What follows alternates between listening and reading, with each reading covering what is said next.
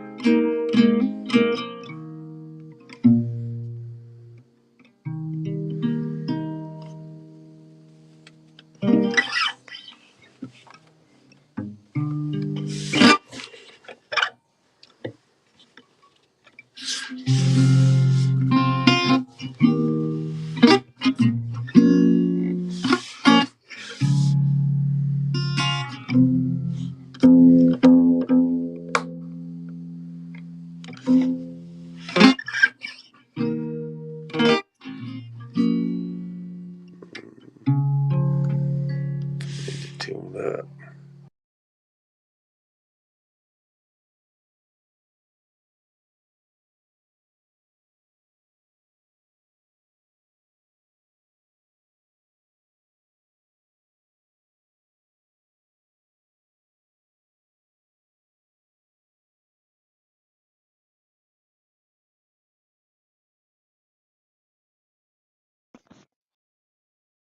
what'd you stop for? I was enjoying that.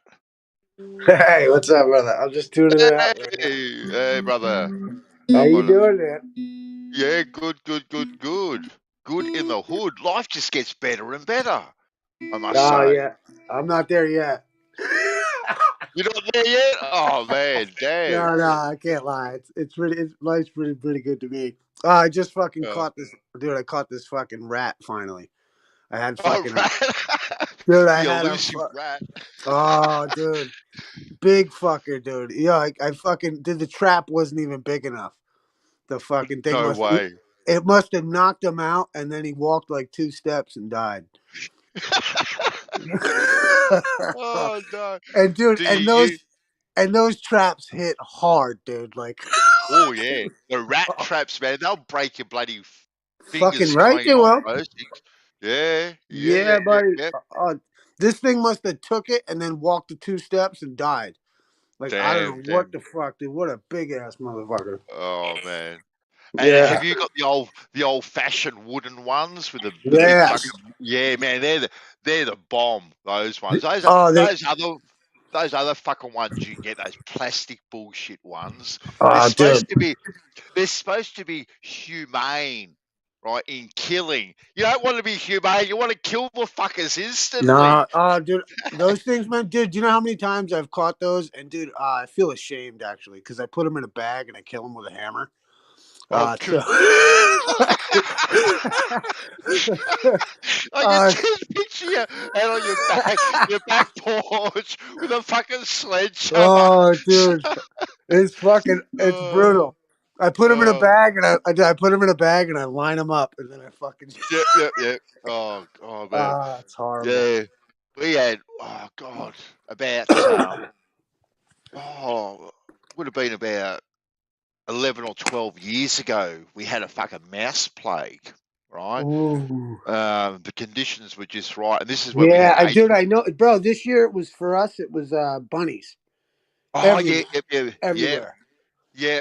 The conditions were just right, and we had 5 acres, right? Got this Nice. got this fucking massive garage, and then all of a Ah, sudden, brutal. I shit you not, mate. I shit you not. All of a sudden, gone to bed one day, woken up the next, right? Everything's fine. Go over to the garage. It was on a Saturday or Sunday. Walk in there, right? And I could hear shit moving around, and I'm going, "What the Yeah. fuck? Have I lost my mind? Like, how fucking high did I get last night? Like, what the fuck is Right. going on?" Right? And I'm in there, and it's driving me crazy. It is literally driving me balmy, right? Because it's getting louder and louder. Okay, and the garage was sectioned off. It was a massive, big machinery shed I had, mate. Massive. Nice. Okay, Nice. and there was one section that we sectioned off that we actually lived in while I built the house. So I was in there, and I've gone from that section. I've gone into the back section, and still couldn't Dude. see anything. And then I've Yeah. gone down to the very back, and I've moved a couple of things, and then all of a sudden, out from nowhere, fucking hundreds of mice. Not only Oh, fucking hundreds of mice, there was fucking, that creeps me the fuck out. and I'm fucking, and I would like to consider that, I'm a man's man, if you know what I mean, Yeah, right? yeah. But these things are coming from everywhere, and I'm Right. kind of Ooh. acting like a little girl, right? No, Oh no yeah. offense, no offense to little girls, right?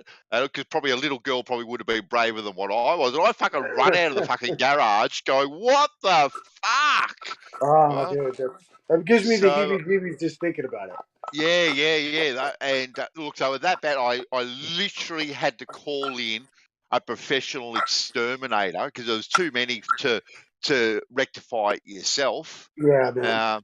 And I'm just thinking, fuck me, like they're going to be in the house, they're going to be fucking everywhere. And but believe it or not, Would you right? have? Did you have grain or something out there? No, nothing, mate, nothing, Oh man. nothing. It was just the right. It was just the right conditions, Yeah, they and didn't even need grain. They were just needed housing. yeah, exactly right. They just needed somewhere Right. to keep the rain off their head, if you know what I mean, somewhere to breed. And yeah, I had to get the exterminator to come in, and anyway, he did what he did, but for a few days there, they were fucking everywhere, and then because the whole machinery shed was all plastered. I mean, fucking all plastered. So I literally had to go along and pull each sheet of plaster off. Oh wow. Um, because they were in the walls and Yeah, and they they start dying. died. What do you do? Poison them? Exactly right. And so then you got this putrid smell. Yeah, dude.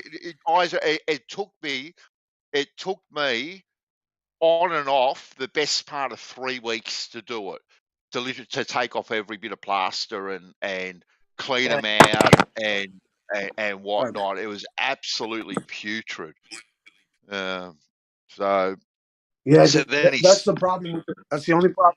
That poison. We thought about doing it exactly too, and then it's right in your yeah fuck. yeah They yeah die in your yeah. wall.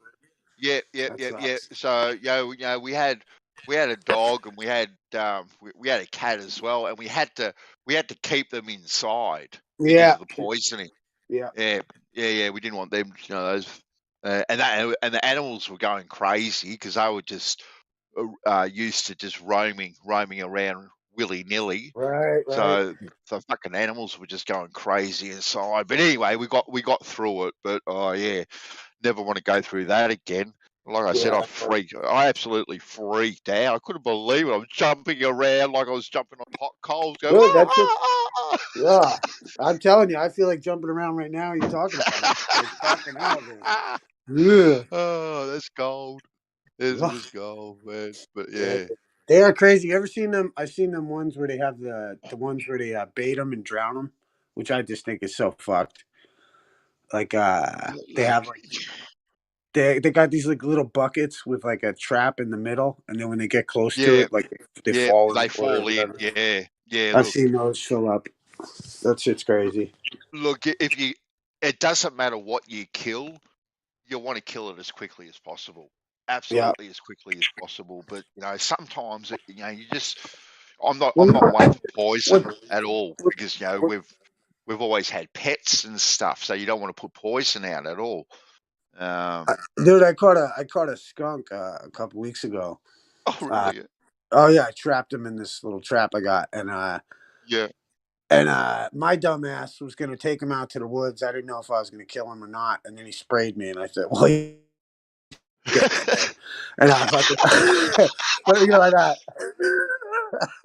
and I had, uh, I shot him, but I freaking what I learned from that was because usually when you get a cage like that, they're all covered up, so you cover yep. them, so whatever. And the real move, I guess, the old timers, what they would do is they keep them covered up and they just throw it in the fucking lake, dude, and drown them right in Uh, the because that way they're all covered up still, and then yeah. they throw the whole cage in the fucking river and fucking just let it sink and Damn. Uh, brutal. Now, I've heard the rumors about skunks and when they spray you and they kind of smell a bit. But how bad do they smell, mate? When you get sprayed, Uh, is it brutal, dude. putrid? First off, it's green. Oh, really? Oh, God. It's fucking green, dude. It's like a Yeah, green yeah, yellow. And yeah, dude, it was fucking brutal. Like I had a pair of sneakers on, and yeah. I keep those outside right now. It's like holy shit, they still fucking stink. I gotta wash them. I'm like scared to wash them, dude. Dude, my whole fucking yard like smelled like fucking skunk for a minute. That's funny. So do both male and female spray, or is it just a I think both of them do, yeah. But yeah, then I yeah, guess like after they spray, they're kind of like empty for a minute. Like okay, because they don't. I don't think they spray everything one shot either though, because they put out like like they got a limited supply and then they have to uh huh, manufacture make it more of it or whatever. yeah. Yeah. What a bizarre defense mechanism to have. Like And they you know don't what's up? kill you. And they're Yeah. not bad animals, really. Like they're not like they're really not that bad. It's just when I have dogs, so like they're gonna spray, they're gonna fuck shit up, and like Yeah. when they get cornered and like but yeah, they're a cool little creature to be honest. But I Yeah. was gonna let him. Absolutely. I should kind of wish I'd have let that guy go. But then I Yeah. was like where I was putting him was kind of around a buddy camper of mine, and I didn't want him going near the camper. Oh, So fair enough. I figured, fuck it, you sprayed me, go fuck yourself. You had your chance. I was Yeah, gonna yeah. let you go. I was gonna let you Yeah. go, but yeah, I gave you some rope. Oh, dude, I felt so bad too because I fucking like I got a 22 and it's got a scope on it, and I just wasn't far enough away to use the scope, so I'm trying to line up the fucking shot, put 10 shots in him to kill him. So bad. You know what I mean? Because like if I'd have backed off like 50 feet, I'd have fucking eyed him right in on the scope, but I Yeah. didn't. I was close to Oh, him. that's I funny. felt bad for him. It is. Poor guy. Uh, Yeah, funny, good time. well, Yeah. Well, hey man. Well, I was watching go. It's just I love the drama of flat Earth. It's just so great. yeah. Sorry, what were you watching? Glowbusters? Did you say? Yeah, I guess what do you call it? It was funny. I guess like so I guess they were I didn't really listen to the whole show. I hopped in and I guess while they were like live streaming, Oakley was making videos on Witsit. Like watching them out. No way. Like The live time. ether. And then the problem that I thought was even more funny, and like Goldbusters shouldn't even said nothing, but then they started talking about it, so it just promoted Oakley's shit Oh, more. oh God! Days of our So lives. it's Days of this I right, dude. It's popcorn city, dog. Like in the. I I love cannot dude, and I believe love there. Witsit, dude. Witsit is a fucking killer, dude. I love that kid. Oh, he is, man. The guy, I love like, that kid, dude. That fucking he's kid is oh, awesome.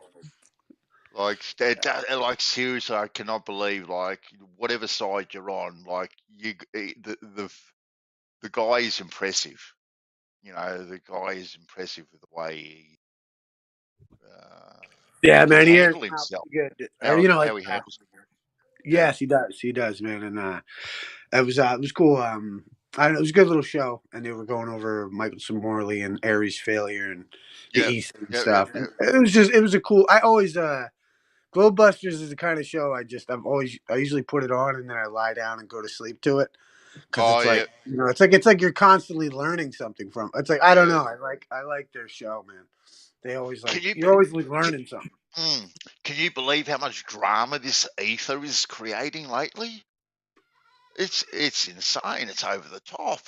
Well, what gets me It's is like I mean I've always found that I mean even it's that Breakfast Club model, and like people are like, it's what people do. You know what I mean? Like it's like there's a misunderstanding, and then there's a division. Everyone freaks out, creates sides, yep. Pick a and side. Yep. and I guess, but that's how ideas are dealt with. You know what I mean? That's how ideas are usually that's how we deal with these ideas collectively. That's why it's like I love that line of like insanity is rare in the individual, but it's common in the masses. Yep. Yeah. Like it's Yeah. common in the herd. Oh yeah. Yeah. But I'm like I said, I'm quite surprised that it's created so much division really in the And last it's few just really years. so interesting. It's like, how could you like? This is what gets me is it's like you fucking nerds. It's like you know what I mean. You're like Mm. literally, you're like arguing over like like War of the World characters or something, or like you know what I mean, like some drama show. Like instead of like and nobody relates. Nobody understands the conversation. It's like a niche I group of know. it's like a Yeah. niche group of nerds arguing about some fucking technicality in a video game or something. It's like. And, and what I find surprising is they're really arguing about nothing, really. Well, it's Um, nothing relevant or important. well, but yeah, but what I mean about, well, yeah, exactly right, nothing relevant or important, but it's like this background medium, right? So whether you're on the globe side or the flat Earth side, like there's this background medium that everything is. Well, that's The what's way so I, cool. ether works on the geocentric, like, because geocentrism has more of an argument, I think, in the glober's mindset than Mm-hmm. let's say like flat Earth, like outright flat Earth, like but then and the ether is something that is kind of even from geocentrism. It's like Yeah. it's just ancient, Yep. Yep. and Yep. then you come. I'm loving that whole. Or I guess not, personally, like just to think about like the idea of the background radiation concept, and that the idea that like light, the idea that like light is exciting, it excites, Excited. Yes, it gets excited. Yep. it excites this background field, Mm-hmm. and energizes it almost instantaneously. Yep. It's just so interesting, and the idea that like, and I love that little analogy of either, I think I heard the rope was a good one, or the lake, and the idea that like, the wave takes a little while to get across the rope, but the rope was already there. Yes. And like, and that Yes. idea is just so interesting, like, what I mean. I don't know why people would not find it interesting, at least Mm-hmm. to Mm-hmm. discuss, what I mean, to consider, versus like, Yep. Yep. like And whatever. Crypto had a good one too. He said his analogy was a black um, Yeah, the computer screen on a screen, TV. Yes, yeah, that was a yes, good one. and that was a really good one too. I thought as well, and it is an interesting thought, really, to think that whatever the medium is, if it's ether, dark matter, dark energy, I don't care. It's all the same to me, really. I'm not going to get caught up on the word of it. Um, because to me, Isaac, it's like the very first building block, if that Well, makes yeah, what's sense. that, what's that line, like, a rose is a rose even by any other name, Yes, exactly, you know exactly. So yeah, and I just consider all those concepts that the creator. That's what the creator put in place, the very first thing. So ether, dark matter, dark energy. I don't give a fuck what you call it, but that was the very first building block, and then you know everything from there was built up upon that. it kind of reminds me of, like, in the beginning there was the word, Hmm. like, the notion that, like, there was the foundation, Yep. kind of a thing. And it's like, it's almost like that, like, beginning vibration. Hmm. Mm. The first vibration is like even like, I mean, think even, I don't know where I heard it yesterday here on Glowbuster, like the idea of like the Photoshop grid, like, you have to have a starting point for your artwork. Yes. So that Yes. starting point grid, or whatever it may be, is Yep. what be defined as this background radiation, or this ether, or whatever you want to call it. Exactly. It's, Exactly it's, right. it's cool as fuck, yeah. Hmm. Hmm. Yeah, I don't. I've always been amazed that, like, I've always said like flat Earth, and all the surrounding subjects could, like, is the only subject that could ruin, like, a wonderful sunrise, or a sun, two friends Yeah. sitting at the beach, Yeah. like, all of a sudden come to blows over their opinion about what's happening in front of them. Yeah. So now there's a bit of pushback now with the speed of light because of this concept of light is already there, so it doesn't have a speed, right? Um, so now the light is getting energized in whatever frequency it's getting turned into, and that's then becomes the visible light. However that however that is, whether it's a torch or a laser or whatever. Um, yeah, I know. I think I'm pushing back on that because I think it's splitting hairs a little bit there, to be quite honest with you, because you've got a speed of something, whether that's the speed of propagation or whatever. I think that's an argument really that doesn't really go anywhere with that. Well, also too, it's like, for all intents and purposes, it is instantaneous. You know what Mm, I mean? Like, it's uh, like, uh, if you're gonna get down to, like, what's the proposed speed of light again? Like, you know what I mean? Are you gonna take that number seriously? I don't know. oh no, You know, no, no, I not don't at know. all. I don't know. I mean, or, and if you want to calculate it and whatever, even then, I think it's just an estimate, right? Oh, of course, of course. Yeah, it's obviously It's, yeah, it's yeah. How about this, medium. Dandy? It's why the fucking International Space Station can be proven to go at 17,500 Oh, miles of an hour course. Oh, yeah, because yeah. the calculation says so. Yeah, And so that's where they're at with that, I think.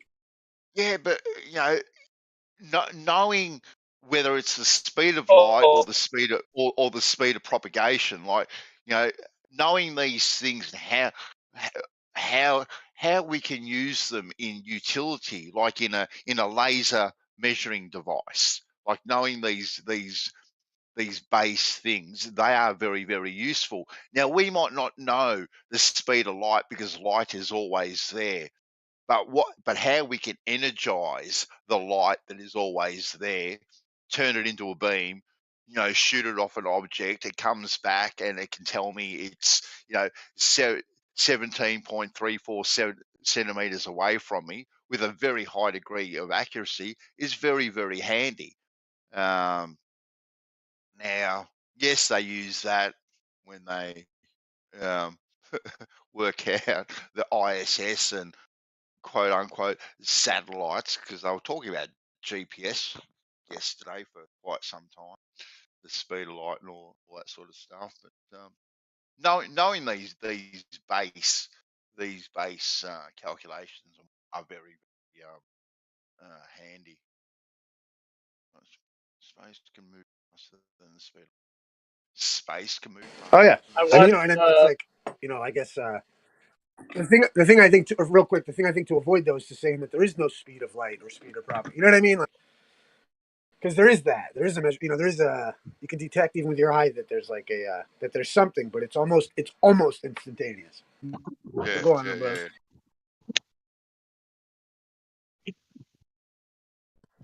Hey, 40. Yo, how's it going? Yeah, good, buddy. Good. What about yourself? Good, good. I'm up early this morning. Oh, this morning. I was What wanting to time is chime it? in. Yeah, 6 chime in. 6 a.m. Damn, you're behind the times. Catch up. a.m. I'm living in the past. You are at that. You are at that. I wanted to chime in with the ISS. I got up early this morning because it passed by at 5 a.m. So I scrambled outside and went and watched. It was 10 degrees northwest and some other degree. It was What did you interesting. see? A little light? Yeah, so it was like a light that was like fast moving, just like Uh-huh. across the sky. Um, Maybe it's just another celestial object.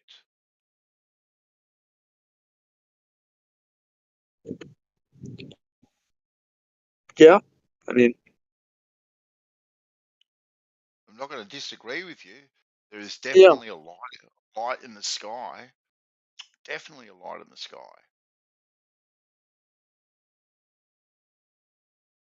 but But how did I how did they get that light in the sky up there? How did they get it up? with the rockets. Really? Yeah. Damn. Gee, they can't even get a rocket to take off from Earth, right? And yet, What do you mean they well, I mean, can't get it? wow, apparently, they don't even know what a torque wrench is, right? They've got leaks all over rockets and whatnot. They have to keep on postponing Well, rocket I mean, launches. isn't that a good argument that they like do know what they're doing because they don't want to waste all their money and blow their rocket up? Well, it seems quite interesting though that they can send this space station up there, doesn't it? Right? And in their big cumbersome spacesuits with a couple of torque wrenches, nip up a few bolts and whatnot, and voila, there we go. Space station zipping Well, I mean, around at 17,500 miles an hour around the Earth. well, Fascinating. what part of it is like suspect though? It's like the history of rockets in general and their ability to carry payloads throughout history, or Oh no, rockets definitely exist. We see them all the time, going up, and then coming down again. We see them all the time. Yep. Well, also, like it's not that like their story doesn't make some sense. It's just the idea that it's Would you agree that like stuff to do with space has political ramifications? I mean, it might, but I don't think that has to do with like the evidence, right? If there's political ramifications or if there's not, I don't think that changes the evidence for its Right, for but the it's like, technology that we know. but like, let's say like you and I are like, because this is one of my ideas is like, let's say like you and I are walking through the woods, and let's say like I see that there's going to be some, there's some deer tracks, and there's a nibble off of a tree over here, and I tell you, hey, there's going to be a deer right around the corner here, and we walk up and there's a deer around the corner. You might say, well, how did you know that? Whatever. And I'm going to say, like, well, maybe, I saw this nibbling on the tree and I saw this track. You know what I mean? And you might turn around and say, hey, to me, like, I didn't see that. I didn't see those tracks. And like, and then, in a certain way, it's like, I could tell you that an angel whispered in my ear and told you that there was going to be a deer around the corner.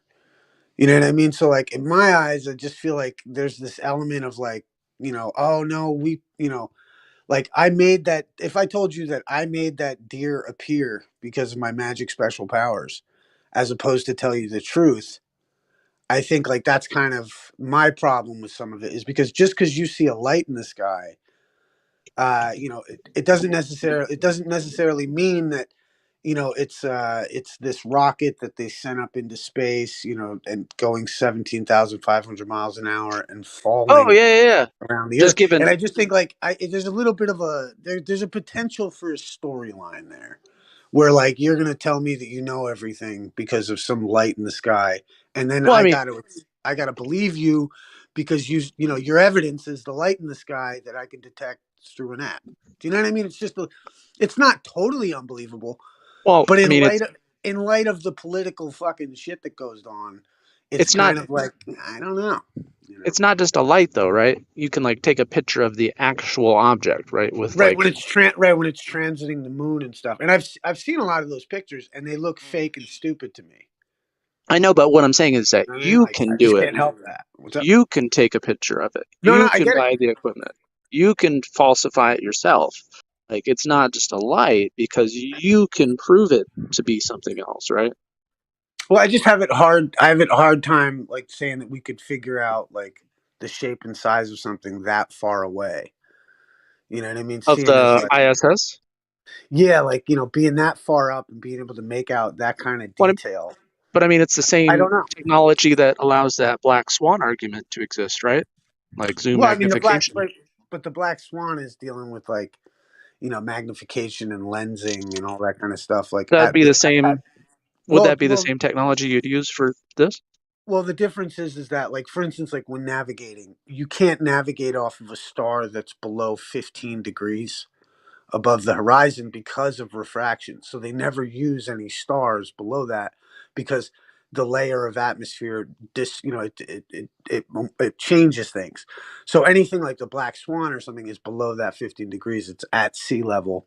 It's kind of different. If I'm looking up in the sky at a clear, like they eliminate the atmospheric issue when you're looking above 15 degrees to some extent. And I just find it that the stuff that I've seen online, granted I've never done it myself, is that it just seems a little weird because it looks like somebody took a little it just looks like I don't know how you would make out that kind of resolution at that distance, even if it's in front of the moon. But like, But I you know, mean, I don't but didn't the they? ISS is a mystery, man. I don't fucking know. But I mean, like, even if they use the exact same cameras that allowed us to view the oil rigs with the black swan, like that provides magnification for something that's not apparent with the naked eye, right? Yes. So if they applied that same technology to like that distant object that's moving that appears, Right, but the problem, like I just said, comes in with that, below 15 degrees but above it's the not horizon. but it's not below 15 degrees because it'll travel across, like, over your head or across, like, No, it has. and I agree with you. I agree with you. That's what I'm saying. Like, but I'm just saying you're trying to equate something below 15 degrees, i.e., the black swan, with something that is above the 15 degrees No, observation. but you can You're just agree. saying it's the same technology, and I'm saying it's a moot point because of the nature of the way you're using the technology. But we can agree that, let's say that we can agree that you can magnify a distant object with the technology, right? Of course. So that's all I'm saying. Even if it's below 15 degrees, let's say black swan is below 15 degrees. Let's say you magnified the moon, or let's say you magnified the Eiffel Tower, and you looked at some naked lady, on the 78th floor or whatever. It's the same concept. Yes, of course, Right? but it's not. But I'm only just making the. Yeah, you're not wrong. I'm not. I agree with you. Like, I'm just saying that below that 15 degrees, it's like it's like that's what's the black swan. I mean, I'm not. It's not something in my arsenal of an argument. You know what I mean, personally, but it is an example of what we're talking about. You know what I mean? When we talk about like atmospheric issues below 15 degrees, this is why you get wavy. There's like the Rayleigh's criterion and like how far you could But actually see, Just no yeah, matter. but I mean, just as far as like this, what we're talking about, like being able to personally verify the ISS is traveling over our heads, just with, like, commercially available, or privately available, publicly available equipment that we could go buy at the store, like right now. That's what I'm saying, is like you can verify it. Like, so it's like, it's not Yep. really who knows what this light is. It's like we can go, like, right now to our nearest shopping Well, center and verify it. just like right. Well, just like the deer around the corner. It's like we can verify that it's there by observations, but we don't know how it got there and who put it there. You know what I mean? And No, just no, no, by no, no. and That's a totally different argument. What I'm and just saying is, like, that's my issue with the IS, like this proposed claim that whatever's moving up there is the ISS. I yeah, just and for all I I know, think that dude. For all I know, that could be something. it could. How about this? It could actually be Halley's Comet, right? And it actually just fucking like every however many years it goes away a little further and then comes back in, and they tell you that it's Halley's Comet. Yeah, For but all I know. again, you could go back to the store and buy a magnification object that could falsify the idea that it's Halley's Comet, because you could see it with your eyes. Right. I mean, can you show me a picture of the ISS transiting something? well, I'm on no, my but cell just a on my quick cell phone right shout now. out. Yeah, just a quick shout out to B-Ball, who's listening in on YouTube, who's just a picture of the ISS. A shout out, B-Ball. Thank you for your service. Anyway, go on, Whatever, guys. whatever you want. Yeah. I mean, I just look at it like it's like it's like I don't know. Just there's a little, because of the sketchiness of the source. I'm reluctant to wholeheartedly accept that we have an international space station at 17,500 going around the Earth the way that they say that it is. It could be a spacecraft, running through the, helium-3 waters above. You know what I mean? Yeah. Constantly circling it could be something completely different. It could be, Oh yeah, it yeah. could be like I said, an ass. It could be a Halley's fucking comet. You know what I mean? Like, Mm-hmm. I'm just saying, Well, I like, mean, I it don't could be know a if I comet, accept. right? Because we can we can we can see the structure of it, right? So it couldn't be like just a rock, right? Well, that's what I mean. It Is like you're seeing of the structure when it's transiting the moon or something. Like, those pictures I've seen, they just don't look. They don't ring true to me for some reason. I don't Yeah. know why. I don't know. But it's just.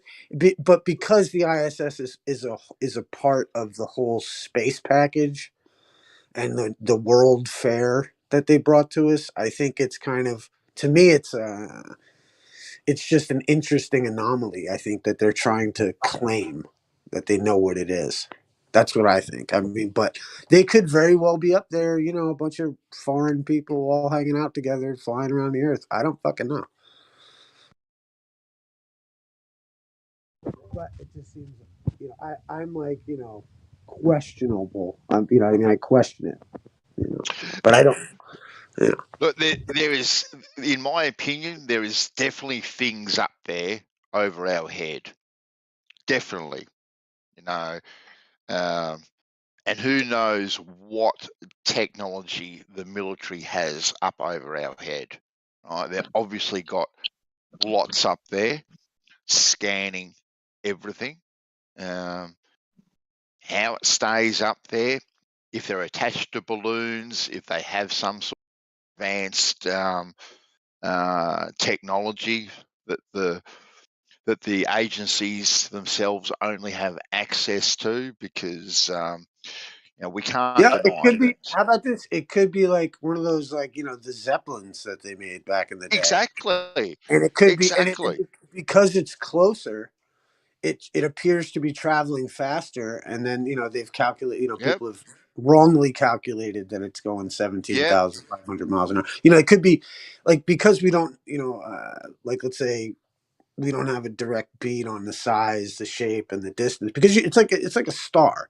You can measure the angular diameter of a star, but because you don't know its distance, you can't really make a claim on it.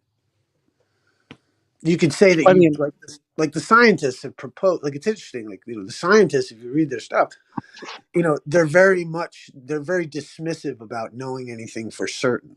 They're always like, it appears to be, the data seems to suggest that Polaris is this far away and weighs this much. And then you've got the people who read those authors, and they take what they've said to be true, where in reality is the scientists themselves never claimed to be true. They just said, hey, this data appears to suggest. And then it's the yeah, people yeah.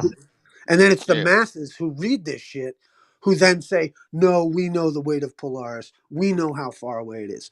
But the reality is that if I have the angular diameter of the fucking moon, you know what I mean, I don't know its distance. So because I don't know its distance, I can't really make a proper calculation on it, right? And I when you've mean, got Lockheed Martin, who's one of the biggest, well, it's probably the biggest producer of airships in the world. And some of those airships that they produce are crazy looking, absolutely like they're space age looking, those things. And so they've got probably dozens of those things just up there. But sorry, I mean, 40.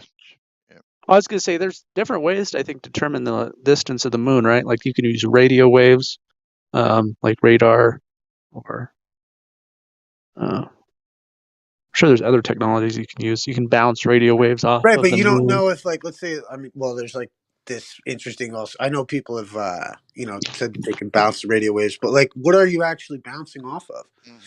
You know what I mean? Like, we don't really know that. Well, I mean, you can just make observations from the data that you receive, right? Of course. But then to be wholeheartedly, convinced by your data, I just think there's too many questions that are begged in all of it. For like, but again, this No. is why, like, I accept that, hey, yeah, the data seems to suggest that the moon is this far away.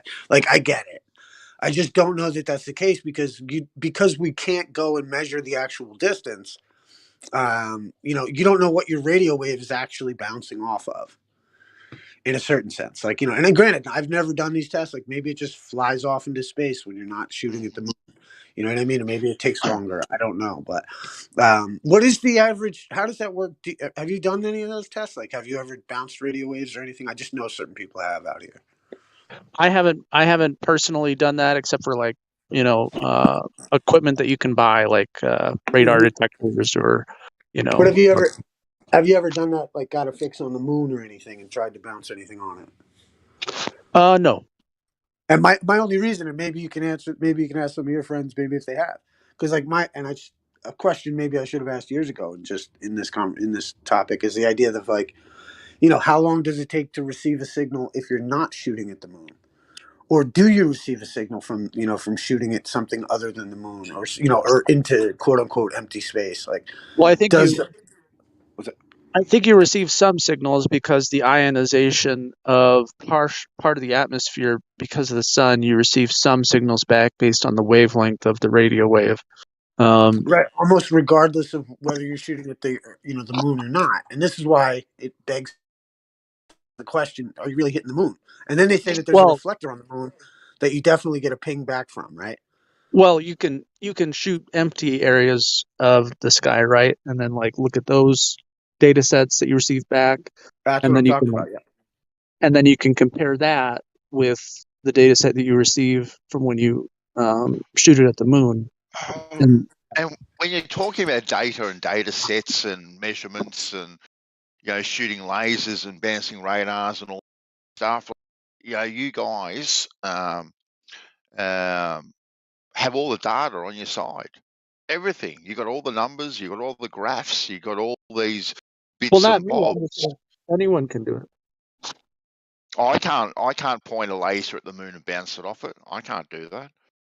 No, but you could. Well, I mean, you could purchase like a small radio equipment and like learn about the radio like waves, and then graduate to a higher frequency radio set, and then you could transmit your own radio waves towards Yeah, literally the and I atmosphere. actually watched a fellow do that. Actually, don't know why. Don't know why I watched it, but I actually I watched it, and he had this small itsy bitsy little radio dish hooked up to a couple of laptops, and he had his little telescope that was attached to the side of the dish, and he pointed it at the moon, pushed a button, and it went beep, beep, beep, right? And then, I don't know, he looked at his computer screen and, there was a graph and it went beep, beep, beep, and then beep, beep, beep back. Okay. So,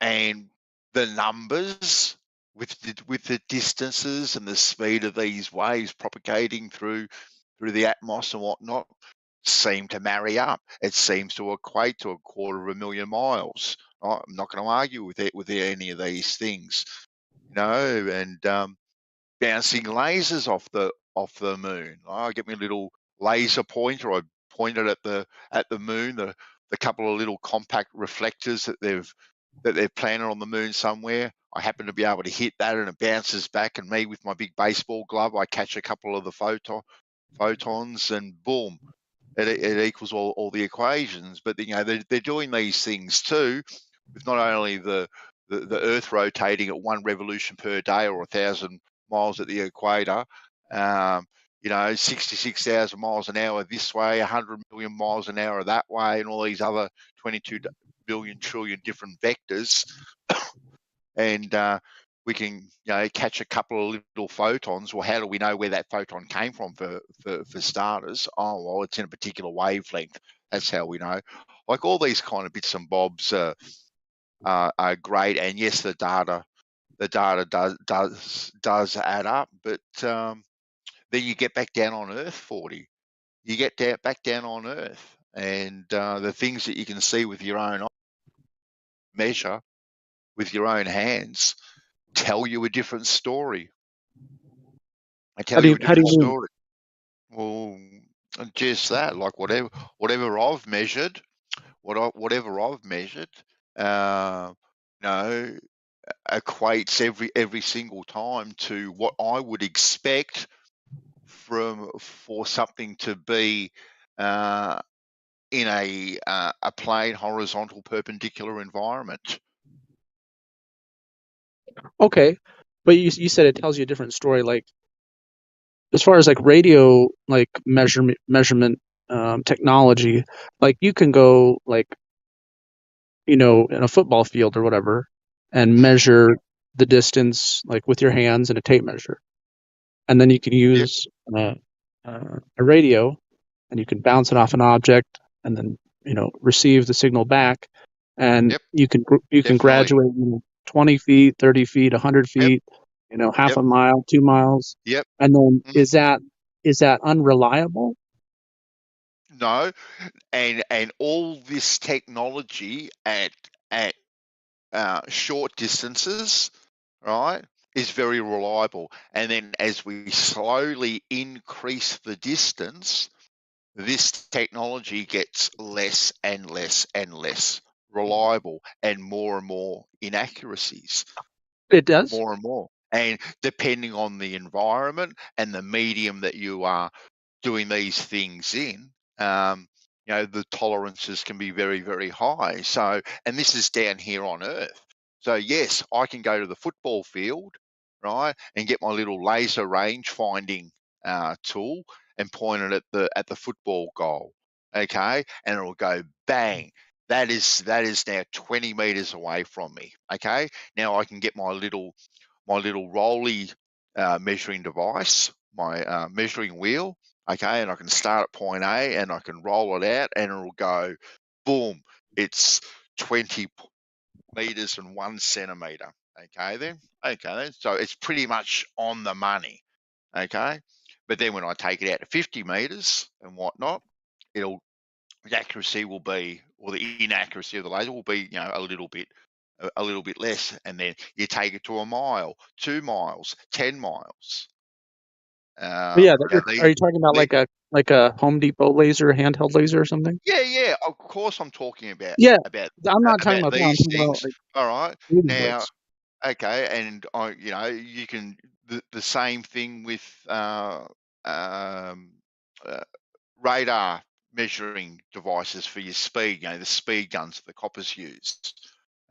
Same sort of thing. The closer the Well, car is, the more that's accurate they are. Okay. that's using it out of the scope of its design. So if you try and Exactly. measure, so if you try and use like a low powered device to measure Yep. long distances, and Yep. you slowly escape it from its scope of design, Mm-hmm. you could conclude that it would be Of inaccurate, course. right? Like, Most yeah. definitely. Most I'm not definitely. arguing with that. I'm just saying if you No. increase the No. power of it, right? If you increase the power of it, Yep. then And you now would. we're talking about distances that are a quarter of a million miles away and 93 million miles away. Yeah, so like And opposed to like being this like 9-volt battery or a watch battery in this device, you could yeah, amplify the yeah, power to be like a, exactly right. you Yep, know, you can hook it up to 3-phase power and whack 240 volts into it and whatever they do. I don't know how they operate these things, but whatever power source you've got, yeah, most definitely you can do these things. But we're still talking about vast distances, if nothing else. And they tell us they're pretty spot on. And even with the measurements that they give us, like last week the but sun was a million miles away. A couple of days later it was 10. A few days after that it was 13. A couple of days after that it was 20. Now we're up to 93 million. Like these things are always changing. Oh, why is that? Because our but technology but apparently is getting better. but I'm not arguing any of that. I'm just saying Mm, that me and you, we can become amateur radio distance operators, like mm-hmm. for Mm-hmm. like under $1,000, and we could Yep. go measure the distance like between here and like the next mountain. We Yep. can measure, and so we can do that, and then we can extrapolate that out further and like Mm-hmm. measure ourselves like That's long right. distance. Yep. And for $50, you can go actually measure the ground you're standing on. Don't even have to go that far, right? For $50, you don't even have to go to $1,000. For $50, you can go higher an auto level, and you can go create yourself a horizontal line. Boom, Yeah. it's right there. Very cheap to do.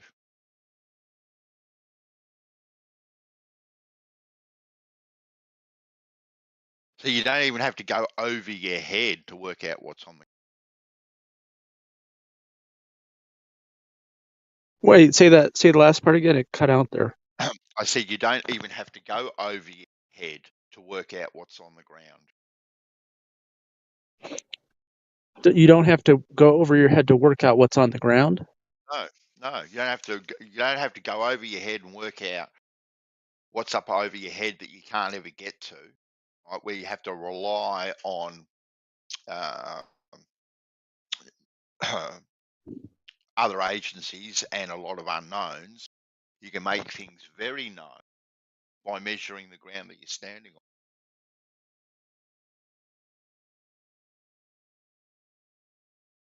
I guess I don't follow like just making like a physical measurement of the ground. You don't have to rely on agencies to do that, or No, exactly right. So you got to rely on NASA or uh, the China Space Agency or the Russian Space Agency or any of these agencies, the Australian one, to work out what's over your head.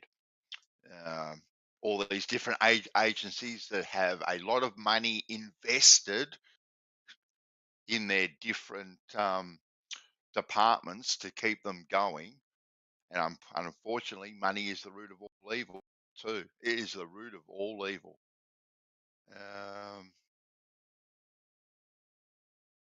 So yeah, just measure the ground you're standing on, 40. like with radio waves, like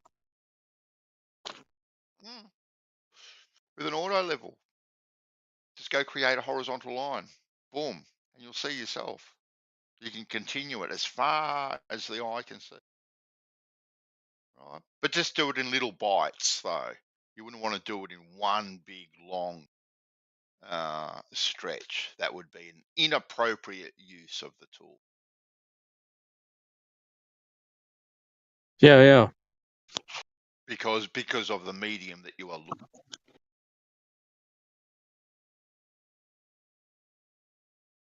So you always want to do these things in little bites. But that might not be an effective way to measure long distances, though, right? Oh, you can definitely measure long distances in little bites. You wouldn't want to use one of these tools at all looking over 15 or 20 miles of water. That would be amateur hour. It'd be inappropriate. It would be an abuse of the tool, right? Because tools' lives matter, right? So you need to use them in an appropriate format. But yeah. So I'm saying like you could use like something else to determine longer distances. It wouldn't be very efficient to use a tool like a laser, like rangefinder, like over like 2 football fields, 2 football fields, 2 football fields, or whatever, Well, you wouldn't use a rangefinder. Use an auto level, and it would take you a bit of time. Most definitely it would take you a bit of time. But yeah, why not? Make it a weekend with a fam.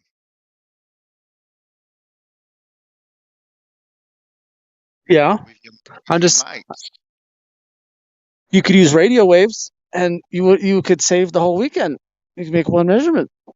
Oh, so you got ADHD or something? You got a short attention span. I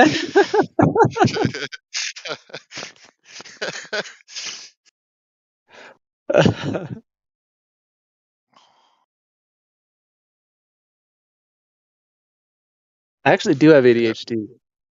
No way, really? Yeah. Oh. It's a blessing and a curse. Double-edged sword. Yeah. Trying to keep your attention on one thing. Yeah, if you're really interested in something, then you like hyper focus and obsess over it. But if you're like not interested in it, then it's like you won't receive or me, I should say, not you, but anyone with ADHD. We've got a friend that we swear she's got it, and she loves jigsaw puzzles. Ooh. And she absolutely loves them, and she gets these jigsaw puzzles that have like, I don't know, 1,000 pieces, 2,000 pieces, like, and they're also so tiny too. Beautiful pictures, I must say. But she'll have like, I don't know, 73 of them on the go. Right? It's just like, can't you just concentrate? No, I get bored with that one. And and she has all these bits of plywood plastered all around. She lives on her own, and everywhere we call her. You've ever heard of the phrase "crazy cat woman"? Well, she's a Yeah. crazy cat.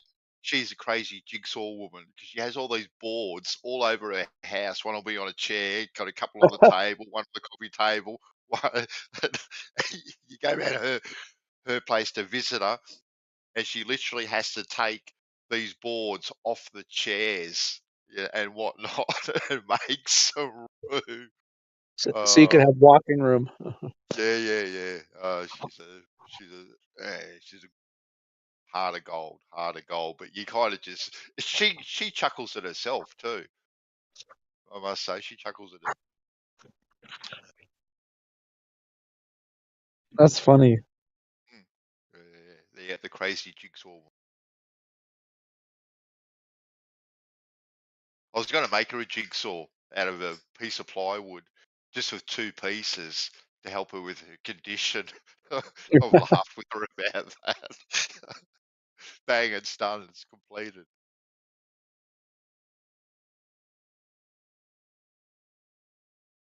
Two-piece. Yeah.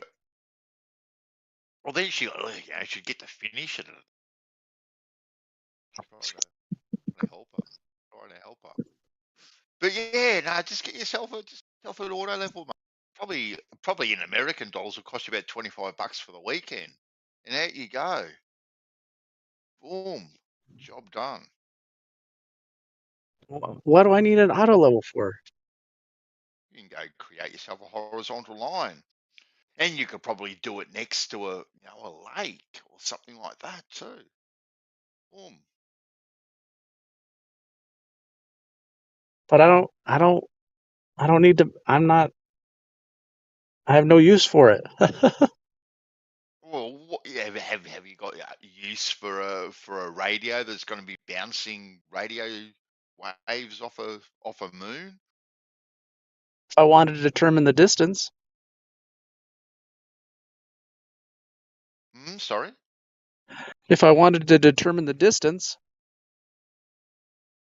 Yes.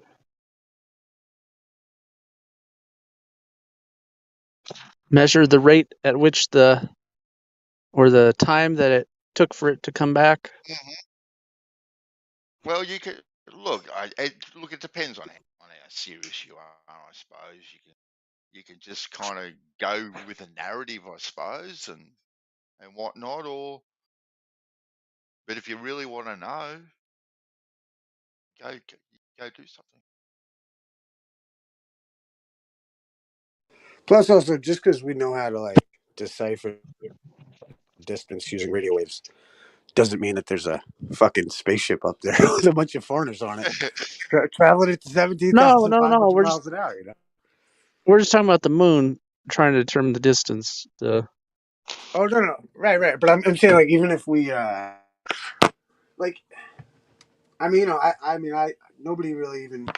Shit. They used to joke about the moon being made of cheese before they landed on it, right?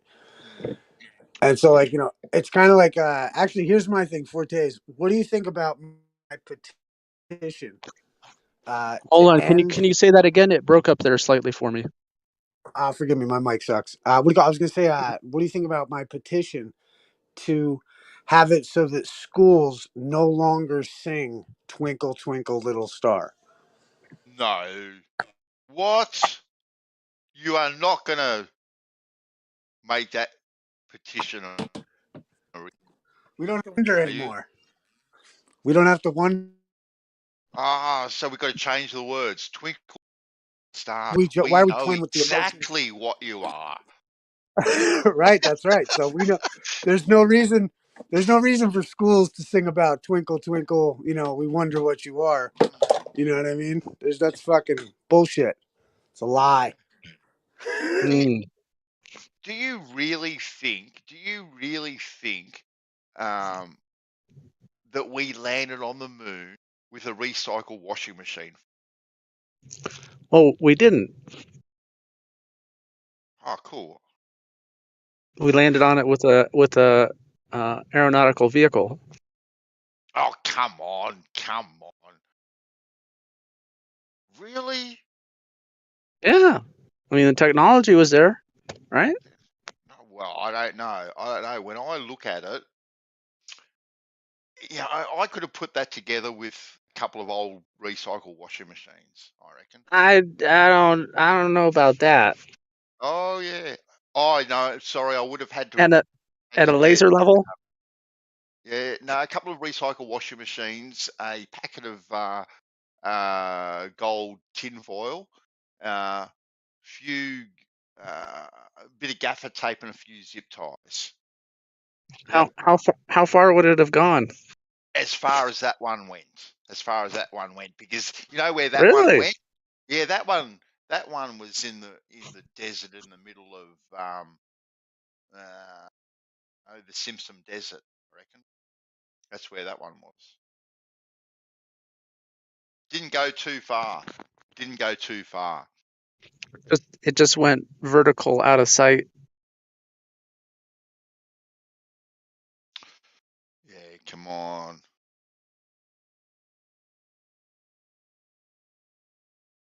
It disappeared from the naked eye in a vertical attitude. What, the moon lander? No, the rocket.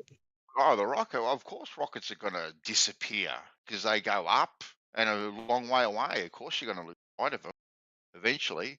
But then they plop in the ocean and all done. Done and dusted.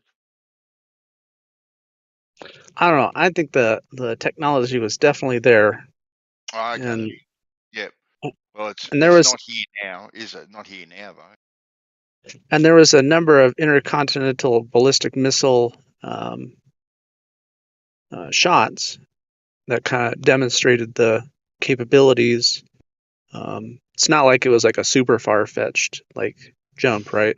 It's not like they went from like only going 20 feet in the air to like we went to the moon. It was like, all right, well, clearly this rocket is capable of doing what they're saying it can do. That's not just the way you guys are going. I reckon Kim Jong-un has got a better chance of getting to the moon first than guys do. The way he's going.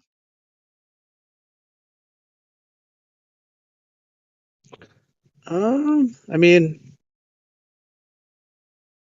Kim Jong-un has like fake grocery stores for visitors, so.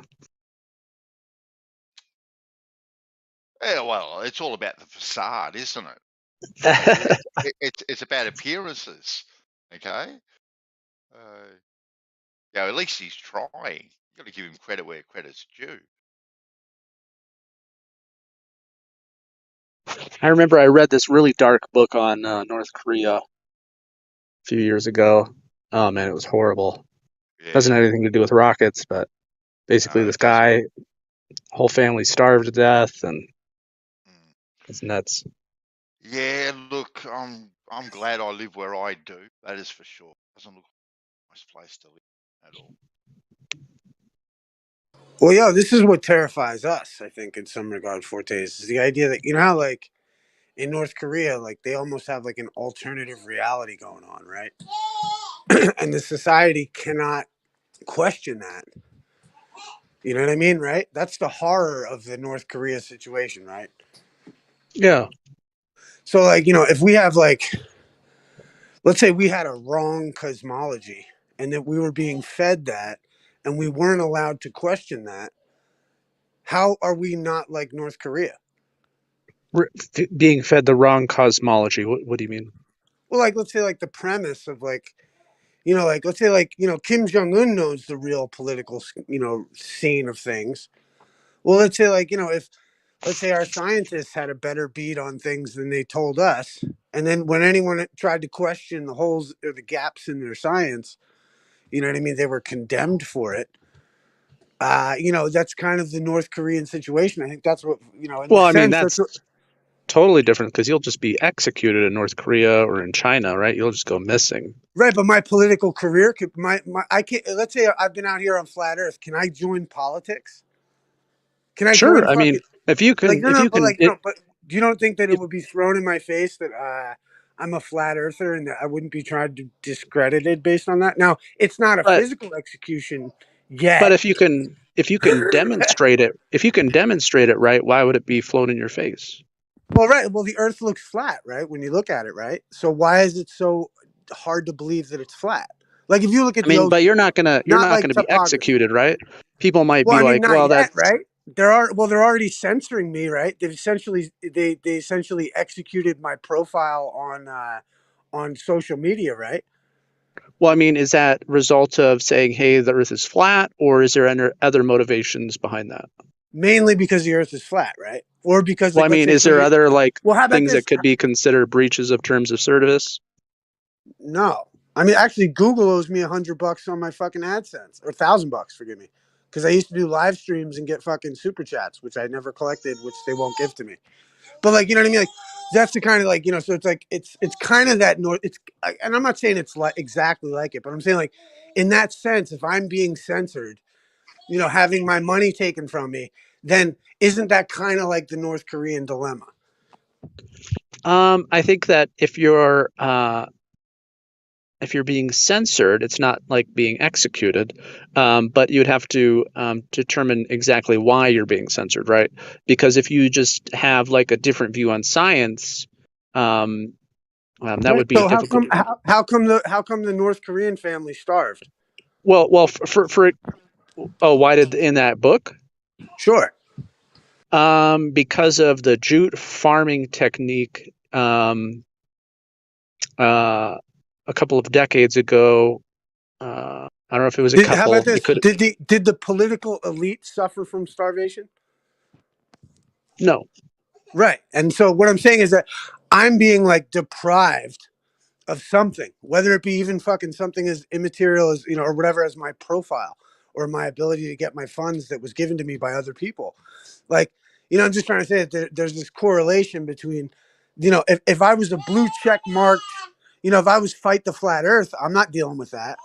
Right. I'm getting promoted by the I mean, political elite. He's not there's suffering from the lack of sense, or being censored or anything, but it's yeah, but us there's a that are difference being between censored. there's just a difference between dying of starvation, right? And like Did I not clarify this right away and just say it's not exactly like North Korea, but it's like the idea that if I'm yeah, being censored but and but being put off to the side because of my opinion about a subject that rightfully can be questioned, isn't that like North Korea a little bit though? so there's no other reason that you were censored. Is that what I'm hearing? Well, how about this? My political adversaries made claims against me that probably are not true, right? Just like they do in North Korea, right? So like the Discord server, right, where some places are in jeopardy of being taken down, right? It's because of other topics. Right. But it's a yes or no question, right? Like if I'm saying, like, let's say I exclusively never attacked anyone, like, and I'm not saying that So I'm not guilty. well, can I ask you one thing? Is it possible that your stuff got taken down not as a result of the opinion that the flat Earth? Is that a possibility? Is it possible that people made up claims against me that aren't true because of what they think I said? You know what I mean? Like if I were to say, like, let's say, like, maybe if. Is it Well, no, but possible that isn't that no? But let's say, like, I was excluded. Let's say, like, but it's my channel. but It's you're my drawing a channel. I can talk you're to. I drawing a no, no, no. Let's say I didn't threaten anyone. I didn't do anything like that. It's my channel, and I talked about like the idea that the Georgia Guidestones might be there to warn the people that would go and serve the global elite because they're slaves. And why would we want 7 billion people when like Can it's I like clear this up real quick? I'm just saying. I mean, that's a whole nother scenario, and that's the only scenario I can imagine that but is claimed one against me. last The one Can point I is, last clear thing. this up real quick, You're though? making a You correlation keep between asking him the same question over and over again. Can I just clear it up real quick? Okay, so Lately, they haven't been censoring Flat Earth as much as far as like taking channels down. But what they have done is they've shadow banned the shit out of it, so you can't actually Google search it directly. Okay, so you can't find these channels or videos or even content creators because their information is shadow banned. So previous to the shadow ban, what they did do is they actually did take the videos down. Okay, I think this was 2017 and 18. They fucking wiped everything. All of my saved footage, all of that shit from old school is fucking gone. And it was just Flat Earth. And then when they started to make things political, when they started to make things about other things, they started to take those down. But they had already shadow banned Flat Earth after they took everything down. So you can make all the Flat Earth you want, but no one's going to find it. Yeah, Thank you. yeah. And my also, question, too, and the follow-up question is that not like North Korea, dude? No, it's not. Like, So okay, so granted, I get it. Like, you know, and that just shows your bias and your allegiance to the North Korean-esque fascism. Like, whether you like that or not, that's what you're doing, is displaying that you agree with censorship, just like Sam Harris, who would have no. said, "I don't care if Hunter Biden had Ghent fucking children. You have I no agree. moral fucking compass, dude." I agree that it's censoring, but it's not like North Korea. How is it not like North Korea when North Korea funnels the opinion of the public into a certain direction, and if you question it, you get censored or executed? How is it not like that, dude? Because you haven't been executed, right? I'm Right, but agreeing I've that been it's censorship. essentially I've been deplatformed though, right? That's why we were making the difference for a fucking half hour. Like, pardon me. This is why I was making the distinction that I it's think not that it's a completely poor like North comparison. Korea. It's not. You can see the comparisons. All I'm asking, right? Yeah, it's censorship, but it's Right, and not it's wrong. How about death this? And it's censorship. wrong. And it's wrong, right, Fortes? Yeah, I would agree that it's wrong. Thank you. But Cool. but those are private companies, right? With private bad actors who might just aren't aren't countries companies? Well, I'm saying like Google Aren't has countries? No. Aren't countries companies? Are Aren't countries they companies? Aren't they depriving the citizens that are actually technically employees of the country? Technically, aren't they depriving them the access to their shit? Many are. Right. So if they are, because I mean, technically, every citizen of a country is like an employee. Like that's in the United States, it's like Title 552A or something. If you look up employee, the definition, it's or U.S. citizen, it'll have employee. So I mean, like my thing is that if it's a private company, then what are you worried about North Korea for? They're just a private company, dude. I don't know how we got here, but there is bad actors in companies that are going to have private agendas that have the ability to shadow ban you if they don't like what you're doing. And they have the ability to execute you too. But these companies you're talking about, I mean, they literally were spawned by and incorporated. They were spawned by the government to begin with. These guys work in concert. I mean, it's the illusion of choice. It's the illusion of free speech. It's not. I don't know what that is, but you What can. do you mean you don't know what that is? I mean, that's kind of getting away from Is it? Is it though? I mean, if Google and Facebook and all these and even Amazon, they have the roots coming from government entities and military entities. What does that mean? And also, I mean, that's going in a different direction of what we were talking about. Hold on. Look at the idea. Like, look at what they did to that cat Rogan, where they altered his footage, made him look sickly, made him look like he, you know what I mean? Everything wasn't working for him.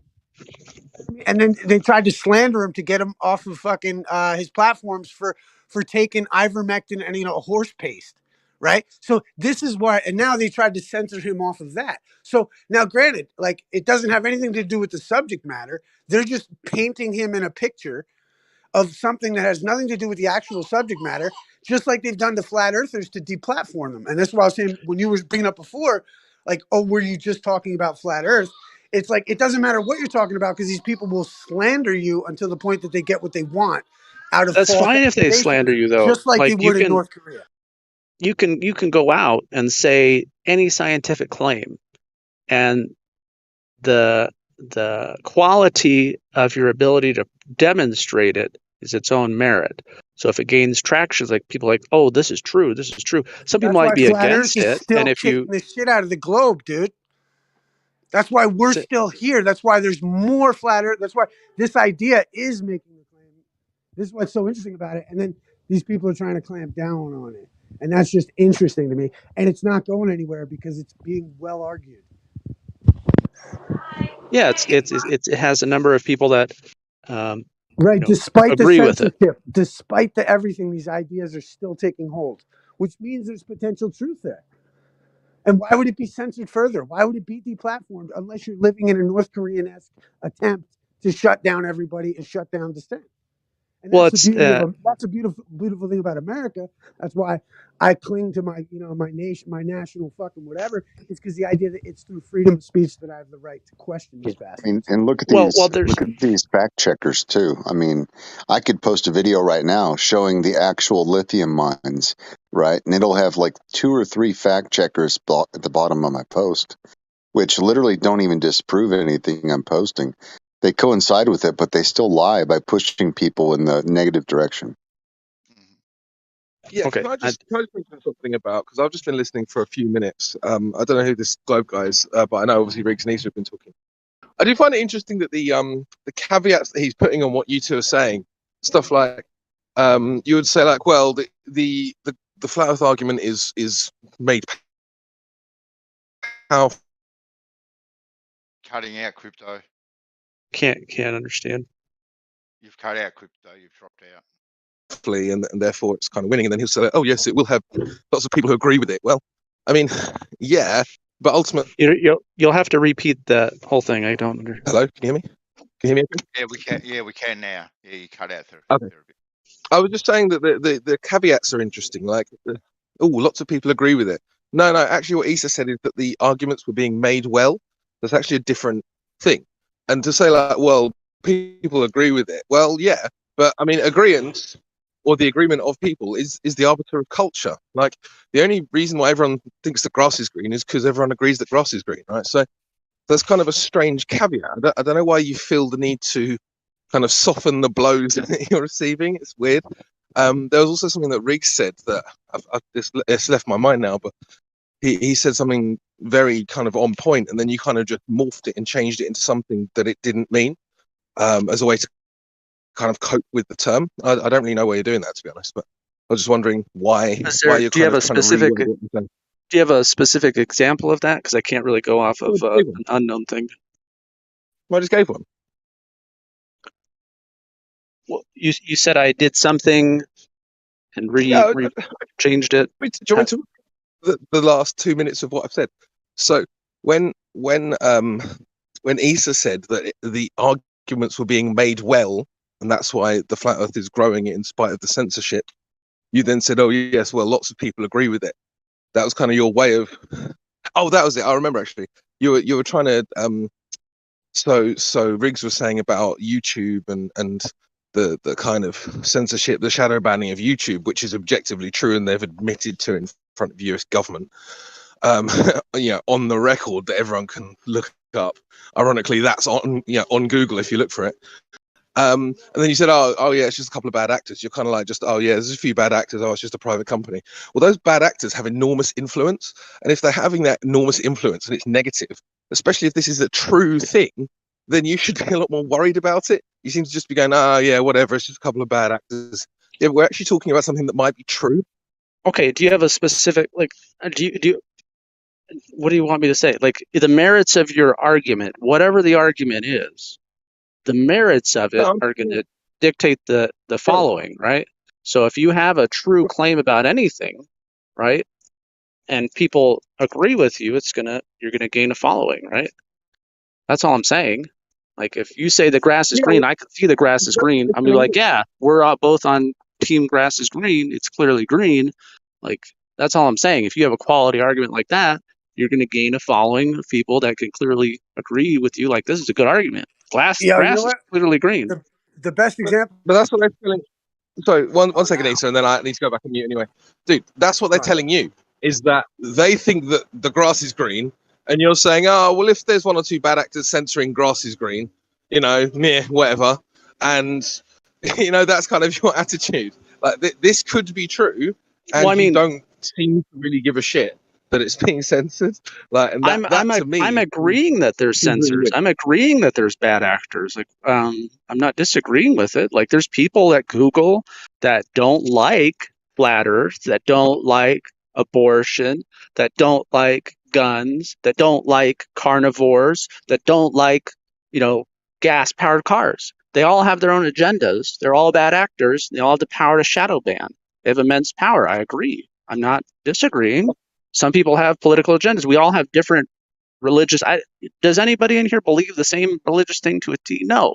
So if like you get angry and you have a button in front of you that allows you to shadow ban someone that you don't like, and you're like a 25-year-old, full of testosterone and fuck this guy, right? You're gonna do it. I'm not disagreeing with that. Yeah, fair enough. Man. Look, that's cool then. I don't really mind. It's just the way it was coming across to me is that they were making these really big points, and you were like looking for ways to kind of soften it, and it's not as bad as you say. Blah, blah. That to me just seemed a bit weird. It seemed like you were like coping. No, I'm not trying to soften it. I agree that it's happening. I'm saying if you have a good argument, right, go make it. Like tell Right, everyone about it.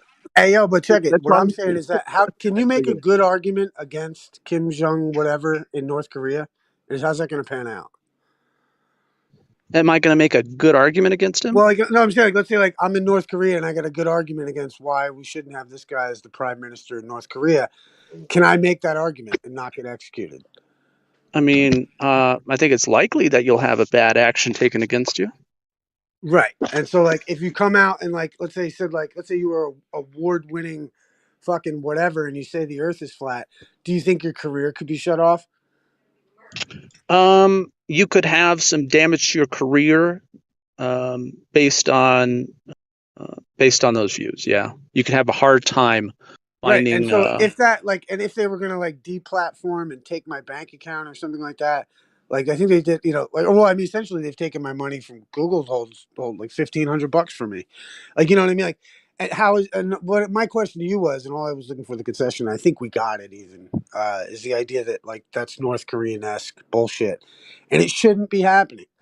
And that's where, like, I agree. Like, let's say, like, if the world turned flat Earth tomorrow, I would not want you to be condemned for your opinion on the ISS. Is my point. I would not want you to be condemned because you see sphericity. Okay. And that's what we're asking for. That's what we've been asking. It's mainly my whole fucking purpose of being out here. I don't give a fuck about the shape of the Earth. But the point is that, who the fuck is anyone to tell me what I can think?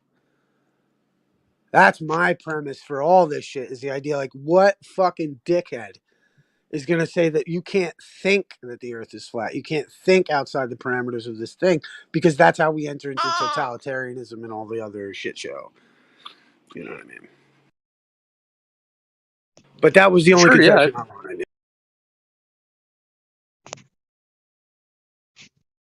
I think you should be able to think whatever. I should be able to think whatever. That's the beauty of where we live. Right, that's the problem of today's society, though, is they're not letting us do these things. They are censoring. They are, well, what is that the problem of, though, right? That's the problem of like that private company, right? With that bad actor in it, or there might be like you said, if you were a professor and you said, well, I think the Earth is flat, you might come under condemnation. Do you think that Werner von Braun is a bad actor, being that he was a Nazi, an SS member? I don't know who that is. He's well, they say he was like the founder of NASA. Okay. Do I think he's a bad actor? Right. I don't know anything about him. Right, but you take all of their company's information and accept it as true, right? I don't take all of the information and accept it as true. I can observe like technology and then make my own assessment, right? Right. Yep. And could you not agree, though, that, like, let's say if there was a bad actor that started a space agency and got everyone to believe something that isn't true, that would be North Korean-esque? If there was a bad actor that started a space agency and lied, it would be North Korean-esque. Yeah. Like, like the idea that everything you believe, like you potentially could be like a North Korean that hasn't heard of anything going outside of North Korea, right? I don't know. I'm lost here. I don't. Like the idea that you would be like a North Korean who doesn't know how to read because he was never taught to, because it's not beneficial for the state. Okay. Like, you know, and the idea that, like, you know, because that thought has, you know, certainly crossed my mind. That's why I don't, you know, propose to really know much. But the idea is that potentially, you know, all of us who believe in the fucking space ball think that fucking, you know, are like a bunch of North Koreans trapped in a mental prison believing what some SS Nazi officer's company created for them to believe. And that's kind of North Korean-esque, right? I mean, I don't know. I'm lost here. This is called, and this is right, and this is why the flat earthers talk about, you know, cognitive dissonance, because it's the idea that, like, can you embrace and accept the scary idea that you might be some North Korean who can't read? It's pretty fucking wild, right? By the way, So I cognitive had to dissonance isn't. I had to go to DuckDuckGo to find this video. You can't find it on Bing. You can't find it on Google. You go to DuckDuckGo and it pulls it up. If you're on the third page, and there's the video showing that Google is actually just going to be censoring this topic directly. Okay. And so And I think watch it. See what you think about that. I'm on my cell phone right now, but and I don't disagree with still, it. Maybe they will. Even still, like, you know, I just think it's interesting that, like, all the, like, if you know about Project or Operation Paperclip. I don't. Yeah, it's like, dude, there's a bunch of stuff you should check out, man. Like, even Operation Northwoods, and, you know, like, do you know about Operation Northwoods? Nope, I don't. Like, you know what's wild to me? I always thought was crazy. Did you know that Jim Morrison's dad was the guy who ran the vessel that started the Gulf of Tonkin, which started the Vietnam War? Like, there's so many weird things in history, bro, that just are so fascinating that it's like, if you don't know them, you're like a North Korean that can't read. You know what I mean? Like, you have no bearing of, like, you know, the actual world we're living in. Like, not you, but I mean any of us, because I mean, shit, I don't know if Operation Northwoods was a CIA project to get me to hate the government. You know what I mean? Like, who knows what anything is anymore? So I'm like a North Korean that can't read because I haven't heard of Operation Northwood. Well, I mean, I'm just saying, potentially, couldn't you be? I mean, I don't understand how I could be a North Korean that can't read because of Operation North, because I haven't heard of an operation. Well, let's take Operation Paperclip, right? You don't know what that is, right? Yeah. You don't know who Werner von Braun is, right? No.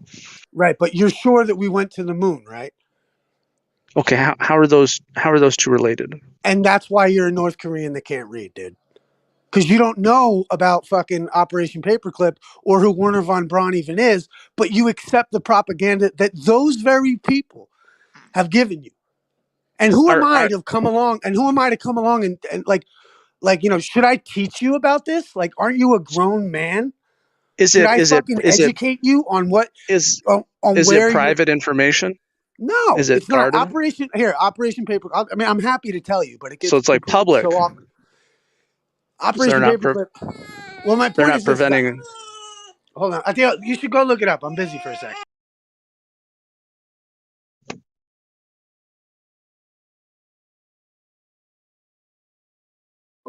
I think the Werner von Braun was a Nazi scientist, rocket scientist, who, as many other rocket scientists and other biological scientists were taken from Nazi Germany after the war, or the last sentences of the war was taken to the States to serve the United States as they served in the Nazis. So right. Basically, and that's where Operation Paperclip is a public, kind of semi-public thing that they just hired Nazi scientists. That's very simple. Keep it in a simple. Yes. And then Yeah. I think the purpose of the paperclip was something we don't want to discuss here. I'm not sure, but it's something to do with I don't know, maybe flying some overseas. I'm not sure. Well, my point to Forte's is like that, like Project Paper, like so Operation or whatever Paperclip was where they took a bunch of SS Nazi officers and they brought them to the United States. They actually hooked up Werner von Braun with Walt Disney and a bunch of weird stuff and JPL and some different other companies that like, and those are the people that created all of these videos of how we know the universe works and the moon landings and all the missions, you know, and all of that was essentially formulated by a bunch of SS officers. The other issue with that is when you look into like IBM and how IBM was actually, it was a different company and it was the first company who did the stats or whatever, you know, they were the statisticians for the concentration camps. So all of those, real quick, all of those numbers that were tattooed on people were part of what became, you know, what they were the first statistics, and they were created by using a machine that was created by IBM. And so IBM was actively in the Holocaust. Coca-Cola created Fanta Orange so that they could stay in business with the Germans. There was a lot of business with the Nazis in our country. And it seems to me that a lot of the space agency stuff was created by these SS officers. So your worldview potentially was given to you by a bunch of Nazis. And then if you don't think outside of that question, one sec, if you don't think outside of that box, you're potentially like an illiterate North Korean. So, but what is technology that came with, or was in the hands of, or that was developed by Nazis have to do with us going to the moon? Does that mean that we did or did not?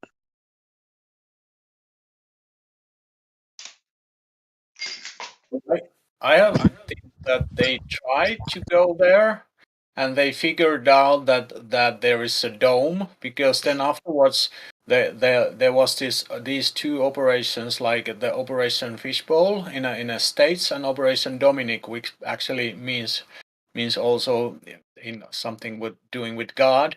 So basically, what they found out that they cannot fly through the dome, and they started to throw atomic or nuclear weapons into the sky to figure out if they can go through that. And that was the point when they figured out that they need this this movie maker to make a film about moon landings, because they figured out that, okay, we have rockets, we have the technology to go over the high altitude, but there is something preventing us to go anywhere. So they figured out, okay, we will do a movie about it. And this I don't remember the guy name who was filming, who made also the couple of Well, they very say Kubrick, Stanley Kubrick is who Kubrick, they yeah, say. the operation. Yeah.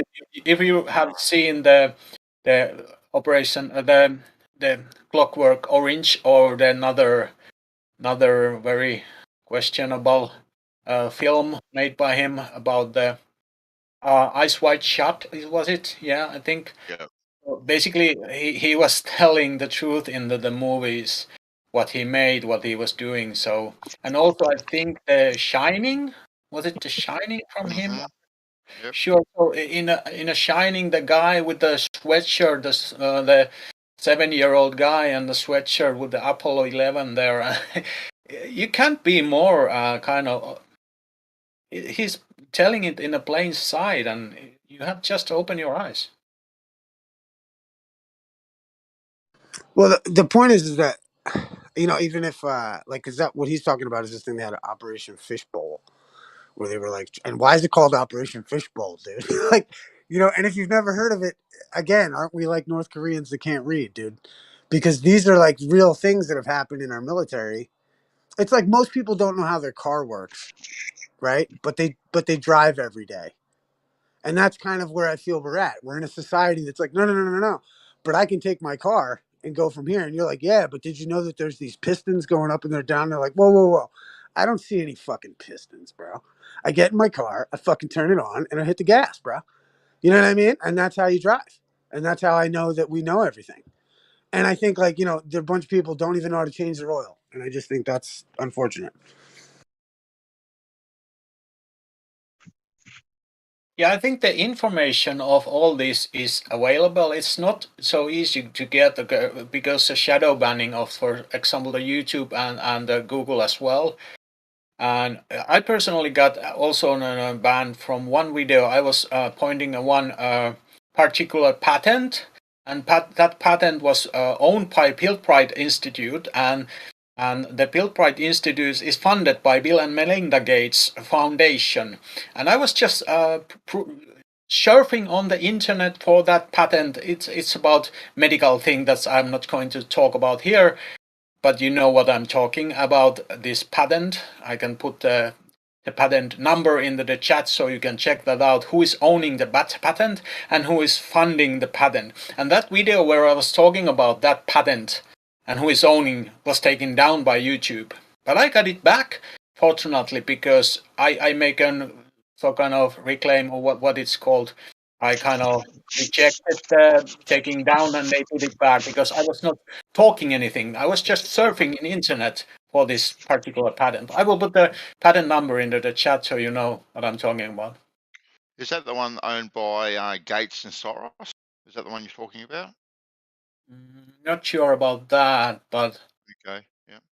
Fair enough. but it's about treating one disease with creating another disease. So Oh, okay. basically, the patent is they created a disease which is supposed to cure another diseases, which makes no sense. But the patent is, you can read it yourself. It's just a second. Mm-hmm. Mm-hmm. So I have a question about the professor who would be ostracized if they came out as flat Earth. Do we know why that would be? Well, their funding would probably be cut immediately.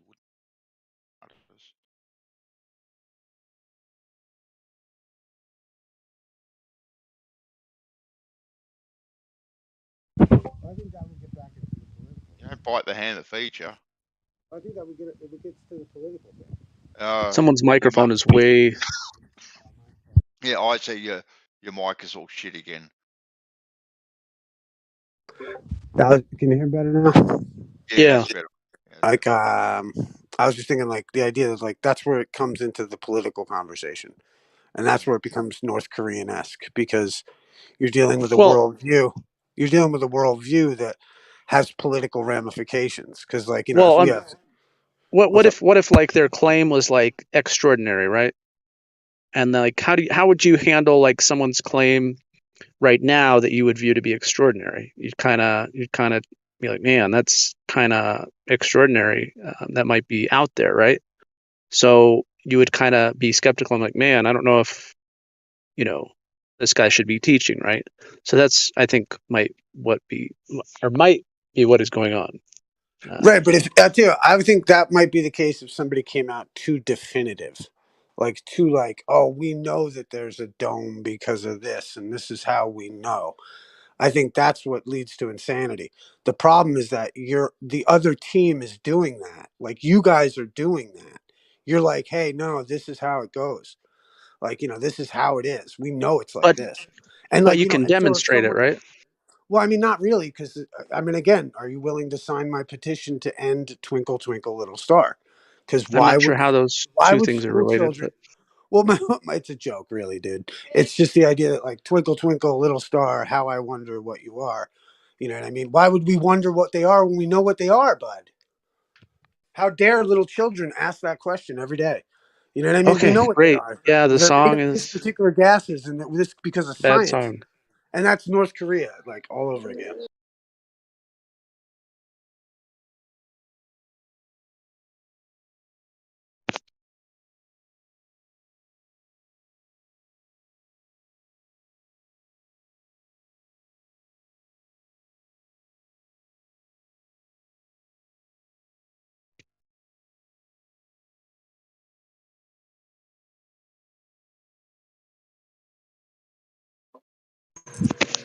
Yeah, I think that's the issue. Is just I think the problem is that the people that are coming out and saying, "Wow, this looks pretty interesting. The Earth might be geocentric." You know what I mean? And they're getting like lambasted for it.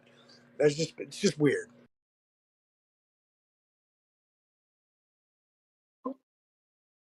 But That the Earth might.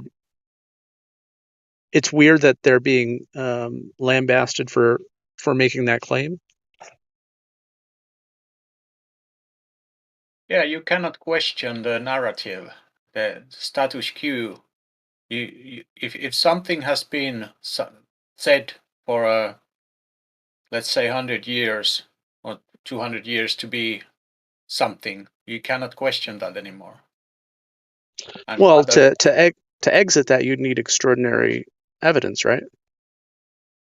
yeah, for personally, I've Right, but seen. aren't you? Hold on, real quick. Aren't you the guys bringing the miracles? Right, you're the ones with the extraordinary evidence that can't be proven, and that's why they say, "Give me one miracle, and I'll explain the world to you." There's a And lot you of got stuff to unpack there. I don't know what's the miracles. like the moon landing. Okay, Like was it I have was to believe. I have to believe your Nazi agency that's what was happened. the Right? was the technology that not there? What's that have to do with the miracle? It's Well, you still a said that miracle. the moon landing is a miracle. I think it's just a culmination of technology. I mean, fair enough. You know what I mean? I just think it's also like, do you believe in dark matter, for instance? Like, and like, I mean, it's just there's a lot of miracles involved with So, your like, if model. you said like That's the issue. toasted bread was a miracle, I would say no. Here's the toaster. Here's the electricity. Here's the coils. It heats up. It toasts the bread, and you can see that because of the technology that we have. It's demonstratable, Well, then, right? There's okay, no. then how come? Okay, fair enough. So how come we haven't gone back? What would be the reason to go back? Is there minerals up there that cost Well, that we can get a we lot of have the money technology. from? Like, Well, no, like we have the technology to do it. So why haven't but we done it? but what would be the reason? Is there like a motivation? Is it like What is was there the? a lot of How money about up this? there? Does What it was the cost us a reason? lot of money What was to the go reason there for? What was the reason in the first place for going? to see if we could? No. So Exploration. you dropped a hammer and a feather, and you believe that? I dropped a hammer and a What is that? What does that relate with the moon landing? Man, you really are North Korean that can't read.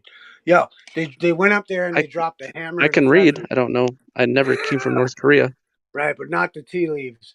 Yo, like if they went and dropped a hammer and a feather, so they could prove that the moon was 1/4 the gravity of Earth, if I'm not mistaken, right? Like like they dropped the hammer and a feather when they were up there. My point is, bro, is that like it's a bit of a miracle that you would go and take perfect pictures with a Hasselblad camera with pressurized gloves. You know what I mean? It's just like there's a lot more to it. You know what I mean? And to me, it's like your side is the one with all the miracles trying to claim that this is evidence. And our side is saying, hey, look, I don't feel like I'm moving. And your side will never have the You don't ammo feel to like do. you're moving? Do you? Mm. Well, like what do you mean? Like I don't feel like the motion of the earth? Yeah. What would I feel the motion of the earth based on my size and its size and Well, and that's what right. But I'm saying like if you're not like let's say you're in a car and you're not moving, you can kind of say, hey, I'm not moving. Right? And if the car starts to move, you can say, hey, well, I'm moving. So like if the car's not moving, you can safely presume that you're not moving. And that like yeah. correlates with your imperial evidence. Now, I have that on a grander scale where I don't feel like I'm moving, but you're telling me that I am moving, but I can't feel it because of general relativity and we went to the moon, right? Well, you're moving. How do you mean like the earth is spinning and like we're traversing space and Any of it. Like the idea that us you could, are we the idea, are how we about this?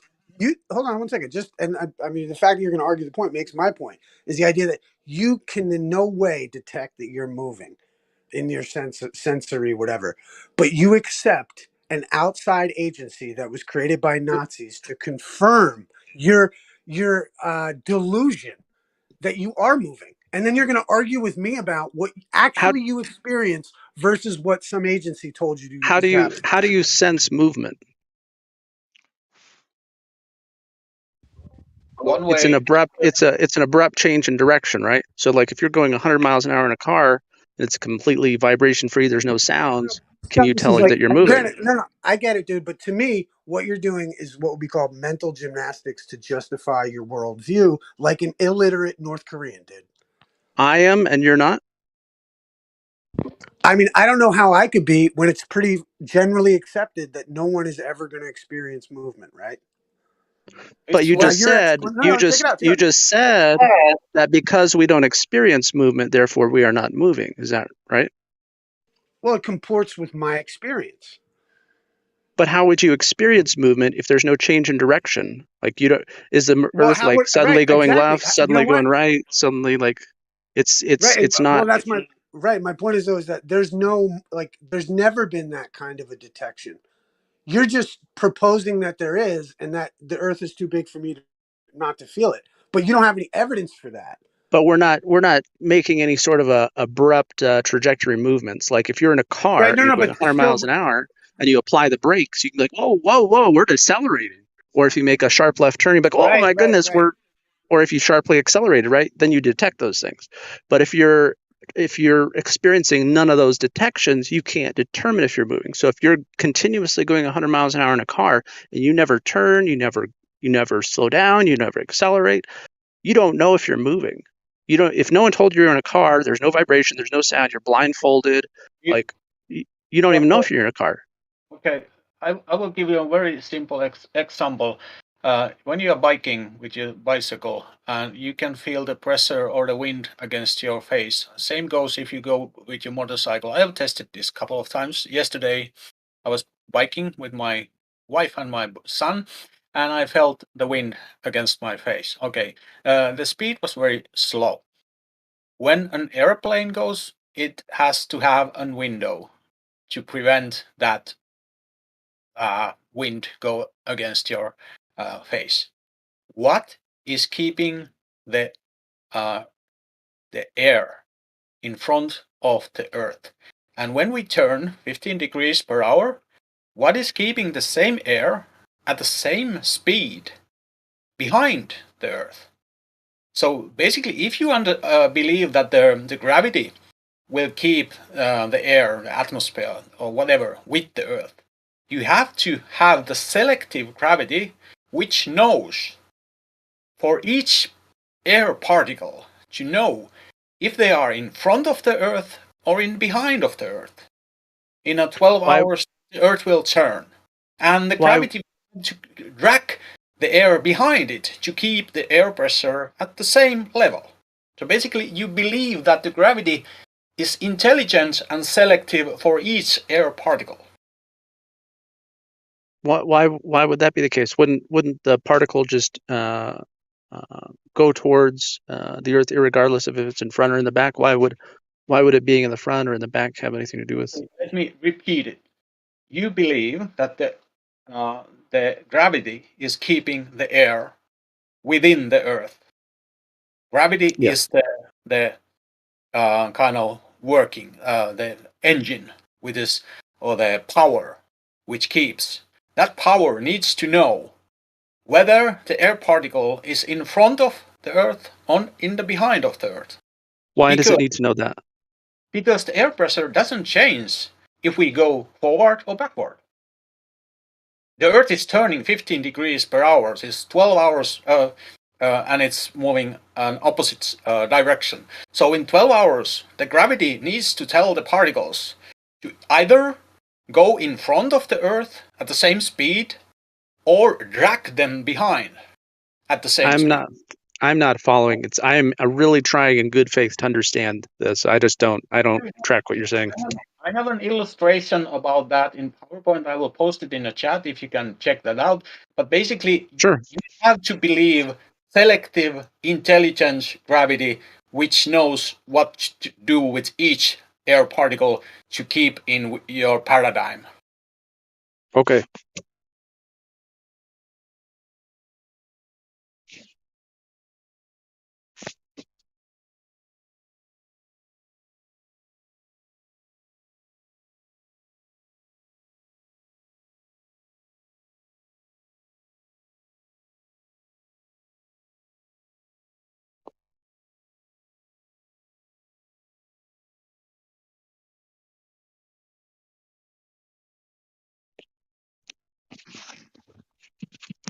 Okay, I posted on now the short video about it, but I will post an image as well. So basically, you can see in the front of the Earth, the air particles should be pressing each other because they are moving in the front, or the Earth is moving inside the air. And in behind, the air particles should be leaving behind. But some way, the imaginary gravity will tell the particles to be exactly at the same air, or keep the same air pressure, same speed at both sides of the Earth, regardless if they are in front of the Earth or in the behind of the Earth, because the Earth is turning. It doesn't stay in one direction.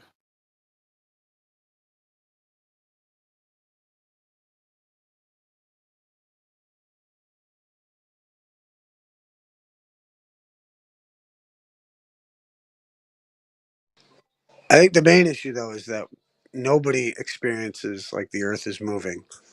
And then for somebody to come and say, "Well, how would you know if you were moving if you were on a da da da da da da da?" It's like, dude, nobody experiences movement, and it's merely a theory. It's a theory that nobody has direct experience with. I'm just talking about what you brought up. What's You that? made I'll the forget. claim of movement detection. Yeah, the pressure. You feel the pressure. It's Yeah, you would. well, you feel the pressure very slow speed. But when we go millions of miles per hour in one direction, you don't have anything to feel while we are moving inside the air.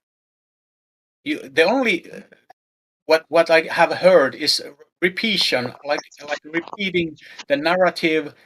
The air or atmosphere is moving with the Earth.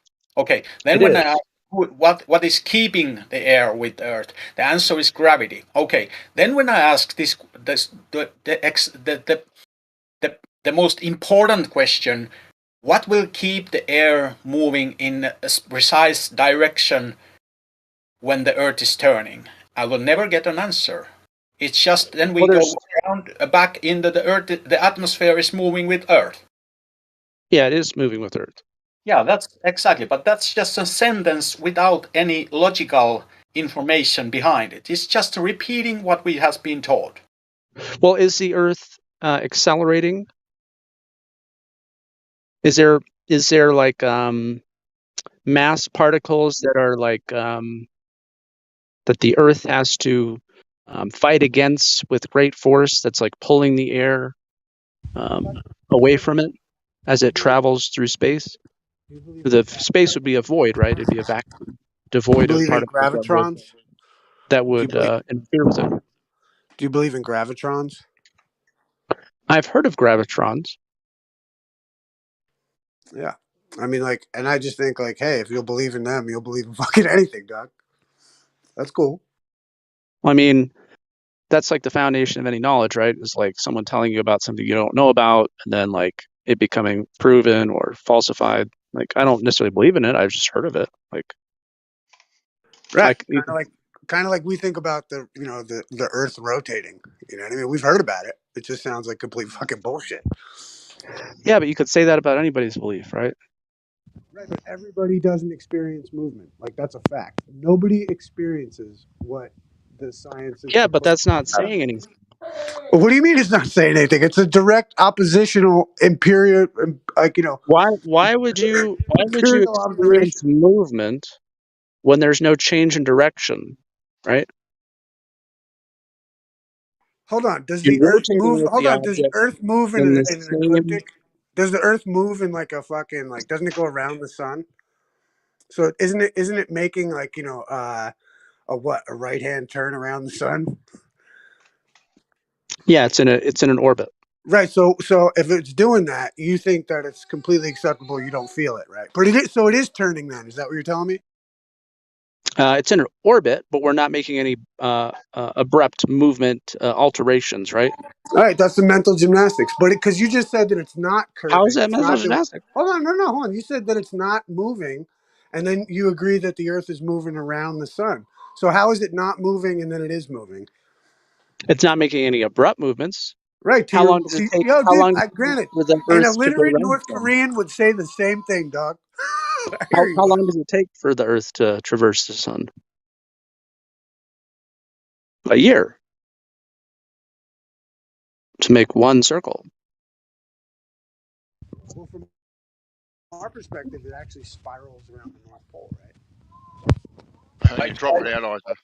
I tried to explain that we are turning 15 degrees per hour, and that makes that it's very fast than when the air particles must know whether to be in front of the Earth or in behind of the Earth. Every 12 hours they have to change the direction what they are moving as well the Earth is moving. And somebody has to tell them whether the air particle is going in the direction A or direction negative A or the opposite But side. why do they need to be told? That's the point. That's the point. You believe in the selective gravity, which is intelligence who tells the particles where to go. Otherwise, But I mean, it wouldn't what? work. I mean, gravity wouldn't interact with the particle in the front of the globe any differently in the back of the globe, because there'd be no additional forces or any less forces in the front or in the back, depending on its trajectory. Repeat my very slowly now. We are turning 15 degrees per hour. That's a change in the motion. Let me underline that. That It's not a is change; it's a constant. in motion. That It's a motion constant. is changing. The direction of the motion is changing 15 degrees per hour. Do you It's agree? constant. It's not changing. That's something you want to. You don't want to understand it. You're just trolling. Well, Okay, thank you. okay, God bless I'm not you. trolling. Is our rate of movement changing per hour? No, we're continuously rotating, right?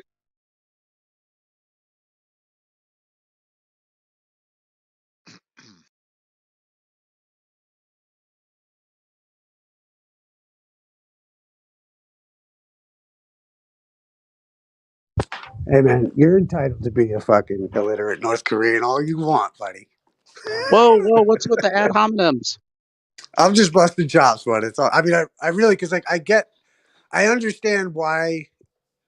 You know what I mean? Okay, if you're going to call me an illiterate North Korean, what do you mean by it? So I can own this title. I think Good on you. I like Good you on you. already, Fortes. I like you. Yo, if you don't make that your new screen name, I'm gonna be upset. It needs to be illiterate North Korean. Well, define it for me. I don't know what this means. Hey, Bandy, can you help him out? I'm a little busy right now. Help him out. Know why illiterate North Korean suits him so well. I'll change his name for him. Hey, yo, and big up you, man. Fortes, you're all good in my book, brother. Forgive me. I'm just. Thank you. Yeah, no. He comes here in good spirits, so it's Still a little hard to have a legitimate discussion with somebody that calls you names like that. It's hard to have a legitimate discussion with someone who thinks they're moving through space, despite the fact that everyone on Earth doesn't feel it. You can try your like, pal. You know what I'm saying, though? And dude, hey man, if you want to believe the Nazi propaganda that was sold to you in the '60s, that's fine, dog. Well, I mean, I don't think that using the word Nazi increases or decreases anything. Like, what was it? Hold on. Was Werner von Braun an SS officer? Maybe. What does that mean? Well, don't you consider the source? Okay. Let's say he is. What does that mean? That means he's a Nazi who I'm correctly saying that you believe in a Nazi's ideology. I'm not wrong, right? Okay. Let's say that's the truth. Then what? All right. So you hold Nazi beliefs. That's the truth. Just get over it. It's all good. Okay. Then what? What does that mean? Does that mean, I don't know how what does that mean? Does that not, how about this? Does that not potentially put you in the category of like the very SS officers that history condemns? So because someone created a rocket that obtained the title of not just Nazi, a rocket, they did a world view. They did a whole thing with Walt Disney. Now that I observe the technology that rockets work, now I am affiliated with their belief? Is that Well, it's a no, no, long no. chain of events here? Do you think that we went to the moon? Yes. Okay, so you accept a concept, an idea that was given to you on a television screen by a company that was founded by Nazis. That's a fact, dude. That's a Oh, There's fact. no okay. Now, company what founded does by that mean? Nazis. Though? What the hell are you talking about? What does that mean? What Like, company does that founded change by reality Nazis? somehow? I don't like. Name the We company founded by the Nazis. there's all sorts of things around us that were created by bad actors. If you've ever driven a Ford vehicle, that was created by a super anti-Semite. Does that mean you're an anti-Semite and like you're now driving these anti-Semitic vehicles and like No, you support that? Or I only drive Holdens. Well, no, the issue is that the people who accept the Nazi propaganda from the 60s are also trying to censor those of us trying to call it out as Nazi propaganda, which makes them even more Nazi-esque, North Korean-esque, trapped in a worldview, you know what I mean? Illiterate North Korean. I'm really lost on that. I don't. It's okay, man. This is a room for other kinds of folks,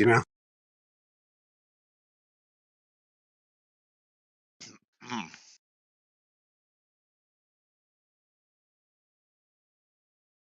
But yeah, like if your worldview, and this is where I was coming into it, I forget the Blue Marble maybe or someone or something, like the idea that if you were like North Korea, like you can't question the government propaganda, or else you'd be Same like with exiled. China And we're saying that, and I was saying that, and Russia. in light of the idea that if you can't question the cosmology of certain nations or whatever like that, and then they censor you, that's kind of like being a North Korean. And when I asked the gentleman if he'd heard of, like, That's censored.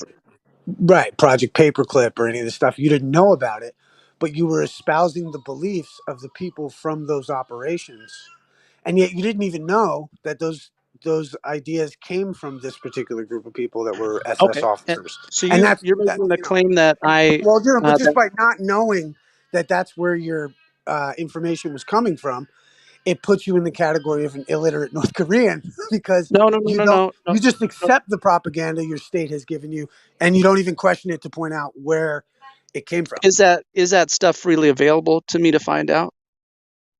Yes, and that's why we live Okay, in the so it's greatest not country that being ever existed. censored or It removed is from actually a little bit. everybody. Like the gentleman said before, he can't find certain articles unless he goes to DuckDuckGo because it's censored by Google.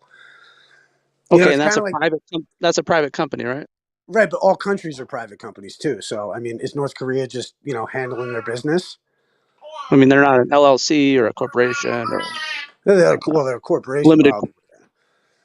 They conduct in business, so I mean, they're probably some corporation. But like my point being is that, like there's this idea that if you can't question, if you can't like I mean, like if you believe something and you don't understand the foundations of it, and somebody comes try to tell you about the foundations of it, and then you just say no, that's not right, you're wrong, you need to be censored. That's like some North Korean Nazi shit. That's all I'm saying. But like I said earlier, if we lived in a world that was a flat earth fucking government and all the rest of it, I would want Globers to be able to talk, to be fucking heard, to make their argument. I just think what's so interesting about this claim about the shape of the earth is that there is never going to be a winner about this discussion. And the problem with these institutions and their death knell is that they tried to say that they know the unknowable. And when you do that, you look like a crazy person. The winner is concave Earth. It's curving up. That's why this channel has been an eternal waste of time. Both models are broken. You guys are stuck in a false dilemma, logical fallacy of A and B. You spend all your arguments and all your time debating A and B and scream at each other and build teams and represent each other and your reliability and weird Amen. shit like that. It's curving up. That's the true model. It's curving up. Oh, Are you on a Amen. team? Stop shouting. Stop shouting. Are I'm you just on a curious. team? I'm just curious. So where did the Nazis get that rocket technology from? Where did they? Probably JPL and stuff like that. I don't know. So you don't know where it came from? Okay. The actual no, I don't know the patent numbers or And yeah, I know like Arthur C. Clarke invented satellites, but I don't know. Well, who created the rocket? Well, there's a very famous man's name associated with it. He happens to be a U.S. citizen. Right on. Who was it? And I know. So, I mean, that's and that's awesome. I'm just saying that he didn't make a worldview documentary series with Walt Disney, though, did he? Who did? Like, Who are you like talking Werner about? von Braun did, right? Werner von Braun did a whole thing with Disney. Oh, I don't remember that part. Yeah, they did a whole thing where they explain how the gases work and how the universe works and how the sun works, and they sold all these videos back in the day, like cartoon videos showing how the sun goes around, this, that, and the other thing. But yeah, like so I mean, I'm just saying, like, that's cool. He created the rocket. It's probably cool. Probably a black guy, wasn't it? And what do you call it? And like, I just think I don't know, man. It's just I'm not for being decisive on this. I'm just saying that it's like if everyone like doesn't experience movement, and you know what I mean, and water appears to be level, then these are observable empirical things. Anything outside of that is extraordinary, and every extraordinary claim seems to be backed up by some space mission, which is some miraculous fucking bullshit. Give me one miracle and I'll explain the world.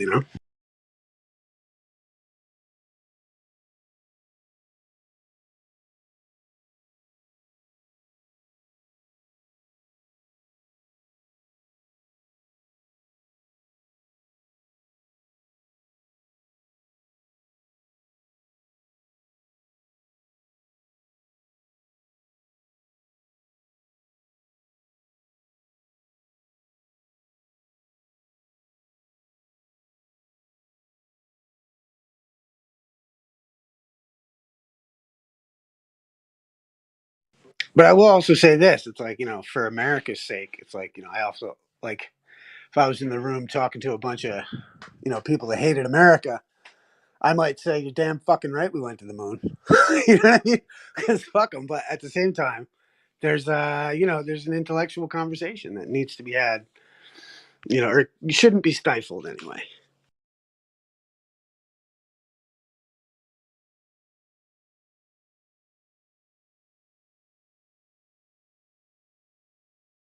Robert Goddard. Looks like a distinguished kind of fellow. Kind of chap.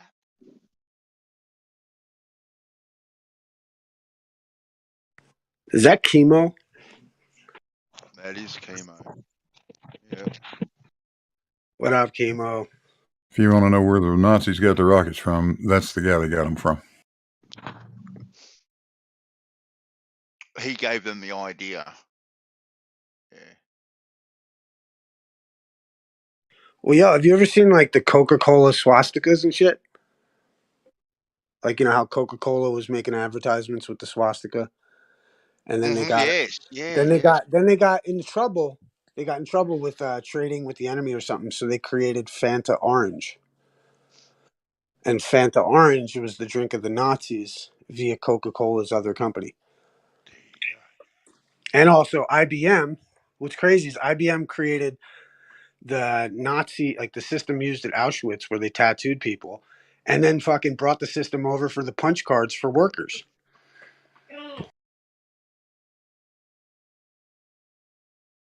So I mean, like, where have we gotten this information from is the question. And why would we be so naive as to think that these people wouldn't do it?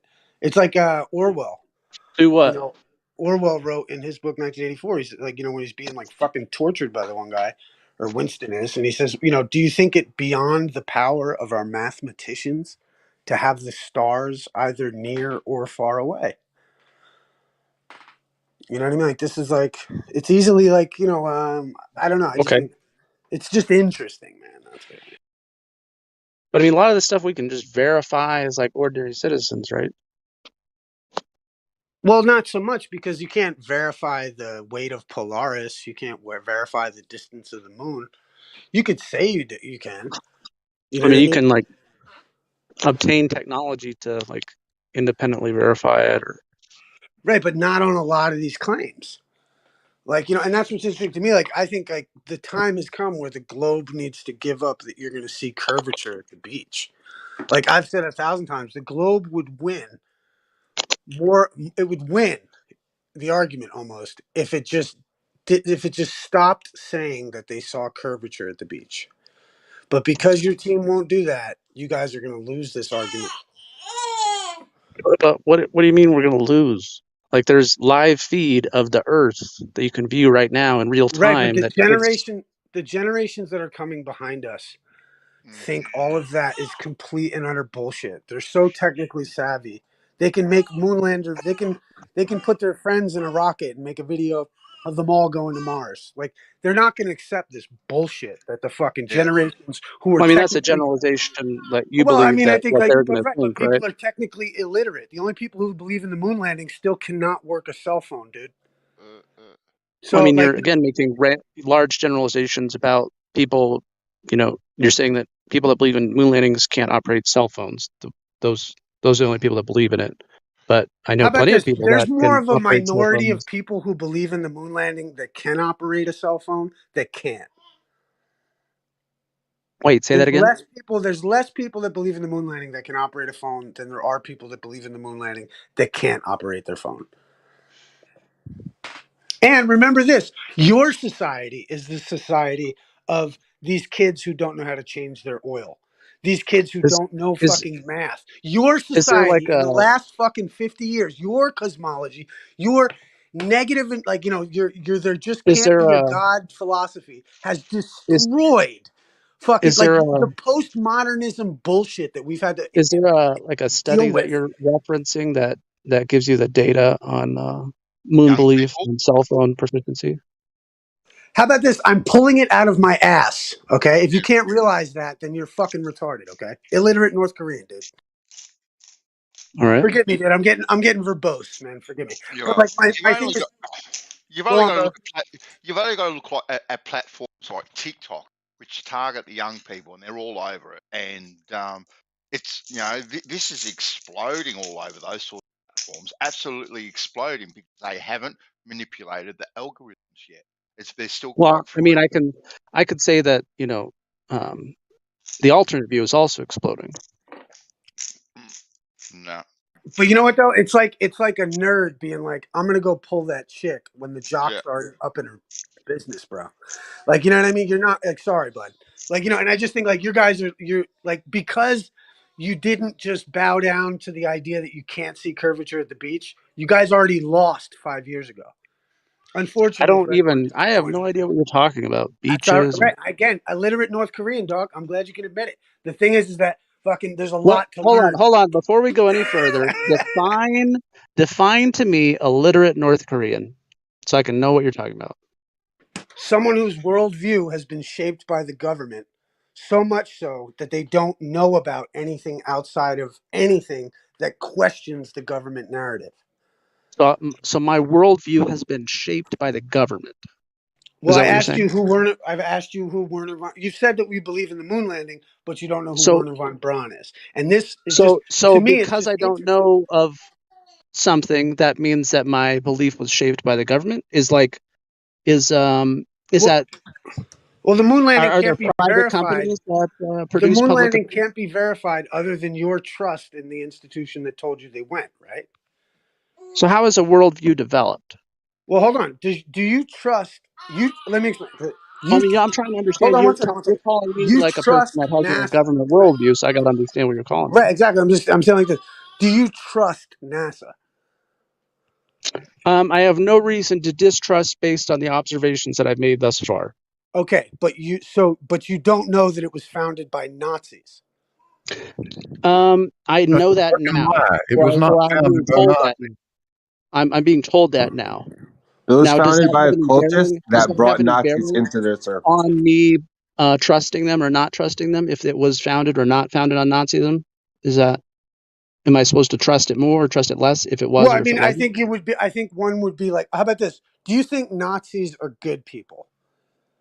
I feel like that the Nazis were comprised of good people that went in the wrong direction.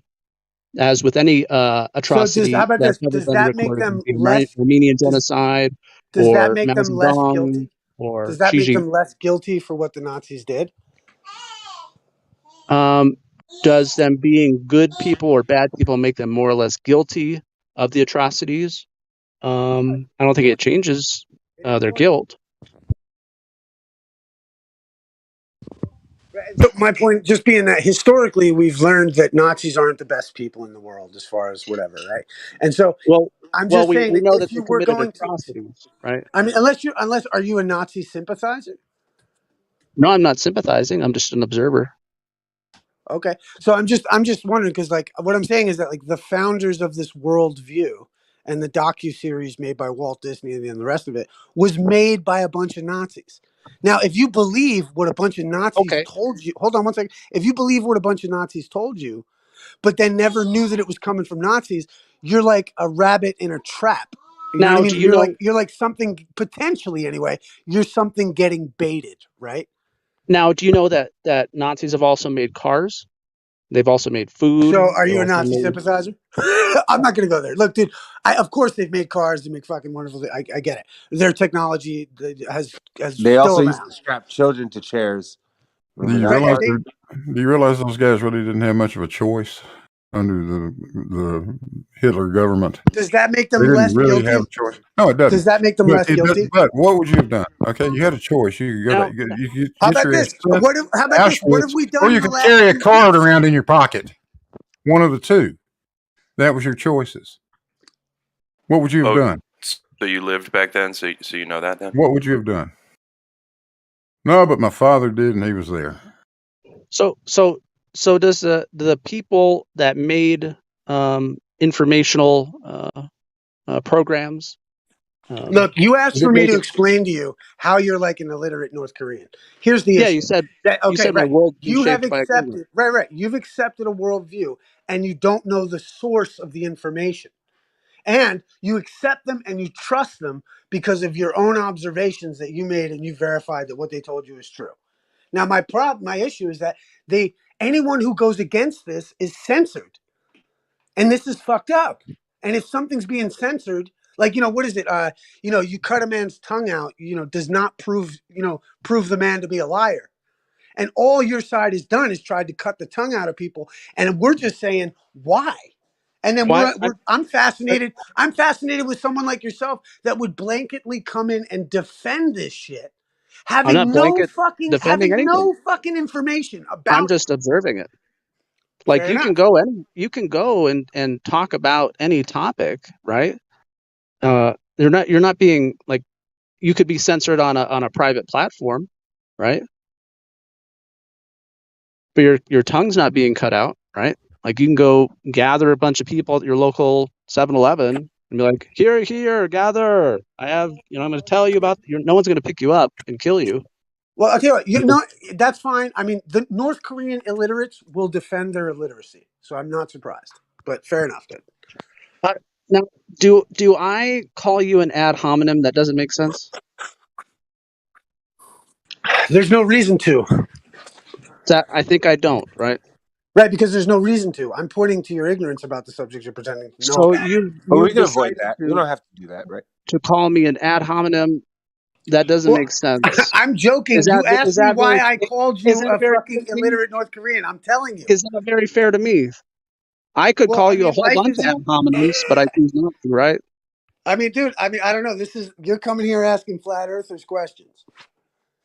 Yeah. All right.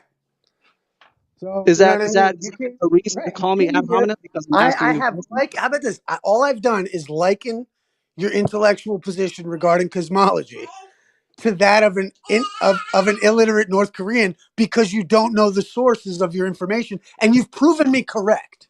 By the No. way, regardless of your I didn't know a illiterate, source of informed, information misinformed opinion, that I've you proven to be said. correct here.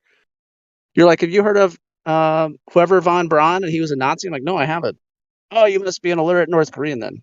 No, do you know the stuff that I know that you don't know? You must be the similar situation then, right? If you don't have the knowledge that I know. What did you Is do that to the logic? demonstrate that the Earth is a globe, sir? Do you want me to demonstrate that the Earth is a globe? What did you do to demonstrate that it is a globe? Yes. I don't think I've done anything to demonstrate it. Thank you. Very honest of you. Religion.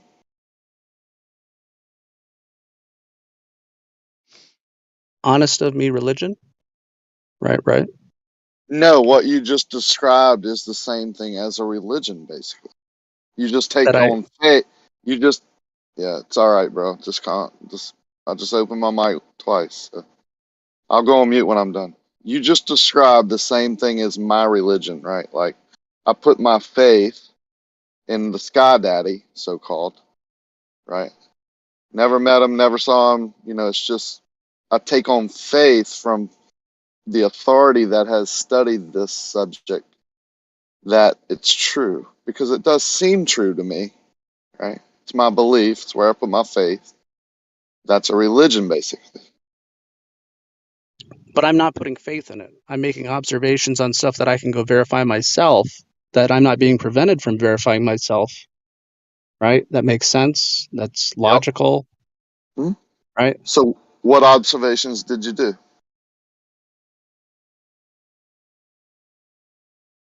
What do you say? Say that again? You said you did observations, Yeah, right? I've And made you have evidence. observations. Hmm. I'll go on mute. You made observations and you have evidence that you used your discernment to Based base on, your like available conclusion. Yeah, technology. again, you don't seem very intelligent because I've told you 3 times now. I'll go on mute when I'm done. So you'll make observations, you'll look at the evidence, you'll use your discernment to make the determination that you live on a sphere, right, with all its connotations. What observations and evidence are the best? I don't know. I'm not very intelligent. Yeah, this is a time waster here. That was easy.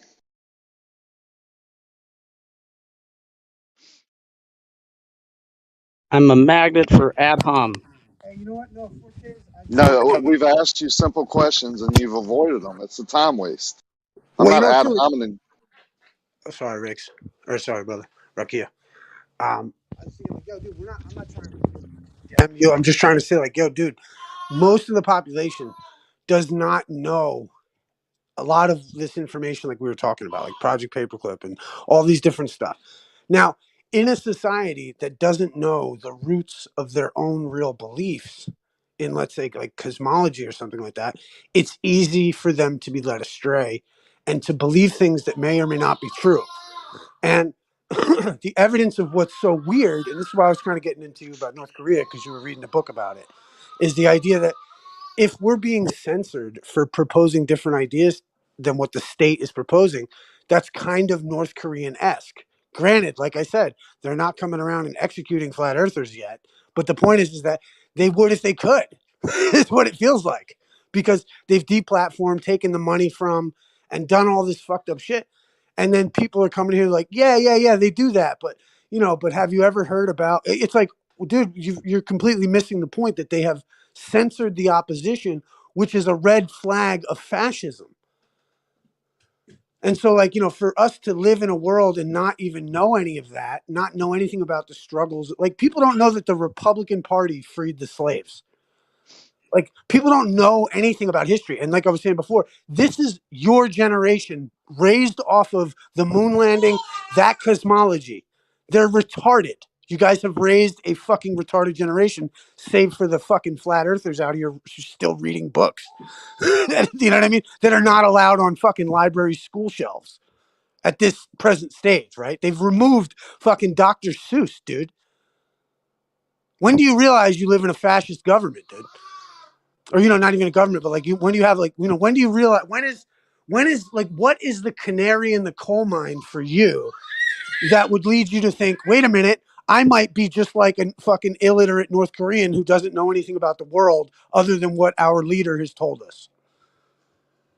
That's why I'm putting it into the context of illiterate North Korean, because I just want you to understand what we look at it like, in the sense that you guys don't know half the shit where it came from where it believes, and then you just outright condemn us, and we're the motherfuckers who know about more of this stuff than you guys do, and you think that your argument of collectivism, well, everybody knows that whatever is, is good enough to accuse us of awkward shit and be bad actors against us.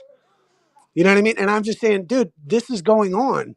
At what point do you realize, hey, I might be like an illiterate North Korean right here?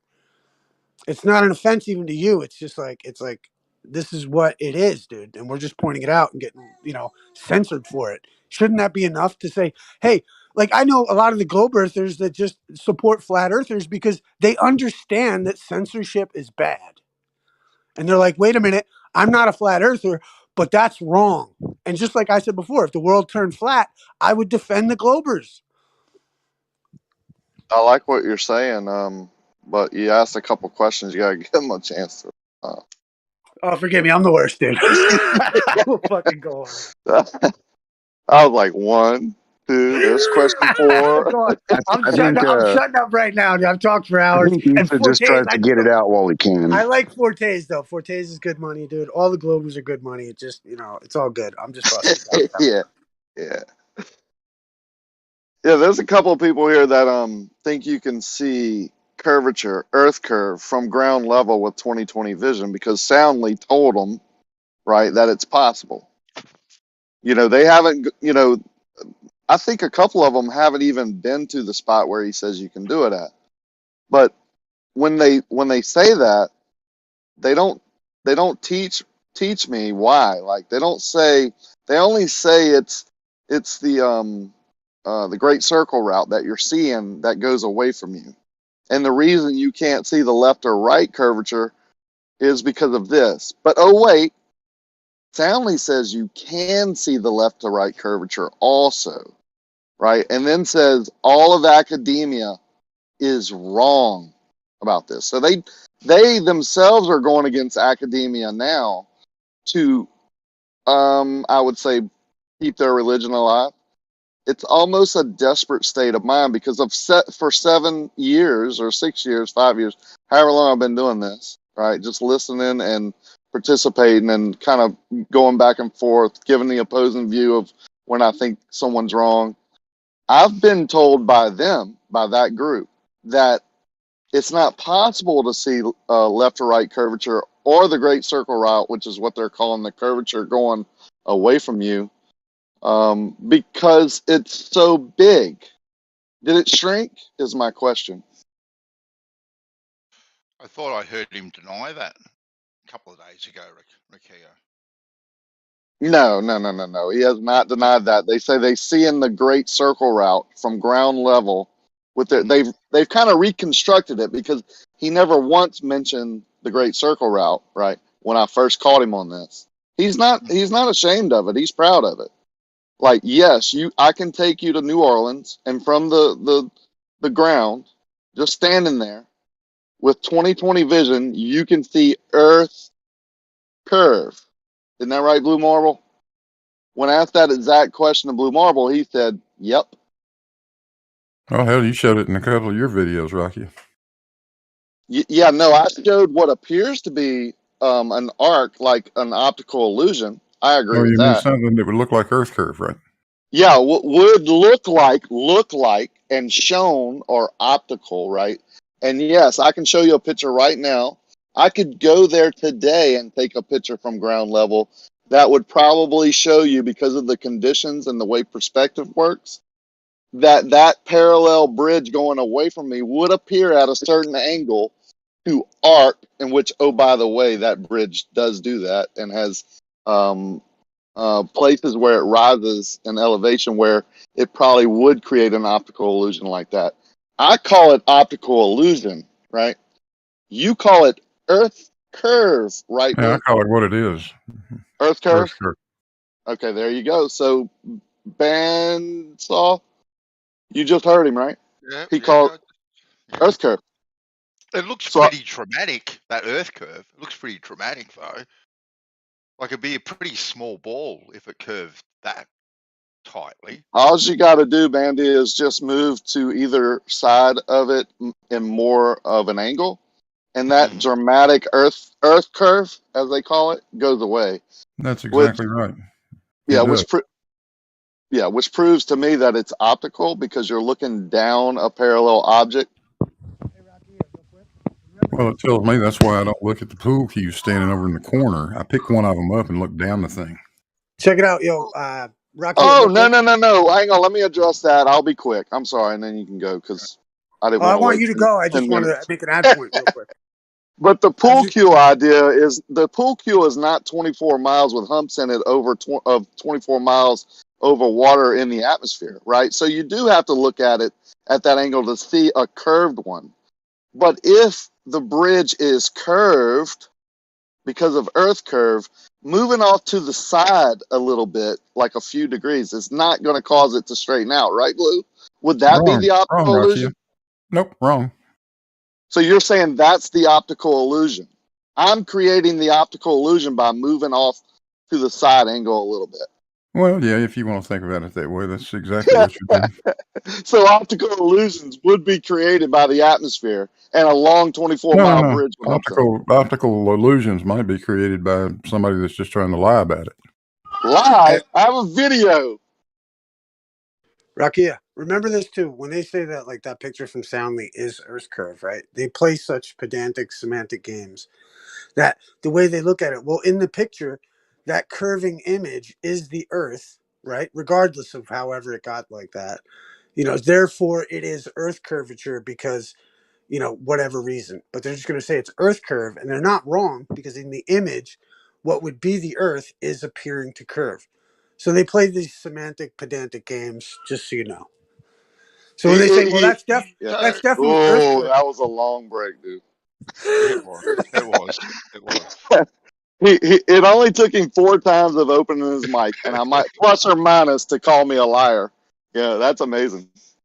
The is it because you go past that bridge all the time, don't you, Rocky? That Pontchartrain Bridge.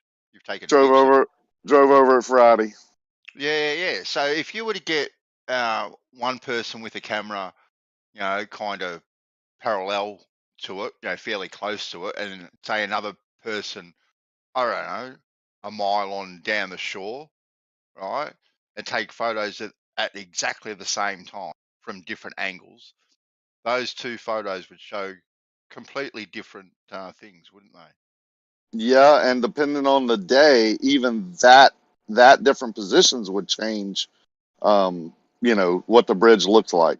Yeah. And before he calls me a liar again, which shouldn't be allowed here, by the way, I'll post pictures of that very thing. Yeah. We can't be calling people liars. I don't believe I did. Okay, well, I didn't. I'm just making a general comment. I think somebody might be being a snowflake, but I didn't call him a liar. I just said that's one thing that a liar might do. Wow. Which is what I was doing, which implies I'm the liar, and also he called me a snowflake. So again, he's name calling. Piece of shit. Oh, come on. Now, yeah, there you go. You feel better now? Sunshine, you feel better now? Yeah, that's what he. I just gave him what he wanted. I just gave him what he wanted. Listen at him. He's so excited. He's so excited, man. Did you ejaculate? Hey, old man, did you ejaculate for the first time? Too easy, Rocky.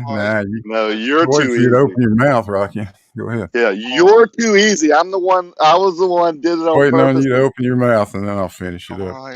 Guys, it was a really cool. Let's get back on track, please. Yeah, was anybody saying?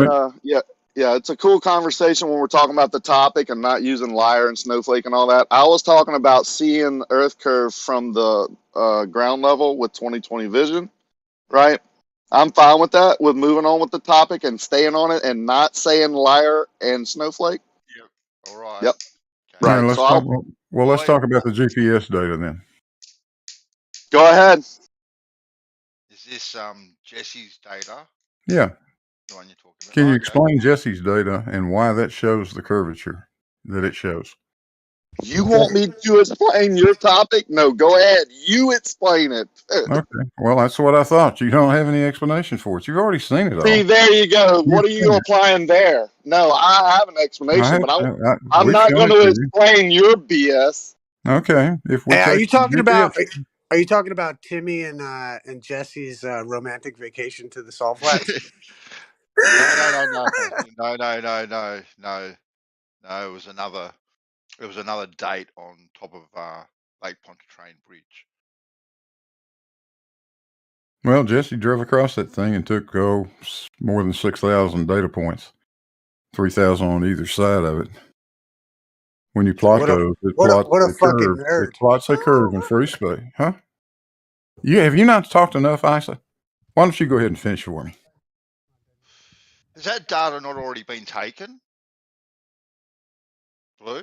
Wait a second. So 3,000 data points that you didn't take are convincing you that Earth's a globe? Has someone else taken those data points? And by the way, I think he did it twice. Oh boy, twice. So someone can lie twice and that makes it true once? Well, no, he did it twice for a reason. I don't think the first one came out so well. Oh. Like, is the engineers that built the bridge, is that data available so you can kind of, compare them? No, they're just going to use one grainy photo from one day. The Globers, that is. Oh, well, you're more than welcome to go there and collect the data yourself if you don't believe it. I don't believe it, but I don't need to. Well, get a GPS system and go down there and collect the data yourself. Dude, I'm not saying one thing either way. I'm not making a claim either way about that because it's just a photo. You should not be sloppy enough to try to make claims based on that photo. I'm talking about GPS data, and I'm not talking about a photo. Did you help plot the GPS data that you're using? Yes, I did. Wait a second. You helped make the device that reads the GPS data. You helped with that whole process. You know exactly why. Make your mind up. What's the question? You said, did I plot the GPS data? Yes, I did. Oh, okay. Plot. Do you know what plot means? I mean into the device. Do you have any idea what the word plot is? Yeah, I do. Show us where you plotted it. Post it. Yeah. You want to see that? I got it around here somewhere. It's in an AutoCAD file. No, where do you physically plot with the world? I don't care what AutoCAD says. That's not what plotting is, my God. Yeah, when you plot flight paths, it's the same thing. You use the real world to plot a path. What are you talking about? When you plot paths, you use the real world to plot a path, whether it's GPS or flight paths or anything, okay? That's physically plotting. I'm not talking about typing numbers into some shit. You know how there's access to, is it LIGO or CERN, one to the surveying data? I think you've looked at it. The surveying data. You know the stuff I'm talking about? Yeah. The bill. Is there the same data available for Lake Pontchartrain? Yeah. Yeah, the whole data file is available. Okay. Have people compared Jesse's data against that data? Do you know? Well, I mean, that is the data that Jesse collected. It's GPS data, XYZ GPS data. That's not what he asked. Yeah. Jesse did his GPS data, but the original surveyors, the original builders. Oh, that bridge was built way before GPS. Okay, then, but the data that compared, wouldn't it? Because they would read. Oh, I don't know if you can go back to the 1950s and find all that information or not. Probably so. Somebody knows where it is, but I have no idea. Okay. But you trust that it demonstrates Earth curvature? I know it does. No, yeah, I'm saying you know it. Sorry, don't lie to us. But you I know do believe it does. Don't call me a liar either. I was telling you not to lie. I'm not calling you a liar. No. But anyway, moving on. Just same tactic he uses, saying it's not calling someone a liar now. I mean, it is calling someone a liar now. Blue, you're something, man. Maybe you forgot you said it. Yeah, I know. I know I am. You really are something. Yeah, I'm your Copernicus. Yeah, listen to that raspy laugh. I've been living rent free in your head for so long. So Blue Marble, I have a question for Blue Marble. Then, have you done an A to B line of sight laser test yet over water? A to B line of sight laser test over water. No, Correct. I haven't. Okay, then why do you think this Earth curvature? Why would I want to do that? because that's the only way to actually demonstrate whether or not there's line of sight, i.e. no Earth curvature. I don't believe that. So if you get line of sight, then you don't have curvature below A to B. Does that make sense to you? I don't put any faith in that whatsoever. Wow. So you don't believe line of sight means line of sight then? I believe the atmosphere. I think that's a no, folks. Excuse me. I believe the atmosphere can seriously affect those kinds of optical observations. That's fine. Go ahead and prove that that's what's going on. I don't like lasers. I don't like any of that stuff. What I actually like are actual measurements, like GPS. So what you're saying is data points. Those aren't measurements, dude. Direct measurement is using a laser. If you do that once, that is a measurement. No, it's data points. It's a measurement. It's numbers on a screen, brother. It's not you out in the real world looking from A to B. From the center, from the origin of the ECEF coordinate system. It is. I'm sure you believe all of that. Anyway, what is a data point? It's taken. Do you want me to explain? Because I don't think. Yeah, I'm just curious. What is a data point? Yeah, in this case, it's X, Y, and Z Cartesian data point that GPSs use. It's from the point of the center of the Earth and towards what he calls 6,000 points along that bridge. But it's based on an R value. Well, it's based on an R value. Hence, exactly. No, it isn't. Center of the sphere. No, it is not. Yeah, center of a circle. Yeah, it's actually a very precise. Yeah. Is it based on the center? The XYZ coordinates, the XYZ measurement is not based on any radius whatsoever. Yeah, it has the radius in it. No, it doesn't. Okay, but XYZ, but you can't use the XYZ Cartesian for this. Yes, you can. Okay, what was their starting point? What was their 0 point then? Because Soundly just told us the other day it was the center of the Earth, Blue. That is that's where that is where the origin of the ECEF system is located. But the Earth doesn't have anything to do with it. The center of the Earth is gotten to with the radius, right? You can't know the center of That is not being used, Rakia.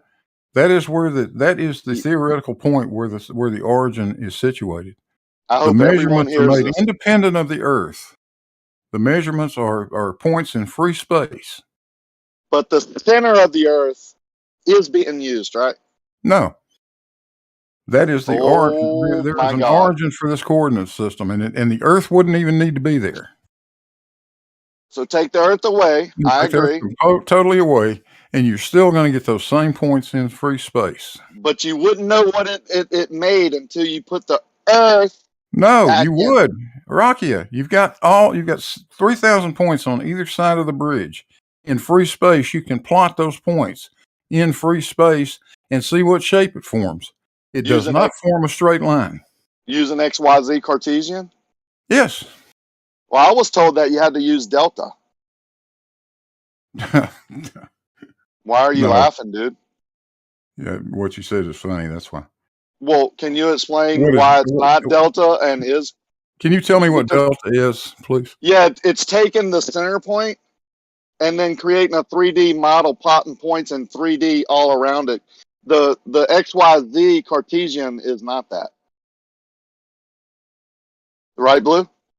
The XYZ Cartesian, do you know what it is? It's different than delta, right? Rocky, I don't deal with delta. You're talking about some gamer. Well, why not? Because that's the most accurate way to use 3D modeling to a point from a central point, right?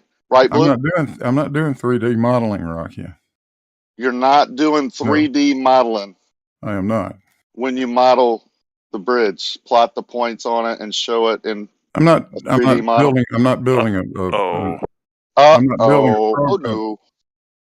That's exactly what they did. No, it's not. Exactly what who did, Rocky? Walter Bislin created a 3D model, plotted points down on it. That's not what I did. Okay. If you wanted to create a 3D model, yeah, okay. That's not what I wanted to do. That's not what I wanted to do at all. I wanted to make a very simple, easy way to look at the shape of that bridge. That's all. Did you post that yet? Because I posted my pictures. It's in the video I did, Rocky. Yeah, did you post it? Do you want me to? Okay. You were asked to, sir. Well, I don't really care what anybody asked me to do, Rocky. Yeah, I know you're a dick, but you said you had it. No, wait a minute. I thought we were calling names now. Yeah, we just described it. I believe you. The actions that you're taking right Why now. are you so? You need to calm down. Do I sound upset? I posted mine. I said, like a man. I said, I have the photos. Don't take me a minute. Just hang on. Yeah. Hey, you got a minute. Well, women don't have photos. You guys continue. I'll find that. I'll find my video. Yeah. See you later. So I posted pictures. One at 9:15. Rocky. Oh yeah, there you go. I posted pictures. One at 9:15. That's Stanley's Earth curve picture. That's the picture that Blue says, if you shot a laser over that same distance, would curve. Right? Thanks for saying what I said when I didn't say it. Yeah, you said the lasers over long distance curve due to the atmosphere. That's why you don't trust them. But would you like me to rewind it? No, I know what I said. Have you already forgotten it? Yeah, and you just quoted one thing and then switched it and turned. I didn't say quote. Backwards. I didn't say quote. I just said that's what you basically said. Which would you like to recant that? Let me ask you a direct question then. So to be fair to you, if we shot a laser 24 miles over that distance right next to the bridge, would it curve? Due to the atmosphere? Yeah. There you go. So we'll move on from his obviously trying to distract from the truth. So the second photo I posted at 9:16 is of the same basic, same bridge, right, from a different position, which was what was asked of me, right? And on that day, right, looks terrible. I mean, it is refracted to hell and back. You can't even measure that, right? Like, you would know not to measure on that day. It's all mirage. The third one I posted is on a different day and trying to get, a different effect. But because of the atmosphere being different, it looks totally different, right? Now, I have, Soundly says you can see left to right curvature because he's panning left to right, which he's never shown that. He just shows a still snapshot and puts green lines on it and says left to right with a little smiley face, like he's done something other than deceive.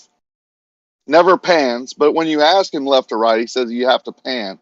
I've taken a video basically from the angle of that third picture, which I think is from the video, like a snapshot, where I pan right to left and left to right down the whole bridge, 24 miles.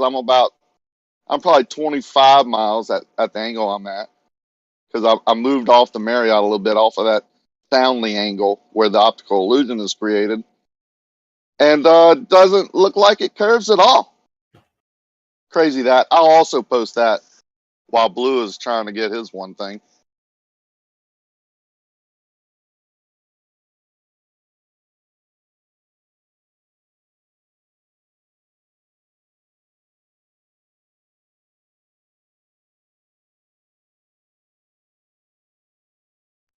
That's your proof, Blue? You gotta be kidding, bro.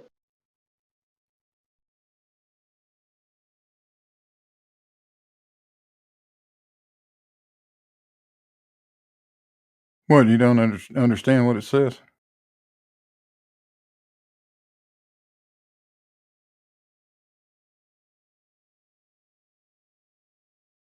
Usually they wait a few sentences to say we don't understand. Blue just goes right into it. He don't have much time.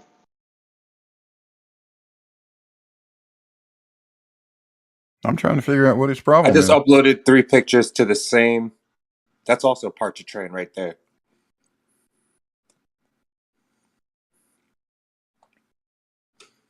So you got somebody explaining why part to train curves and providing a narrative about it, and then you got regular raw observations. And that same person that's saying it's Earth curve is saying that a laser beam would curve over that same distance, that same surface, due to atmospheric conditions, which is what I'm saying why you see an apparent curvature in a bridge. If you get to a certain angle, right, and you have, well, apparently you need 20/20 vision, but I don't think that's true. I think that is wrong also, along with it being Earth curve. You don't need 20/20 vision because I don't have it, and I can see the apparent curvature or optical illusion easily today, probably, So depending which on one? the conditions. Yep, Rocky is completely right. So which picture is correct? The 3 that show zero curve whatsoever, or the 1 that shows distortion?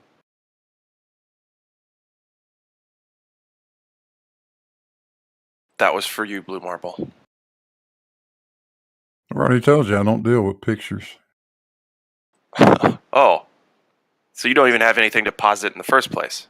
The pictures to me are really compelling because these part-to-train lake arguments that I hear about, I hear a lot of favoriting towards pictures that have curve in it from Globers, but they don't want to talk about the images I just posted, which have no curvature. Correct. Yeah. So listen, my friend, if you want to talk to people who know better, the least you could do is provide a visual, Blue Marble. I'm putting it in the chat right now. No. See, look here. Hold on. Okay, let's take a look. See those little black No, things? Earth is Live posted that. Are we looking for yours, Blue Marble? Yeah. You see those nice drawings? Hang on. That's taken from the GPS data. Oh, so the bottom one is a cartoon, so we can't use it for anything. Thank you. And then the top one is, let's see. So apparently that's an image. And what to you makes that incredibly local hump, very close to you hump, the entire Earth curving? What's that about? What do you mean? Incredibly that is close very to local. hump? If the Earth were curving at the rate it should for a 25,000 mile circumference ball, 3959 radius, we shouldn't be able to see that curve just right out there in front of us. It should be a lot Well, bigger you see the radius that's posted there? Sorry, 6 the what? million. You see the radius that's posted on those drawings? That's an AutoCAD radius. I didn't do the radius. The AutoCAD figured out. Right, but it's just cartoons. See, the location of those points. I don't work in cartoons, unlike the Globers. 6,342,000 meters. Do you have perhaps maybe even some video that shows this or something? If you can't handle that, that's okay with me. Handle it, this guy. I mean, I was just wondering if you have anything else. It's too difficult for you. That's all right. No, it's not that. It's that AutoCAD is cartoons and not the real world. Does the cartoon demonstrate the point? Yeah, it does. Is there refraction in the cartoon as well? No, there is no refraction. That's why I like okay. There's no refraction when it's a globe, but there is when it's flat. Got it. This is GPS. There's no refraction with GPS. Do you understand that? Do you understand? If you trust the GPS, do you trust the GPS over your own observations? Absolutely. You're a fucking moron. Okay, I'm moving on. So, Blue, if you were to follow that arc that you guys soundly claimed it many times is actually there, if you were to draw it, like trace out that arc, what radius, what circumference you think you'd come up with? It's exactly what we say it is. Who was that called Blue Moron just now? Anti. Yeah, Bubba, we don't do that around here, so you need to kind of watch calling people names, okay? I agree with that. You hear that, Blue? Wouldn't you be able to measure if the top is increasing in size more than the bottom? Wouldn't you be able to tell on the partridge train? Wait a minute. Say what, Rocky?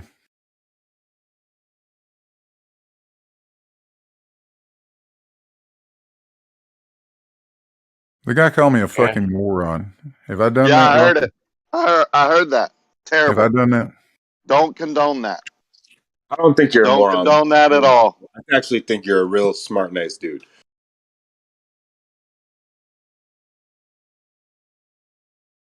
Guys, don't call names, please. Pretty please with the cherry on top.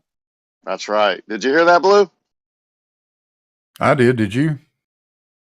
Yeah, obviously I responded to it. Are you a deaf person? So you're not going to do it again? That wasn't me, man. Oh, that was you earlier. Yeah, it sure was. Should I rewind the tape for you? after you called me a liar and a snowflake, yeah, that was me. Can we move on now again? Hey, you're the one jumping in. No, those are the mods saying don't call names, and I was the one making sure you heard. But he's too much for you, buddy. Get out of the kitchen. Not too much, man, buddy. Don't But call I've me been names, thinking man. lately. Don't call me names. Just call me buddy. I am not his. For the record, Oh, my goodness. I am not this man's buddy. Don't call me names, sir. Oh, you are, Rocky. You're my buddy. Come on Holy now. beta. Yeah, don't be a beta. He just called a beta. Isn't that a calling a name? My name Past is few days, I've been Rocky. listening to discussions about, angular distance and refraction in the background, and how people think, I don't know, it's like separating perspective and curvature, and how much of what is happening, and you know what I mean? Can we all agree that, perspective does change what you see in the distance? Well, I'm no mathematician, but I calculated if we follow that arc, we got a circumference of about 5-6 miles. That's, that's a mighty small Earth there. Do you see the radius there? The Earth curvature, exactly. Yeah. Do you see the radius listed there? I don't, Blue. What is it? 6,342,000 and change meters. That's the radius of the curvature. With that arc visible that we see, you think that those numbers jive? Absolutely, they do. Wow, Blue. Okay. I didn't do it either. AutoCAD did that. You pick any 3 points, and AutoCAD will draw an arc and tell you what the radius of that arc is. So you're saying now a man on the beach can visibly see that great of an arc that goes against all your model, man. I mean, seriously. All this time you've been telling us we can't see the curve but now clearly you guys are saying, yeah, there it is. And it's a lot too. What man on what beach? Every man on every beach. Never said that. Show me a beach where you can visibly see a curve. Show me any other place on Earth where you can visibly see that, what we just saw there on that Soundly, on that Rakia bridge there. Show us. And I quote, "It is too big." I mean, come on. This is indefensible, Blue. I mean, you're looking bad here, bro. I mean, seriously. No, I think you're starting to look kind of bad yourself, SC. Lake Pontchartrain is one of those unique places where you've got something unique. So you think there's only one unique place in the whole entire world where we can see this? No, they think there are others, and I agree with them. If you get parallel at a certain angle on a, I'll say a certain day also, because sometimes it's less and more due to the atmosphere. But if you get at that angle and look down a parallel object like a power line or a bridge, no matter where you're at, under certain conditions, you're going to see what appears to be the water curving. I agree. I wholeheartedly agree with that part. And I agree also with Blue that optical illusions do happen. As he stated, when I'm moving off to the one side or the other and it flattens out or appears to, that's the optical illusion, right? So we agree that optical illusions are caused by the atmosphere and angle. So he agrees with me. He just disagrees with the angle. No, but he says it's actual curve, Rakia. He doesn't say that it's an illusion. Right, but he said about Soundly. Yeah, but a while ago, I don't know if you were here, I told him if you move off of Soundly's angle, like if you go further towards, in that case, further towards the west on that same shoreline, that Earth curve due to Earth curve goes away, right? It becomes Who an said optical that? illusion. Who said that? Yeah, it becomes an optical illusion based on what Blue said a while ago. Oh, Blue said that? Yeah, because of the atmosphere, when I change my angle and move off to the west a little more, I'm no longer seeing Earth curve. What I'm seeing is an optical illusion, which makes the bridge appear not to curve. Get the hell out of here. Yeah, you got to wake up early to get these things, wow. Oh, this is too much, man. I think we've done too much damage to them, bro. I think we got to take it easy. They're losing their shit. So now, not only can you see Earth curve with 20/20 vision, which I think that's wrong too. I'll state that again because I don't have 20/20 vision. But on most days, I can go stand next to that bridge at a certain angle and see what appears to be Earth curve, right? I think that is the optical illusion caused by the atmosphere. That's called a mirage. But when I move off with my same eyes to a different angle, it becomes different. But So that, it's according to absolutely Blue, is the optical optical illusion then, right? You would have to agree it's absolutely optical illusion. I think all types of when you look over water, and this is what we've been taught by these people too over the last couple of years, is when you look long distance over the marine layer, which is what we're in here, you're going to get optical illusions. That's why you got to move, way up out of that toxic air. Now, Soundly did go take photographs and made a image that's really nice. He used the stacking post production to clear up, all the blurriness and make the colors sharp, so we could, like it would be a nice looking image. And he submitted that as Earth curve. But when I went and took the video that I posted right up above, and all I did was change my angle, I went further west. I'm still way up. I'm on the 10th floor of a parking garage, I believe. I could get that, but I really didn't. I think it was the 10th or 12th. And shot that video. The Earth curve goes away. It becomes an optical illusion. Yeah, it's tough. It's No, tough it for them. doesn't. When you combine water, geometry, and logic, I mean, the model just fades away like a bad memory. I just had a really, maybe it's not even worth saying. I'm not going to say it. Go for it. Go for it. You never know. It might be gold. I don't know. I don't know this for a fact because I like all you guys and I just met y'all, but I feel like maybe going from globe Earth to flat Earth, some of y'all won't be so forgiving to some people. And maybe that's why people are sticking to their guns. But I don't know what's going on. It's not I about. can't say that's what's happening. See, I didn't even want to say that. It might be. I'm just posting the video that I took and the pictures that I took that are proving what I'm saying. I think on certain days that bridge is so freaking refracted that it looks like it's underwater and curving towards Let me me. give you an example. All right. I'm gonna tell y'all something. I wasn't a part of a flat Earth community when I decided that, I'm gonna start considering the Earth being flat. But I imagine if I was in the community and I was in here as a glober for the past few years, you guys would have a much harder time. Even with all the evidence you've given me, if y'all were like, if I felt like I was insulted with my intelligence for believing in a globe for the past 3 years, and now this stuff is coming to me, I might be reluctant to just jump to the other side of the fence. That's a better way to say what I was thinking. Yeah, well, a lot of people have switched fences, by the way, on both sides. So there's that. Yeah, and you know what, too?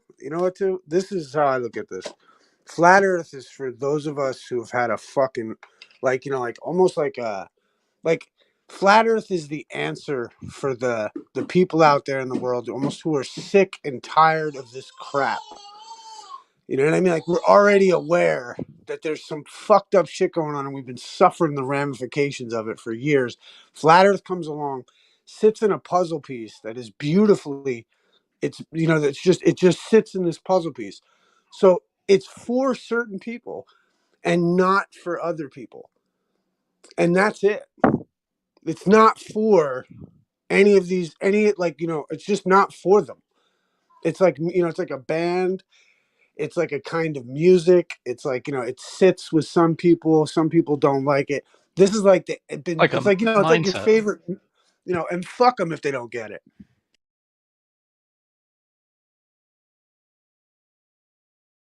But they've got to let us speak. They've got to let us be here.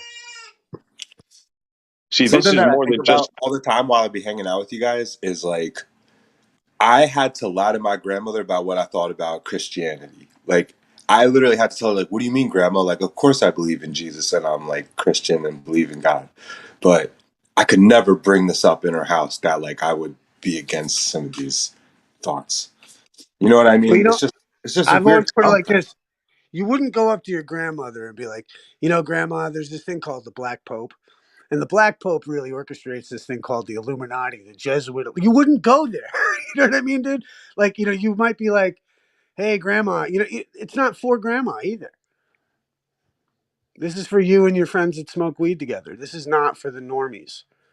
This gives them a headache. It just so happens that we've been coming out here and talking about it, and these normies started infiltrating and attacking us with all their questions, and we're willing to answer them because we're in search of the truth. Otherwise, they're a complete fucking waste of time. Unless you like to debate, which I happen to. But really, it's like, the information's out there. Like, anyone really interested in this their first thing wouldn't be to go to a Discord server. So that's how you know half of who's who. Why do Globe people come to the Discord server? Because you're fascinated with our tabooery. You're fascinated with us. We're sick and tired of you. You're fascinated with us. And there's nothing we can do about that. Is we it have to fascination? put up with you. And limit our fucking conversations and dumb down our fucking points because you people can't get it. And you don't have enough sense of humor to understand what's a joke versus what isn't. So we have to kind of cater to your level of fucking intellectuality, man, to be quite honest. And otherwise, but I'm just saying, to the point being made about whatever, because in the debate, I can be quite neutral. I have opinions, though. And I appreciate you lowering it to my level to where I can. But I say that because, like, before you didn't even know I was making a joke. So, like, and I've had that happen thousands of times because people come in here and they're just not savvy with the lingo or the history. Did I not understand that you were making a joke? Hey, brother, you know what it is? It's like, it's a jargon that you're not familiar with, maybe. That's all. And it's and it really isn't like, just because I don't respond to what you say doesn't mean I don't understand. Right, but just because, how about this? Just because I respond to what you say doesn't mean I give a fuck about what you think, dude. Have you heard of Stockholm syndrome? You did. Have you heard of Stockholm syndrome? This is what ISA is trying to tell you. Have you heard of the term Stockholm syndrome? I've heard of that. That's when a captor, after years of captivity, tends to agree with the captor and ends up fighting for the captor after a while. That's what you're doing, bro, without realizing you. He's not insulting you. He's just telling you what state you're in. I'm just saying that you've come. How about this? You've come to a discussion of a bunch of avant-garde artists who are talking about the minutia of their subject, and then you want to bring us back into you want to make us step away from the minutia that we're enjoying talking about, and discuss to you some bland idea that you could go study for yourself. You know what I mean? And it's not intellectually intriguing to any of us. It's just interesting because we do care about you and we want you to see why we think what we think. Once you show us that you don't give a fuck, then why should I? Why would I care about what some illiterate North Korean says about Kim Jong-un, dude? I don't give a fuck. Can I add to that? How am I don't understand. Can I add to that real quick? Like, okay, I just don't understand ad hominems being used in he's trying to explain how it wasn't an ad hominem, but you're not getting it, but that's okay. Then why not say what you mean instead of using something else to say what you mean, which has a derogatory connotation, right? Hold on, Rakia. So hold on. So this is an example of me. This is an example of us catering to your level of intelligence. Okay, that's what I was talking about before. But carry on, Rakia. Well, I'll say I've asked many Globers or people in this discussion. I don't even like calling them Globers because some of them aren't.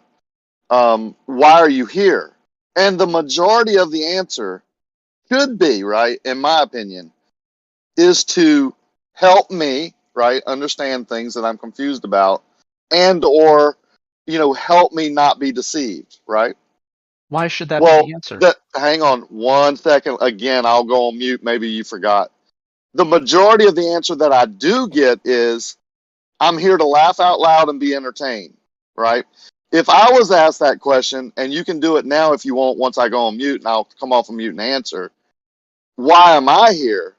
I would say to expose deception, and to point out what I have discovered, why I think it is a deception. That's basically trying to help people, right? Yeah. There's nothing wrong with what you said. Yeah. Well, my point is that most of them are here to laugh out loud and for entertainment purposes. I mean, if you go back and listen to every time I've answered that question, the immediate knee-jerk response is almost like it's scripted is for entertainment, which is okay. Like, you know, to each their own, right? But I'm just stating a fact. If you ask me, I would say, like the other guy said, we're here to share the information that we've received and gone out and got knowledge on and our experiences and share the pictures and things that back it up, test, to show you why we think you've been deceived, to help you.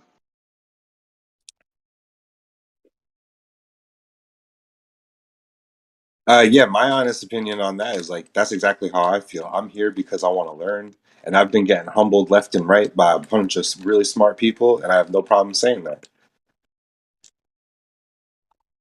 Yeah, along the way, yeah, I've learned. It just makes you want to, like, you know, dude. When I came, want to find the truth out. That's all. When I came into this conversation, I remember every other word that was said. I had to go look it up.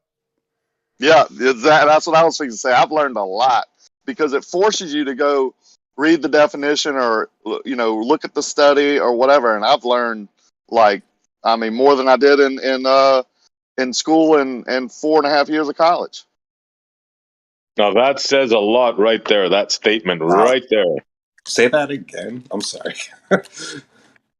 I've learned more here, right? Because I was interested in the topic. So I've gone and looked things up. I've had to look at definitions of words. I've had to go look at studies. I've had to go do my own test, right? Which is what college should be about, even high school. But it's not. You know, it's just, you know, trying to pass the test, or it wasn't for me anyway. So that's why I'm saying I've learned more here in the last 4 years than I did in college in 4.5 years. Damn. Felt that. Now, it doesn't mean I'm not a good businessman or not a good marketer, right? Which is what I got my degrees in, and not good at math. You understand what I'm saying? I did learn things, but I've learned more here in the same time frame. The only thing I can remember, honestly, from high school that has stuck in my head, that it's a lesson that I can take away, besides learning, of course, math and English and, you know, writing skills. The only thing I can remember is photography, being in the darkroom, processing. The rest is like nothing. I don't remember nothing from history or do any of you remember anything, a lesson from high school? There's a ton of things I remember from high school, but I haven't been able to apply a lot of it in real life. Maybe I got a bad memory. That doesn't help either, but you know what I'm saying? I'm younger than you, I would bet. Like, I'm 33, so it was more recent. Yeah, you're way younger than me, yeah. 33, interesting. No, I'm just kidding. Dude, I've been thinking about that, you know. Why does Disney use the number 113? But that's not the same thing. Yeah, but there's a lot of numbers out there, you know, but it's in every group, right? The Bible has that, you know, I mean, you know, if you're going to create a secret society, of course you're going to have code, and a lot of it's going to be on signs and symbols, you know. What do you mean Disney using 113? Yeah, I've never heard of that. You never heard of that? Damn, in I've a seen lot of this their big movies, 666. the number 113 is like hidden in the background somewhere. Somebody had to have made a compilation of it on YouTube. Well, that would be. You just type in Disney movies 113, and I'm pretty sure somebody made a compilation. Yeah, that what would does just 113 be. mean? It means 33. They say the story is that a group of original Disney storyboard artists or something that worked in the 90s were in their classroom was 113. But I don't know if I believe that. I think there might be something to it. Don't they have the 666 in a swirl in their logo? No, that's the way the Walt Disney signature. The way the Walt Disney signature allegedly swirls. You can find. Yeah, and they do an arc over the kingdom, which is kind of like the dome too. I mean, you can read things into that. You know, you can read things into almost everything, but it is a lot of it is coincidental. I mean, there are a lot of coincidences like that. Yeah, we're all aware of the woke movement championed by Disney. What is that I new? hope we all are. Is that new? No, it's not new. The governor of Florida even stripped them of their rights because they were championing the woke movement is teaching like children 4, 5, 6 years old about sexuality, about transgenders, having men dressed as women, teaching them stuff like that. Yeah, they hijacked the real conscious community and they're calling that conscious now. That's funny. Like real sick stuff, man. Like imagine championing, let's say your 6-year-old son comes and tells you, hey, Dad, I feel like a woman. Okay, let's put him on hormone pills. Like shit like that, like insane stuff, you know?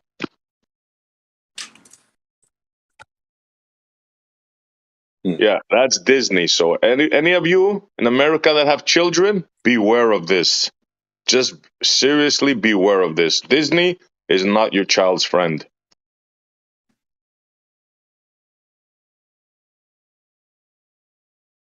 And then they have to put, man, I can't get into that. That's too crazy. But they'll put kids in schools. Like, a parent will try to keep their kid away from television and media.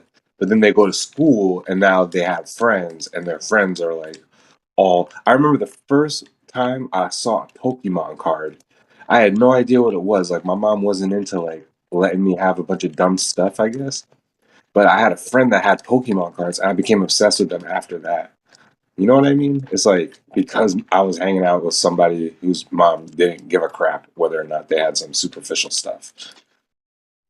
If you want to see how far they're taking it in the movies, you guys know a series called The Boys? You guys heard of that? Yeah. Check out the latest season. Yeah. The first episode. Yeah, I've seen it. I didn't watch the whole season because I thought it was horrible, the first episode even. So what was in the first episode? Because I know I saw that one. What was in it? Travis, your eyes will not believe. You will not believe this. Okay, I'm going to give you a rundown, okay? All right. Uh-huh. There's this little shrinking guy that has a power of shrinking, right? Oh, yeah, he blows up that guy. Yeah, it goes up his rectum, and it shows the rectum. It shows him walking inside his butt. Yeah, I know. It's like a gay thing, like out of hell, man. Totally. That's exactly how far I got. I'm like, I'm done. Yeah, me too. After that, I said, I'm done with this series. No more, man. Yeah, did you see they're doing Disney's putting out a thing where Satan has had a child with this one lady, and then Satan's always fighting for custody of the child now. It's like a new thing. You're kidding. No, wow. Check it out. Look it up real quick. I'm a little busy. But yeah, Satan, I believe you, bro. I believe you. This is the woke movement. Yeah. Holy shit, that's messed up. You said that's and a actually, is that a kids show? Actually, SE, he crawled up his urethra. He crawled up his pee hole. Yeah, no, his butt. It was the rectum? Yeah. I thought it was the pee hole, but whatever. Either way, I was done. Crawled up his butt, and he said, "Oh, you're reaching the what's that? The anyways, it's too gross to talk about." Yeah. Yeah. Oh god, dude, what the fuck? They made this for kids? I sat down. No, the boys. The boys is like a rated R level. Okay. Oh yeah, the boys is definitely for adults. Yeah, that really blew my mind away. I thought it was bad when I saw the first male-to-male kiss was on Star Trek. That fucking blew my mind, right? But then this thing, oh my God, I go, that's it, man. It's game over. If Western civilization continues like this, we're going to be like Rome. I'm telling you. Personally, for myself, I've reviewed like my history of what shows I liked growing up. And I'll never forget, this is what makes me know for a fact that they're doing stuff to us that aren't good to us, right? Think about I went from watching South Park when I was in 1999. I must have been 10 or 11, so I was in like 5th or 6th grade.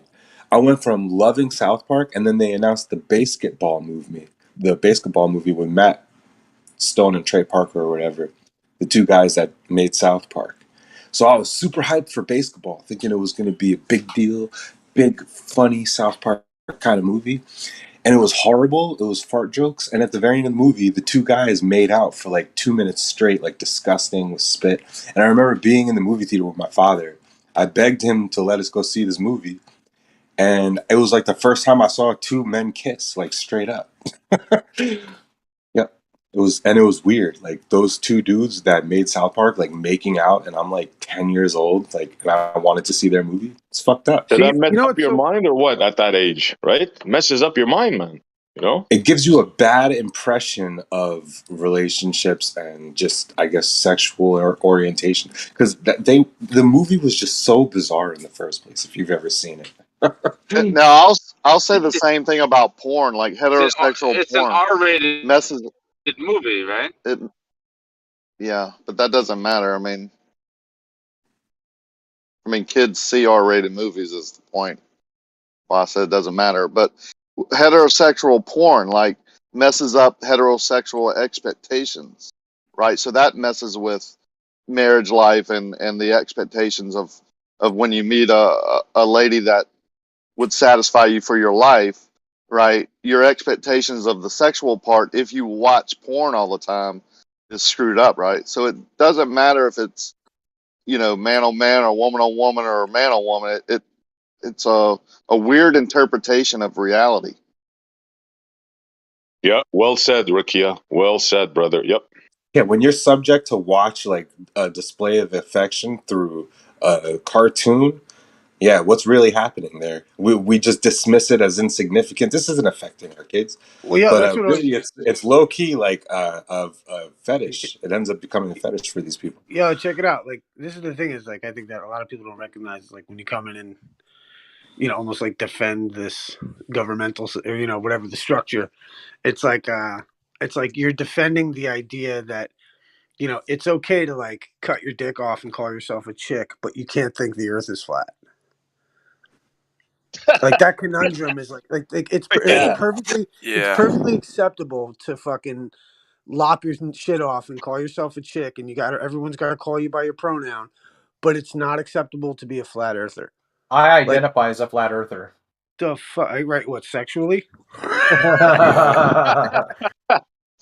Yeah, it's like scares the shit out of people to think that they were on the wrong side of history during all this. It's like a son coming home and saying, "Dad, I have something to tell you," and he says, "I'm gay," and then Dad goes, "Oh, thank God! I thought you were going to say you're a flat earther." Right.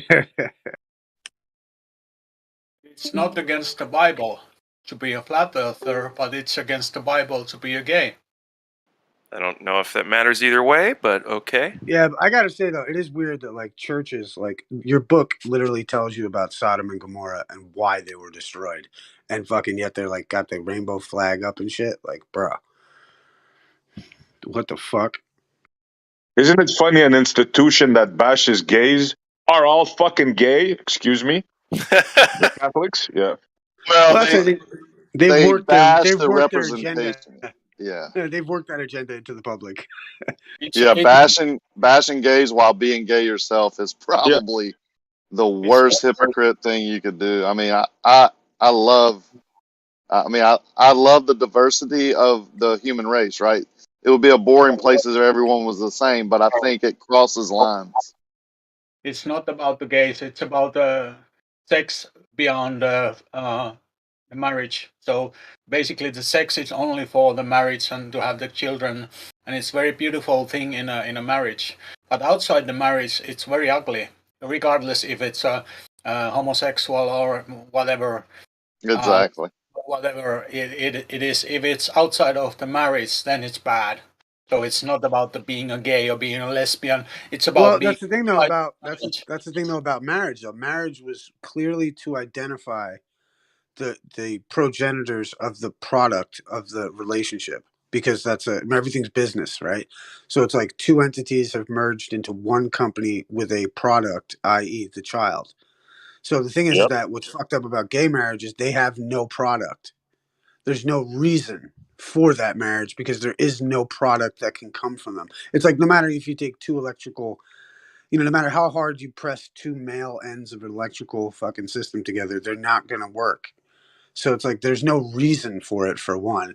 And two, it's like, but the point is that the institutions whose books straight up condemn this shit are like waving the flag of it. And it's just like, that's fine if people want to do whatever they want to do. Like, that's awesome. Like Rakia said, life would be boring.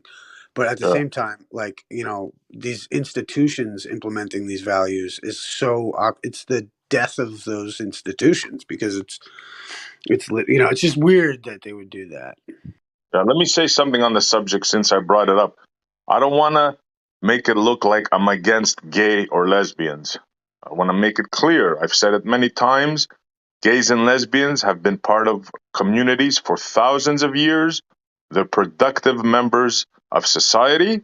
I might not be I'm not championing the thing. I'm just saying that gays and lesbians have been around forever, right? Now, it's not their fault. Why X chromosome, whatever. I don't bash them. 0%. Okay? It's this woke movement. It's these freaks that want to teach our children, 5, 6-year-old, about this kind of stuff. That's what I'm against. Yeah, there are teachers that will go to their students and just spend the whole time talking about unrelated. My mom was a teacher for 15 years for middle schoolers and high schoolers, and they really control the conversation in the room nowadays. That's what that's what she tells me, and that she has to slowly dribble in the truth while they entertain their fantasies. Did you see the Project Veritas expose they've just done? All about the schools and school curriculum and the teachers, and like they've got the footage of them yeah, I'm trying to push them, just they've been snagging these teachers and high level guys that are like the one guy said he wouldn't hire any Catholics. He won't hire anyone that's a Catholic.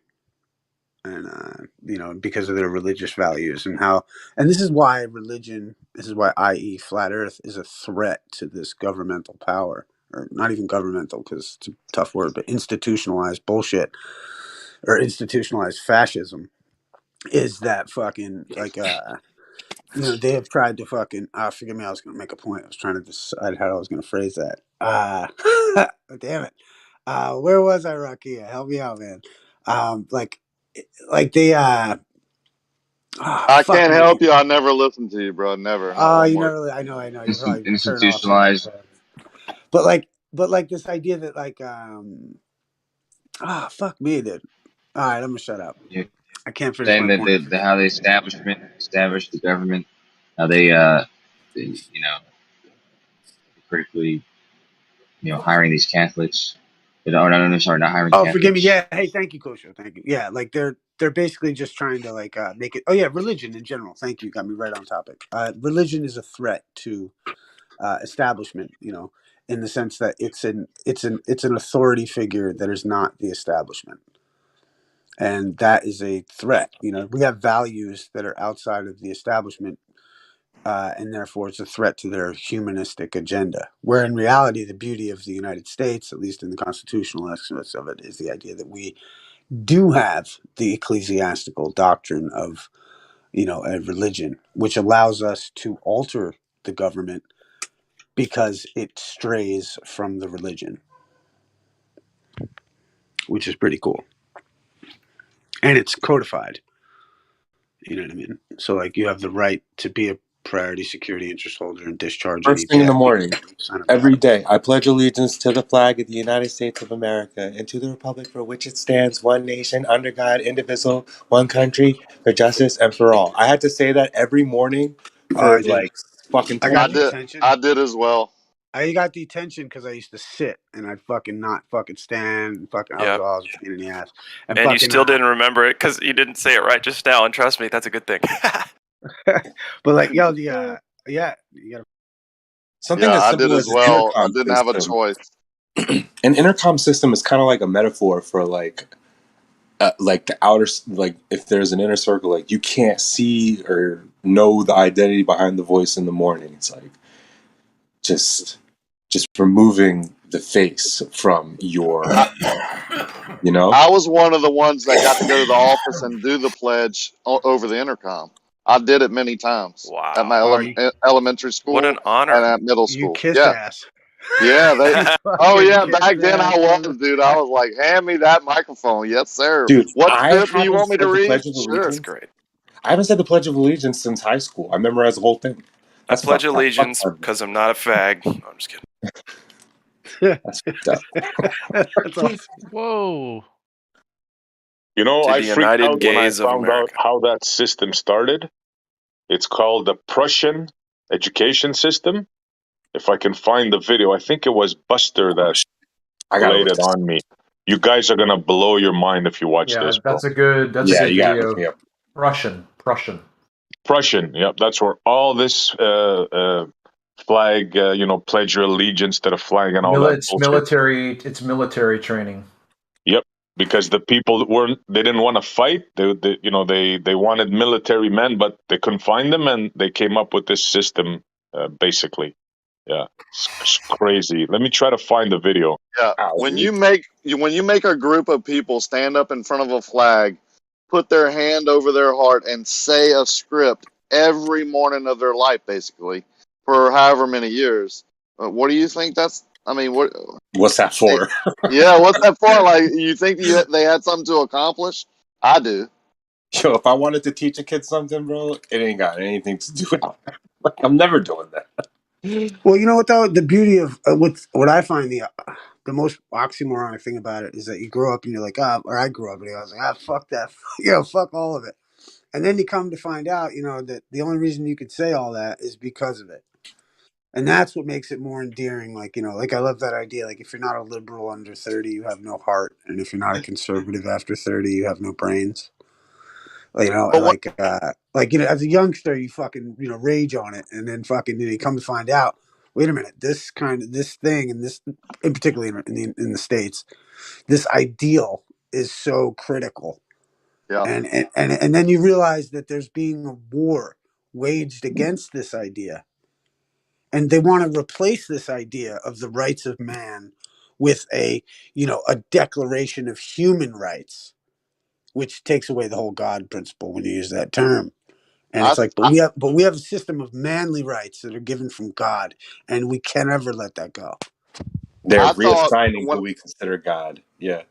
When I saw people burning the flag when I was younger, I was outraged, right? And I think it was only because they made me stand in front of the flag because I didn't know what it represented. I didn't know their point of view, right? It was just a cry out for trying to make what the flag stands for better by burning it. It's their right to do what they wanted is what I believe now. But when I used to see it, it outraged me. And I wasn't in the military at the point, you know what I'm saying? Like, it's not like I was had given my blood for it. I just stood in front of the flag and praised it like they taught me to for so long that outrage came out in me. I had no reason to be outraged. You understand what I'm saying? Because I didn't know the full story behind all of it. Yeah, see, I used to read all about the Indians and the fucking all that kind of shit, and I was like, you fucking. I remember getting kicked out of a history class because I was arguing about Old Hickory, Andrew Jackson, about how he was an Indian killer, and they didn't want to hear that in that class. Social studies is not ready for that lesson, and It's so funny. I got kicked out of that class, and I'm sitting there reading all these books, you know what I mean, and trying to fucking educate myself, and it's teachers are like, no, you know what I mean, you can't teach this alternative fucking timeline bullshit, Oh God! We have to all understand we've all been played. Okay, all of us. Well, that's kind of what I was getting to earlier. I was like, dude, we have to all consider the fact that we're an illiterate North Korean believing government propaganda. Yes, exactly. And if you don't take that position, you'll never work yourself out of that hole. To begin right, with. and you feel guilty that you're not look what Blue posted to Rakia. You don't want to pledge allegiance. You're not American. You see that kind of a sentiment. You understand? It's that's why to you, man. But that's why I'll punk anyone on that shit that's gonna come against to say that like Flat Earth is the most American motherfucking shit that there could be. Yeah, and that's not a dig against Blue. That's most Americans. You're trained to the flag, right? And I'm not against that. I'm not downing anybody. I'm just saying that's our system, man. That's what it's designed to do. Us against them, separation. Well, what the problem divide and conquer. This is how ludicrous what Blue said is. I guarantee I have more flags within 20 feet of me right now than he does by 3 times 3. He's so I full don't of shit. doubt it. His brain is so fried that that's what he heard from all of that, and it's actually the opposite. Yo, my flag flies from my house like every day. I have flags flying right now, right above me. So here's the deal. In my opinion, these people can't start to admit that they are even capable of being fooled, let alone that they have been. They won't even admit that they can be fooled. And that's That why is the the illiterate problem North number one, Korean, yeah. the illiterate North Korean thing works so well. I saw you. That is such a good analogy, bro. Yeah, that should be the topic of the day. Yep. Yeah, like how is it that you can't be adult enough? Like you're adult enough to admit that you might be behind on a payment, or that you were late to work one day. Okay, everybody makes mistakes, right? But you can't admit that you were fooled about this. Like, why is it so important? Why does that matter? Just say, oh well, I guess it's possible that I could have been fooled. Let me give it an honest look instead of cherry pick everything that Globers call evidence. You got to look into yourself once. Sorry to interrupt you. Speaking of a ticket, Isa, remind me after. I have a ticket story that I went to court the other day to tell you about. You're gonna love this, but I don't want to go off board here now. So sorry. I just wanted to end it. You're good. I just wanted to end it with, if you don't have the capability of being that kind of honest to yourself, that's scary. That's scary. You need to understand. People need to understand that it's okay to admit that they've been duped, and maybe there's an actual truth behind, the lie. It's okay to have been duped, folks. It's okay. Remember Santa? Well, just take this. It's the same thing. We've all been fooled, man. All of us. Well, that's what I think. I think, that's why the globe isn't going anywhere. Because here's the other side of the coin on that, is that you have to have something like this to eventually work the muscle that it needs to build up to have discernment. Yep. Just like Santa Claus ain't going anywhere, just like the globe ain't going anywhere, because this is for, it's necessary for you to have this level of discernment. Like, wait a minute, I experienced something completely different than what these dickheads are saying. Why don't I trust myself? Right, it's scary. It's scary to say maybe I was scammed a little bit. Uh-oh. Like, it's like I don't feel like I'm spinning. Looks like the stars are moving across the sky. We colloquially say the sun is setting. We fucking, everything is there. It just solves this, like, almost like it's a manufactured psychological dilemma. It solves it. And once it solves it, it's like it can't unsolve it. Right, you can't turn a pickle back into a cucumber. Nice. I like that. Another thing I wanted to say about that is humans crave the comfort of certainty. So if there's a certainty out there, they're going to latch onto it, because God forbid I do any of the work myself to back up my own personal beliefs. Well, also too, you got to remember that, like, I was talking about it the other day. I saw this like sheep herd dog thing, and the guy was just like, he was saying how, like, you can't feed sheep because they'll just run over you for the grain. So, like, you need the sheepdog there to help keep them away, so you can put the grain down and do all, you know what I mean? Yeah. And I just thought to myself, like, there's no way that you can make a sheep see the fucking truth. Therefore, this, it's just the way that it is. That, like, certain folks are not going to get it, and they need this alternative story. They need the globe. They need all the answers solved by daddy government or whoever. They need that. Just like we subconsciously need to think that the creator is in control. But that to me makes more sense. intuitively than giving the trust over to some entity that's possibly connected and created by Nazis who want to fucking ruin society. You know what I mean? So it's like, you know what I Well, they mean? don't want to believe that their beliefs are based on nefarious intentions or blah blah blah. You know, Right, but even people want to think it's all above board, man. But yeah, but even you, like, or even for myself, it's like I know that I crave the like it's necessary for me to think that there is a creator that has my back. Do you know what I mean? That I was, you know what I mean? Like, Yeah, I got it. And like I think we're all, you know, it's so just like, you know, it's not to condemn anyone to believe that stuff. It's just to say that what are you putting your faith into, or It's what a are you desperation to believe, though. Instead of creator or instead of other things, it's a desperation to fit in, to go along, to get along with the globe narrative. God forbid I stick out like a sore thumb. Even if I am curious, you know, fuck my curiosity. I'm going to stay with the norm because God forbid I do anything else. You think of it like this: the biggest fear in like society is public speaking. Right.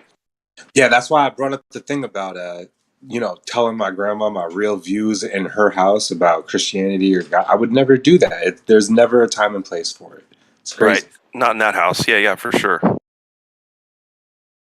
Bro, they literally built a gigantic house over everyone.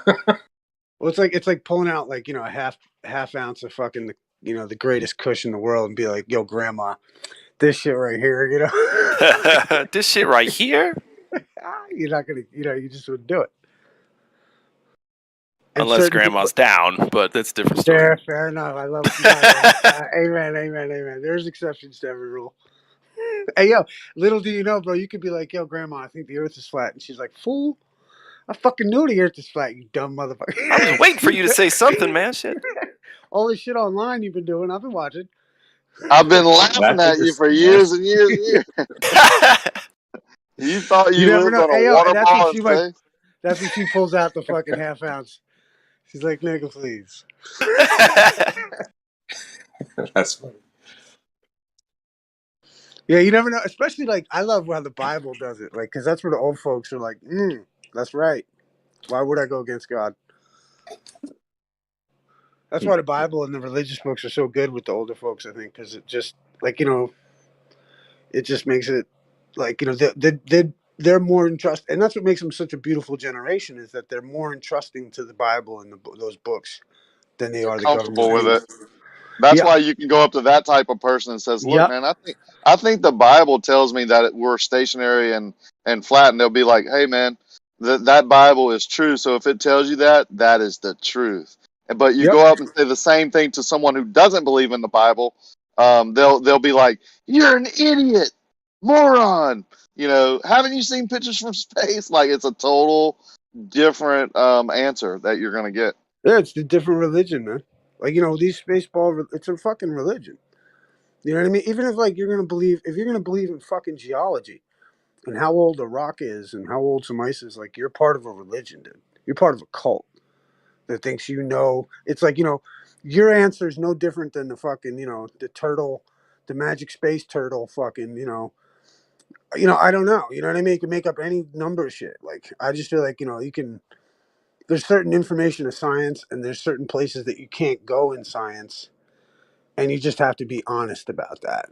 And when someone's not honest about that, that's where you know this is possibly, you know what I mean, an institutional fascist fucking dickbag. Do they sell those? I wouldn't know, bud. That would be your area of fucking expertise. Figure it out. I'm just a wordsmith, bro. That you are. I want to point out one thing about the history and also the war. So let's start with the war. When any war starts, who is the first victim? Can you answer that? Information. And be more precisely, the truth. The truth? The truth. Yeah, the truth is the first victim. Well, that's yeah. When the war starts. And after the war, we have this saying, at least in Finland, that the history is written by the winners of the war. So basically, almost every single person can kind of agree that is true. That who wins the war can write the history, right? And at the same time, they believe that the history is true. So basically, the whole war is basically lies in both sides. The propaganda is in both sides always. Some might be a little more and somebody might be a little less, but always there is a lies in the war propaganda. That's right. That everybody agrees that, at least who I know. And also after the war, the winner will write down what happened. And yet still these same people believe the history, which makes no sense. You follow what I'm trying to say here, so. Absolutely. Columbus discovering America. That's all you got to say. I think, it's like even I used to kind of be interested with the idea that, like, okay, let's say the Nazis did not lose the war. Okay? The best way to quell a population is to tell them that they won the war. Well, if you look at the result, So looks right, like they won. right, and all the Nazis came here and then fucking made the space program, and then they fucking Germany, you know what I Germany's the mean? Had backbone of Europe. Coca-Cola, Bailed out Germany, gave it billions and billions of dollars. Now they're number one in Europe. Mm-hmm. And then now they bail out all the rest of Europe. Yeah. That's why I love the whole fucking, like, in a weird way. It's like I like the Trump thing because it's like a big, it's like this voice for all the people that fucking realize there's something up. So what do you do when you take over a country that wants to take over the world after you demolish them? Just build them back up. Give them everything. Build them back up with new leadership. Well, yeah. Look at them now. Look how helpful they are to the rest of Europe. Yeah. They're not greedy little bastards. No, not at all. I just had a random thought. Not only did they make us pledge allegiance to the flag, do y'all remember lunch cards? Do you remember that? There was a period of time in the beginning of the year, every year, where they would ask the kids and they would shout their name in front of 30 kids. Like, I remember it was so embarrassing. They would ask every student if they were going to be needing a lunch card this year. And it was just a process of them figuring out who was going to bring lunch and who was going to need free lunch. That shit was like, bro, that's so embarrassing. And we didn't know what was happening to us. That's fucked up. They didn't care either. It's just needing nutrition. And then the idea that, like, what they even give us, what was I drinking every day? Chocolate milk, apple juice, absolutely nothing nutritional about these things. They gave us milk when I was in school. I remember that distinctly. Yeah, me too. It was a pleasure. We could get chocolate milk on Fridays or something like that. It was a, white milk. Yeah. It was a pleasure. Yeah, it was a what's it called? A reward. Before I lose this thought, what really saddened me when I saw the lunch card thing starting to happen was that the kids that were already bullied as poor, right? Some of them wouldn't even raise their hand and they wouldn't even eat lunch because they didn't want people to know whether or not they needed a free lunch or brought their own because their parents had enough money to pay for lunch to prepare for them or their parents cared enough to prepare a lunch for them.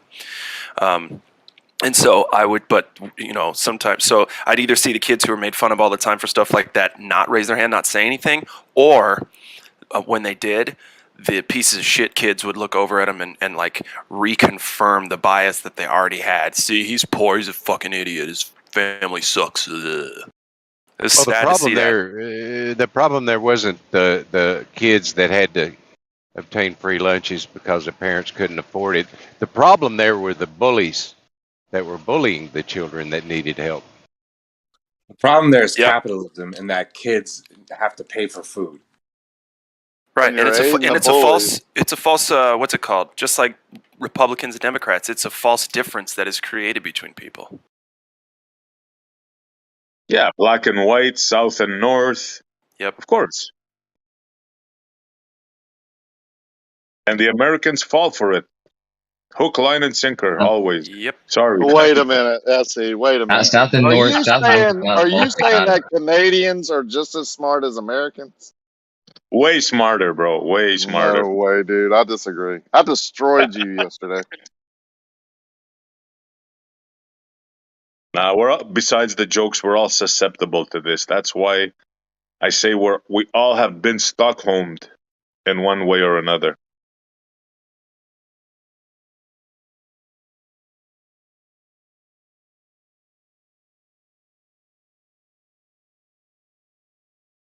Like, burn an American flag in front of an American crowd. See what happens to you. You're gonna get Yeah, and it's just a flag, guys. It's home. like, come on. You know, it's like, okay, it's disrespectful. I get it, but it's just a piece of cloth and shit. Like, what would really be Exactly. disrespectful if you came up and punched me in my face? That's disrespectful. Yeah, if you don't want to see things that make you upset, then turn away. Basically, I'm not saying avoid it, but you don't have to, be so ramped up that you would go try and stop it. I mean, it's actually, the flag represents their right to do certain things, and I don't condone flag burning at all. That, like I said, it would still upset me, or does still upset me today. I just have different reasons why it upsets me. Before, it was just an ingrown, I stood before the flag every morning. I think that's why it upset me as a young man. Now it would upset me because of what I know the flag really has endured, right? Like, it represents. But there's certain parts of that flag, or the country that the flag represents, that I absolutely disagree with. I mean, they have some real animals running this country right now, with all the perpetual war and laws on abortions and things like that have gotten way out of hand. Yeah, it's all about conditioning. And I don't condone flag burning. Of course, that's stupid. That's disrespectful. I just wanted to make a point. How we've. Yeah, and and I think I agree with you. I guess what I mean is personally, I'm not going to take offense if you burn my flag. But if you take, because see, I didn't have anything to do with building America. I was born here. I didn't choose. I just showed up. But like, if, for instance, if I'm a musician and if you took one of the albums I helped record and broke it in front of my face, that's different. That's completely different. Or you burnt it. If you took my flag, right? If you came to my house or my boat where I'm proudly flying the flag, because I know what it fully represents for me as an individual and as where I live in a country with a group of Americans, right? Which is interracial, blah, blah, blah, the whole thing. Then I'm going to be upset. But if you buy your own flag, I don't care what you do with it. Exactly right. I just choose to fly mine proudly. Oh, by the way, Blue, that proves you pretty much freaking wrong again, right? Yeah. It's not a proof necessarily. It's just differences of opinion. I think in Finland we have. Well, he said I was ashamed of the America that I live in, or the flag. That's pretty much wrong by what I just said, right? Left lane? Well, everybody's got opinions. Yeah, and this one proves him wrong. Yeah. I bet you if I came to a Republican and Democrat convention when you guys were on either side, like yelling at each other, I bet you if I came in there with a Canadian flag and took out an American flag, put it on the floor and burned it, I bet you both sides would attack me. You better not even just tell me you're a Canadian. Let's you see what I mean? You're you going see to be the divide and conquer mentality? Yeah. Conditioning, man. Picking, of course, but it is amazing how I've been conditioned to dislike certain groups that I didn't even know about. And when I come to find out, they just want the same thing I want, right? Like peace, love, sex, drugs, rock and roll type thing, money. All humans pretty much are the same. Look, every family in the world is the same, right? Be it communist, Islam, Christian, right? We all want the good things for children. We all want the prosperity, fixing our homes, right? And the leaders know this. So they have to find something to divide us. Now, religion is beautiful. Politics. Now they're doing racism. They're doing gender now. It's all in the works. It's all, they know all this shit. They know if they make a statement, half of the America is going to say yes, and half of America is going to say no, and they just play you guys out. Us too. I'm not singling out America, but America is a prime example of that. I think America specifically, they have a lot more covering up to do about this land. I think there's a lot of deception about what really happened in this country. Oh yeah, we'll never know. The other night I was explaining to my grandma and grandpa that it's two Republican Democrat are two wings of the same bird. You know, at the end of the day, they all go have drinks together at the same bar. Like it's not that's just how it is. They put on a show for y'all and then have drinks together after the show. I mean that is just how it is. And you would not have believed the look on my grandma's face when I said that. She's thinking to herself, how are you not divided, Sean? How are you not divided? That is the way to be, okay? How is it that you think you see through this? Well, there's nothing to see through. Do you reckon Nancy Pelosi and Donald Trump have a drink after the end of the day? I don't know, but I guarantee you what you see on TV is not their actual relationship. What about Hillary? What about Hillary and Donald Trump, Left Lane? Because they've been seen together, hugging and kissing. They're enemies. I don't know so much about Hillary, but you don't know shit, Nancy, man. What goes on Nancy over there behind the closed door? Pelosi hates Donald Trump's guts. In public, you don't know that. In public, you don't know that. Yep. Yeah, you have no idea. You're saying that because of what the news has shown you. Correct. That is the whole. It's a little intuition there. You know, you could have a little intuition. Can I then say your something intuition about that, is off. That's okay. You can admit that, can't well, you? no. I think because here's the thing. Hold on. Here's the thing. Is like what's interesting with Trump, because like is that it is this anti-establishment narrative. Now, whether we're going to accept that or not, I don't know. But like in the sense of there is a division, it's because clearly there's one party that likes the American ideals, and another party that wants to institute fucking communism and communism. So like, to stand with like, this is what's so interesting now is that the Republican Party is the party of Americans and the Democrat Party is the party of people that don't like America, hate the, you know what I mean? Like, and so there is this weird kind of classical division going on. The thing that's cool with the American argument is that it accepts and embraces all, it's like a flat earth argument, in my opinion, the Trump movement. Because it's censored everywhere. They always, you know what I mean? I mean, dude got kicked off Twitter. Like, what the fuck is that? And like, you never know if he's going to be doing something live somewhere. They've shut this guy down so hard. And I don't know whether it's, you can argue about legitimacy of it all, et cetera. But it is interesting that one party represents America and its ideals and the other party clearly does not. I think there's something really genuine about what's going on. I don't know what it is, but it's political and potentially going to affect all of us. So it's fucking interesting. Yeah, I agree that there's agendas that are shared by both parties. Maybe George. I mean, all you got to do is look at George Bush and John Kerry. Like, this is why it's interesting. That, like, what's going on now? Because there's something different with this whole shit. Like, because usually it was John Kerry and fucking George Bush who were fucking skull bone members, the rarest of societies ever. And then you've got like, every one of them along the way has been like handshaking and doing everything. There's something going on right now with the Trump like there's there's establishment. Yeah, like there's an overall agenda, but then there's subsurface stuff. But you have to also remember that even the Republicans didn't want Donald Trump until he was nominated the candidate. Before that, the entire party was, and even the conservative networks were trying to make sure he didn't get elected. I mean, I just think if there was an overt attempt to take our country back, it would be through the vehicle of what Trump and all them are doing right now. You know what I mean? Which is kind of cool. So, like, regardless of whether they want to create Space Force and, regardless of whatever, it's like these ideals. Like, one party is representing them. One party is clearly a misrepresentation of them. Yeah. I wonder what would happen if, well, actually, it's happened before, so I know what would happen. If they try to create their own party, like a new party. That's what happened with Roosevelt. See, but that's not fair to the actual. That's not fair to the actual Republicans, though, because the Republicans were the abolitionists.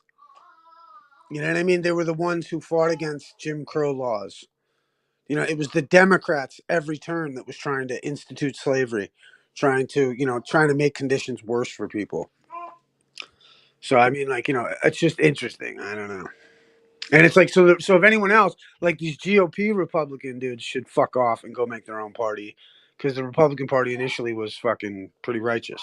I want to know who thinks that any of the playing cards or face cards, presidents in history have had anything to do with actual decisions the country made. Yeah. Wait, Yeah, I think so. I mean, I think you Lincoln. do? You think so? How about this? Lincoln paid the price for not doing what he was told. Oh, come on. Go. You don't know that. Well, fair enough. Well, But, I mean, I don't know. Well, in the story of things, are you saying that the assassination never happened? I don't Sorry, think they ask would the question again. Sorry, one more time. become president.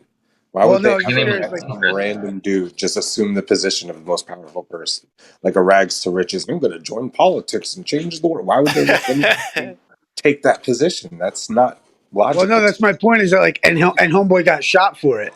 You know what I mean? Like, he tried to create his own money. Allegedly, he tried to create his own money system because he understood he didn't need he thought he could create his own currency. In reality, there's like outstanding contracts, and he was trying to go against them. And then, so what I'm saying is there is an overarching agenda. The thing is that the presidents have to hold down that agenda. Yeah, no, I agree with that. I just think that nobody sits down with Donald Trump and asks his opinion on what the country should do moving forward. It's not about personal interests. It's just about, like, I guess there's big interests in general that they just need somebody to support some big interests in that position. Well, yeah, you also have the archetype of society. Like, this is why there's that interesting thing about how, like, you have the archetype of the president, and then, like, they've tried to degrade that archetype at every turn to belittle our institution that actually was the institution that abolished slavery and shit. You know what I mean? Like, like they've tried to dismantle this archetype that's inherent in the system. And I think, it's just it's creating more chaos. That's why you have an unintellectual group of masses who need to be told not to drink motor oil. Yeah, but dude, there's dudes like Andrew Jackson. I don't think anybody was running Andrew Jackson. And I think that he was making his own decision. How do you know that? And I think there's. I don't know. How do I know that? He wanted. He tried to. They almost assassinated him like 8 times. So you were alive back then, and you witnessed and it. No, I'm just. You're making a bold claim that no presidents make their own decisions. That is a bold claim, correct? Yes. He goes against the establishment, against the banks. That's the story, though. If somebody's making that decision for him, then who's that? Yeah, that's crazy too, because that's where Andrew Jackson was awesome in that regard. He tried anyway. But I look at it like, dude, that people don't like. We're having this conversation without the groundwork of understanding, like, who wrote the Treaty of Paris. So we look at this. Yeah, there's no context. Well, we look at this issue as though the U.S. won this war, and I dare say there's evidence for otherwise. And and that these other contracts that are outstanding because of debts outweigh any personal opinions about a particular president, as hard as they may be to kill. You know what I mean, dude? You're saying things within a narrative that you were fed. I'm not sure if I can believe any of that stuff. Well, no, that's what I'm saying is like okay. Familiar. Are you aware who wrote the Treaty of Paris and why? No. Like, so the Treaty of Paris is what ended the Revolutionary War. Who writes a treaty, the winner or the loser? The loser. Well, the winner does, because the winner says, if I'm on your block and I beat you up in a street fight, and now I say, hey, dude, every Thursday I'm gonna come over and fucking have your soda. That's how it's gonna go. I see. Yeah. I'm gonna whoop your ass again, and every Thursday I want a fucking cold soda right here. You know what I mean? Like, I dictate the treaty terms because to avoid the ass whooping, you're gonna make sure that you got that soda right, bud. So and that's the treaty. And if you notice in the Treaty of Paris, it's written by the King of England, and he fucking calls himself the King of the United States in the opening paragraph. Oh. So to fucking have a conversation about historic fucking governmental decisions without knowing that puts someone immediately in fucking wrong direction territory. Given the narrative, I totally agree. What I do is I don't feign ignorance. I admit total ignorance. Fucking awesome, dude. I'm just saying, like, in light of, I mean, because I get it, the skepticism, but I found it interesting when I learned that, and I'm just trying to even inform. Yeah, yeah. It's like, it's so interesting to me that, like, we look at, like, you know, what's crazy is, like, okay, so after the Treaty of Paris in, like, 1812, the Treaty of Paris was 1793, 1812, they came down and burned down the White House because the members of fucking the states did not want anyone holding titles of nobility to be in Congress. Well, Esquire is a title of nobility, lawyer. So fucking, they were going to say, hey, we don't want your Esquires invading our fucking Congress. And the fucking England said, hey, bitch, you forgot my soda on Tuesday. I'm going to burn down your fucking house. Jeez. And so fucking, the whole shit has been dictated by these foreign contracts that we're unaware of. I mean, you're not far off the point, bro. Like, I don't think that elections are elected. Well, I've often said, like, you know, when was the last time you worked for a company that you got to vote on who the president of the company was? It doesn't work that way then, companies, right? That's fucking right. And United States citizens are classified as employees. I mean, it depends though, Isa. It depends, Isa. Like, it depends on the size of the company, you know? Like, a lot of companies out there, like, even the CEO ain't shit. It's all about the fucking board of directors. And they're the ones that fucking elect the fucking CEO. You know? Unless you're talking about a smaller size company where the CEO matters. Yeah, I know. I'm not going to try to degrade my conversation right now, though. But, like, the point is like that there's this whole alternative history that we're not aware of. That, like, you know, when you look to it, you realize you're right, dude. These guys have not made those decisions. They've not fucking, you know. But there is a way to see what's going on. There is. I mean, like, if we look back at the presidency where Trump got elected, right? And we consider, could have fucking Russia fucked with social media to have facilitated Trump getting elected? That's a possibility, isn't it? It would have been in Trump's favor. What was it again? I didn't hear what you said, brother. I was just trying to say, like, is it possible that Russia instigated Trump being elected? Well, do you think they may have fucked with social media a little bit? Didn't you think it was weird that Hillary and Obama gave Russia 17% of our uranium? Yeah, I mean, and that's type of the same shit I'm talking about. Is like right. But my point is this: is that why is Trump fucking, you know, totally like silenced, you know, thrown off Twitter, fucking everything that we as flat earthers have faced, the fucking president of the United States has faced, and that's fucking weird, seeing as it's coming from one direct fucking party.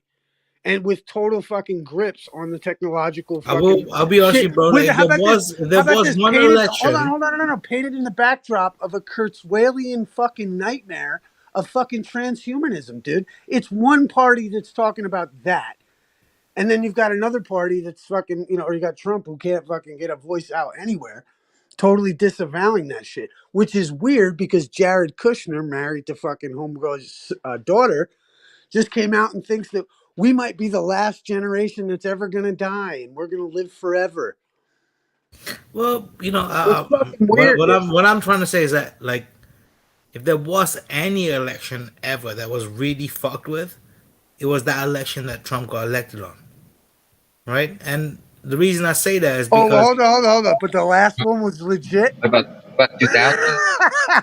the reason I say that... Hold the fuck up. Yes, that's exactly what I'm saying.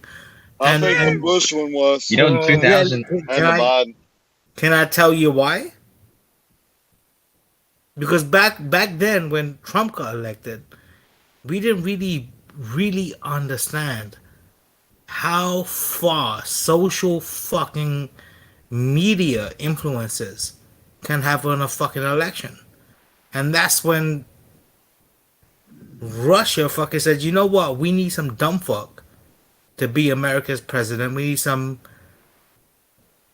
That's when they got Biden in. Yes. Dude, that's your. I mean, like, that's cool that you're going back to, CNN's 2016 talking points, bro. But at the same time, we've moved a little farther. Dude, what about in 2000 when the president was selected by the Supreme Court?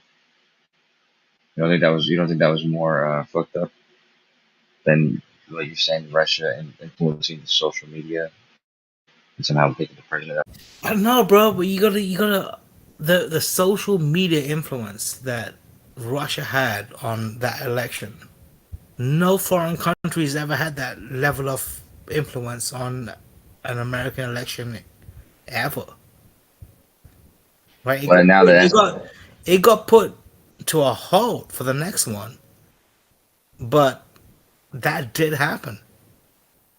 Well, that's what I'm saying. If that's the case, that's what happens, then how is it not that everybody who wants to win the presidency would just do that from now on? Like, why wasn't Russia still picking our president? Because, like, you know what? Countries are smarter now. We don't allow that level of, if you want, false advertising to get into our country. You know, like, there's a reason why it's not happening anymore. But the first time it happened, that we had no fucking defenses.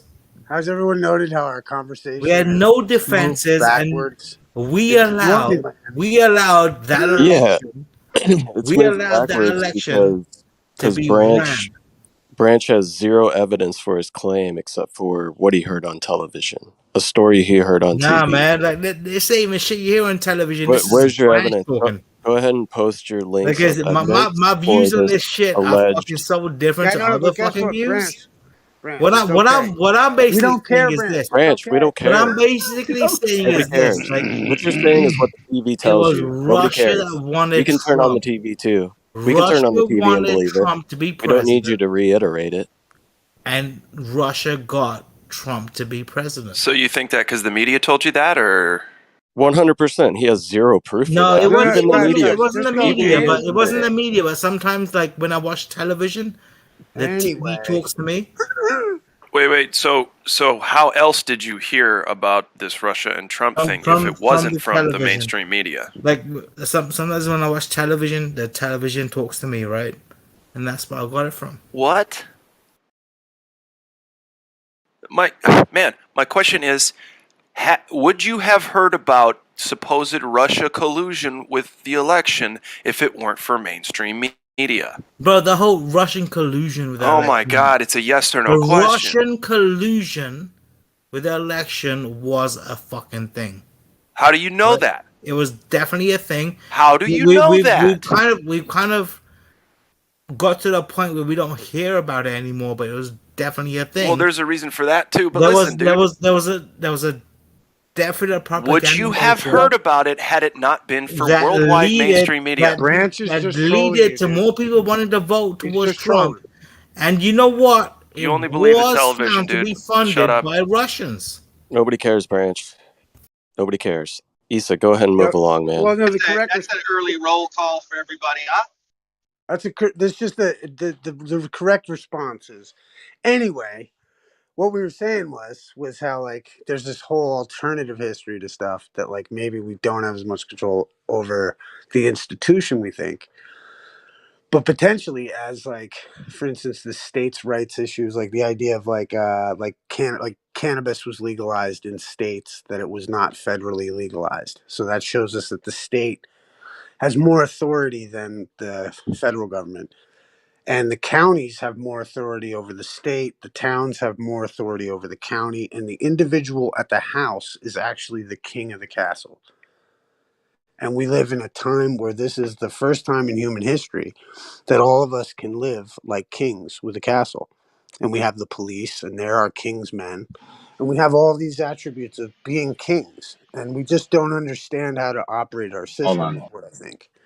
That's a good point. Well, I like that point. I say, you know what? I would disagree a little bit because anyway, back in the days, bro, we could be the kings of our own demeanor. Yeah, Kosho was trying to say something. It wasn't about how much land you have or wealth. Yeah, okay. Back in the days, being the king of your demeanor just meant that, maybe you had a small house and could grow your own domain. vegetables. You meant domain. Anyway, let's move on.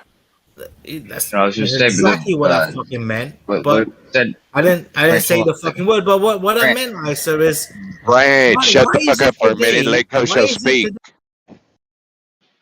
He's annoyed. Okay, good. Sorry, Branch. What was I saying? Right, yeah. So what you said, it was beautiful, beautiful thought. However, I don't know if the history or really there's any evidence of that, because it's true that in California it's legal and in the country it's not. But at any point when the federal government wanted to enforce the law, they have every right to, and they probably have hold more on. force. Here, let me explain. They're using a federal commodity. The problem is this, Kosho, and this is actually the solution. I've tried to explain this to the podcast. Well, I mean, they already do this. Well, no. They do this. Like ICE will already can I enforce explain that why? law. Right, but why they do it? They do it for the same reason that the ATF busts people on drugs and stuff, is because they're using a federal commodity, i.e., the dollar, to transact in something that is federally considered to be illegal.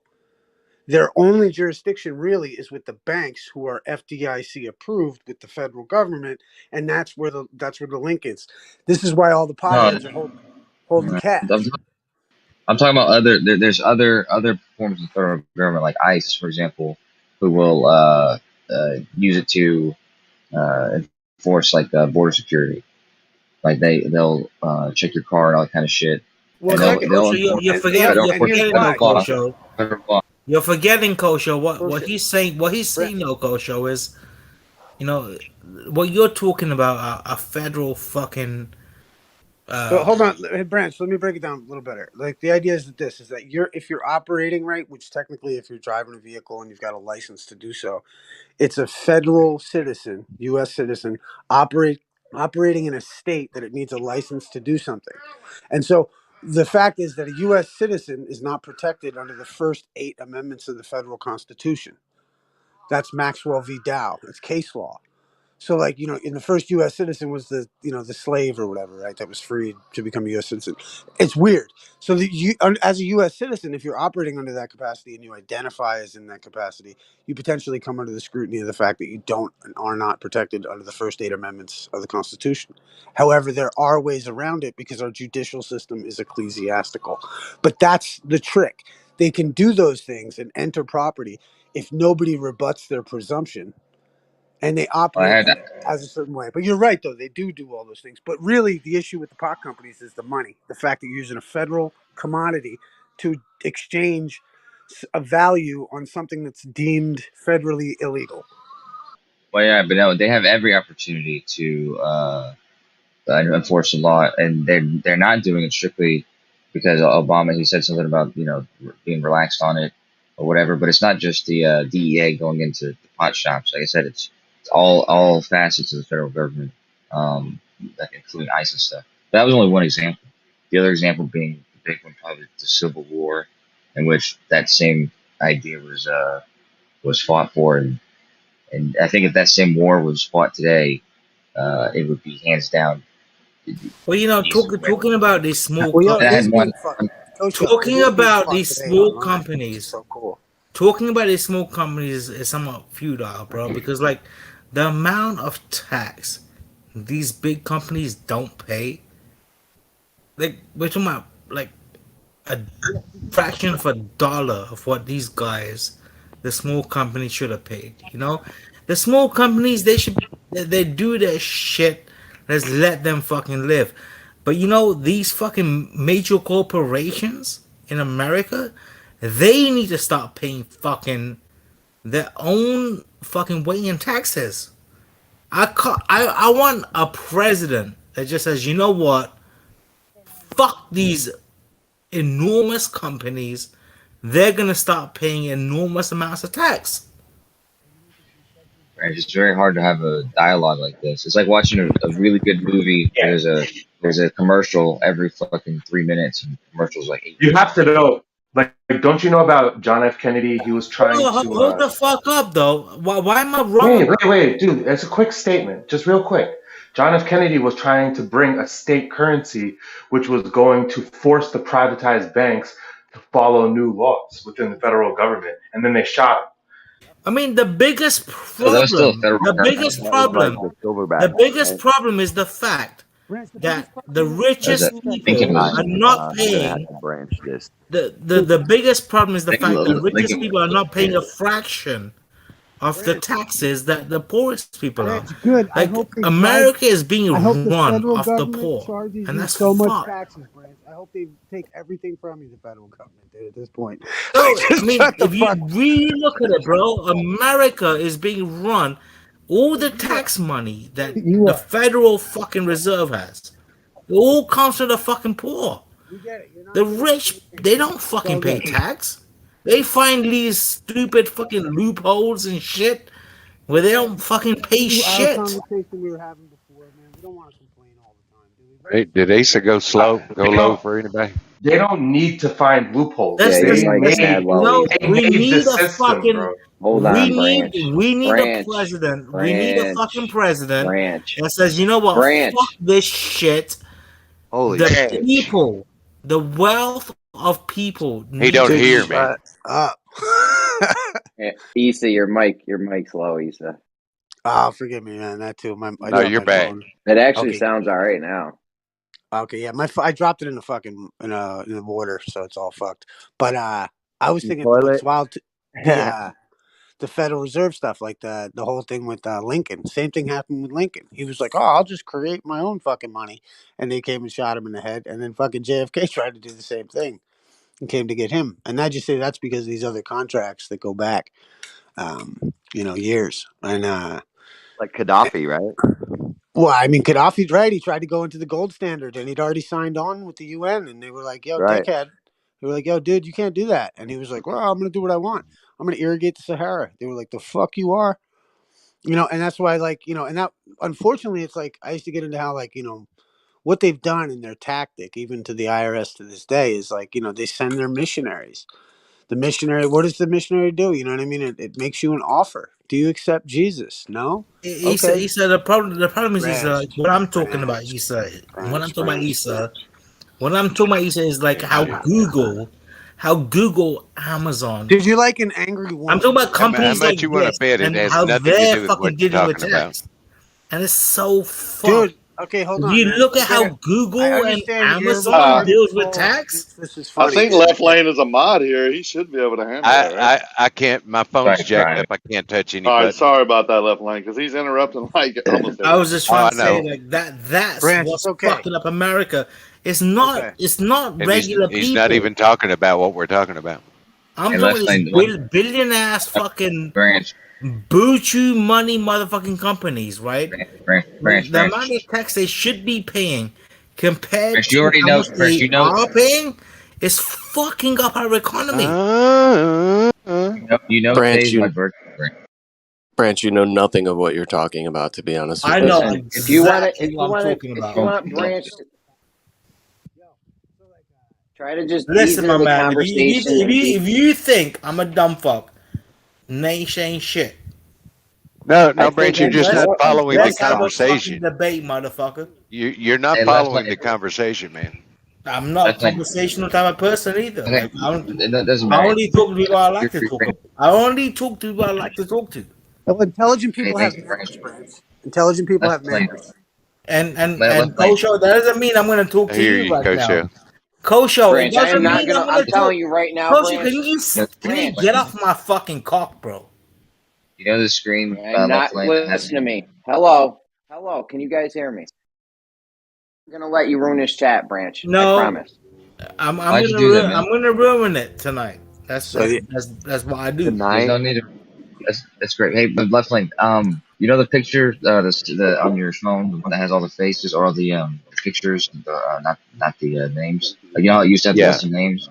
Now it's got Yeah. the faces. If you hold down, like if you press on one of the pictures and you hold it down, then the options will come up to you know, do whatever, like view the On profile the and tile adjust. tile view. Yeah, right. Yeah, because I had the same problem, but that works for me. Yeah. If not, I'm holding down on Geo and it's not doing anything. I've tried that actually, and I can go to Right. list view and I It can doesn't see pull the top few people, but I can't scroll through the list. Exactly. Nobody can. That's funny. And I Go ahead. No, you go ahead. So yeah, I was getting into how what they do is they send missionaries, right, and they make you an offer. They said, you know, Oh yeah, back Yeah, to the check offer, that. Jesus offer. yep, What's you up, only get Mike? 4 doors. So you know, it's either you accept it, or you conditionally accept it, or you refuse it, or you go silent. And what, like, you know, that's how they did the law of conquest. That's how the Vatican and everything, Great Britain, took control of everything. Is they showed up, said, "Do you accept Jesus?" The people said no, or they said yes, and the ones who said no are no longer around. And like, you know, because they justified that with their religious view. You know, they were burning witches and shit, right? So like, you know, and the thing is that you can conditionally accept it. Look at all the societies that did. Yeah, but they added Jesus into their pantheon of gods, right? You know what I mean? And those who accepted it fucking wound up with an better deal than getting annihilated. And it's like, you know, my thing Sounds like is that that's just what it is, though. I'm not like trying to one way or the other. It just seems to be what it is. And it's like how the IRS will do you. You know, they send you a letter. Do you accept this fucking thing? If you go silent, they send the second letter. Do you accept this thing? Third letter. Do you accept this thing? You go silent again, they're coming. You know what I mean? And I just think, like, you know, it's interesting how there is a formula to the madness once you kind of get a real bearing on actual history. And, you know, I think, like, there's a lot of remedy available to us. We just were not aware of it. We're not aware that we're in a war. We're not aware that there's even a remedy for it. And I just think, like, when we do get that answer, it's like fucking Excalibur. And I think, like, all of us, whether ball earth or flat, anyone who gets it can win, because no one can trump your individual liberty, because your rights are potentially from God. You're a priority security interest holder that can discharge any debt that was created by this fucking system. And their only authority over you is that there's some kind of a charge. Well, that charge can be be forgiven, if you will, in an ecclesiastical system. And it's quite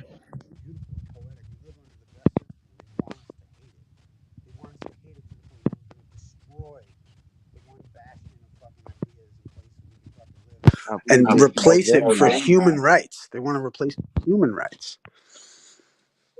That That's only what's so works if fucked they're up. actually following that rule, though. You see in a lot of cases that they just don't follow that rule. They don't follow the rules. But you know what the thing is, though, Gramsci? Talk about it. I've noticed it for me. They follow it.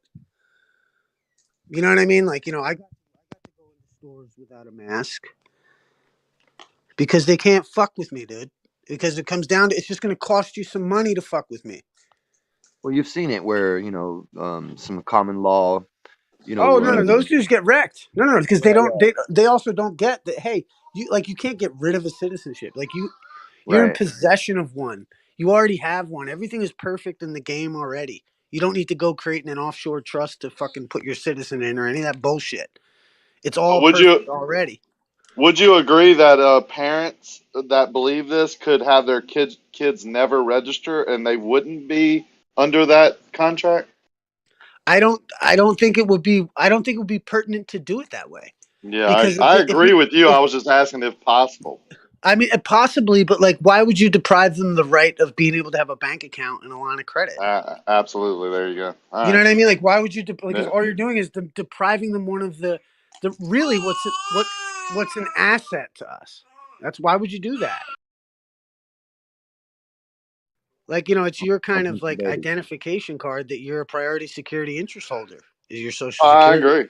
And then, and what's even cooler is what's crazy is if you look on the back of your Social Security card, there's a number, there's a letter and 8 numbers. And if you look on a dollar bill, there's letters and 8 numbers because your number is on a dollar bill somewhere because you're you are the guarantor of the financial dollar anyway. Right on your bank number. That's why you have the right. That's why, because you created it or gave them the value, you have the right to discharge it too. The only thing I would do different if I had kids today is not lie to them about Santa and Easter Bunny and all that. Nah, you got to have that. I look at it like you got to have that because no, but you don't have to lie about it. You can still have the presents and trees and all that, but you don't have to deceive them. Well, you know what I used to say I used to say all the time. I'd say, what do you call it? Well, the rumor is, you know what I mean? Like this is what they say about Santa. You know what I mean? Like I always preface it with that, like a scientist talking about some fucking weird thing.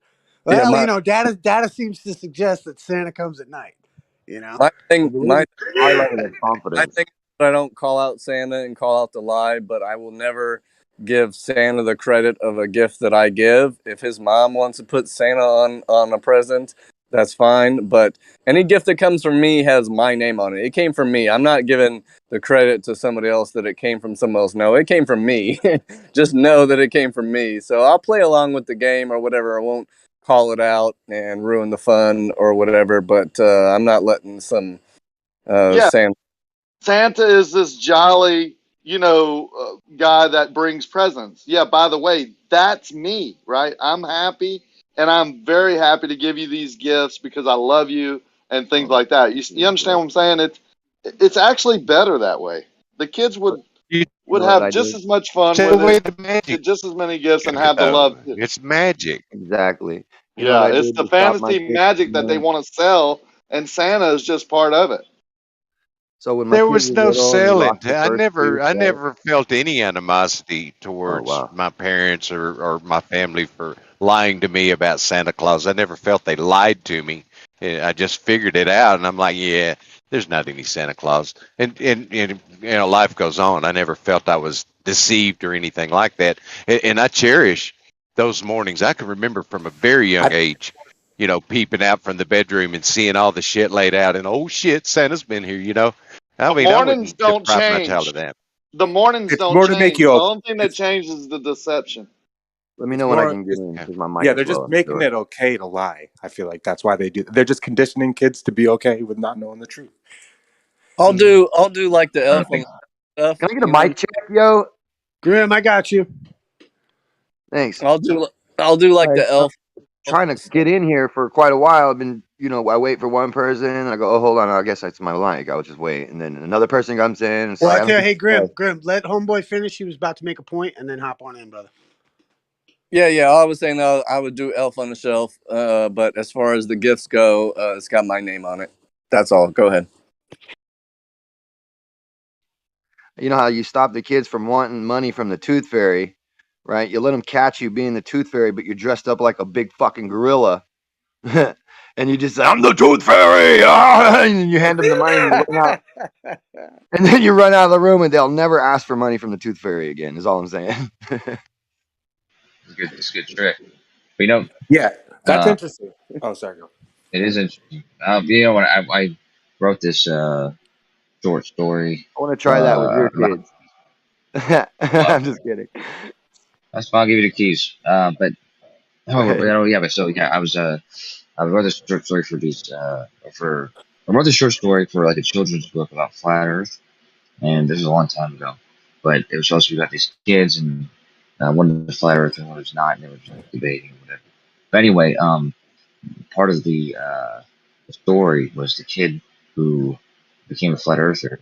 He first was arguing that he had a distrust for his parents and his teachers because they told him that Santa Claus and all that stuff was real and they're not real.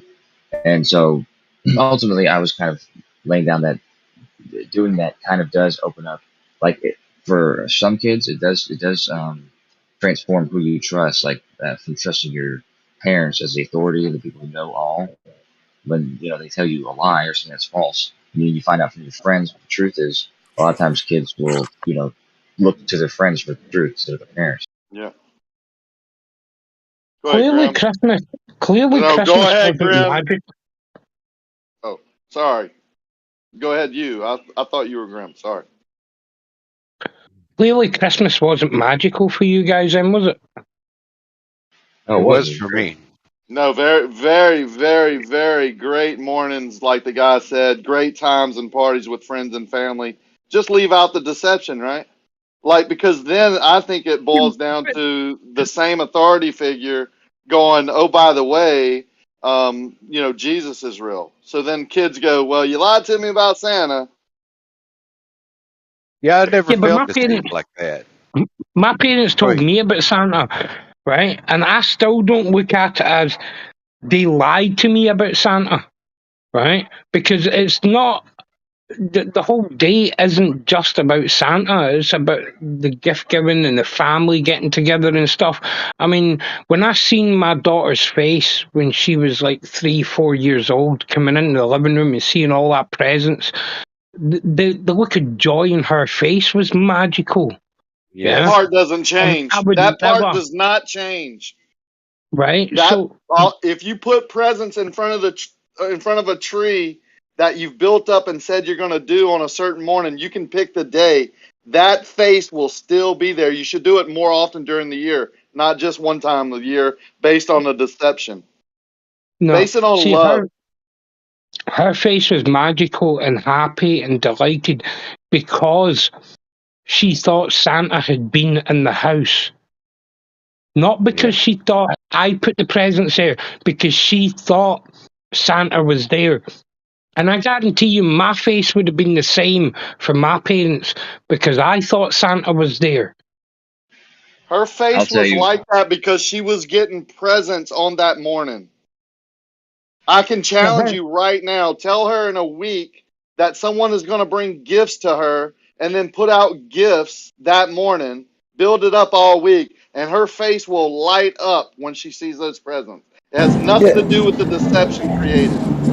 I don't need to ask her because I already asked her. She's 24 now and she has a daughter of 5 herself. And she sees in my granddaughter's face what I seen in her face. So to us, it's not a lie. It's not a deception. It's something magical for the kids. And to me, when you're saying don't deceive them, don't tell them about Santa, you're taking the magic out of it. Did not say that. I said don't lie to them. Don't deceive them. It's not the presents that she was happy about. She was happy that Santa had been. No, she's happy that she's with her family and being loved and someone gave her gifts. Well, they're just two different opinions. But lying is with the intention of deceive or in a bad way, or Essie or Rakia, I don't know. No, I'm not saying it's a Rakia. bad. Okay, you can justify that, but there's different degrees, right? I don't care how you justify it. Lying is lying. Deceiving is deceiving. No, it's not the same. Like it's not the same. Like lying about. Hold on, Rakia. You busted in on me, dude. Yeah, hold on. It's not the same. It's not the same lying to your kid or something like if a parent die or whatever, and not to hurt him or whatever you lie. It's not the same that as to It is still a lie. I never said it was. Dude, it's just I even good. said Let's there call was it what different it is. degrees. It's a Different psyop. degrees. You're running a psyop on your kid. That's what it Still is. lying. Okay, it's a hoax. Guys, And can I no get in matter something? how you sugarcoat it and say it's not a lie, you don't feel like it's a lie. It's just that's what it is. It's a lie. You tell your kid that Santa, some jolly red man, and some reindeer deliver. Doesn't matter how you want to sugarcoat. It's a lie. You tell your kids a lie. Okay. Guys, can I get how in it here? is, and she may enjoy it. She does have a good time on Christmas and all the things. It's not the presents. It's the feeling. It's the magic. It doesn't matter. You still told your kid a lie. Don't sugarcoat it. Guys, can I get in? I don't know if you guys can hear me. I know I'm in a loud environment, but there's a very I know, but can you hear me? Yeah. Okay, well, I've already apologised for the environment, so sorry about that.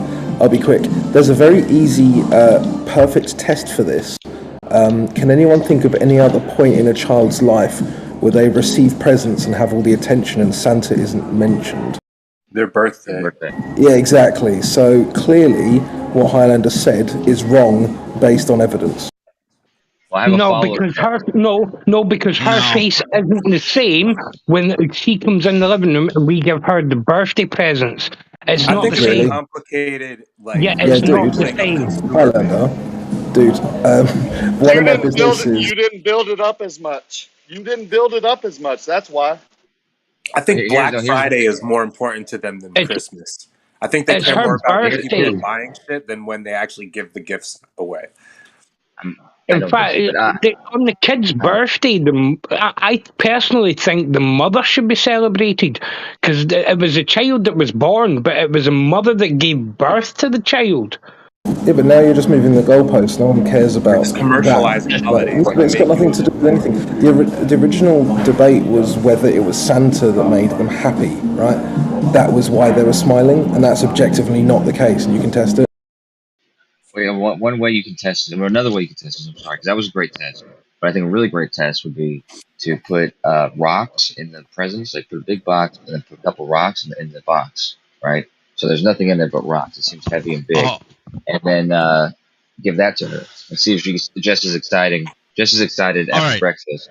Oh, all right. Do that with a gift from their birthday. Anticipating material possessions for a year and considering that like the highlight, we should be like worshiping like ourselves and our moms and our families every day, not just one day with material gifts. Yeah, I They're just agree with that. informing how we perceive our own like our Yeah, own we should gifting. celebrate. It's very sad. Yeah. We I should just can't celebrate. understand why you want to kill the magic for the kids. Well, Yeah. just leave the kids alone. Yeah. You just formulate it differently. I think that's all that's being said here. Is you celebrate. It's very sad though, and I don't understand it. Am I You're talking? gonna. Am I talking? I was definitely talking. The way you make this magical still is you change what's being celebrated. You don't celebrate a fat man in a suit in your living room. You celebrate the relationship itself, and that's very easy to do with children. All right. Why do you celebrate it exactly that day? Just do it a different day. The kids don't care. You just tell them Christmas is on this day and we're celebrating for this reason. But yeah, but the people who is like this, they do it exactly that day. I don't see the point. Dude, Why? Have you ever interacted with a child? They don't care. I have 3 kids, buddy. Well, I'm amazed that you're answering this question. You just tell them this is the day that we celebrate this thing, and then they go, okay. That's fair enough. It's literally how they have. Again, it depends how you put it across. If you just say, "Oh, this is the day we celebrate Christmas," or "This is the day we celebrate Easter," and that's it. Yeah, I mean, your attitude and the way you come across is not going to be that exciting for the kids, and the kids are just going to go, "Oh, okay." And then, but if you say to the kids, "Oh, like this is when we celebrate Christmas. This is going to be good. This is going to be a magical day. Santa's going to come to you. He's going to give you lots of presents, especially if you've been good." The kids are going to get excited about it. Yeah. Yeah, I understand. I agree with that, but it's not because Santa is in your house, right? The fact that you've built it up is the issue. Like that is what you're saying. Is no, hold on, dude, come on. Like, I'm in a busy environment. I'm already pissing people off. I don't want to have to raise my voice. If you hear me talking, please just let me talk. Okay. So the point I'm making is that it is the build-up itself that is the magic, right? So it's a false choice between saying fat man in suit with build-up versus no build-up. Okay. There's a third option where you say, okay, we're building it up. What you're doing is you're telling them, oh, do you remember how much fun you had last year when we were celebrating this? Yeah, it's going to be great again. It's going to be fantastic. It doesn't have to include a fat man in a suit, right? So this is where like the explanation of what they're actually looking forward to is getting lost, right? It's the build-up itself, and it's making sure that the day is fun that they're looking forward to. If you have to deceive your children to put a smile on their face, maybe you need to take a look at yourself. You have never lied to your kids, Rakia. Yes, I lied to them about Santa and the Tooth Fairy and all that, but I know now that I didn't need to put a smile on their face and to prove love to them. And nowadays, you never have lied to them, not once. So now why are you questioning that? That's not the topic. The topic is deceiving them about Santa. I don't have to do that to put a smile on their face. But so deceiving about Santa is the bad one. Deceiving them about No, any other thing no, is okay. I mentioned Tooth Fairy, and maybe you're not listening. Tooth Fairy and the Easter Bunny. I would go back and not lie to them about them, that to put a smile on their face. I would tell them the truth and love on them and celebrate in the way that still would put a smile on their face, but I wouldn't be deceiving them. Yeah, Rakia, here's a question for you. Do you tell your kids or anybody else that when somebody dies they've gone to heaven? Yes. If I believe that. Right, hold on. Is that not deceiving?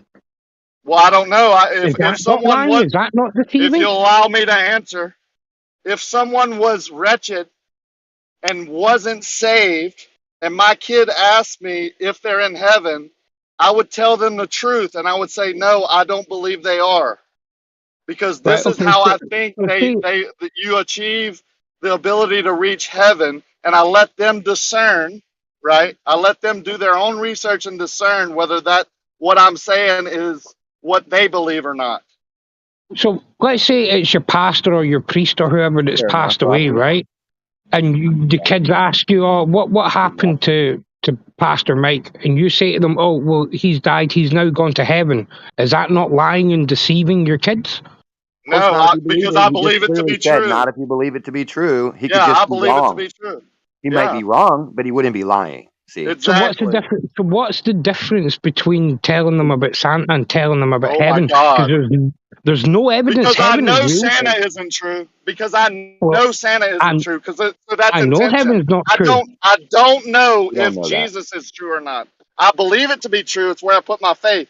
But I know Santa isn't true. You don't know the difference? How are you in this conversation, dude? I thought we were talking about lying to the kids. Telling kids. Yeah, intentionally lying. Yeah, right. how You've got no evidence. You have no evidence heaven is real, right? So therefore, you're still lying to your kids. Heaven is not real. Yeah, right. God is not real. Yeah, you haven't proven that. Right. Though. I believe it to be true. You have a difference of opinion. Do you believe Santa is true? Yeah. Do you believe Santa is real?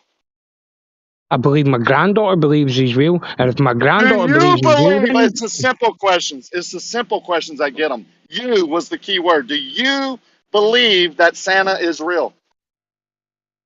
Of course not. That's why he deflected to my granddaughter. Of course not. Real. Your granddaughter believes it because her authority figures lied to her.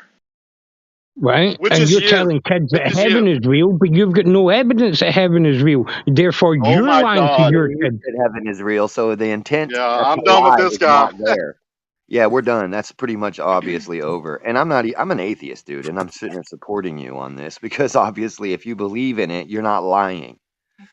Right. And if at a time that I know that Jesus isn't real, like it's proven to me that it's not real, and my kid asked me, is that guy in heaven? I would say, no, that was a lie, that we were deceived. I believed in it. I can be wrong, but I wouldn't be lying, because lying would mean that I know it's not true, and then I'm telling you it's true. Believing lies make you a go along, get along. Right. I still believe that. Then you wouldn't be lying. You would just get be along, wrong. be happy. You know, a lot of like. Yeah, lying means an intent. It's like the difference between murder and killing. It's really that's a tough question though. You got to ask yourself: do we need to lie to kids to make them understand things better? We don't. They're smart. The answer is no. Yeah, that's what I think. My kids believe in heaven because they've researched it and know it in their heart, not because I told them. I just told them to research it. So if I tell my kids that Santa's coming to make them happy, and I believe that makes them happy, what's wrong with that? But you believe it to be true. Dude, you are stretching this to the extreme for some reason. Do you really need to have Steve kids to make it love or something? Like, I don't get it. Yeah, but I believe I'm not deceiving them. Just because you say I'm deceiving them doesn't mean that I actually am. That's a good point, Rick. Yeah. It's just like the atheist is going to say, well, it doesn't matter if you believe it's a lie. And you're saying, but I believe it. and he actually believes it, that he's making it happy, and is. I'm fine with that. Hey, let me restate yeah, my he point believes in the his lie beginning. I is didn't making him say happy, everyone but it should still stop. doesn't make it Hang on, not a hang lie. on, hang on 1 second.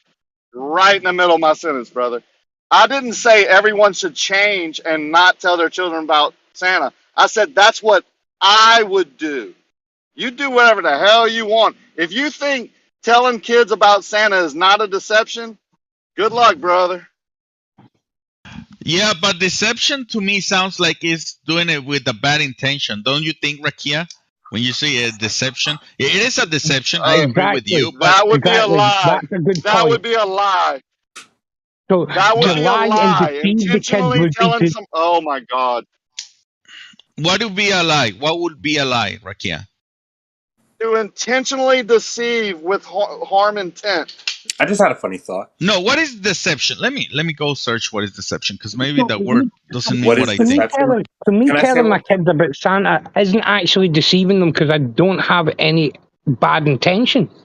Can I say one thing real quick? How many names does Santa have? Like, this might be the first instance of kids understanding that one guy has like an elusive identity. Saint Nick, Kris Kringle, Santa Claus. How many names does this guy have? It's like that's deception right there. This guy, you don't know this guy's identity for real. I thought And a he was kid Saint might not, Nicholas. like, you know, discern that from what you're telling them. But there's a This is deep funny. meaning when you tell somebody something like that, you know? How I thought they convey what you're Claus. telling them, that like you don't know this guy's true name and he's like a mysterious figure that can fly around. I Yeah, what thought does that Santa really Claus do? was actually. I thought he was Saint Nicholas. This is funny, Kris guys. I Kringle, searched for Saint Nick, the Santa Claus. definition of deception, and it says the action of deceiving. So I end up in the same place. So you got to look up the definition of deceiving. You don't know the definition of deception? Or, I don't know. It's like when your kid comes in and knocks on the door because he's afraid that something weird or scary is happening when you're having sex with your wife. And you don't tell him the truth because he's not prepared mentally for that type of adult theme. So you lie to him and you tell him, oh, we're just wrestling. Is that bad? Or should I tell him I was actually fucking his mom? Tell them what you want. I do agree that it's, you don't tell a kid like, you know, if they come to you and say, or, you know, the comedian said, hey, son, I'm 3 months behind on the bill. I don't know if I'm going to be able to feed us and have a roof. You don't really tell kids that. And, you know, but if they ask you, you can, you know, tell them certain things. Yeah, I'm having financial trouble, but everything's going to be okay. And I love you. There's different ways of Isn't handling that things. deceiving? Everything is gonna be okay when you know it's not. No, if he believes that, everything is going to be okay. I'm going to handle it. I'm your father. Dude, I will take care of this. I just remembered something so crazy from grade school. I actually had to remember things about the movie Rudolph. I was given a paper after watching the movie Rudolph, and I had to remember the names of the reindeers in school. How What color fucking was useful his nose? is that? Yep. All Was that that stuff that I second had to grade? fucking memorize and write on a piece of paper after watching the movie. I think Was as that second parents, grade or something? we find ways to avoid telling certain truths to our children to protect them. Sure, yeah. You're Like if your not kid telling started them. fucking Bro, what the hell, bro? Why was that a part of my curriculum? because you were 8 years old. No, I mean, it's just part of the. It's. I mean, y'all You're are taking saying this that it's like way too Wait, far, Agent, man. conditioning memory, like they're conditioning my capacity. Is that what you're saying? Why not condition my capacity with useful Because truth? That's because why it's they're Christmas saying time it's when you're a kid. okay. No, that's why they're saying it's okay to lie to them the whole year and build it up, because that's what the world has taught us. It's okay. It's not It's okay to Christmas time. deceive at any point. It's the same reason why you make historical buildings out of gingerbread. Yeah. Because they're using Christmas to and babysitting kids basically. This is what they're gonna do. They're gonna make you. They're Why gonna do do homework atheists about rain. celebrate Christmas, Kosha? I don't think this is the best way to educate kids. Why do atheists celebrate the birth of Christ, Kosha? Why do you think that the birth of Christ was in December? I'm not saying it's in the. You won't answer the question, will you? No, I'm telling that my answer is they're not celebrating the birth of Christ. Some What do they Christians celebrate? some Christians use Christmas to celebrate the birth of Christ, but most people that celebrate Christmas don't think about the birth of Christ. But why is Okay, that the general consensus Wait a amongst minute. children? Like that's what they're what was telling me. What Christmas about made baby for? Jesus in the manger? What about Yeah, all that? Christmas is Yeah, most developed Christians as they a do. day. Most Christians they do think about that. Yeah, Christmas is even even is a part of our calendar because it's meant to be the birth of Christ. Why do atheists even participate? I mean, the word Like I Christ said, when is in anybody it. participates, The word Christ yeah, is in Christmas, right? I mean, come on. right. Well, when atheists celebrate Christmas, they don't celebrate Jesus. They're That's celebrating not what Christmas I. for all the reasons. Yeah, Oh, I know. the I mean, Xmas. this is the truth that Christians who celebrate Christmas don't think of Jesus. Anybody else who celebrating Christmas is probably not thinking about Jesus. They're Right. doing We it for called it the. Xmas when I was growing up because we were not religious, and it's Xmas, and I wasn't told that Santa was real or any of that. But I kind of wish I was. You know what I mean? Like there was a little bit of time when I remember thinking, that Santa was real because all the other kids were saying it, but my parents would never tell me that. And the Christmas presents always came up, the Xmas presents always came up with my parents' name on them and stuff. And until my mom and dad were separated, and then Santa Claus shows up somehow, but I already knew that was bullshit. Yeah, by then. It's like that Michael Jackson song. I saw Mama kissing Santa Claus. Mhm. Is that a Michael Jackson song though? No, it's Kevin Body Wilson. It always sounded like Michael Jackson. And Yeah, it that's a wasn't. Jackson 5 song. I saw mommy Yeah, kissing Santa Claus. That's Jackson 5. But it seems like a really good marketing scheme for the Jews, right? All the Christians run out and buy from the Jewish stores for the holidays. Yeehaw! Marketing, just like your diamonds and your wedding rings. Kosha, what were you saying about? You brought up that they're just doing this to us so we better memorize things. Like, what were you getting at there? First of all, public school. I don't know if you know this, but public school teachers, specifically elementary school, it's not really the highest prestige of education. So typically, it's a daycare where you send your kids while you're at work, and so yeah, while they teach you how to Well, read and write, that's which not is what we go fundamental. into it thinking, man. Reading and writing is fundamental, and they teach you this. However, there's much more time to fill, and around Christmas time, you have kids there. It makes sense that some of the curriculum happens to be about reindeer or some other fantastical bullshit. Same way around Halloween, they talk about ghosts. Yeah, I say Other teach them than cursive instead, and stop taking different curriculum out of the thing to put in different political fucking ideologies into their heads, right? I'd rather my kid spend his time practicing cursive than Yeah, but you talking could about practice fucking cursive. You LGBTQ. could practice cursive memorizing the reindeer and and Santa Claus Exactly. and Mrs. Claus and what's the difference between Mrs. and Ms. and you know I what I wouldn't be mean. And you so could do upset all about it. kinds of stuff with it. Yeah, turn it into some curriculum, and I wouldn't be so weird They about it. used to. Hey, you know what? In fact, I think it's funnily enough. I remember using cursive and writing reindeer. You know what I mean? it's a hard Yeah, word to spell. It's yeah. just But an how instrument to teach. So you're saying that we need stories about reindeers and Santa Claus to help kids capacitate how to memorize things? No, It's just what we do. we're It's saying it what would we be do. better time spent than just teaching them Santa Claus and remembering the reindeer names. If you actually did it in a curriculum, then it wouldn't be such a waste of fucking time. And it's still ridiculous, in my opinion, that either way you talk about something else. But if you're at least going to talk about that, do it in a way where you're actually teaching them kid, Plus, also the something. value in Santa Claus, right? The value in this is why, I was saying earlier, how Santa Claus and the globe ain't going nowheres because the idea is that, you wouldn't have the muscle of discernment to sense what is bullshit if there weren't things like Santa Claus. And it's almost like a built-in program from God or something that makes you realize, hey, wait a minute, this is, oh wait, you know what is it, what's the line from the Bible where like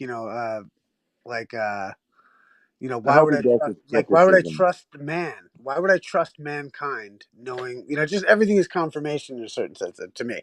But like, you wouldn't have the muscle of discernment if it wasn't for Santa Claus, for the Tooth Fairy, Easter Bunny, pumpkins, and all the rest of it. You know what I mean? Like, Yeah, but that was sort of my point, except for I took it to well, left field on you, it Coach. was the I point. took it left field But on you. it wasn't the yeah, exactly, because it was a different point, but it was the same premise that yeah, exactly, that it did do that for some kids. It taught them to be discerning and sometimes skeptical, sometimes too skeptical about where their information came But from, yeah, they might not especially learn in, about it. They might not figure it out until like 5 years after the fact. You know what I right, mean? yeah, But sure, but the point is that somewhere down the line, you can be like, yeah, I remember when I used to fucking think Santa Claus was real. right, but I'm talking about specifically just about the sentiments of where you got the The use of information the from. curriculum. And Right. well, no, Be that was skeptical. my point. Now I'm talking about where you're getting where you're getting the information from, and you're getting the information from your parents, and then you find out that that's a lie, and you find that out from your friend at school, like some dirty kid, like a troublemaker, he's telling you all these secrets, and it turns out he's the arbiter of truth and knowledge, and your parents just feed you lies, and you start to distrust authority and start to look like elsewhere for information and shit like that, which I was isn't just talking necessarily to a my bad wife thing. about that. I was just talking to my wife about that just now. That's crazy. It's perfect timing, Coach. I don't think lying to kids helps As I was them saying better that discern reality. I don't think that's true. Sounds like a good book, Kosho. I mean, the I kids' deserve book, yeah, that. was a good. I guess I deserve that. Yeah, you don't deserve it. Yeah, you said you were talking to your wife the other day about that. No, just now we were just a few minutes ago talking about that same thing where I'm like, maybe that's got something to do with that. When the kids get a certain age, everybody blames it on puberty that they're starting to Right, rebel against exactly. the parents. But maybe that's also around the same age they learn that Santa's not real. 9, 8, you know what I mean? Something like that. 10, It, and then Santa, yeah, and Santa, and it's about sex too. But Santa is just like the umbrella of all these other things. Because I remember like when that literally happened to me when a kid in third grade told me how babies were made. Like I remember that feeling of being like, whoa, dude, like this guy knows the truth, and that's my unlocking. parents. Yeah,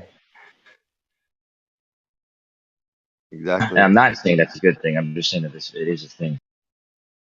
Right. It can actually bend a child away from trusting the parent and into trusting more of a divulged source or something, right? Or that's a bad word for what I'm trying to say, but Yeah, more of that's a like the inevitable truth about the process of education. And when you start institutionalizing like where kids have to be in the morning, is there starts being alternative versions of what they consider to be real. And now they have to find their path or whatever you want to call that. Yeah, that's why yeah. I've noticed. I don't I have any think you kids. guys are Well, putting. I think you guys are putting uh, way too much on this Santa deceiving the kids thing. I mean, We don't even got to talk my about just parents, right? My parents never ever sat me down and told me that Santa wasn't real, right? That's something that my well, parents have never ever said to me, right? And nobody's parent. I obviously found out from someone else, right? And I've never once thought, oh, my parents have lied to me. Oh, now I can't believe anything my parents tell me. Yeah, Yeah, I not didn't have that once thought. have I ever thought that. I didn't have that thought either. I was describing a unconscious, realization. And Exactly. that's what's Subconscious. going to happen. Like you're going to realize it's the same way when it's like what do you call that? Like the Pavlov's dogs. Like if you realize that you get the reward from this, then you're going to be drawn to Right. that other You'll go thing. to that source for more rewards. Exactly. Or a source similar to that. So it would be an unauthoritative source that you would have more trust in. That's just your subconscious. You can't even deny that. Like, Yeah, I don't think anybody's parents told them that Santa wasn't real. Like Yeah, maybe some but did, but when people find out about it, I it's don't. usually not. I don't think it would damage the relationship between the child and the parent, but just because they found out Santa's not real. well, there's clear evidence that it could, because when somebody who you trust your whole life, you find out that they've been lying to you about something that's relatively huge to you, right? Then you internalize that however differently than everyone else may internalize it. But a lot of children could internalize that as and subconsciously accept that they can't trust their parents on certain things, right? So that they would look now outside of that original source of authoritative information that they trusted at one point.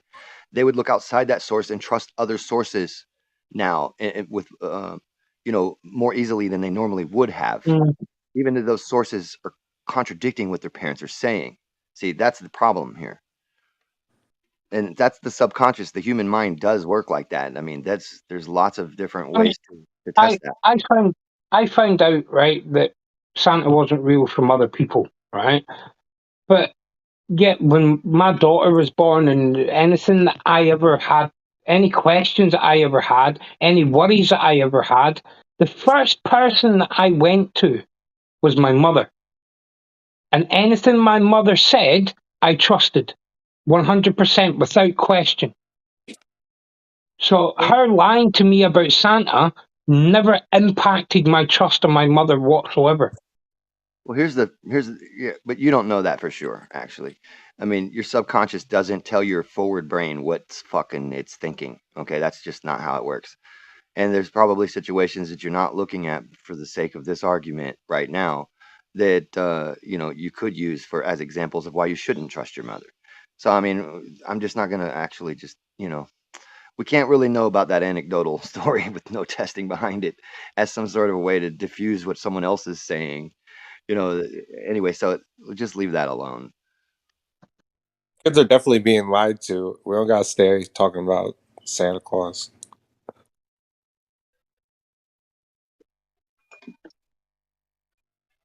You easily Talk about forgive being lied your to. We're mother just and talking about father testing. because of the eternal. Go ahead, Graham. Go ahead.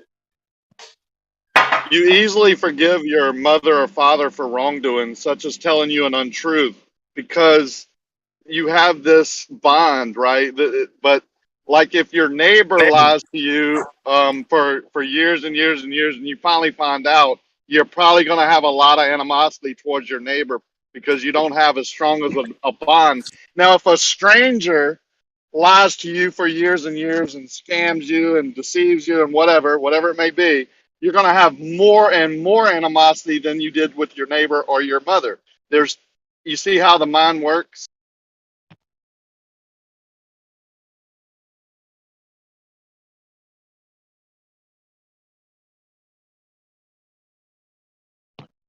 I would say you would even later on in life go on a Discord and because it was your mother and father deceiving you or telling you an untruth about Santa, you would defend them. But if it was your neighbor that did that to you, you probably wouldn't defend them as much. And if it was a stranger like me telling you a untruth for years and years and you finally discovered it and you're on YouTube years later, you would be calling me a liar.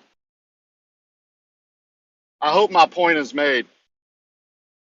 I just don't believe that telling kids that Santa is real is deceiving them. It's the definition of deception. You're telling somebody that one man can travel to everybody's house in one night. That's a lie. That's deception. I still, no, I don't believe it's deceiving them. Because it's a magical thing. He's a magical being. The kids will eventually grow up and realize that magical beings don't exist. But while they're children... And what if that happened earlier on? Like how much, man, what am I even saying? So what you're saying is don't deceive the kids, don't tell them about Santa and remove all the magic from Christmas. I'm saying let's see what happens when we don't do this and we tell kids the truth and we build them and we give them a foundation that helps them better discern reality rather than telling them that reality isn't what it is for a long period of time. Let's just try the other thing for some years and see what happens. I'm reading the C, what it means. It means to believe to believe something that is not true, typically in order to gain some personal advantage. Yeah, I the don't only think thing. that none of us is doing that to the kids when we're talking about Santa. Yeah, I would just say this real quick. Sure, it is. It's control. How could you not It's have? control. How could you not have the muscle of discernment developed if Oh, there now wasn't some control kind of? over your kids is wrong, Rakia?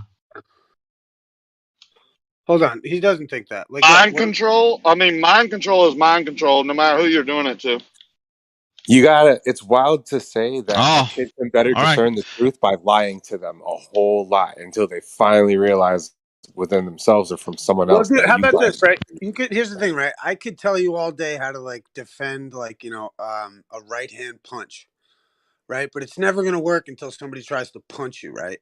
And like what I'm trying to say is like in the same sense, like you're getting a kid ready to, because you're kind of winking and nodding along the whole Santa Claus trip anyway. And that point, they're gonna realize, wait a minute, this isn't true. But you've got to let them figure it out for themselves, or else they'll never develop that muscle to tell that there's something going So on that's for the themselves. secret reason why we celebrate Christmas. So I we think better. so. So I we help think so. kids Yeah, condition to it, discern lies. yes, so you can show them that it's like stranger danger kind of thing. It's like, are you going to teach your kid to be this naive in the world? I thought You the know what I reason we mean? did it was Santa so it Claus would is be that like a magical opportunity to. celebration. Well, to them at some point they're going to realize like magic isn't real, reindeer don't fly, and Daddy was winking and nodding at me the whole way. Wow, that's pretty interesting, and that's how That come just we can. turns them into a deceiver. And that's how we can come across certain like NASA video footage and be like, oh God, they're winking and nodding, saying this isn't fucking legit, which is hilarious if you fucking look at it in the right light. But you've got to Like have I that. said, How could you? it's just Why would you conditioning kids. deprive your kid? How about this? How would you get your kid to have the muscle of discernment? It's How would you do it? conditioning kids to make it okay to not No, tell no, the I'm truth. asking you, how would you do it? How would you create your own child to have the ability to tell when someone's bullshitting them? Would you You're tell them? conditioning Wouldn't people. right? Well, I'm just asking you, how would you do it other than like trying? Like, have you ever like had a kid and you like pretend to be the bad guy so they can know, hey, that's wrong. You know what I mean? You gotta, it's like you're trying to teach them how to be smart enough to You not. like want me to lose my thought, dude? Hold on. You're conditioning kids to be okay with being lied to and telling lies. That's what's happening. That's what you're saying. Lying creates progress. Lying is good for understanding the truth.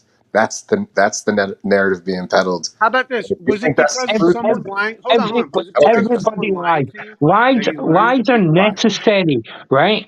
Like if my wife walks in and says, "Does my ass look big in this?" I'm going to say, "No, honey, your ass looks fucking beautiful," right? Okay, I've lied to her, but I'm not going to turn around and say, "No, actually, your ass looked big before you put it in that." Yeah, because so now it's necessary to lie. where does telling the truth to her going to get me? It's not going to get me anywhere, right? So sometimes telling a lie is a necessary evil. I don't believe in necessary evils. So if you're I planning don't believe. I don't believe what if, he just said. I don't so, practice that. so Yeah, if your wife walked truth in is and gonna said, "Does bring my ass look big in truth this?" brings you would turn illumination. around and say, "Yeah, it does look big in that." No, I You would would say say that no. to her. Illumination comes from I the would truth. say no comment because there's no great answer because I think you are having a problem with how the shape of your ass. I think you're perfect the way you are, the way God made you, and I love you. And I would try and give her a huge kiss and maybe go try and get some of that ass. I wouldn't lie to her. Never, ever is a lie good. Never. Everybody lies, yeah. I didn't And to say say, everybody didn't lie. I said when they do it, it's not for good. how is it not for good? If I tell my wife that her ass doesn't look big in that, then is that not me doing that Hey so that yo, I don't hurt her feelings? No, Is that's that you not a being good thing to programmed and real do? quick. brainwashed and not knowing how This to is handle the situation. Come on, it's a guys. bad analogy. This is not rocket science, man. It's not a bad analogy right now. It's not a good analogy either. Because the point is like it's like the Santa Claus one. The point is, how are you going to make a child have the muscle of discernment to tell when they're being lied to? Can someone give me another way to do that without playing the game of trying to trick them and play with them and teach them in your own way, maybe using Santa Claus. How else would you do it? Like, I how think would you that's teach? a natural sense. I think you're born with it. Some people have it more than others. I think it's a curse on me. I think that's one of the reasons I'm a better poker player than 1 out of 10 or 10 people. I'm probably in the top percentage because I can discern the lie easier. I can tell the story doesn't add up. Oh, I'd love to play a game of poker with you. Come on, I'm going to play right now, genius. I'll play any amount. I played up to $25,000 buy-ins. Let's roll. Ready? I mean, who do you think you are? I've played against the top tier. I've been successful with 6 years, was a professional, didn't do anything else. Rakia, may I ask you come something? on, man. Wouldn't you think that if it was harmful to anybody, this about Santa Claus, that we will keep going, keep doing it? What I mean is, like, it was done to me, right? And I did it to my daughters. I never felt betrayed or anything, and probably my daughters will do it to their kids because they feel happy when you know what I'm saying? Yeah, I'm not saying that. I'm not even saying it does great harm. I'm just saying it's that programming of lying is okay that is a bad thing, right? I told my kids Santa was real, but I also, once I figured out that I shouldn't have done that this no level of deceit is ever good, I went and apologized to them. Like, I just was following the world. We had a great time, and they have the choice, right? I'm not going to say you shouldn't celebrate Christmas with my grandkids. I'm never going to say that. Yo, have you ever sent anyone to go get a bucket of steam? Yes. Or like a pipe, or like a pipe stretcher? I sent a guy for a bag of sparks off the Sparky. Fucking right. And wasn't that guy that you told that thing to go get buckets of steam? He'll never get tricked again, right? Nope, he certainly won't. And the reason he got fucking that savvy and that wise is because you sent him for a bag of sparks or a pipe stretcher. Yep. You know what I mean? Or like a wood extender. You know what I mean? It's like, it's because of those jokes, like, let's say even like doing trades and shit like that, like that people get smart. And this is why, same thing with Santa Claus, same thing with everything. It's to make our people Do smart. you think there's no other way to educate people other than sending them on a mission to just? How about this? It works. It works, dude. It fucking works. No. Usually in life you learn by mistakes or by being the hits on the like getting hit. Another misconception that all lessons are to be made through trial Excuse and me, error. but that's just life. It don't matter what you say. That's what I would learn from that is never to trust that guy again. When he's telling me something, exactly, like I shouldn't trust him, and that's what. Yeah, wow, good point. Well, sending the guy for a bucket of steam is a joke, right? I'm not deliberately lying to him to hurt him, right? It's just a joke. It's just a prank. Yeah. And have that same guy tell you joke after joke and play prank after prank on you, and then you're walking down the street and he goes, "Hey man, stop!" And you go, "Oh yeah, you're just trying to prank me," and you get smacked by the bus. Sending a man after a bucket of steam is a lesson for a rookie. It's teaching him. It's a lie, though. It's a lesson taught by a lie, right? By deception. Come on, the other day I sent someone to the cleaning cart to get the container of elbow grease. So I didn't say it wasn't fun. We're just talking about the ramifications of it. That guy is not going to trust you next time you ask him to do something. He's going to be more and more skeptical about you. Like, hey, that guy lied to me before. What is he trying to get me with here? He's not going to trust you. Actually, we had to stop sending people for elbow grease because you can actually buy shit that's called elbow grease in our shops now. Hey yo, real quick though, listen. Bro, I used to have to go shop for materials and restaurant stuff and supplies, and I would be given a list of things that maybe I didn't know everything that was on the list, and I had to shop and browse and figure out where things were and ask questions, and there was no reason why I needed to be given anything on that list that wasn't. So real quick, after you send the guy off for the elbow grease, right, or after you send the guy off for the pipe stretcher, or the steam, or whatever the fuck it is, like when they get back, that joke is also paired with a level of severity when that person then puts trust in you to do the fucking job right. So, like, you might have got sent for a bucket of steam 15 minutes ago, but when it's back to business, it's that person's going to give you an element where you could be trusted to prove yourself. It's not just in isolation that you're lying or Yeah, saying you this really have to think it's good to lie to people to believe in a globe. Then do you think it's good that NASA is lying to people about? Yeah, because because the sheep need it. Well, there you go. There you go. It's okay to lie then. Propaganda is propaganda is alive and well and a useful tool. Keep the Yep. sheep in line. Just keep them in line. We don't want to try Yeah, anything I else. All this resent that. bomb I dropping of resent that. I poverty, resent hunger, that. homelessness, poverty, bomb I don't care dropping, what you resent. incarceration rates. Nah, None I of know this you stuff don't. compels you to try other things to educate kids.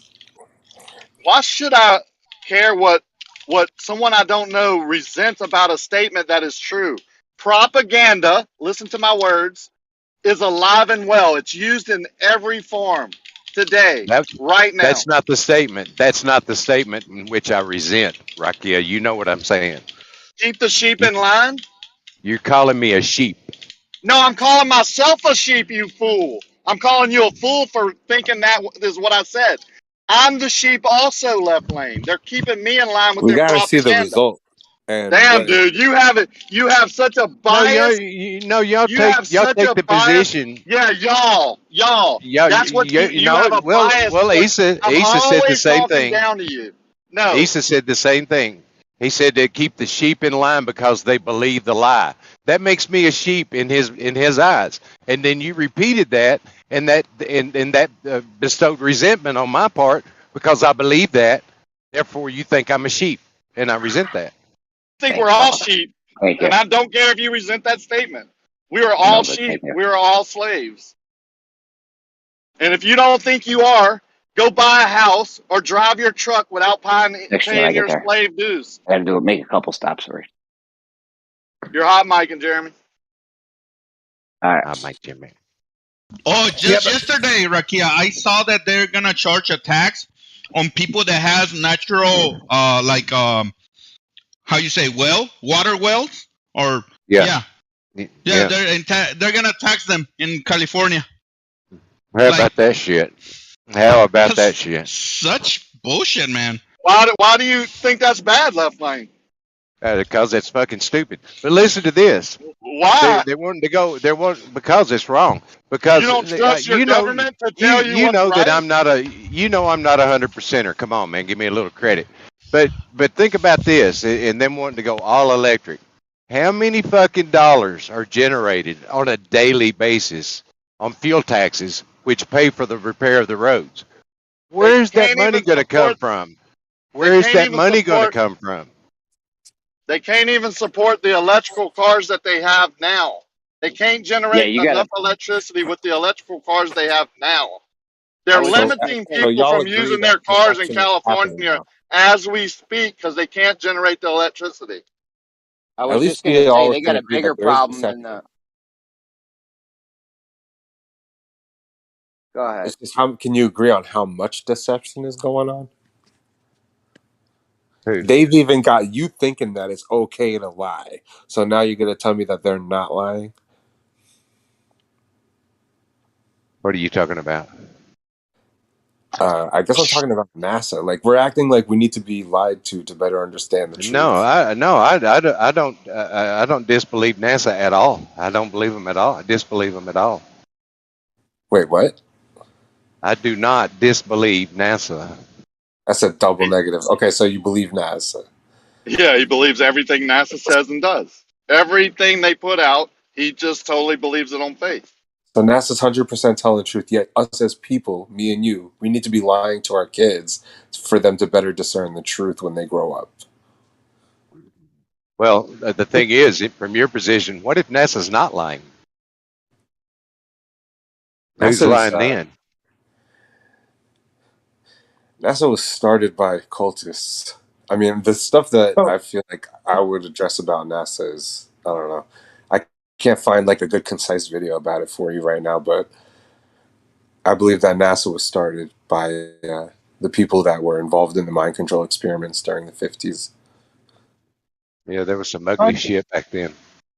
First of all, to say NASA's lying to, but hold on. To say, Brandon went over it on the show one day. Me and Brandon went over it on the show one day. I know, because what you're going to say is better than what I got to say. Go ahead.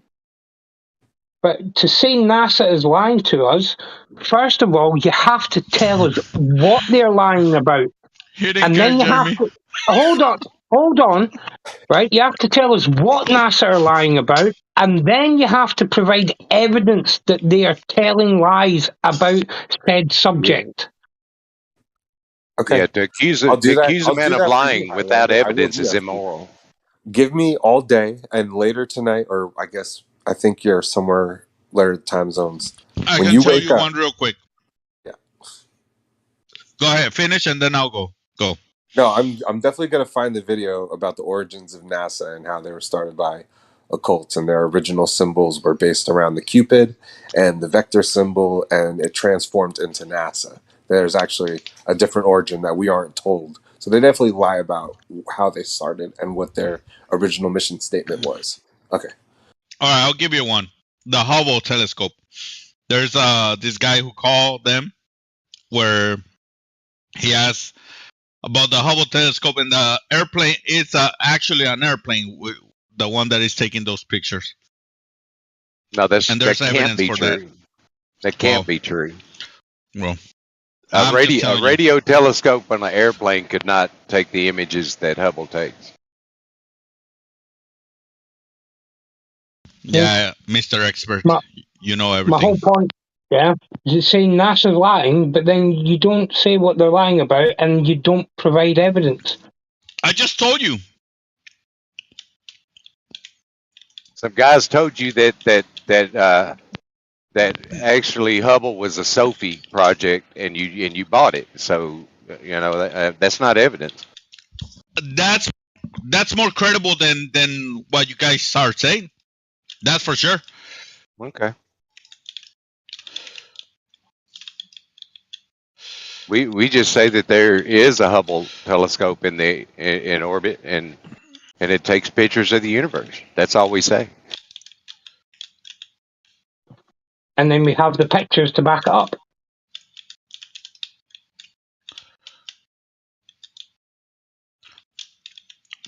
It's a matter of the technology and understanding that we do have the technology to send rockets and satellites into space, and that they work. Excuse me, into the sky.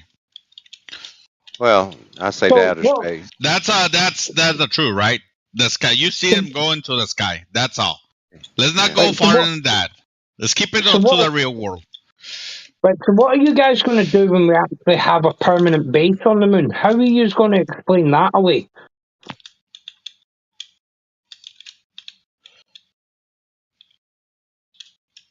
No answer to that one? Oh, that's way down the road and a big Talk what about if. some hypothetical shit that Yeah, may what are or you gonna may do? not ever happen. Right. What are you gonna do when you can't get to the moon in 50 years? Well, that's yet to be seen, isn't it? Below the level of intelligence. Yeah, the base on the moon, even going. You're robotic. Hold on, silent. Silent your keyboard. Yeah.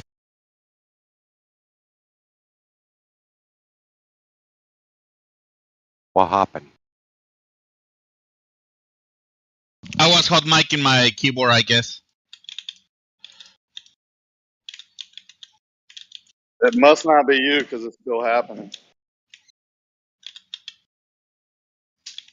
It is. No, it is. It's still him. Silent. Still hot micing. You're still hot micing.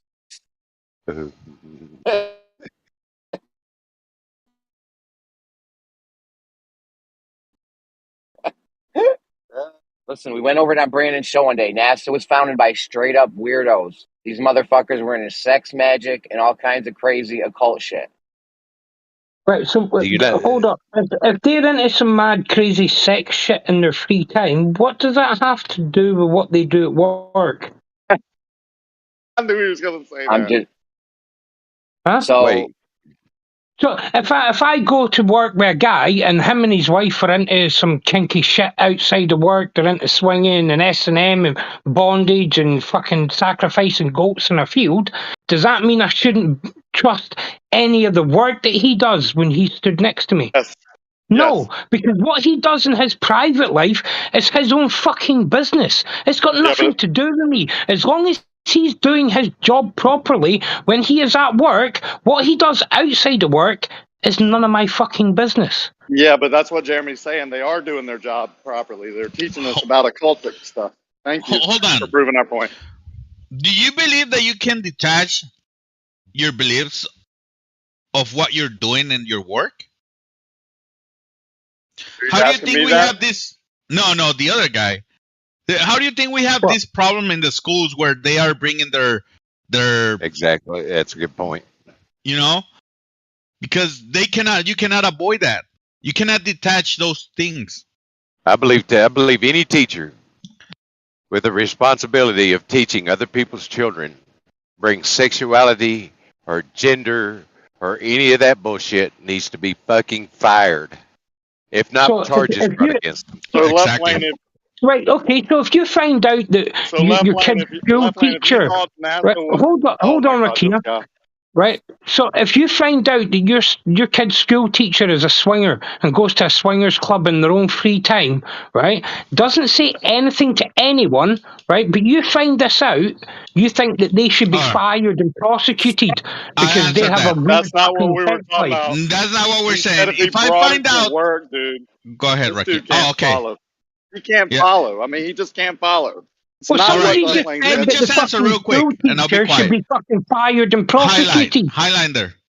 So what is the school teacher getting fired? If he's a swinger, listen, right? I don't care if he's doing that, but then if he comes to the school and he starts telling my kids that swinging is not wrong, that it's okay, and stuff like that, see, that's where it's becomes a problem.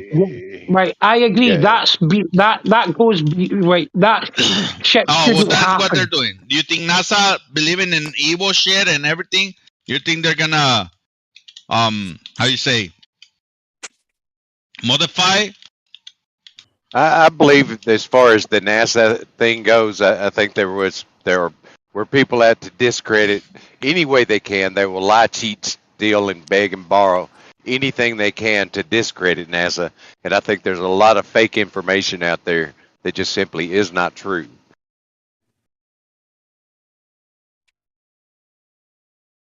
So what is NASA doing, the people at NASA doing in their personal life that they're bringing into the workplace and then spreading to the rest of the world? I'll tell you one thing, speaking of NASA. Really, they're doing sigil magic. The word NASA is kind of scrambled Satan. And they're worshiping Saturn. They're worshiping the idea that they're abandoning us. They're abandoning Earth. No, that's a mega stretch, right? NASA That's exactly the whole reason they have NASA isn't even a fucking word. It's not even a word. It's the first letter of each of the fucking words. Hey, Highlander, speaking of NASA, you notice any funny about the meme I just posted? You notice anything?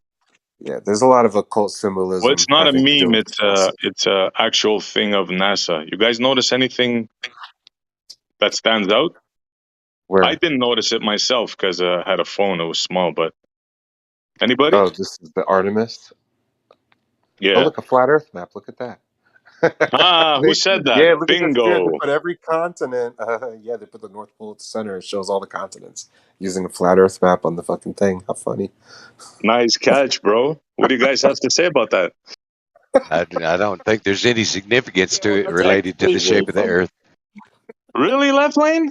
NASA posting an AI map? Really? Yeah. And let me ask you a question. Do you think when they go into orbit, they're going to be on over the planet or around the planet? I think they're showing the whole planet because they're showing the positions that the ship is going to be over. Right. According to NASA, the Earth is AI map? No, they're showing the position. You can't show the entire map if you show a globe.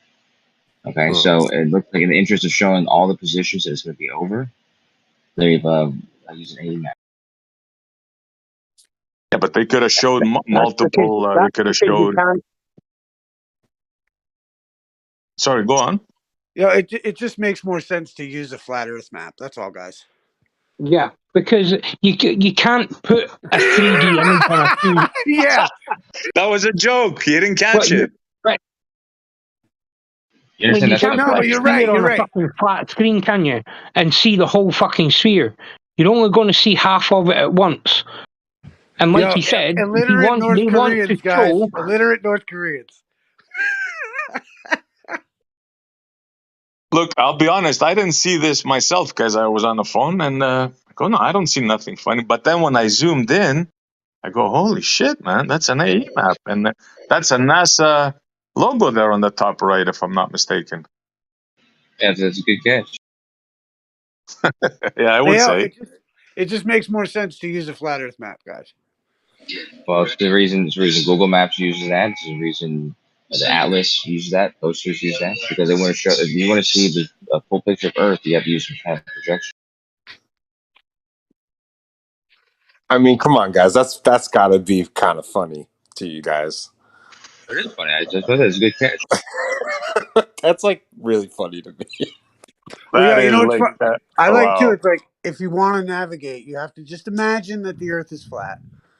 Because just imagine the Earth is flat. It's for all intents and purposes. We're just going to use our trusty flat Earth map. It's like if you want to do anything practical, you have to actually use the flat Earth, which is cool. I don't think that they planned the trajectory of using a flat Earth map.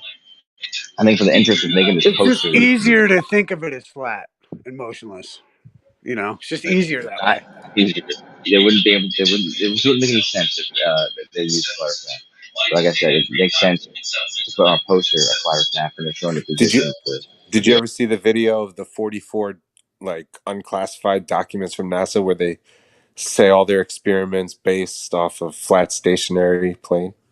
I'll put the video up right now. You have? Yeah, you saw that. It's like 40 minutes of like 44 documents. Just guy just paraphrasing everything. It's one of the easiest things to debunk or counter. But that's not a red flag.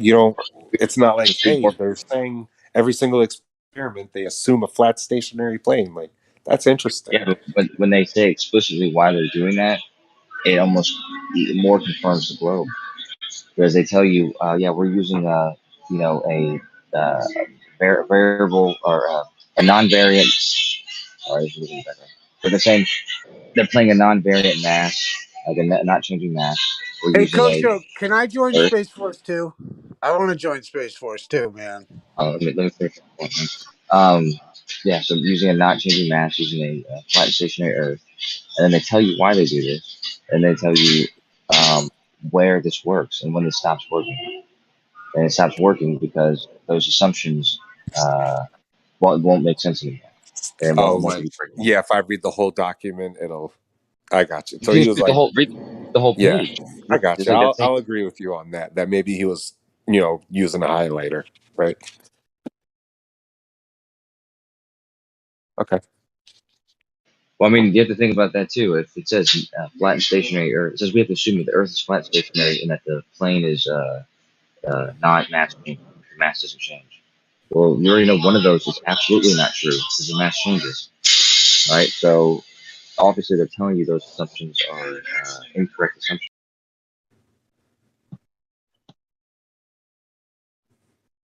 Yeah, that's quite an old video, that one, isn't it? Is it old? Yeah, it's new to me. Yeah. FTFE and conspiracy cats and all that debunked that fucking ages ago. Well, I don't care who tries to debunk it. I think that it's totally necessary to consider that all these technologies and aircrafts and submarines, they kind of have to assume level is happening. Yeah, well, yeah. Especially submarines have to assume level is happening. But what does it do with the flat Earth? I don't think there's any submarines that are assuming the flat Earth. That's just a compelling thought in itself. It doesn't have to apply to the shape of the Earth at all, you know.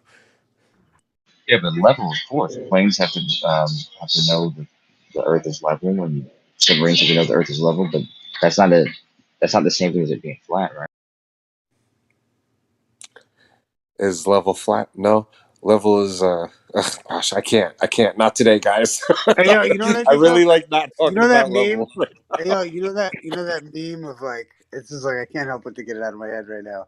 It's like, you know the meme where the one cow is looking at the other cows and he's like, "Dude, they're gonna take us into that building and kill us all," and the fucking two cows are like, "Oh, stop it, Larry, with your crazy conspiracy theories." I just think that's how it is, man. Oh, it's so funny to me, dude. Like, you know, there's just so many folks that are like, "Oh, they'd never do that. They'd never," Out the which is fence the other day, which and I is was cool. right here when I saw all our friends and family walking in that building, and they didn't come out. And I saw trucks leave with packages of meat. They're gonna kill us all if we walk into that building. Oh yeah, right. Whatever. That's not evidence.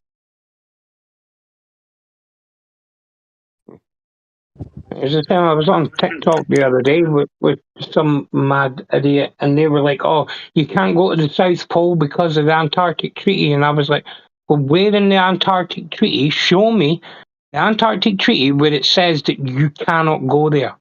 Hey, can I ask you a question? If you're on TikTok, is there a lot of flat earthers on TikTok? It's fucking crawling with them now. Wow, it's like we're winning the whole argument, right? Yeah, they're No, using 20. it's because It's like TikTok. we've won the war. You know?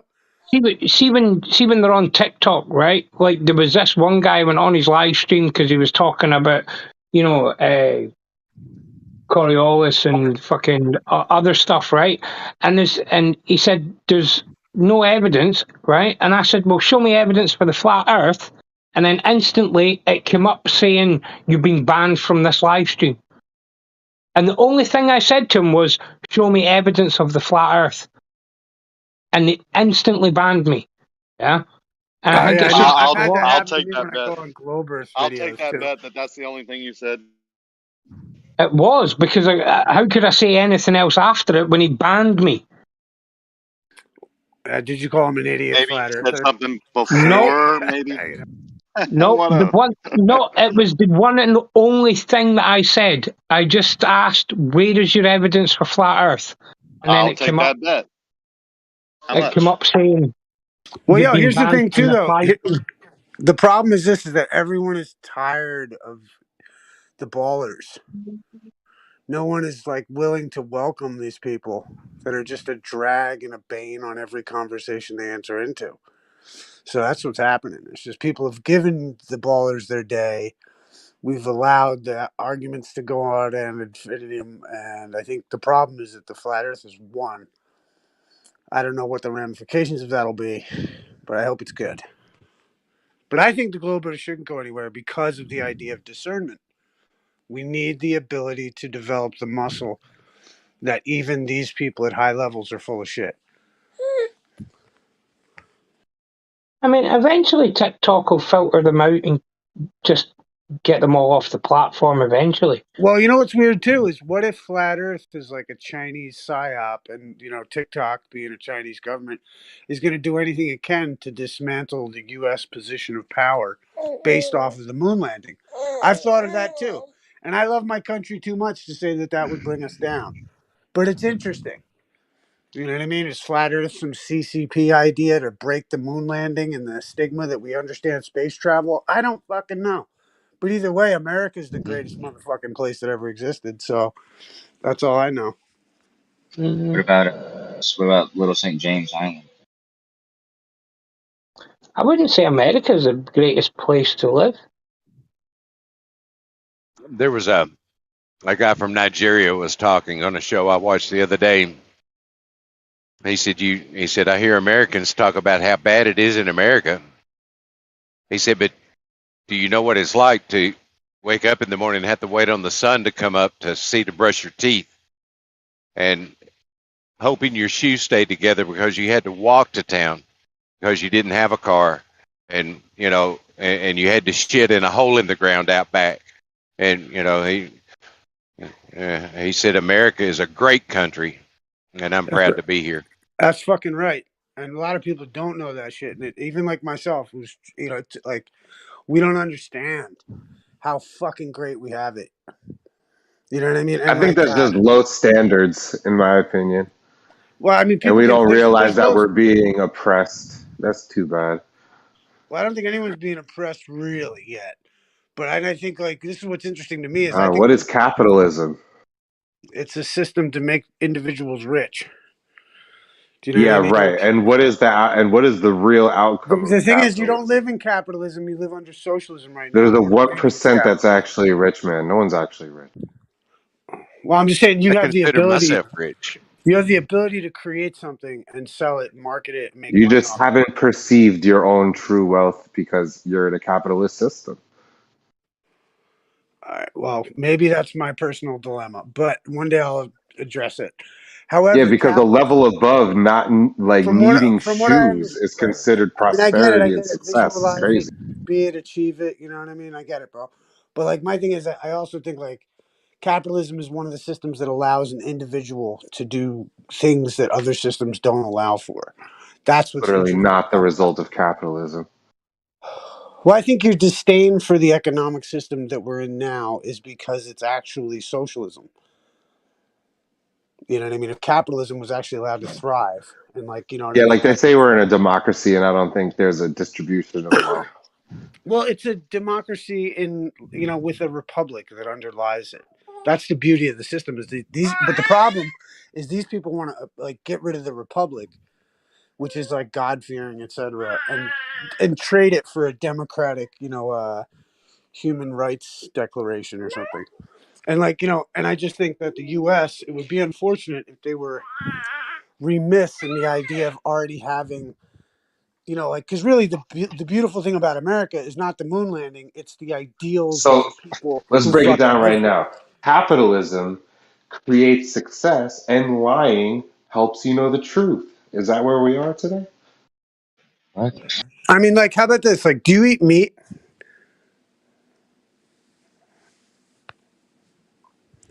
Only when he's working. Do you eat meat, brother? Yeah, I tried to be vegan from January to March, actually. I actually really was a vegan for 2 months in the beginning of this year.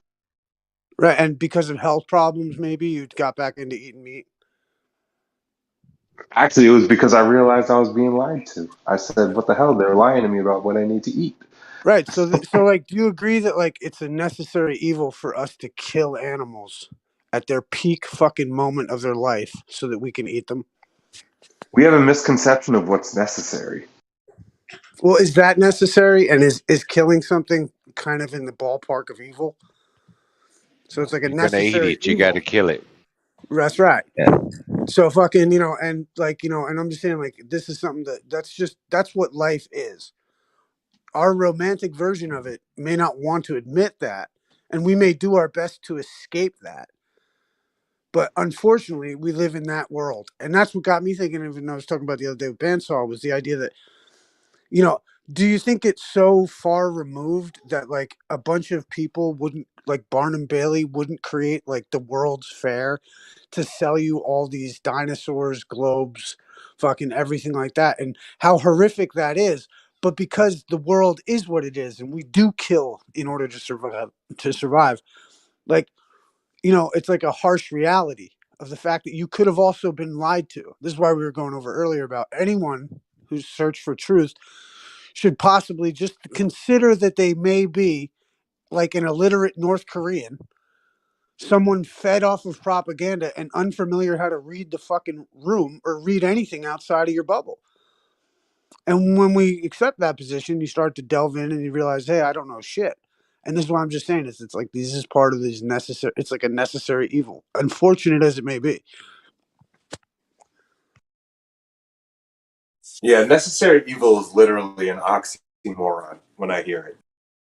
Well, no, but like I mean, like how about this? It's a success when you go and kill something in the woods, right? People hunt things, and it's a success from beginning to end. Does it not mean that some poor animal had to die? You know what I mean? Does it not like like they call it like a farmer's heart, man? Like where you've got to be able to kill something, not Maybe be a heart. because I don't know. There's like it's man, it's I rough, don't dude. I don't like bringing this argument where I want to bring it. I don't like doing that. But I'll just say one thing. I don't think our survival was 100% supposed to be such a struggle. Like maybe the idea of Well, the Ice dude, Age and, how about and this? not What? having Nature vegetation. will And kill you, can dude. I finish my Nature. point real fast? I'm sorry, bro. Like the idea of needing vegetation and having to eat meat because the ground isn't fertile, and we have to rely on eating animals now, and this is a source of protein that's healthier. All that is, in my opinion, a misconception. I'm willing to argue against all that stuff, but I don't want to focus on that right now. Well, no, outright. Like, I think veganism, vegetarianism is a myth, and it's a corporate fucking hoax in order to sell you soybeans and corn, dude. However, the fucking and the reality is that meat is the greatest food. It's the most ancient food. If you study the people of the earth, anywhere they eat raw fucking meat. Human Along humans with have always eat meat. that's fucking right. And we're the fucking reason the brain works and fucking, all kinds of shit. If you want to look even into it in their paradigm or otherwise, like meat is fucking good for me. And Yeah, that's a narrative that we've been given since we were kids, and I'm willing to question it now. fair enough. But it's the narrative of history. And I don't know whatever context you want to look at that. You know what I mean? Like if you're going to bring up some 6,000-year-old fucking history, you want to go into the millennia. The point is fucking this shit has been around and it's good for us, and you know it when you fucking eat it. But it's like a Well, necessary evil to some extent. yeah, I think I see this a little bit, and I think about this. I hear some skeptical people. They may form an idea about what they think is the truth, and everything outside of that is a lie, or that's all been lied about and all. But I think you have to be careful not to get so far across the line that you see things that way, because everything in history is not a lie. There are lies. There are lies today. There are many lies, much corruption, but you just have to be careful about going too far that you think everything's a lie. Well, I think that was you take the alternative timeline people and fucking shit like that. That's where I draw the line. It's there's certain just ridiculous, or for me, another one of those is the Bill is Alex Jones one, all those shit. You got to know. I hope anyway, and either way, it doesn't matter. But yeah, there's levels, but I think when it comes to meat, it's pretty, it's cut and dry that it's healthy and better for you. I think for I want to everybody. try to make a point real quick, if you don't mind. I just need a minute to try to make this point. We believe that we need to be strong and have dense muscles so we can fight enemies, and we need guns to protect ourselves from imminent threats that are coming. And there's actually a giant portion of our population that will never have this type of mass in their muscle. So, okay, you're saying that I need to develop my body to have a level of nutrition where I can lift 300 pounds over my head with ease and stuff I think this is a misconception as well. Well, you could be smart enough. That's how we made guns. We made guns because it's a tool. So you could be a So skinny yeah, fucking. the idea that you need to protect yourself with a gun and this is progression of humanity, that's a misconception to me. Well, do you think that one day we'll all just sit in fucking meditation and be at one with the universe? What do you mean? I think muscle mass has nothing to do with truth. Does that boil down your argument, bro?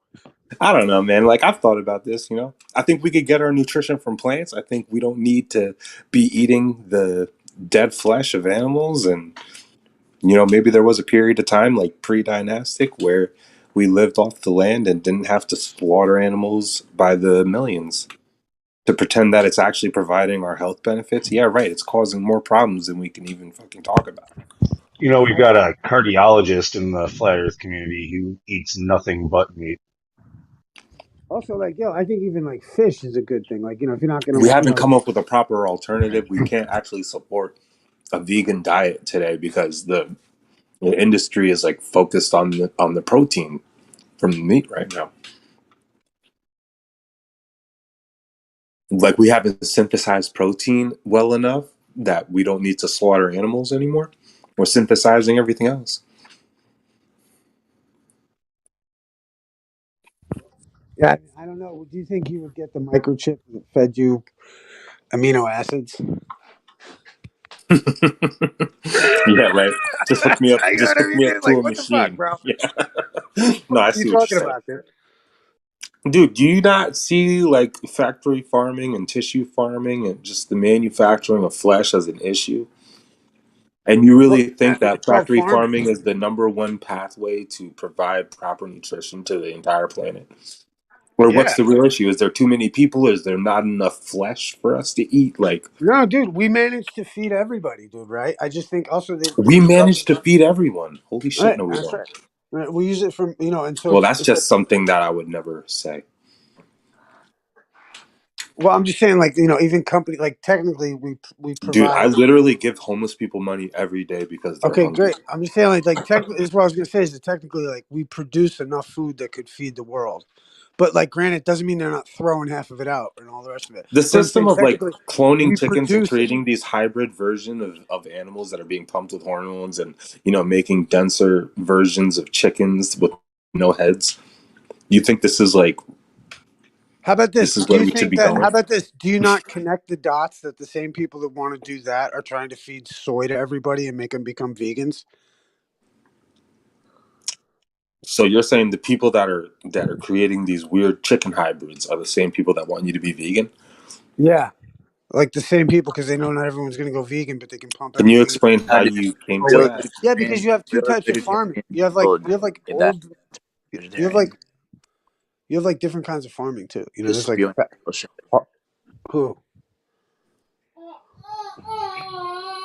who's I'm spewing? just willing to entertain the idea that we could get our nutrition from other places other than flesh and factory farming. That's me, bro. I'm just gonna tell you that no matter what. Like we gotta try and think outside the box when it comes to it. Stuff like this. I think we're being poisoned. I think we're becoming dependent on animals, and that's why we're not thinking straight.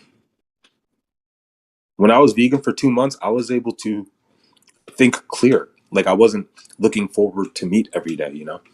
It's just a different way to think at the end of the day, and they don't want us to think like that.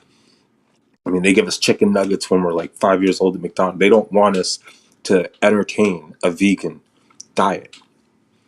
So, me sitting here saying that maybe we should, and that, you know, all these health risks we face when we just consume these weird blended chicken beaks and chicken feathers and chicken bones and chicken meat and call that a chicken nugget. Like, do I got to believe that this is truly beneficial for my health? No. See, I didn't want to talk about this. I'm Well, no, just but like the alternative to that is somebody who raises their own chickens.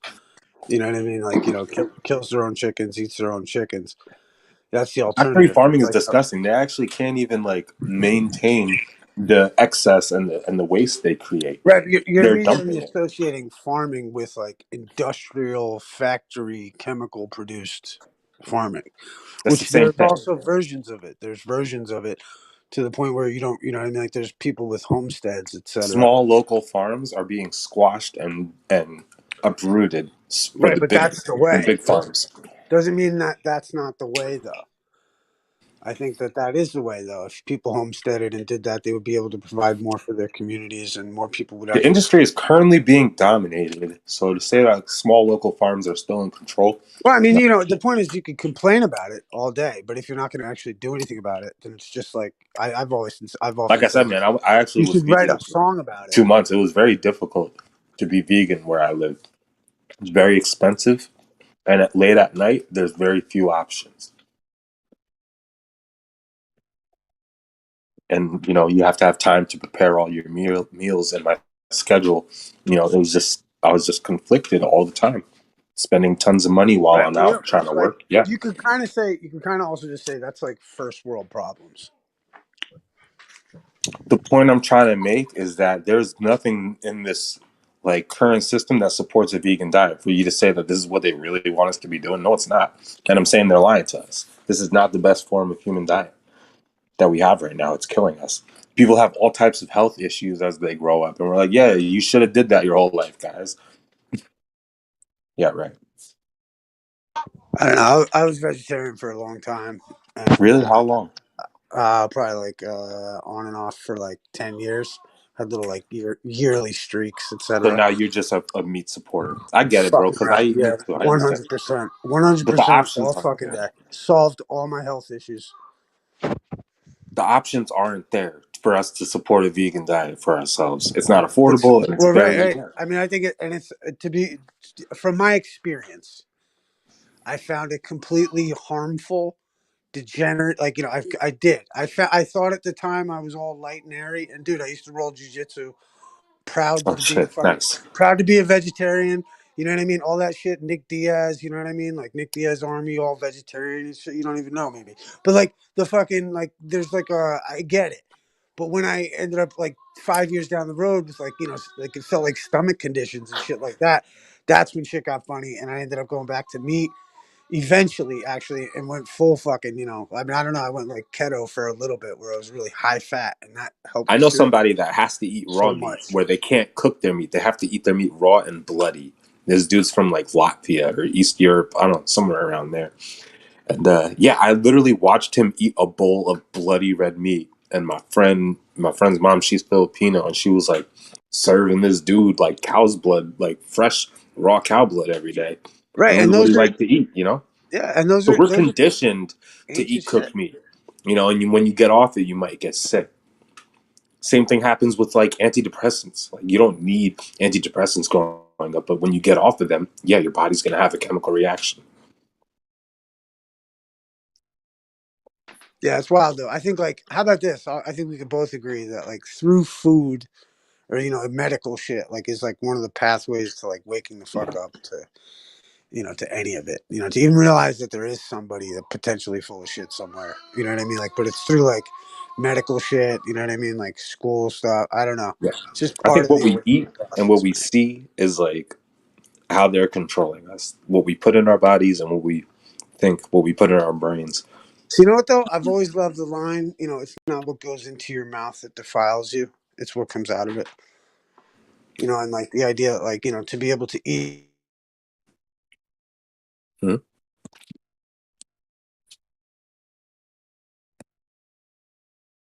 Yeah, the Egyptians had this thing where they wouldn't eat fish because they considered it too different of a type of creature because it breathed water and we breathe air. So they actually considered it like sacrilegious to consume fish.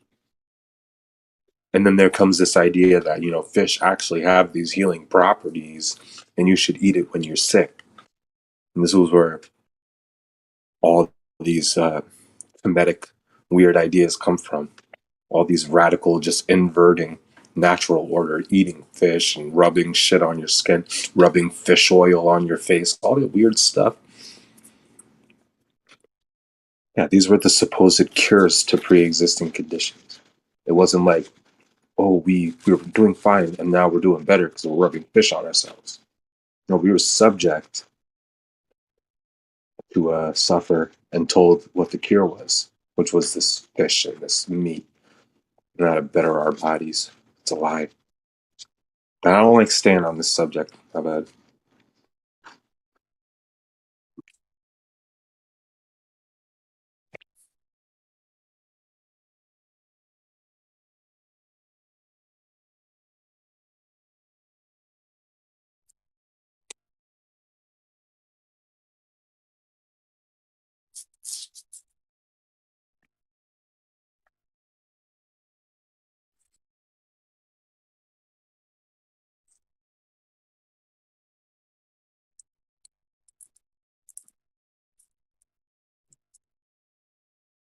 They're in the laboratory trying to make plant-based meat and construct some weird organic material to taste just like meat.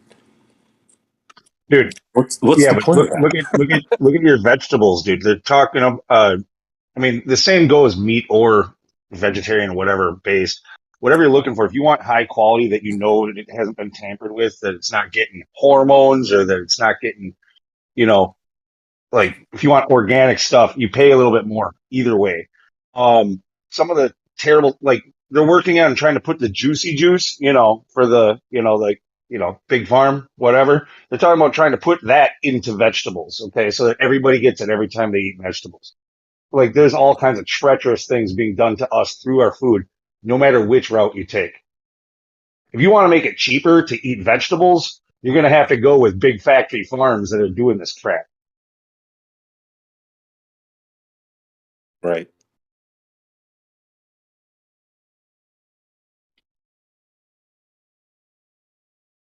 Farmers market vegetables are a lot cheaper than big factories. So like your local grocery, your local farmers are the way to go. It's the big industrial places that are causing the stress on our system. If all the Yeah, but local people would grow their vegetables, there would be substantial relief on the entire system. That's water, feed, fertilizer, waste cleanup, more soil trending. The list goes on. All this stuff, you get instant relief. yeah, but locally you're limited to like what's in harvest season, like what's ready in that season and everything. And That produces better vegetables in their yeah, proper, yeah, and then we can then like trade within other neighborhoods or not other local towns or villages, whatever. Like the point is creating a relief on the system. Do you guys remember the documentaries that were coming out around 2014 with the whole Monsanto and non-GMO movement type stuff? They successfully like shut down tons of local farmers, and they own a lot of the farmland. I think Amazon actually owns something like 90% of fertile soil in America Bill right Gates. now or Bill something like Gates is the number one it's farmland crazy owner what in they the did United over the past like 8 years. Really, they really did a lot. Yeah, you ever heard about the idea where they're spraying chemtrails and all that shit's coming down on the soil so that only Monsanto seeds will grow? which is now it's Scary shit. actually Monsanto was bought by Bayer a while back, but yeah, They so it's control what Bayer. we eat. They 100% control what we eat. But that's why, like, we were saying homesteading and all that kind of stuff, having your own stuff, that's probably the move. I don't think I think like going more traditional, in that sense works versus going into like some new age, like soy byproduct to get protein so we don't have to kill animals or something. I can't. You know what I mean? That's also like the kicker too, because soy it takes iron and oxygen from your blood to be processed. So it's like a joke from the whole get go with the soy stuff. Yeah, they called soy the Nazi bean. It was Hitler's bean that he wanted to get everyone to eat because he was all vegetarian and shit. I don't know if you know who Sean Baker Lentils, is. Dr. Sean. lentils are a great source. Yeah, Yeah, like factory I think farming is not a necessary evil in my opinion. I used to get into that how the Indians, like, they eat a lot of cheese and a lot of butter, a lot of ghee, you know what I mean? They're vegetarian, but they do get a lot of fat and a lot of saturated fats from animal fat, but they just don't kill the animal, which I always thought was cool.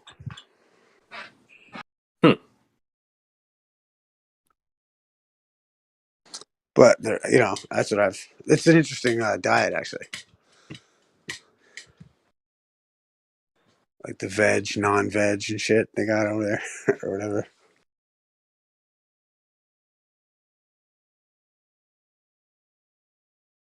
I don't know. If we want to consider ourselves advanced and progressive, I think killing one another is going to have to eventually go.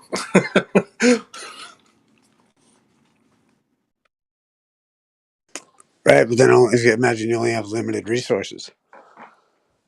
Like I said, man, that's the state of suffering. That's the perpetual state of us needing. Like I said, like they say during the Ice Age, there was no vegetation, no fertile soil. And therefore we have to rely on meat. I don't think that's the conditions of today. We don't need to be eating meat. We could live off. We just haven't figured it out. Or maybe we should be trying harder to figure it out.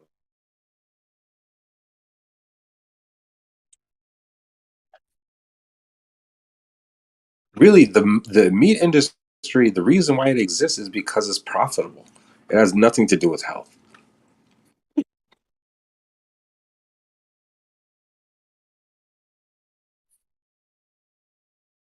Meat. I went to the grocery store for a few things yesterday, and it was nothing but meat for the grill for the weekend.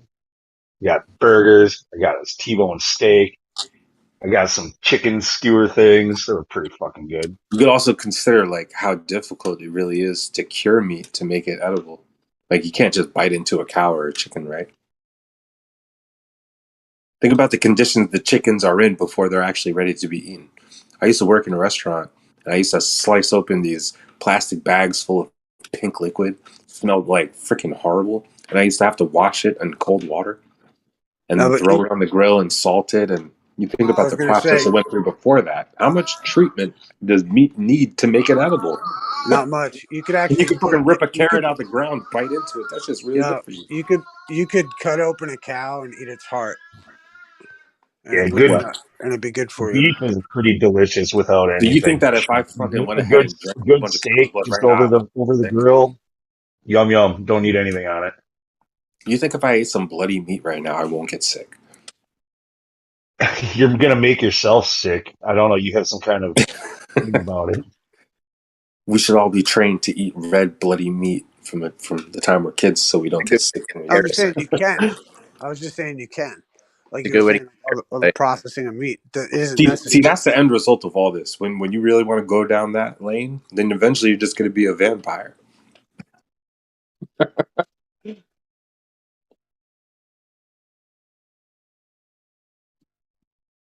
Your kids are going to be sucking blood, bro. Well, No, what's my bad. wild is I didn't mean to say that. No, I'm sorry. no, what it is though is that like that's what's so wild. It's kind of I was talking about it earlier. Like, so what's crazy about the world we live in is that like the parameters of existence almost necessitate the death of something else in order for you to survive. And like this idea, as we were talking about, necessary evil, and you're trying to equate that to factory farming, which is like not what I was kind of getting to. I think they want us to think that we're parasites when we really are the host, and we provide the fruitfulness of our world. And they got us thinking, no, we need to be sucking blood and chucking on meat, and we're the parasites, and we are the little queens that got to feed off the land. It's the other way around. I kind of like the first part of what you said for other reasons. It's interesting. But I think like I think just like meat is it's a part of life. It's like it's a part of the cycle of life. And as sad as it may be, it's also necessary. I think actually necessary because you have to survive. You know what I mean?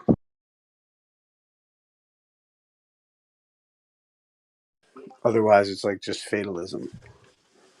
And I think that's the problem is like the world view that currently of the globe model necessitates materialism, which leads you to nihilism. Coupled with a poor vegan diet, you're going to be depressed and fucking just not worried about anything because the sun's going to explode in 3,000 years. So what's it matter anyway? Oh. You know what I mean? Some soy based fucking You diet to go think along with veganism and it. I just nihilism think, are like, the same thing? what is it? I don't think veganism and nihilism are all the same. Maybe they try to pair it, like they put them together so people get a misconception of what the narrative really is around it. Like they pair veganism with liberalism, with nihilism, and that's not fair. People just don't want to depend on flesh.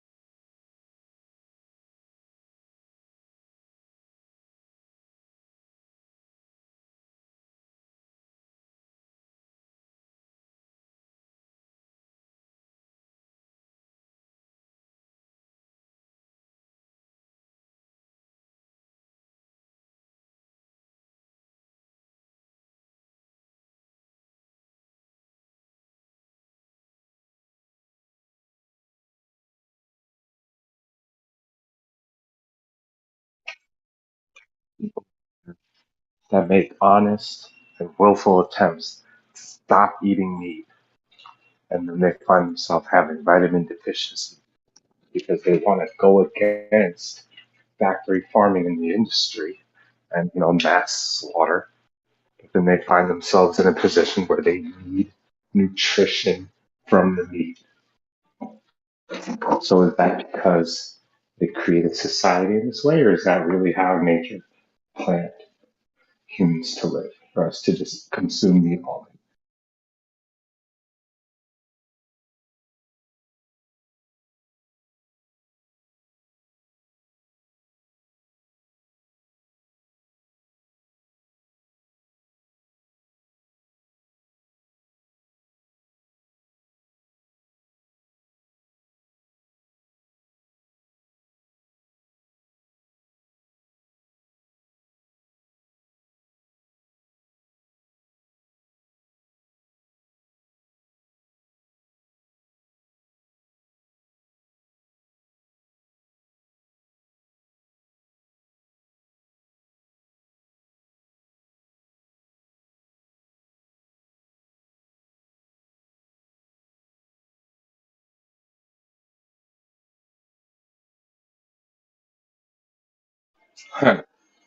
I feel like I made good points about being vegan and factory farming, and nobody wanted to really respond.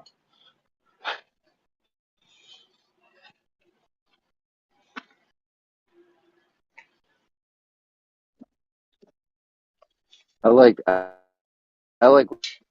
what they're doing. I Some can't hear for you. like What'd you say? strawberry. Said some cities or whatever, they'll grow food just in like public areas.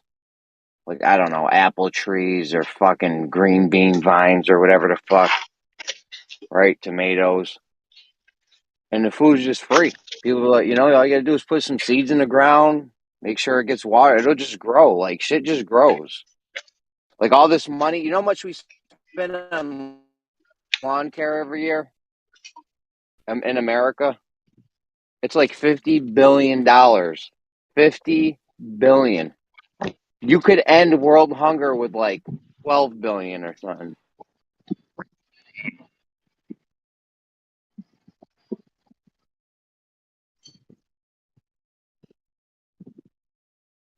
Yeah, we throw away a lot of food.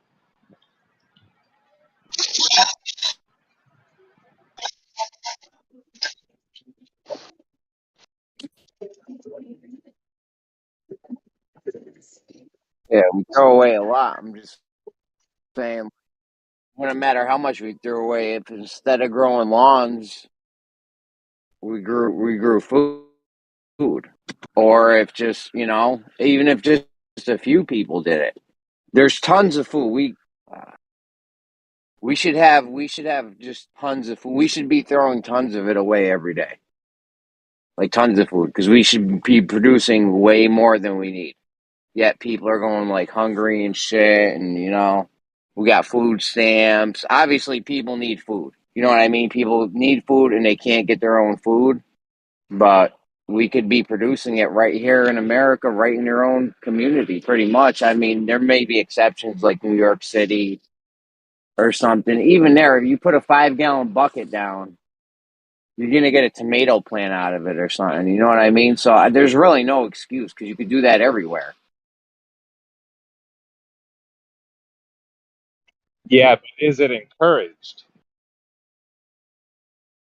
Of course not. They don't want it.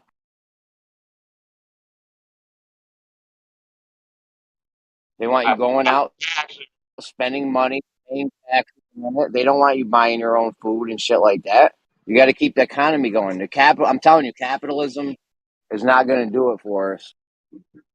Yeah, that's it right there, man. I agree with that. All you're about is money. When all you're worried about is the money, that's no bueno. It's completely even out of our will to not support them. They control the market. So they literally, we're gonna But put inside our bodies whatever they fucking want. nah, you got options. Very, yeah, expensive option. Not really. You could grow a tomato plant in your own food and go get chickens and shit like that. Yeah, yeah. Where I am, I mean, I'm in Newark, so you're right, man. I gotta think outside this little box of Newark right now. You know what I'm saying? You could go get 5 chickens, get a couple 5-gallon buckets for your plants. I mean, that is highly dependent on where you are. Obviously, if you're in an apartment in New York City or something, you're very limited. But outside of any major city, you probably have a small yard or something at least. They'll buy raw land in a tiny home or an RV and they'll go set up shop on it. They'll get some chickens, some solar panels, or they'll start building infrastructure to be self-sufficient. So they don't have to be a major part. You still need the system. You're always going to need the system. We're social people, but you don't have to get into the bad parts of it. Yeah, my mom actually did that.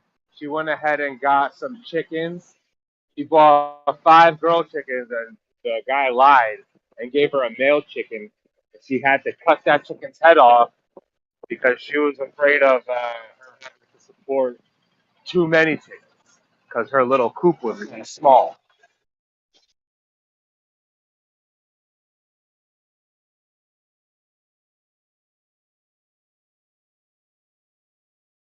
But yeah, that should be everybody should be able to sustain their own little ecosystem.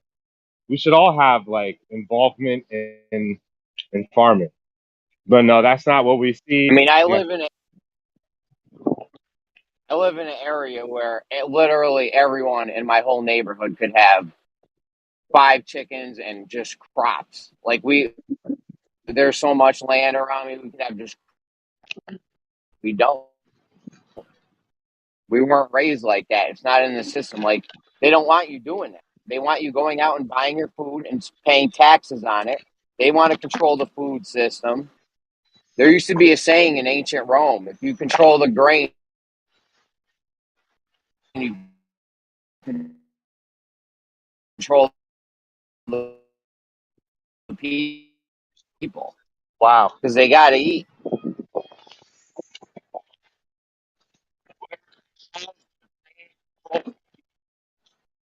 Yeah, I agree.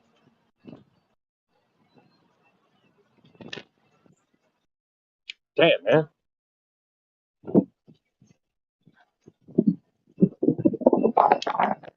Yeah. Like I've really like butted heads with people about the farming industry and not depending on meat. Some people are super firm because they've tried veganism, ended up getting sick, and had to go right back to eating meat, and then they got better and they said, "Oh, how funny is that? I got better after I ate meat." We don't look at that as conditioning. We look at that as like a cure. You know what I mean? It's kind of,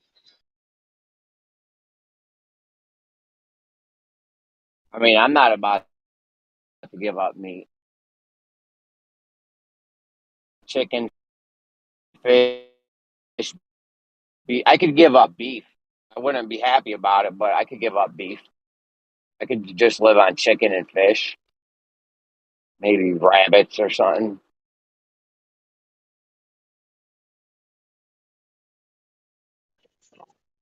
Pork, I could give up pork. it should be a really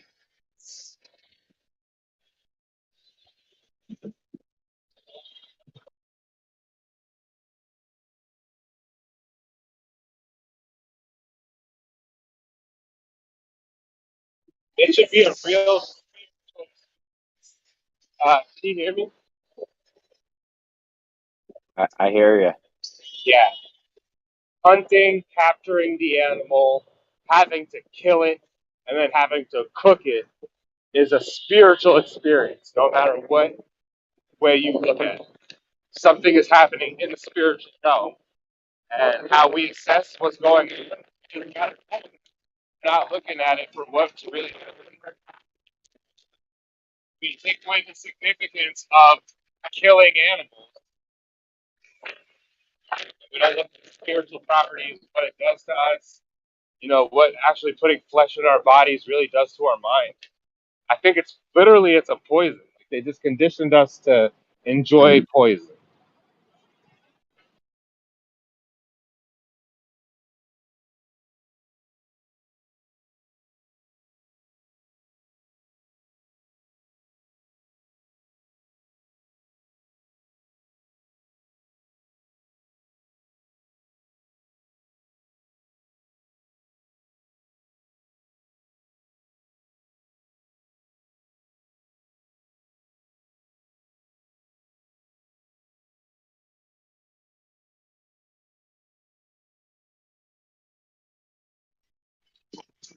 Something funny, like, it might not be the greatest point to make right now, but I think that if you just literally say what some people are doing, it adds a layer of understanding to it. Like, I just go into a place and I just start calling people meat swallowers, and they get all offended, like, yo, why are you calling me a meat swallower?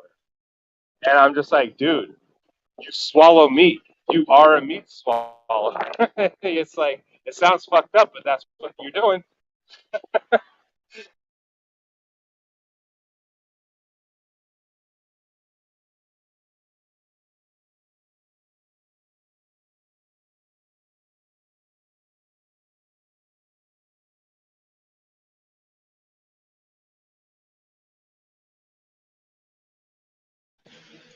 Is that why you guys get mad when people call you guys science deniers? Say again. Is that why people get mad when other people call you guys science deniers? Have I been called a science denier? I don't know. I feel like nobody's ever said that to me directly.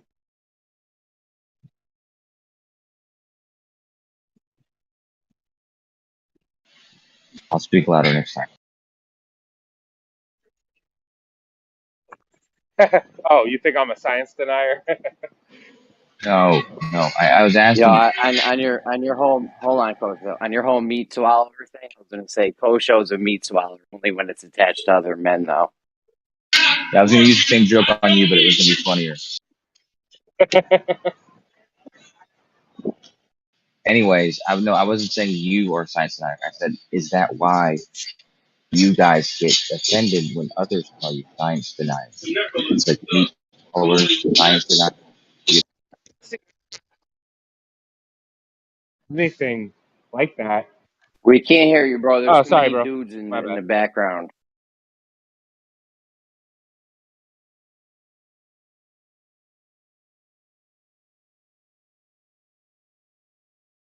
Bro, we get offended when people call us science deniers because we're not denying actual science. We're denying your pseudoscience bullshit. That's why it's offensive. Let me ask you a question. If somebody were calling real science pseudoscience, would they be a science denier? What are you watching, Thomas the Train over there or something? You playing with toy trains? Don't worry about it. I like Thomas Second.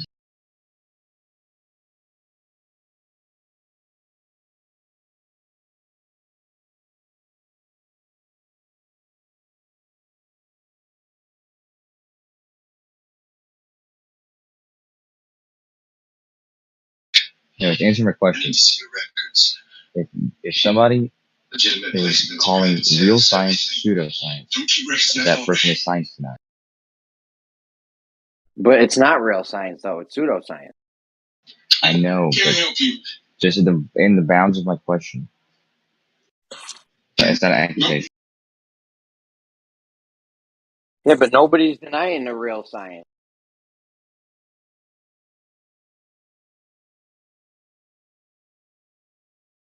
The only reason we're getting called science deniers is because we're denying the bullshit pseudoscience.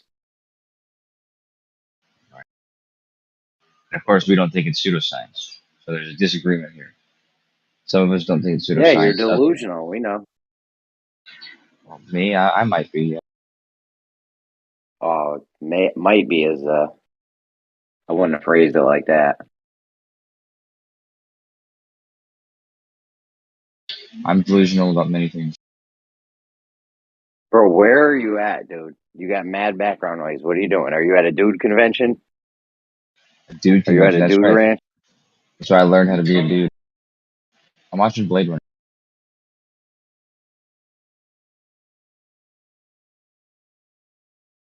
Yeah, I heard an interesting thing today. You know why we don't? All these other countries have these high-speed trains and shit.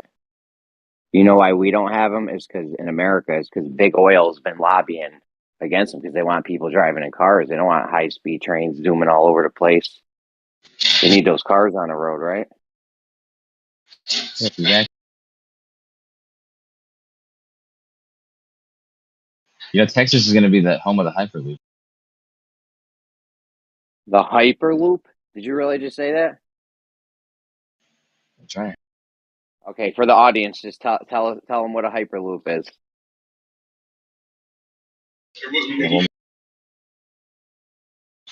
Yeah, the Hyperloop is the vacuum tube that Elon Musk. So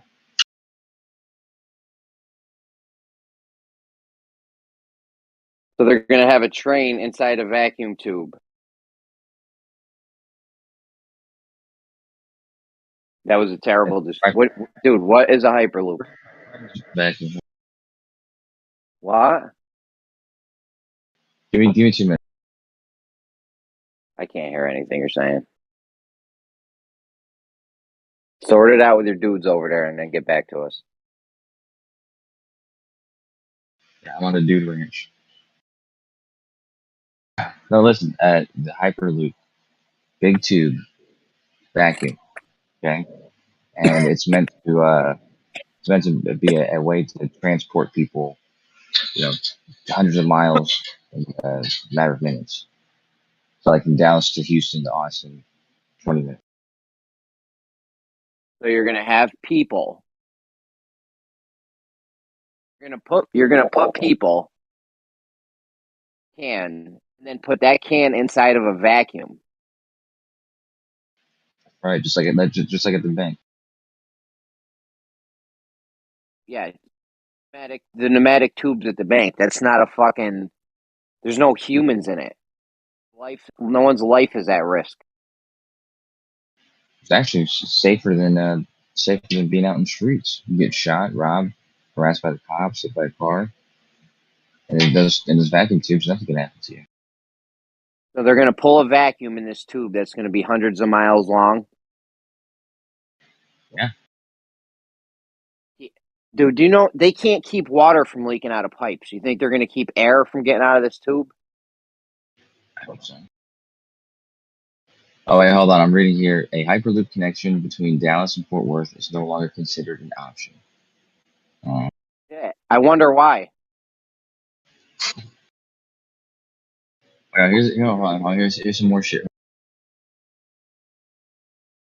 Yeah, Texas is the obvious smart place to do it because we have some of the biggest cities in the country, fucking 4 hours apart.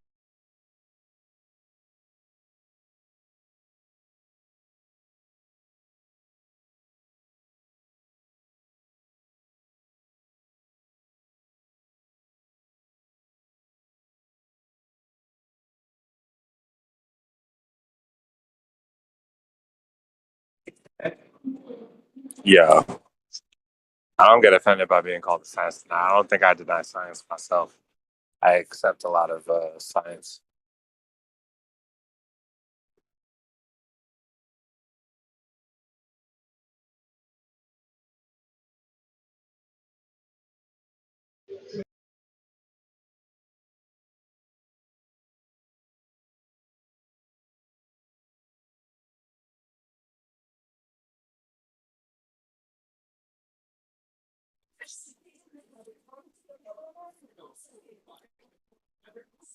Am I a science denier, or do I have to trust their claims?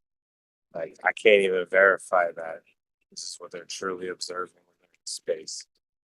So that's not denying science. It's just understanding that I am not the observer. Understanding what? Repeat that last.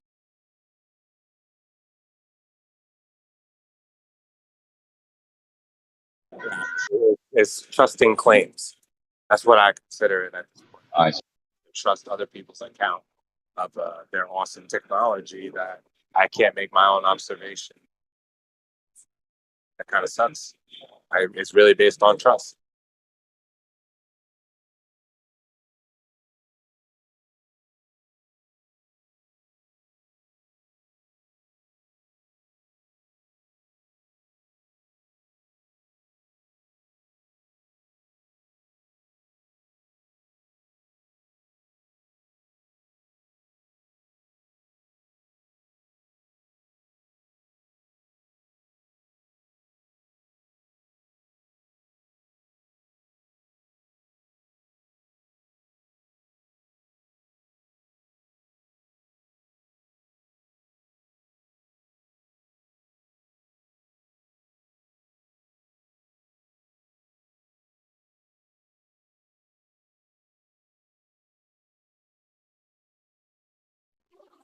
What's up, Stanley?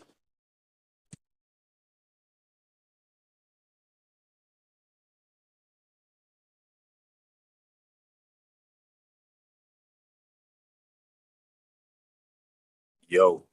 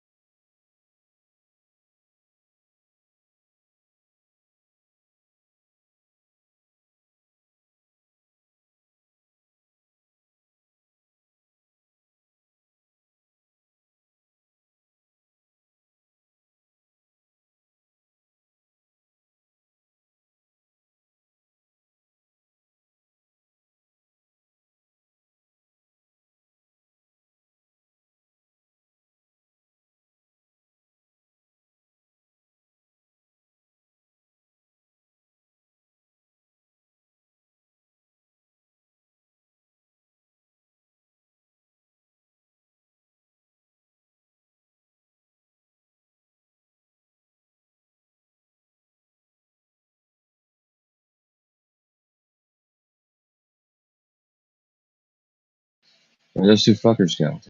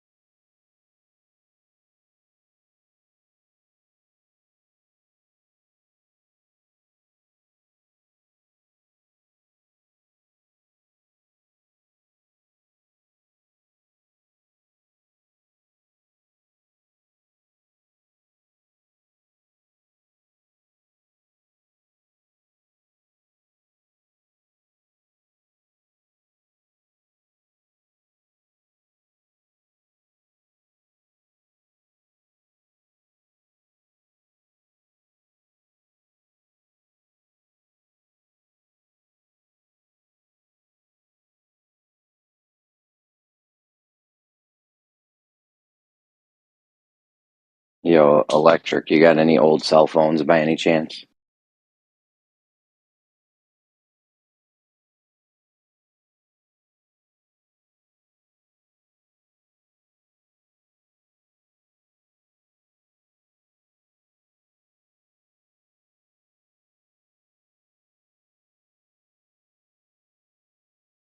Oh shit, he ain't even here. Hello?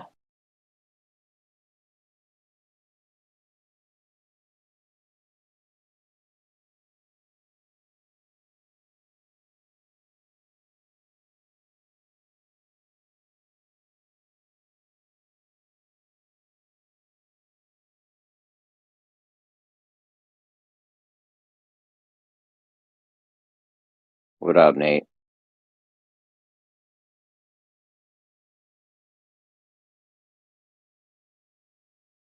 Yo, can you hear me? Yo, we here. What's it? What up? What up? Yeah, what's good, man?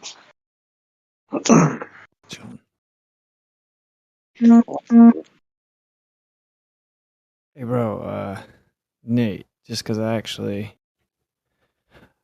like you, right? So I just wanted to go ahead and say, like, the reason that I was getting kind of frustrated the other day is I don't know how well you know Right the Hand, but he literally does that every single time that he comes in here, bro. Like, he just starts screaming, like in the middle of conversations and like derailing it. And it just it's every time, bro. So it's like, I don't know. I felt like you were kind of giving it ammunition, maybe. I don't know that that was your intention, but I'm just explaining. I wasn't trying to come at you sideways or anything. Yeah, it's all good, man. I mean, I just agreed with that one specific point he made. That this kind of a bit of weirdness on both sides, you know. Obviously, he doesn't subscribe to any side or any. I don't even know what he believes in. He's got his own weird ideas, but he kind of did call out the bullshit in both of our arguments, right? I just kind of agreed with that. Nothing else he said. Well, I think I can see what you were saying, right? Which is like, truthers, it seems, don't really question Tesla, Mm. right? I can see what you're saying for sure. And like, I would be more than happy to have a quarter conversation, about that with you. It was just, I don't know. It had just been ongoing to like a stalker extent that if I'm ever having a conversation, he does that. So yeah, anyway. Yeah, and I was just telling you that, like, I'm not saying that Tesla was a flat earther by any stretch, like at all, but he didn't ever factor motion of the earth into anything. So, like, ever. And so he may have been a geocentrist, but he did 100% draw diagrams with the earth being a ball. I'm just saying I found some information where he was discussing the difficulty where for some reason it wasn't working with his assumption about the earth. But I mean, he also, like, okay, assuming the globe and like the dimensions is where he said that he had a transmission around the world at 1.5 times the speed of light. Right, and so assuming the globe is how he came to that conclusion. So I don't know. Like, long story short, like, yeah, he did think the Earth was a ball, but it's like, I don't necessarily think that he really cared about that aspect of it. So I don't know. Like, I can read his quotes about electricity and magnetism without having to subscribe to the fact that he thought Christopher Columbus discovered the Americas. You know what I mean? Mm. Yeah, no, man, Nikola Tesla was an interesting dude, man.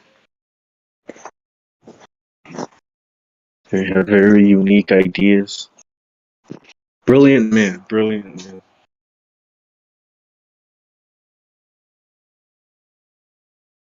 Definitely a genius. Yeah, no, definitely. the reason that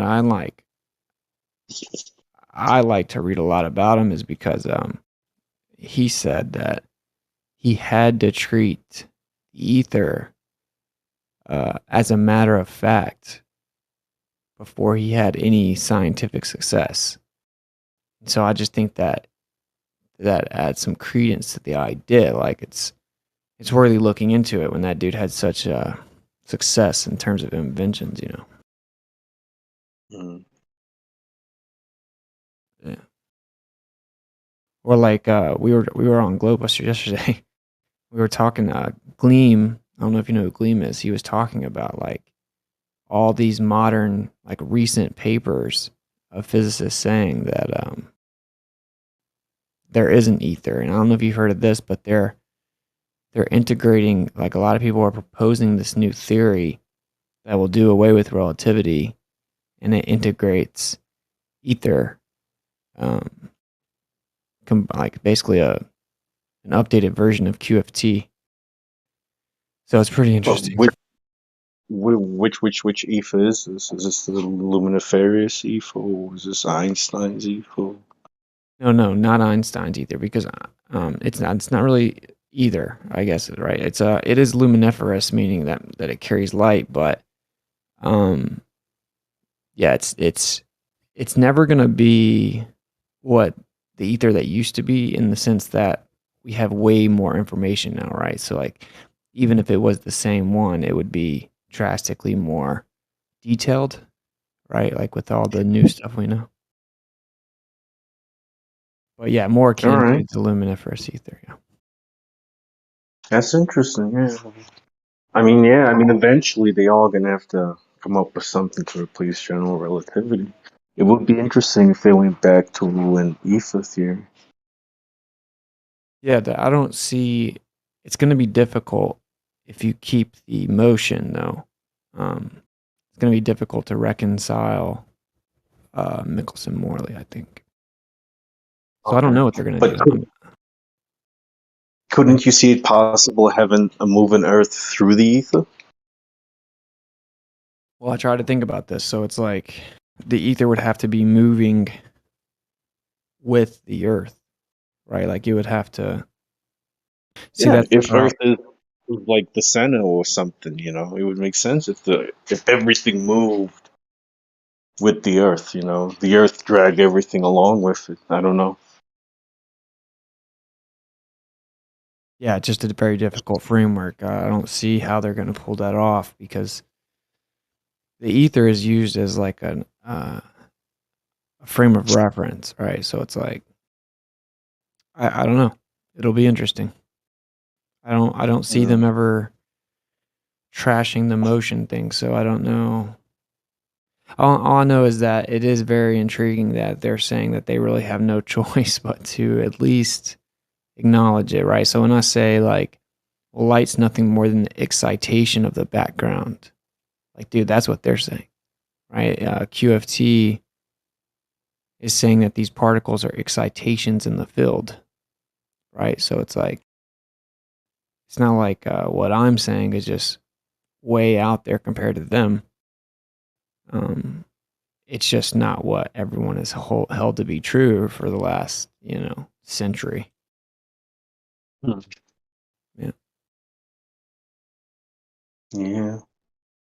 Yeah, I mean, it'll be really interesting to see what comes next. Whatever we come up with after general relativity is going to be pretty weird.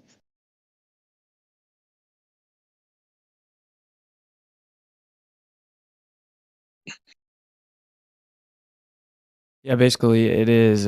It's also a fix to the whole dark matter, dark energy thing. Oh. How does it fix that?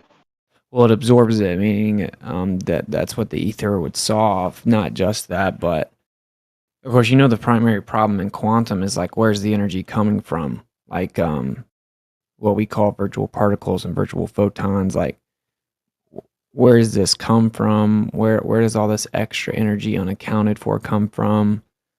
And then on where the does it cosmological, yeah, where does they disappear to? Yeah, but it's interesting because they're, everyone's looking for the gut, of course. So like the GUT.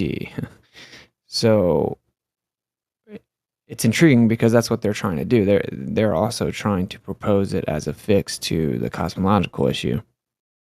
So I don't know. I just think it's crazy. Like in these circles, it seems there's a very dishonest representation regarding that. Like if you talk to people like Jace is very smart, you know what I'm saying? But it's like it seems people skip over that. Well, Nobel laureates, etc., are saying that there is an ether. So I don't know. I find it interesting. I'll try to find exactly what I'm talking about, like some specifics.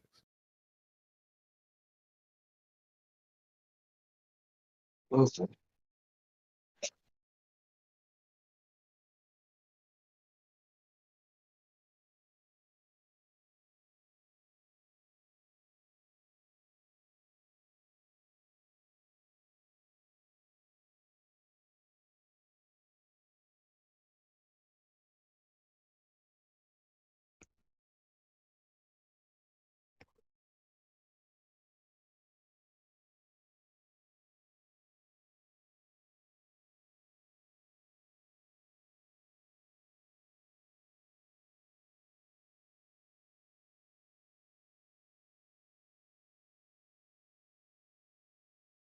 So like one example is like, so the way that Feynman sees these virtual particles is that it is an actual electron, but it's like going back in time, right?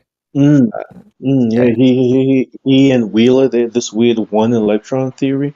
It's basically one electron interacting with itself in the past and in the present. Yeah. And in the future, yeah.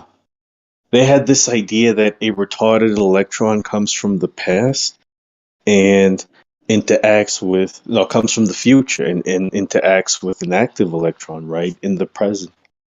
And it hits it, interacts with it, and then this electron in the present sends a photon into the future, which interacts with the retarded electron. It basically causes the future. It's like a weird thing going on here. It's just one electron interacting with itself in the past, and present, then and future. the alternative, of course, is that there are two actual separate particles, like the opposite of the one particle, right? Like the electron and the positron being a positive electron, and like so, like the idea of antimatter, right? Those are the two most popular ones. I think that's Dirac. So you got like Feynman and Dirac kind of proposing those two ideas, one being transcendence of time, and then one being like this antimatter realm where there's a reciprocation of every particle to its opposite. But see, to me, it's just so counterintuitive. It just seems so simple. There's just like in Dirac would call it like the Dirac background, right? I mean, that's the ether, but yeah, it's just the way I see it. It seems so much more simple that there's just an ether, and that's pure potential. It has it's like this endless amount of pure potential energy, and then we just see like material or a manifestation in the material world from that. It goes to and from, just different versions of this primary substance. And it seems like that makes a lot more sense than like invoking time travel. But I don't know. Yeah, I mean, I would tend to agree with that. I would tend to agree that it just looks like, because we made of matter and because of the way we perceive reality, we get caught up in this, what's the word for it? Apparent illusion? But you know how, like with temperature, it's just something we feel because of entropy, But the idea is if we could go into the fourth dimension, we would see that it's just like a loaf of bread. But the problem is we're just moving through the slices. Yeah, I mean, I'm sure you're aware of that idea, but I'm just trying to say that I do agree with you that it seems it's just one whole thing, you know, already made, and we just perceive it in a weird way that we call time. Yeah. Yep. Like I look at it similar as to light. Like being there's this entire spectrum, and only our eyes, for example, only perceive a very, very small portion, right? And I look at it like that's a good analogy of, well, that's like the material world. There's this huge spectrum of energy, and we see just the material. Like I'm not actually opposed to the quote unquote energy mass equivalence. Like I think matter is a version of energy, right? And I think more specifically light, like that's what Tesla said, that matter is a version of light. And that seems crazy to us, but we're at a paradigm where we're entertaining quote unquote crazy things either way, right? Where we're talking about time travel and so it's like clearly just it is whatever the truth is going to seem crazy to us at first, right? I mean, we don't really seem to have a choice.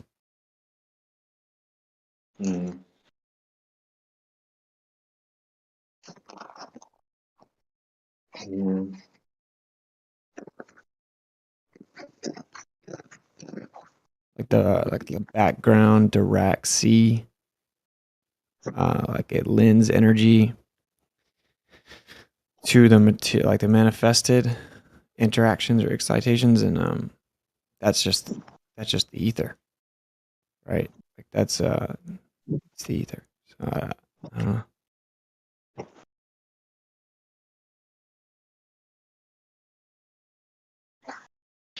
Sorry, Yeah, who is that? I was talking to you, asshole. What a name you got there, Kosho.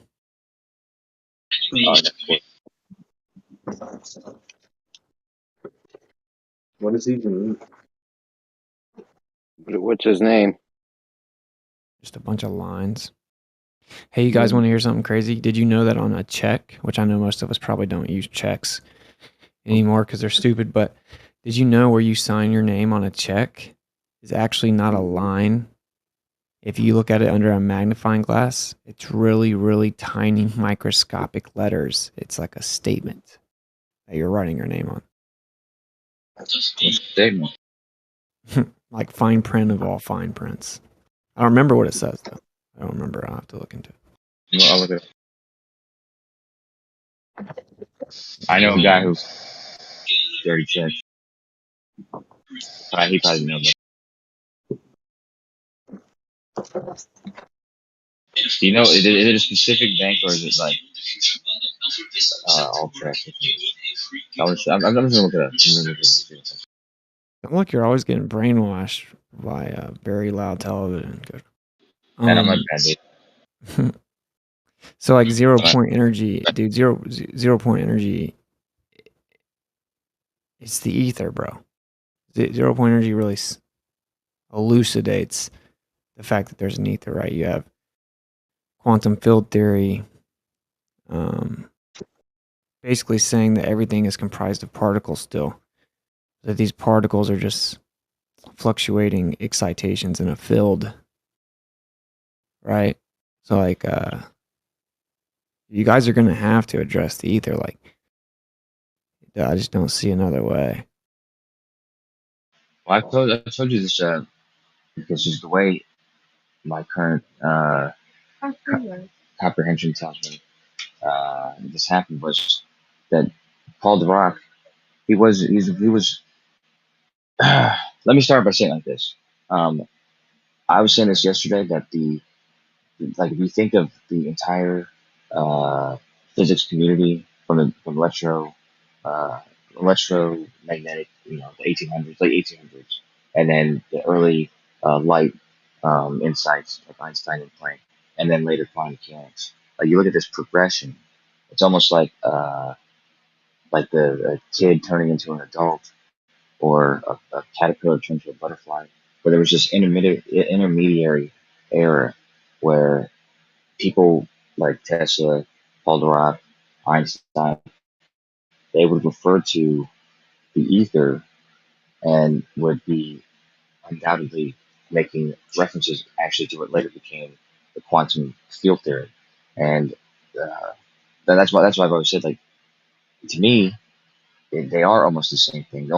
It's like the quantum fields are basically like the ether with the things that were, there was assumptions about ether that were wrong, and there was things that tweaked and stuff like that. And so, to me, I don't think it's wrong to even call it the same thing, just like the updated ether, basically. That's how I see it. There's a fundamental difference, though, man. So, QFT cannot treat the ether as a physical medium. So, it can't be a medium where motion can be applied, because that contradicts relativity. That is a huge difference. That's at the very beginning. That's at the onset. Fine. I'm not sure what you think was wrong about the ether postulation, but maybe That's one of those two things. There's two things that ultimately got dropped and adjusted, and that's one of them was the idea of the medium, and the second one was the idea that it was static, but that it was the background what everything moves through. And according to quantum field theory and relativity, the field is relative, just like everything else. Like there is no fixed points. The points are relative, just like everything else. According to those two.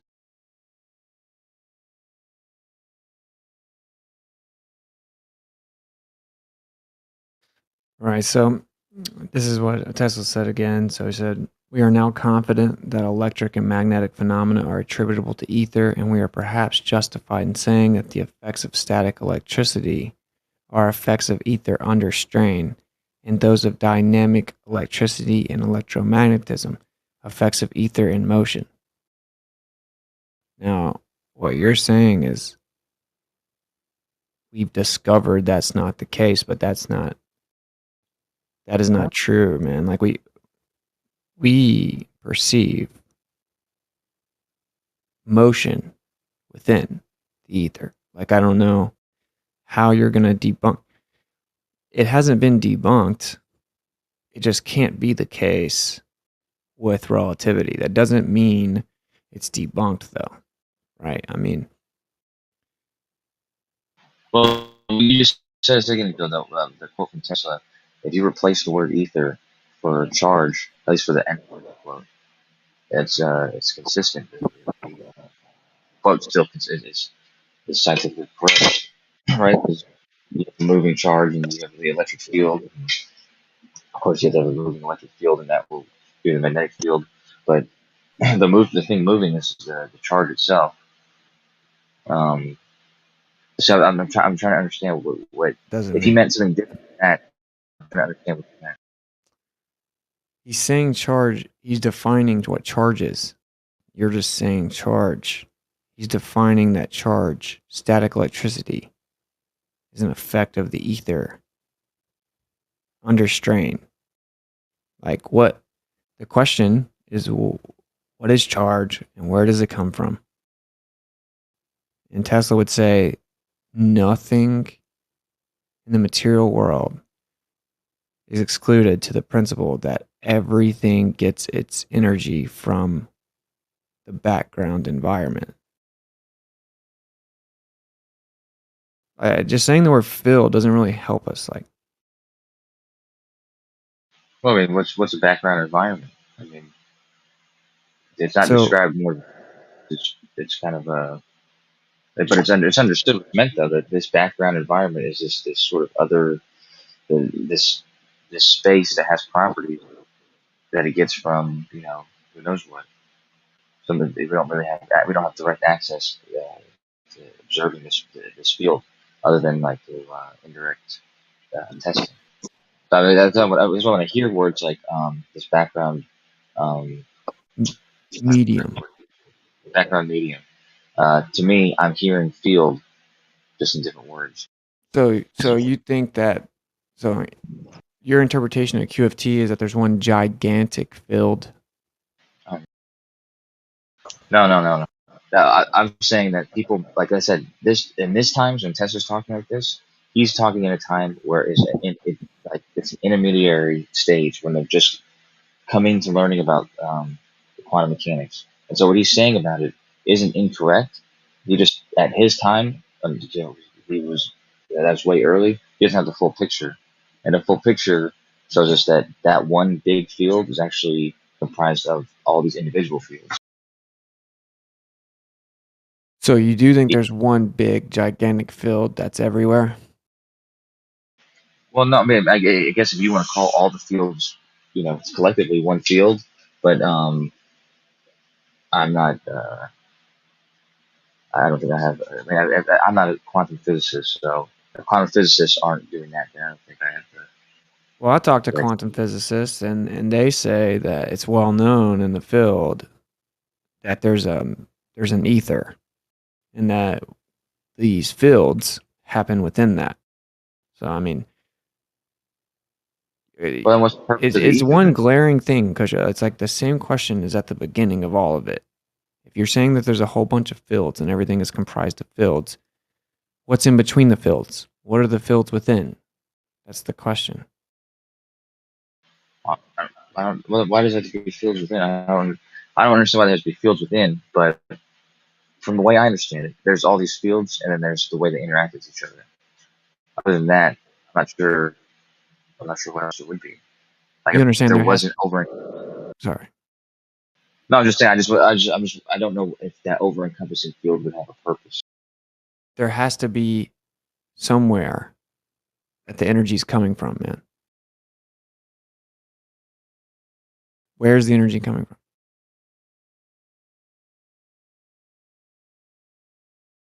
They're just saying field to describe once we have energy doesn't answer the question of where does the energy come from. There has to be another realm, and there cannot be an interconnected solid, not solid as in matter, but an interconnected realm. There cannot be one that can be treated as a medium unless you do away with relativity. Of course, there are many people, quantum physicists now, proposing things that just throw relativity out. And it's just the ether. That's what it is. What they're not going to know how to do is to integrate that with Michelson-Morley. That's where it's going to get tricky. I mean, can you guys hear me? Yeah. No. I didn't know if my mic was open or not. Where the energy comes from, you guys, the same thing with abiogenesis. They don't want to talk about it, where it came from, or the beginnings or whatever here, and let's deal with it. But That's where the shit point. could come from could be a huge, yeah. But where, and that's understandable. However, when you look at it, like, how did it happen? Where does it come from? Those are huge, major questions that need to be discussed and talked about. You know. And you think they ain't discussing that or what? Bro, anytime I try to bring up abiogenesis, that's not part of evolution, da da da. No, they're not. Oh, you None mean of here on themselves. this? Oh. Yeah, us. Oh. Well, even within quantum, right, when you talk about where does the energy come from, it has been largely ignored. But it's not entirely ignored, right? Like, there are people discussing it, and it's just a problem because, like, space and time alone are not going to suffice to explain what we observe. So there has to be something else. And it's just laughable and embarrassing that for decades now we've just put a placeholder there of an undefined term, and it doesn't work. Okay, so dark matter and dark energy is just the ether, but the ether is not dark matter and dark energy, right? Meaning they say it doesn't interact with electromagnetic phenomena, of course, right? Or light, because that's why it's called dark. So it can't be the ether, so they called it that, right? So when I say to explain those things, I mean really to just do away with the undefined problem. It obviously see, like, dark matter and dark energy is obviously not correct. It's so like woo woo ad hoc. It is like ridiculous. It's like this unknown substance that doesn't interact with light or electromagnetic phenomena, but we don't know what it is. We just know what it's not, right? And that's all based on a philosophical framework of relativity. That's not like, you don't know what it's not. You claim to know what it's not by assuming relativity. So it's like, this is the main question. Like, every time I talk to someone, they want to be like, oh, QFT basically does say that there's an ether. No, it doesn't, because it just kicks the can down the road. It doesn't actually, first of all, it doesn't properly define field as anything other than the mathematical convention that it is utilized as, and that's not defining what a field is. It's not answering the question, where is the field? Where is it within? Oh, it's just in this material realm, sustaining itself. But we don't define what it is, and we don't define energy, and we don't answer where does the energy come from. So there's just this endless amount of fields sustaining themselves by themselves within space and time.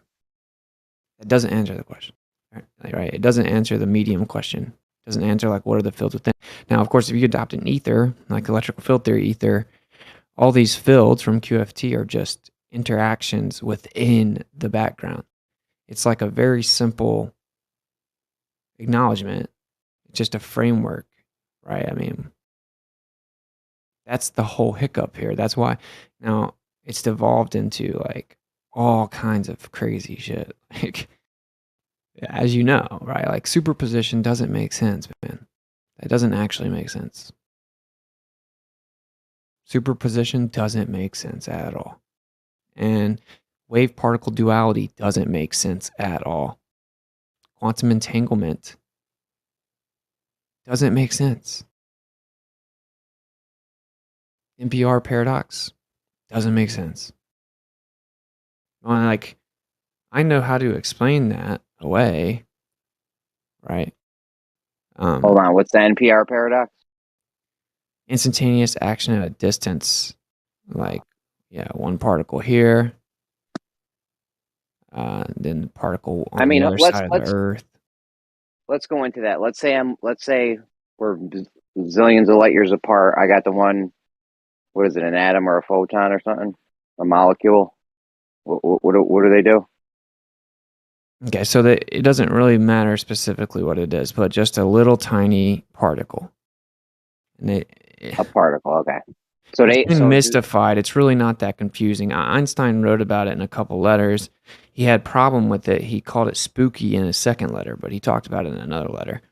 And he had a problem with it because it can't work within relativity, but only once you take the math and treat the math as reality. Right? Like, it's really not complicated. If I send you, if I put a red pencil and a blue pencil in two different envelopes, and I'm in South Carolina and you're in California, or you're in New York, whatever. If I send you the letter to New York that has one of the pencils in it, as soon as you open the pencil and see that it's a red pencil, instantly you know the other envelope in South Carolina has a blue pencil. Now, it's not like you pick the red pencil up and move it and the blue pencil moves.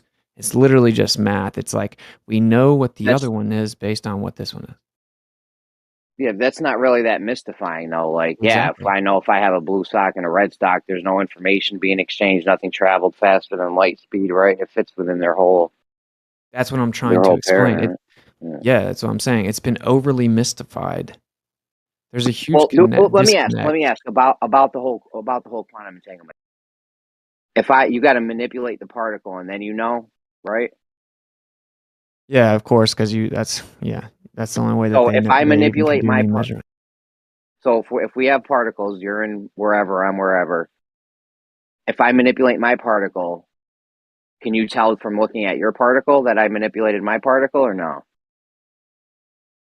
I haven't seen any actual evidence of that. I mean, there are a few, like, I guess there are a couple claims about doing it a few feet away from each other or something. But What do you guys think happens in a situation like this, right? Let's say you got Jeremy in a room and you're watching him with it from like an outside room, like on a monitor, right? And Jeremy's got two entangled particles and you watching him, and then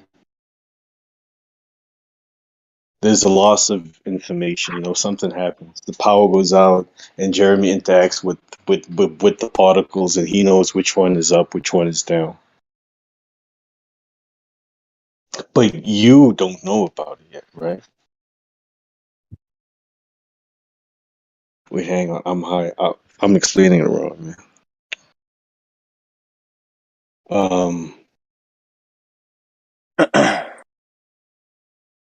Fuck. Let me give me think just a second. I about have to go grab a drink. it.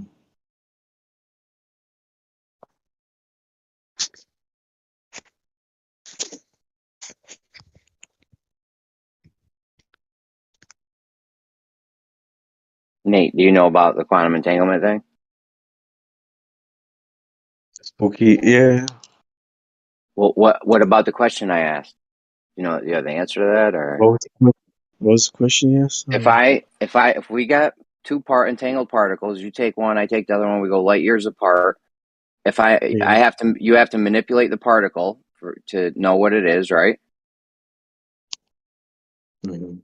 You have to Did interact with you tell just by look? them. You have to interact with the particle. Okay, Kosho's here. Whew, thank God. All right. And then So Nate's a professional guy in this field. Okay, I all learned right, everything all I know. right. Listen. Okay. So we got our two particles. I interact with mine. I know that it's up.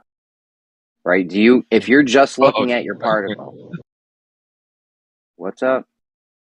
You're interacting with your particle and it's up. No, I interact with my particle and it's down or it's blue or it's A or it's 1 or 2, whatever the thing is. However, there's only two options, right? Mm.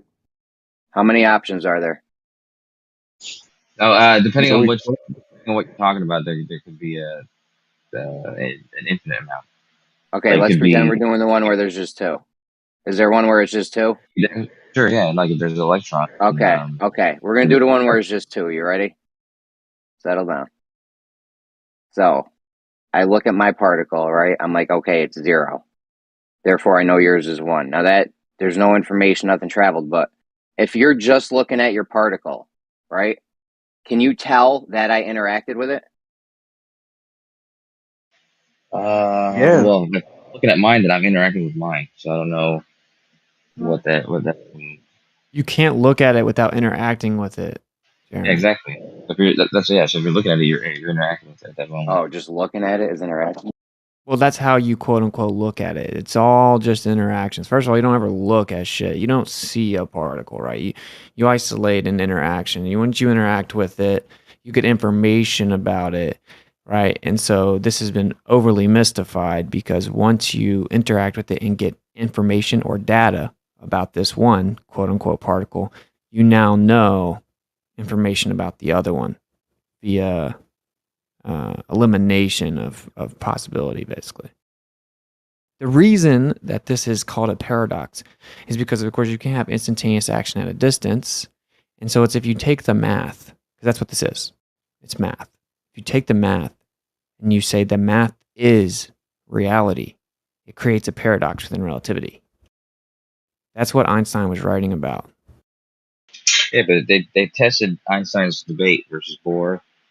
Like that's what they were debating to see if there's hidden variables that we just don't know about, and there's not really this spooky action at a distance, or if there really is some sort of way that there's some communication going on, whether it's passing light speed or whatever the mechanism is.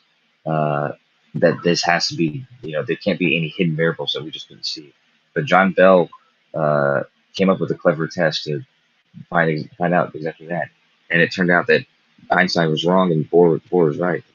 That there isn't anything there. There isn't anything there. No, there isn't any hidden variables. Hidden variables, like there isn't any, variables like attributes that they already had that we just didn't know about. That's the EPR paradox. Yeah. Einstein, Podolsky, Rose. Mm-hmm. So basically, what they were saying is this information would violate causality and locality. Basically, you can't, send information from one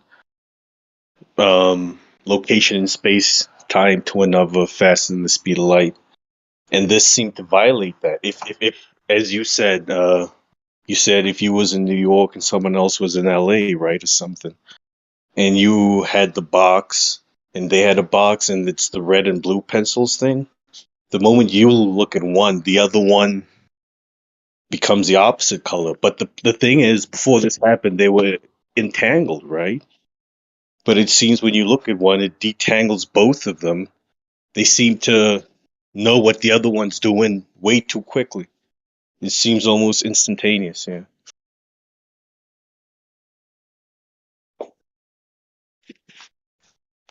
knows what the other one's doing, right? I don't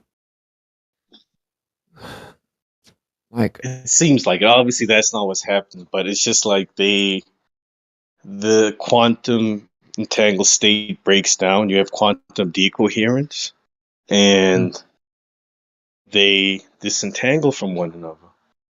But it happens so quickly over such a great distance that you don't really feel information could have really been shared between them. It would violate causality. Random. And Yeah, it just seems like a bunch of woo-woo to me, bro. Like, so, okay, first of all, if they're entangled, how do you determine that they're entangled? Before John Bell's test. Yeah, John Bell's test is clever as hell. And you'll like it, dude, because it has to do with it has to do with your lenses, your polarized lenses that you were talking about the other day. That's exactly what John Bell used in his test. And let me see if I can't make it specific. So basically, you just basically use lasers, most of the time. Oh no, he was using polarized light because he was using that effect. I forgot what the name of that effect is when you have the polarized light and then you turn it 90 degrees and then you add a third one, like that whole thing. Because you get three Bell's theorem is related to the polarized lenses. Yeah. Yeah. So, anyways, what he's doing is there's 9 scenarios, I guess. So I don't want to get like the specifics about it because I'd have to look up exactly what the 9 scenarios were. Quantum Venn diagram paradox. Well, yeah, that's the main effect. That is that effect, but he's using that to honestly, look at the 9 ways to cool them down with lasers and bring them close enough together so that their wavelengths overlap. That's what most people do. Well, no, but they're just measuring to see if the light comes through at all or not. Because if the lenses are rotated, then the light's either going to enter it or it's not going to enter it. And so by measuring the amount that they receive based on those 9 scenarios, it should be exactly 50%, I believe. So it should be 50-50 if there's no quantum entanglement. It should just be random. It's just a random chance, like up or down.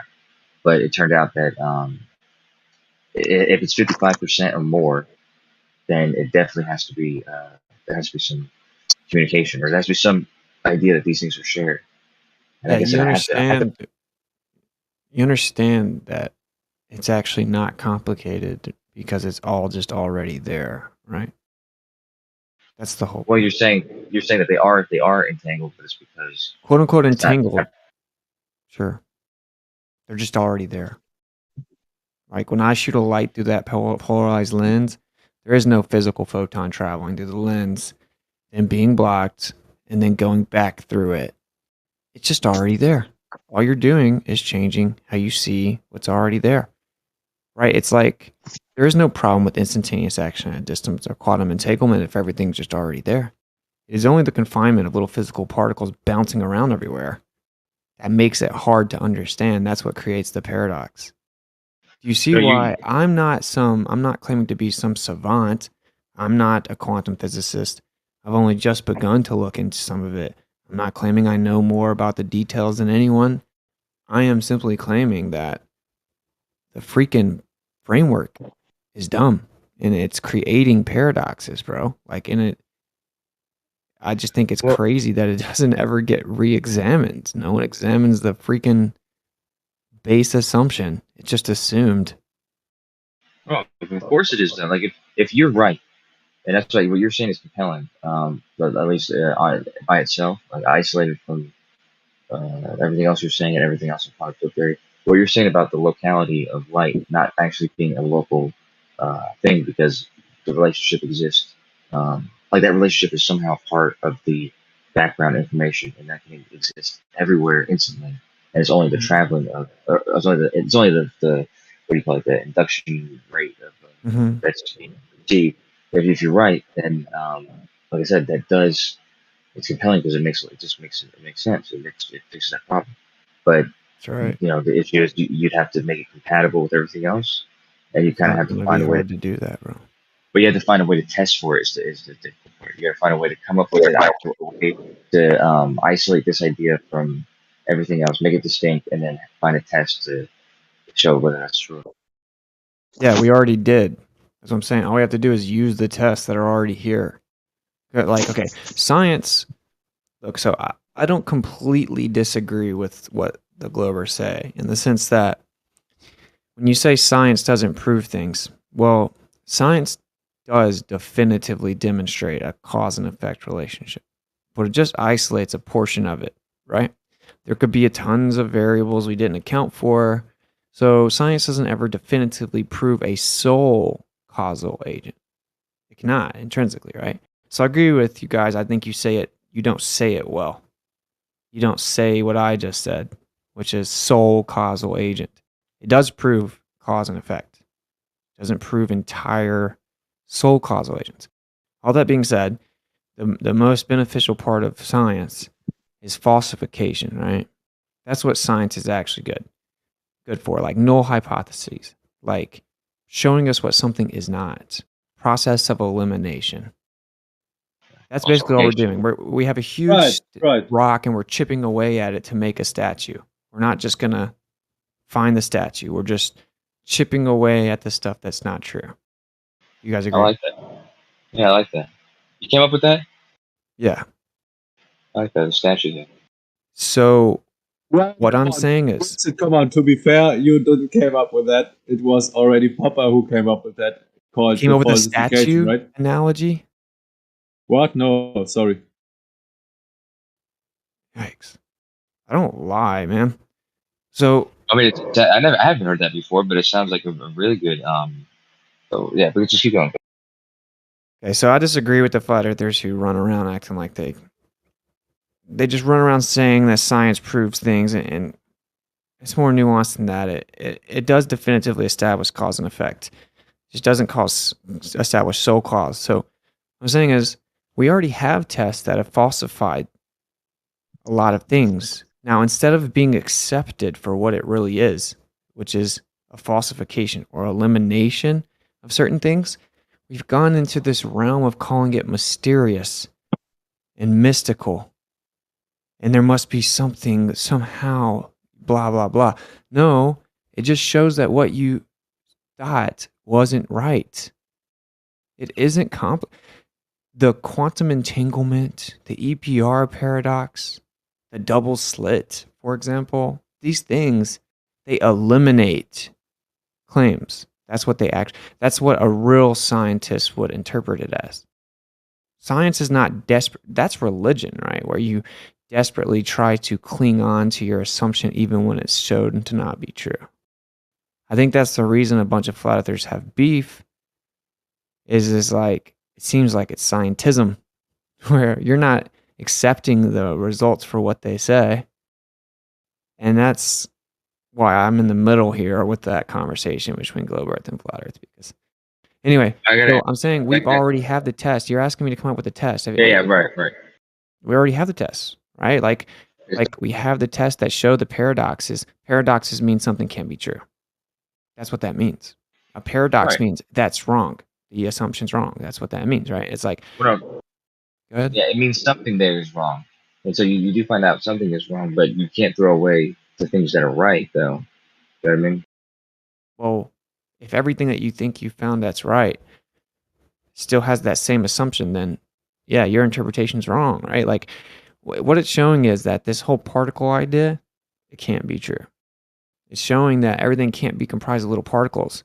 So we need to kind of come up with another way to explain the phenomena that we interpret as particles. That's what we should be doing. But we don't do that. We just keep reifying the particles, label them paradoxes, and then conflate it to profoundness. What about the quantum fields? I mean, that's a different way. It's almost not even really considering them all perturbations in the field, right? Or are you saying something else completely different, like a totally different idea?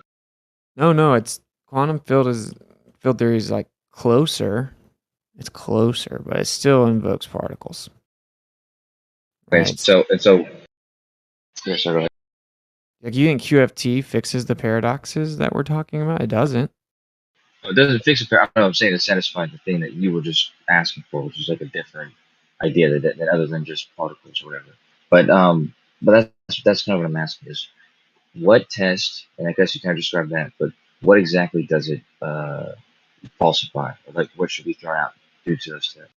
Yeah, like we'll use a double slit, for example. The double slit shows that the claim that light is comprised of physical particles called photons, it shows that's not true. That's what it shows us. Right? So we should take our clipboards out and scratch the photon off the list because it can't be true. They've done everything but that. They've gone to say, oh, well, it is that, but it's also something else at the same time. Ooh, oh, it knows we're going to observe it before we choose to observe it. Ooh, oh, it transcends time. No. It just isn't a thing. How is that science, bro? How is it science to not just accept the results of the test? That's what I don't understand. But so if the results of the test are that when it's uninterrupted, it'll make interference wave patterns, and when it is, somehow interfered with or interacted with, it's going to go through the slits as if it were a single, a single projectile. Like it makes no interference patterns, and it's going through as if it's, a bunch of little balls going through the slit. Like how do you cope with that? Because the base assumption is that it's going through the slit. It's just already in the slit, man. You're asking, like, okay, this is what FED's asking me. They think they got some home run. They think that they won. Because they're showing the plate. They're saying, this proves that light is a physical particle. Because how else could you have this little discrete chunk or impact, right? And that debunks that it's a wave. But it does not. I don't even agree. I disagree with like everyone, man. So like, it's not a wave or a particle, and it's not traveling. It's like if you have a lake and then there was an earthquake. The whole lake's going to move. You see what I'm saying? The whole lake moves. Now, if you can see like a wave moving through the lake during the earthquake, and you want to count how fast you see that wave move in the lake, that's cool. It's useful, right? Like we can figure out what's the rate of movement with certain earthquake. Water moves this fast. Let's make a computer. Whatever. It's cool. Let's make a boat. Knowing that's cool, but the point is that it's just already there. My point is that double slit is not new, man. I think it was 1802. This was first done. 1802. But yeah, for the wave nature of light.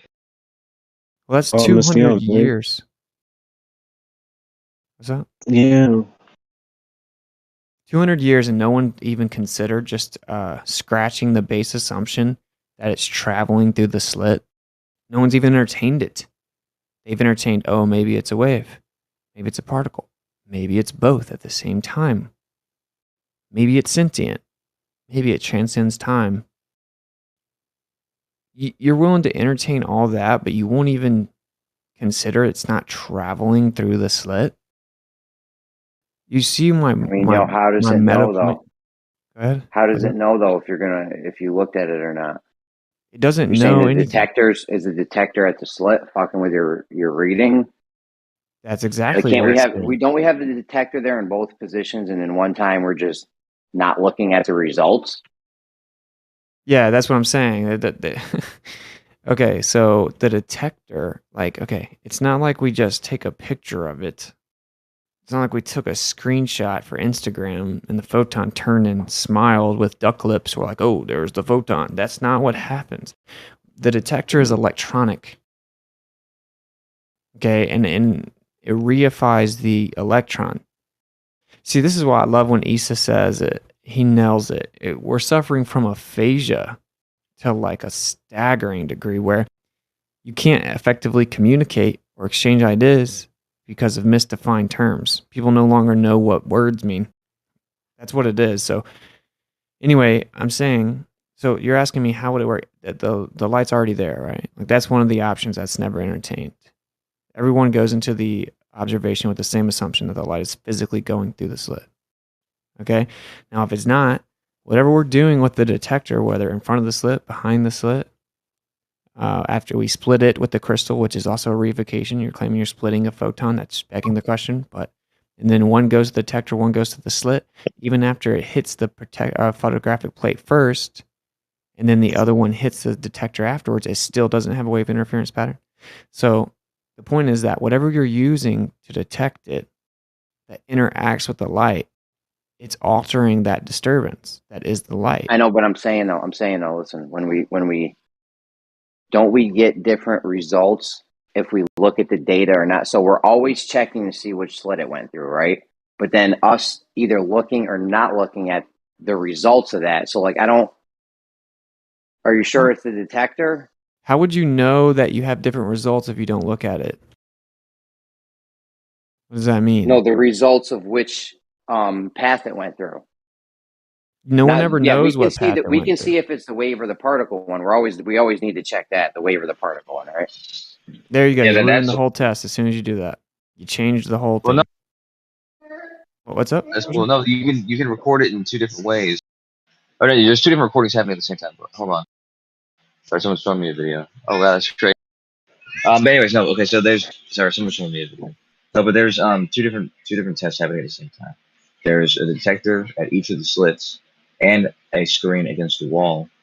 And the screen against the wall is going to tell you whether there was interference or not. And that's going to be whether or not, that's going to be regardless of what you do with the other sensors. The one on the back wall is always going to show you whether there's interference or not. And it's that's going to tell you whether it was wave or particle. And the sensors at the slits are just to tell you which slit it went through. And it just so happens if you happen to use those detectors at the slits, it will always behave as a particle. Okay, and when you say it's a particle, okay, you're saying it's a particle. How about this? Just for the room, so everyone understands the absurdity of this. Can you explain the difference in detecting it as a wave and detecting it as a particle? What specifically is the difference on the plate?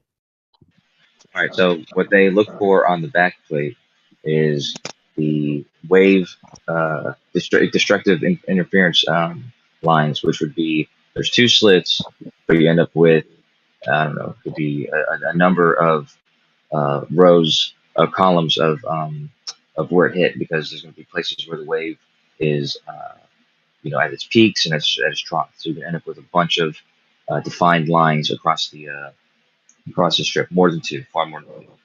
And if it's a particle like traveling through this these slits, then it's only going to be behind the two slits. So there'll only be two lines. And so, how does a particle create a line?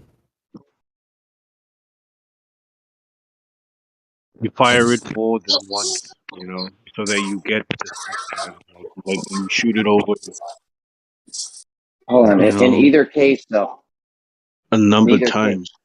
It's not just okay, I one thought you were done. photon. Mm-hmm. Okay, so can So we in ever? either, Jeremy, go ahead. Jeremy, go ahead. so in either case, they're always, regardless, at all the time when we run the experiment, we're always checking to see which slit it went through, right? Or is that not true? No, there's tons of different tests, bro. There's tons of different versions of the test. You're not always ever doing anything. You don't have to check it. So the first time they just shot the laser. Let's say they actually used like really really weak anyway. So it's like, okay, this shows an interference pattern on the plate. So when you say detect it, yeah, there's always a plate. Now the whole crazy stuff happens when you introduce an additional detection closer to the film that has the slits to try to figure out which slit it's going through. You see what I'm saying? That's when you get the whole, oh man, now it's not reading on the plate the same. It's no longer looking like a wave, constructive and destructive interference lines. Now it's looking like it's just a discrete area that it hits. That's the whole thing. But okay, this is what I'm trying to say. Are you guys claiming that we can shoot a single photon and then turn the light off and just one dot appears? Does that ever happen? Can we do that? So we can never do that? No, I'm waiting for my friend to go. Okay. See, this is why I think it's so funny FED's taking their victory lap right now. They claim that they shoot a single photon and then invoked a Morgan Freeman video that supposedly proves it. Morgan Freeman. He's God in some people's. Yeah, apparently he's God to them too, and I would never think it'd be flat earthers being like, you're such an idiot. Morgan Freeman did it. You mean the through the wormhole guy? Anyway, how do we know we're shooting a single photon? Let's start there. Yeah, well, first of all, they can shoot single photons. I know that. How do you know that? How do you know that? Because I looked into it. So can you tell me how you know that? Everyone wants me to just give them that assumption. I'm not going to do it. I'm not going to do it with you or FED. I want to know how you shot a single photon. How do you know that you shot a single photon? Because I know the answer. I think, right? Like I said, I just looked into this for a couple hours to do my presentation. So I'm not claiming I know all things. There may be some things that I've overlooked and don't know. So I'm genuinely trying to interact. I'm not trying to win or something. Yeah, no, I'm sorry. I told you I had something going on for a second. But so yeah, I know that they have single photon beams, and I also know one way they can make sure that it's a single photon. I mean, you can check with the photoelectric effect, like about what the amount of charge you're on the like what the target is, like whatever it is you're interacting with, depending on what length of light and what material the target is, you detect it that way. Okay. So when you tell me that you can do it with the photoelectric effect, if you were me, what do you think that my rebuttal is? Electrons aren't real. It's a begging the question fallacy, dude. You're invoking the very thing I'm challenging. I'm like, how do you know you shot a single photon? Well, if we define this effect as involving a photon, it proves it. Well, let me describe it a little bit differently then. I'll be specific. So you could determine that you shot a single photon by first, we already have the established understanding of the photoelectric effect, and so you would look for these discrete amount of charge that would be that would have to leave the target plate or whatever it is you're using to detect it. If that plate was releasing that same amount of charge every time, I mean, then you could be convinced that whether it was a single photon or the same amount of photons each time, I wouldn't know what the difference would be. Because if you're getting the same discrete value each time, and it's the lowest amount, I think they would just define that as a single photon. Okay, so we never verified anything about the photon. So everyone goes around and talks about the double slit and says, when we shoot a single photon, da da da da da da. You can't do that. You can't shoot a single photon. That's not real. I looked into it. So what they do is they try their best to decrease the probability of multiple photons as much as possible. And then they've come up with a number that they think is close enough to where you can pretty much say only one photon is going to get through this slit. That's what they do. And I'm asking, so can I just shoot one photon, turn it off, and just one photon hit the plate? How else do I know? I'm sorry. Someone's talking to me in real life. Like, how can I go along this journey talking to people about a single photon? Like, if we can shoot a single photon, I should be able to take my little ray gun out and go and just shoot one photon out. One photon hits the plate. And that's it. I should be able to shoot one photon, turn it off, and one photon hits the plate. So can we do that? I'm genuinely asking. I don't know the answer. Well, Jace had told me that he told me that was definitely possible. It's been possible. I'm trying to see if I could find an example myself. So. Jace says a lot of stuff, man. Jace says chemistry proves relativity, man. What are you going to do with that? I mean, is he wrong? Yeah. Because chemistry invokes the subatomic scale, and quantum does in no way verify relativity. You don't get to pick and choose things. Like the fact that there's a certain observation in chemistry that seems to work within the idea of relativity doesn't prove it. There's a million that don't work with it. It does the opposite. Subatomic scale doesn't help relativity at all. Was this a conversation you had with him 2 nights ago? He doesn't really debate verbally with me anymore. He likes to just type in the chat victorious, chanting. So I don't care. I don't even want to talk about that. My point is that I don't care what he said. I don't care what he said. I don't care what anyone says. I want evidence that you can shoot a single photon. I looked into it. They say you actually don't know that you're shooting a single photon, that they just get as close as possible to where they're comfortable with the odds that there's only one photon going through this. Okay, that's a good one. And I've heard they've done this with things you can actually see single of, like buckyballs or some shit. Right now, what I'd like to see is the experiment or the test or whatever this is. I'd like to see it ran when they're always looking at the slit. So they're always seeing the slit, but then they throw the results. Like, I want to see them get different results by always observing this, whatever they're doing, detecting at the slit. That would be something. Well, don't get ahead of yourself. Away, sorry, go ahead. I was going to say, if you take the detector away and get a different result, then, I mean, I know they did the delayed choice to try to fix that, but. Yeah, but you're diving down the rabbit hole of pseudoscience. Like, you got to pick it apart one at a time. This is the problem. We always concede them bullshit assumptions.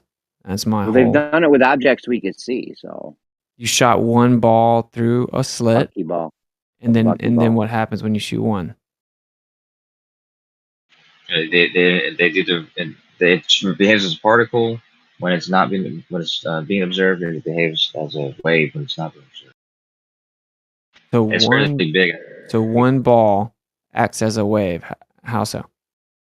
A buckyball. I don't know if it's a literal ball, but it's called a buckyball, I think, right? Yeah, I see double slit experiment on buckyballs. I'm asking, how does one buckyball act as a wave? What does that mean? Because one object can be in two places at the same time.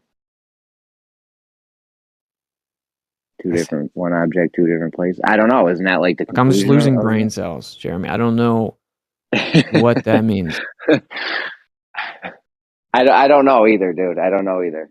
Yeah. You see what happens? Have you ever seen Wizard of Oz?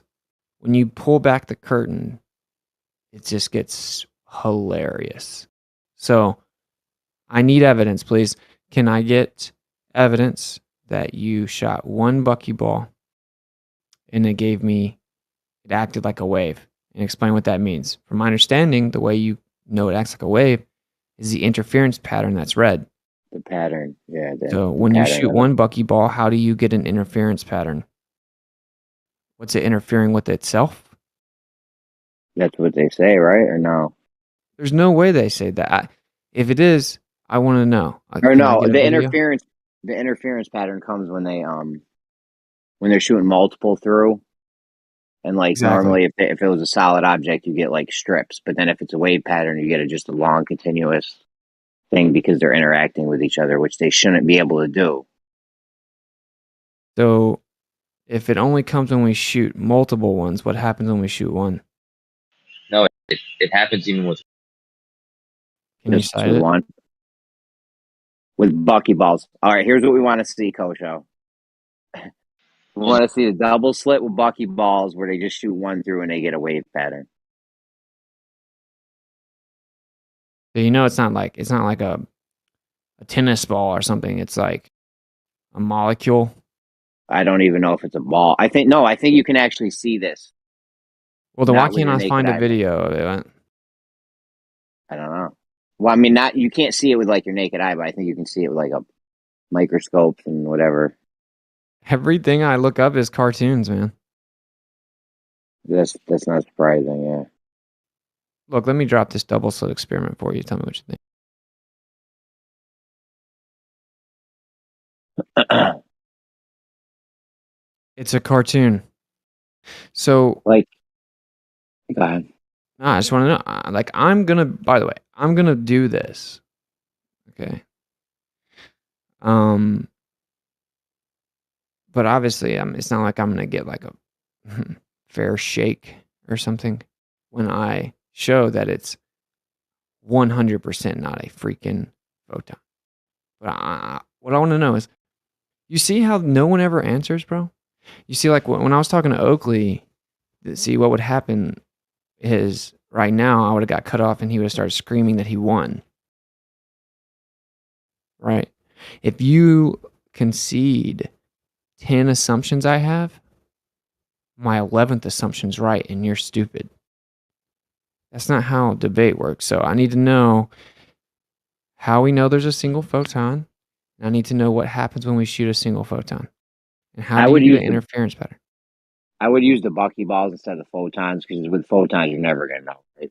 But with something you can actually like put under a microscope and see and get one of, that's not far fetched that they're shooting one of those, right? What's it? Can I ask a question out of topic? Well, hold on. Right? Wait. If you Sorry. If you can get one buckyball and just shoot that, and if we can see one under the microscope or whatever, it'd be fair to assume that it's possible we could shoot just one of those, right? Can I put something under the microscope and go touch it and move it around? Yeah, the buckyball. Like if I can actually move it around physically with other matter, like seeing things, like they don't just take microscope. You always use like electronic microscopes that create contrasted images of pressure mediation. It's got nothing to do with matter. Now, I don't know. I've never looked into the buckyball. If it's actually matter, then sure. It has like a nice size to it. You know what I'm saying? I don't know if you can like move it around with tweezers and shit, but we got freaking flat earthers defending this. Is what I don't understand. Kosho, can you explain to me how a single buckyball creates an interference pattern? Yes. Sorry, my friend is reviewing the comments and stuff. But anyways,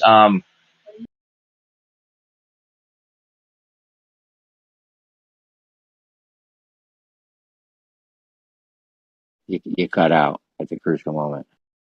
No, I'm sorry about Fucking that. dude you're hanging out with. We didn't care about that part.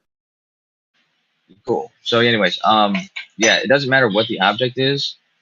A buckyball, a baseball, of anything.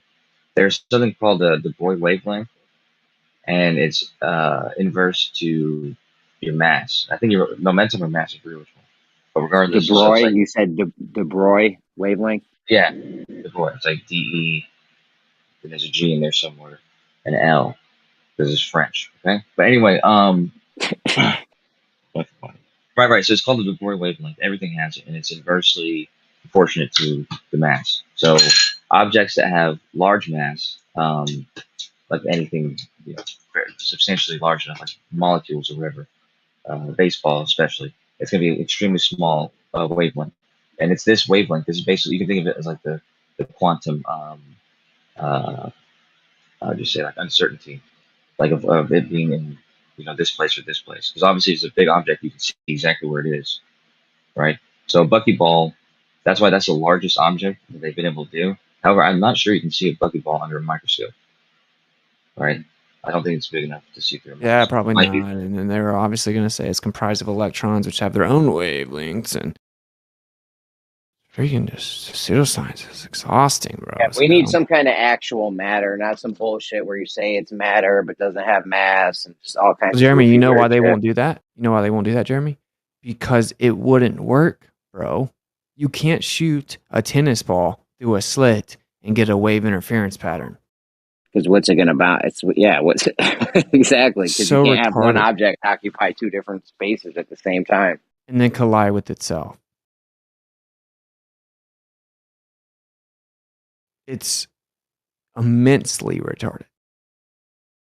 The fact we have flat earthers not only defending this, but like chanting and making hit pieces. Like Oakley just dropped another like hit piece video on me. I'm like, bro, this is interesting times that we live in, bro. Well, I mean, you do make for some good audio, some good content.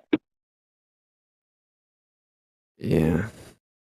So, like when you come in here, I bet you the viewership goes up just from you coming in here.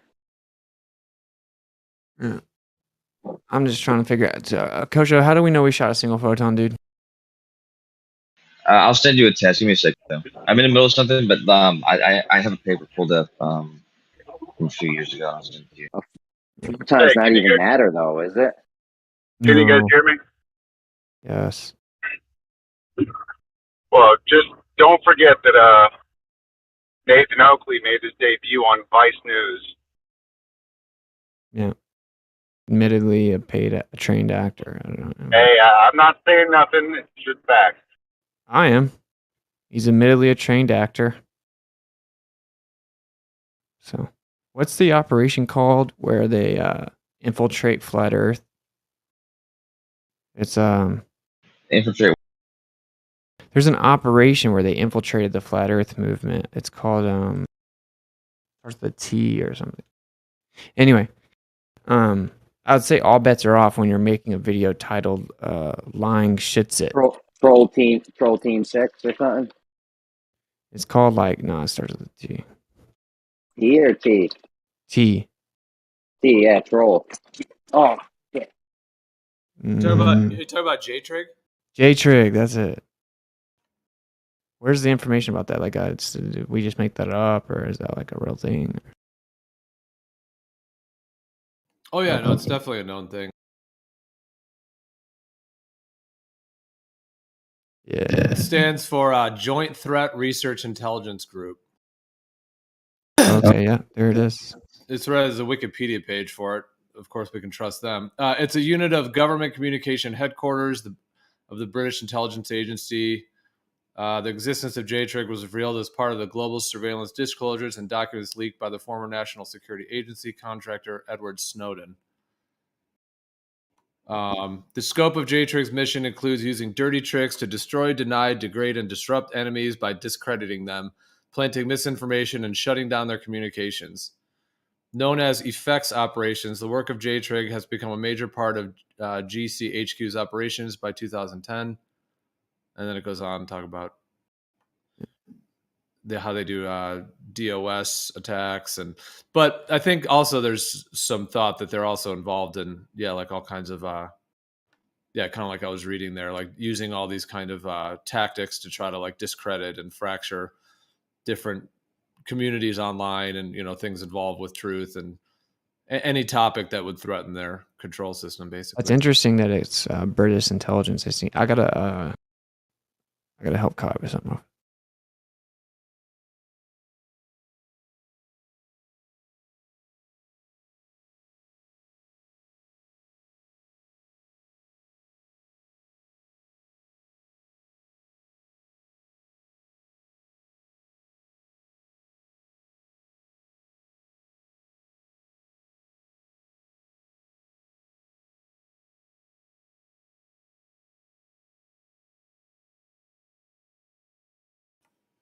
Coach, who are you guys talking about? I was away for a second. Who were you talking about? Nathan. Oh, okay. That's kind of what I thought. I was just away for a second, so I didn't hear. That was I wanted to ask that question because I listened to the show this morning. It's been a long time since I listened. And he said that's why I wanted to ask Witsit. He said that you guys claim that science is fluid. Witsit, is that true? I think he said he had to step away for a second. Oh, okay.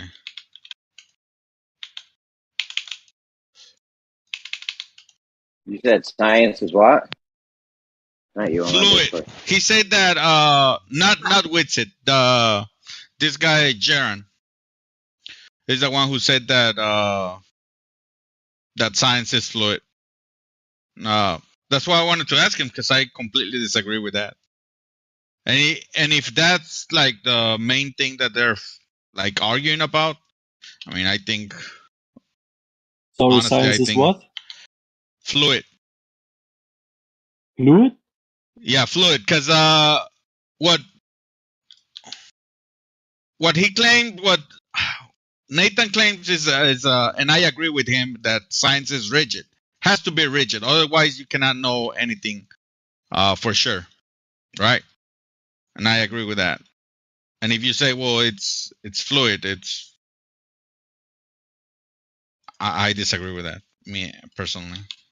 That's why I just wanted to ask him if they actually believe that. Yeah, I mean, we should specify what's meant by fluid then, so that you might return to error after validating a hypothesis.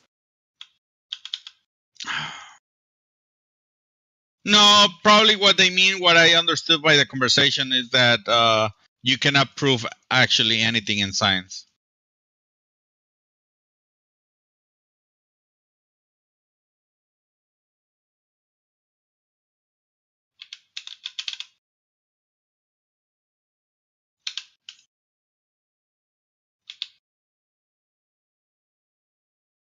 Yeah. Wait, what's going on with the science thing now? I was not paying attention the last minute. What happened? That it's In fluid? the morning, Nathan said, Jeremy, that Jaron says that science is fluid, right? No, I don't know if he actually said that. That's why I wanted to ask Witsit. I mean, like it's an ever-changing thing. Like one day we're gonna find out maybe heat doesn't cause water to boil, anything. Or that's like what I mean. Like it's changing. Like one day we're gonna find out that heat doesn't cause water to boil or something crazy. That's what I think. That's what I understand by fluid, right? That's what I get by it. Like like maybe someday we're not gonna find. We're gonna figure out the opposite. I don't know how though, because you have your null and your hypothesis. So right, it's like A or B is going to happen. And if you got your shit set up straight, then I don't see it changing. But I don't. Can anyone point to anything that has changed where they actually had their independent variable and followed the whole method precisely where it changed? Like I don't think I've ever seen anything that's changed when it was done right, Like, if anyone can point me to anywhere where that's actually happened in the past, that'd be something. All right, sorry, I'm back. Yeah, did sorry. we ever? Yeah, I apologize. I just got back myself. Sorry about all that, though. I don't know if you asked for something though. What's it? You said you want the single photon. Yeah, like all your claims are dependent upon that part. So Well, Jace told me it was a thing, and then I remember I'd seen it before too. I had asked him recently, so he confirmed it. Then I pulled something up a few minutes ago. It said I said yeah, they've been done again. Hold on, let me just pull up that page.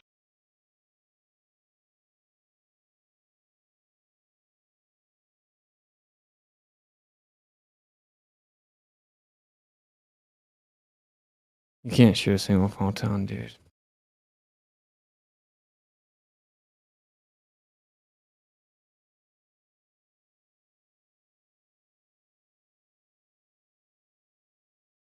And so one other way they confirm, other than the fact that they're so one of the main ways of confirming the single photon is with the detection of it by receiving single plots one at a time. Oh, one at a time. So you can Yeah, never just shoot one and then that's all you get is one. No, that's what I'm saying. They're shooting one and then they receive the plot, and that's the whole. That's one, and then they shoot another one, and then they get to receive the plot. But one way they confirm me that they're shooting just one is when they receive the plot. It only shows up in one spot, like one plot. So It's they're only looking over at the time. board where they're looking at the board they shot at and they see one dot. But what if I shot two BBs and hit the same spot? It wouldn't be just one photon, right? You're right. Yeah, you're right, dude. However, they shoot this like a million times. So this happens a So million times. okay, you shoot two BBs a million times. And each time it hits the same spot. So that would be cool if that happened. However, what they look for is what the overall pattern is after all that's done. After they've done it a million times, they look at the screen to see if there's the two beams, the two discrete beams, or the line of interference pattern. So we get an interference pattern if there's one slit or two slits. And we shoot one photon. Now, obviously, you don't get an interference pattern that way, right? You're going to need a bunch of them. No. That's what I'm saying. Like, even though you've only shot one, the spot on the board that it ends up at, it's not going to be like you can count up each spot and the probability of where it would land, and it's not going to be a high probability that it lands in the two middle slots. So even if you shot just one, the spot that it shows up at is going to be like some far end of the map or something, a very unlikely position if it was going only to those two slots. Because when you look at the final sheet and you see the two dark lines, there may be one or two outliers like outside of those two lines, but there's not going to be a whole bunch. And so if you're watching each one at a time and you're seeing consistently that they're going to the outside of those two lines, then that you confirming that one photon is interfering with itself. Interfering with itself.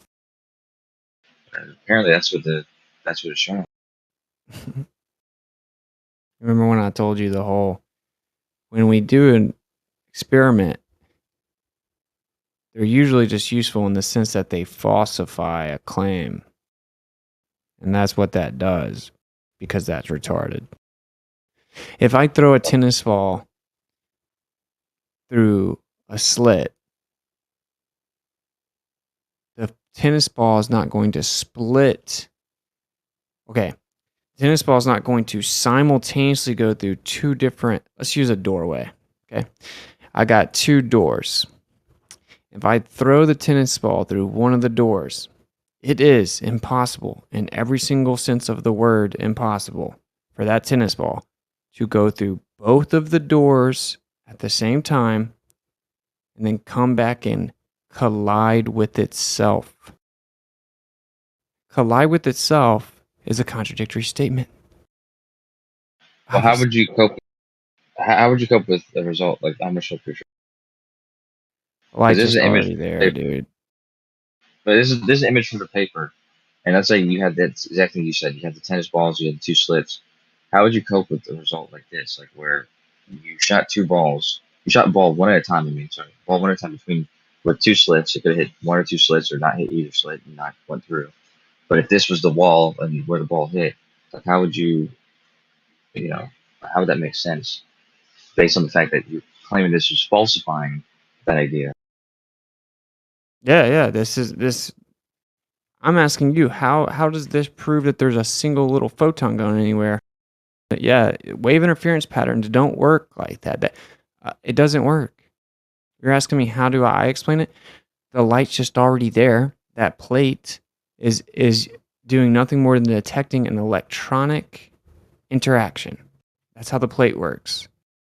So if you have a background medium and then it reverberates, oscillates, vibrates, you disturb it, right? Before you decide to disturb it, which is what we call light, okay? Before you disturb it, it was already there. So that background's all over that plate, right? And then you disturb the background, and that creates a reading on the plate electronically based on the disturbance. It's already there. It doesn't impact it. It doesn't hit it. It doesn't travel over there and high-five it. It's just already there. If I move the plate back, it's going to be in a different spot on the plate. The medium's already there. No, I agree. I mean, I think what you said is perfectly fine, but I think it's consistent with what we think's happening. So the way you're saying it and the way that it's expressed as or whatever, it's not, they're not different from each other because that's the spot that it's interacting with the board. The field is everywhere, so it's just the perturbation in the field that's interacting with that spot on the board. But that's the question: is why is it that spot on the board? But why is it those specific spots on the board, and why are those dark lines never getting hit or rarely getting hit? Whatever. Like why is it these? Can I just quote unquote shoot light and it just keep hitting the same spot over and over? In this sort of sense, like in this, I would imagine not. I would imagine that no, it would not. There's like I guess there'd be a probability of it showing up in one of these spots, but I don't. So in theory, if it's a single photon at a time, shouldn't I just be able to just keep hitting the same spot over and over? No, I'm saying I don't think so. I think maybe if it were the same one, it was in phase, exactly the same every time. But I don't think that. I don't think you do. So we literally have no evidence for the photon in any of this. That's my whole point. I don't understand. You gotta get matter and do this. Otherwise, this isn't even. I thought this was something bigger than that. I have the buckyball paper too. Same thing. Is that matter though? Can you? Yes. Is that matter? Fucking yeah! It's 60 molecules. 60 molecules. What kind of molecules? I think carbon. Let me check. Can we manipulate it on a slide or something? Can we get just one of them? Can I put just one of those and move it from a slide? A marble. I get one buckyball and move it onto a slide to look at it or something. Why can't I do it with the marble? Oh, because I told you the de Broglie wavelength, it's inversely proportionate. So a photon is going to have the largest one because it has no mass, very little momentum. So I think it's actually the momentum. So it's inversely related to the momentum, which is related to the mass. So an electron is going to have a very big de Broglie wavelength. Even other subatomic particles will have de Broglie wavelengths that are large enough for them to have these quantum, superpositions and type of stuff. But things like, once you start getting bigger than the atom, I guess a buckyball can even you can exhibit it. But I mean, much bigger than that, and you're probably very unlikely to exhibit it. But supposedly, there's a likeliness that you, as a person, or a ball, or something like that, could experience some of these quantum effects. Like the probability supposedly, the air is going to kill me, and I need to take 17,000 injections. I don't.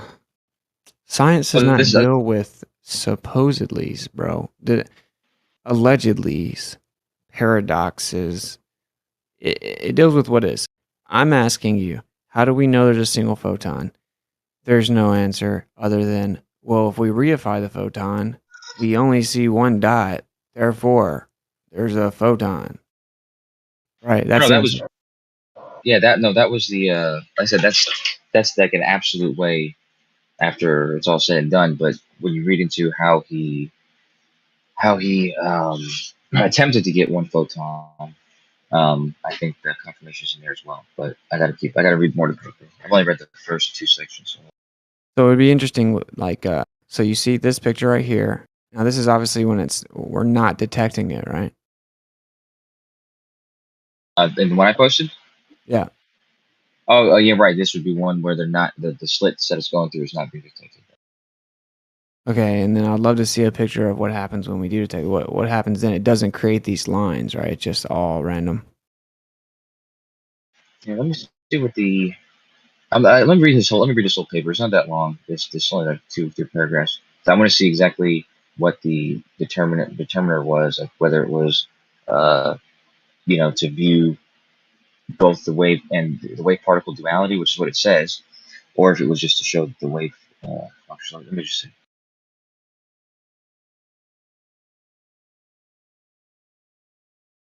You guys got to admit, it's insane we have flat earthers defending this.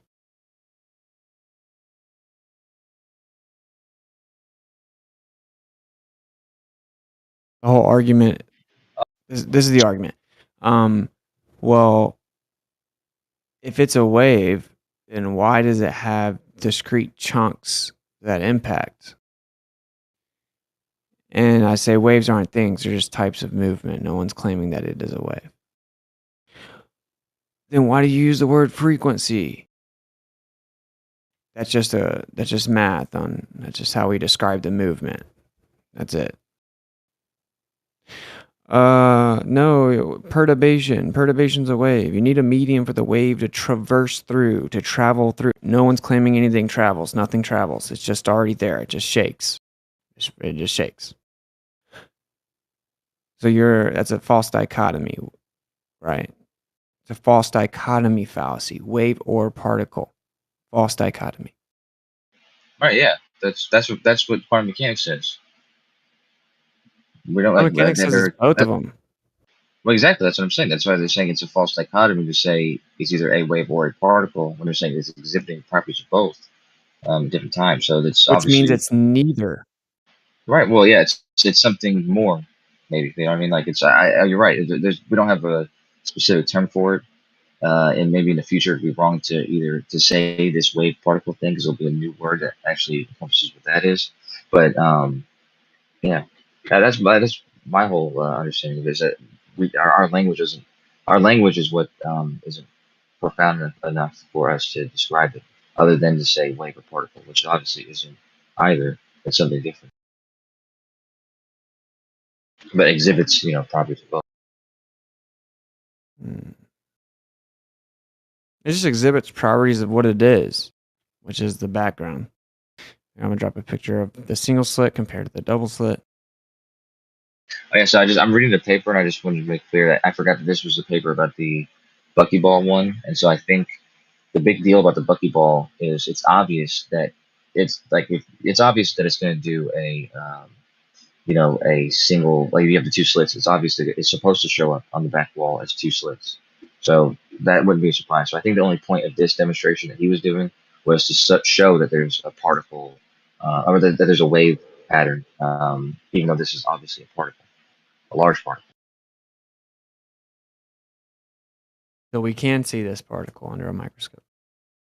Like I said, I don't quote me on that because I know it's 60 carbon atoms big, and I don't think that's big enough. I think that's still order of magnitude too small. But let me keep.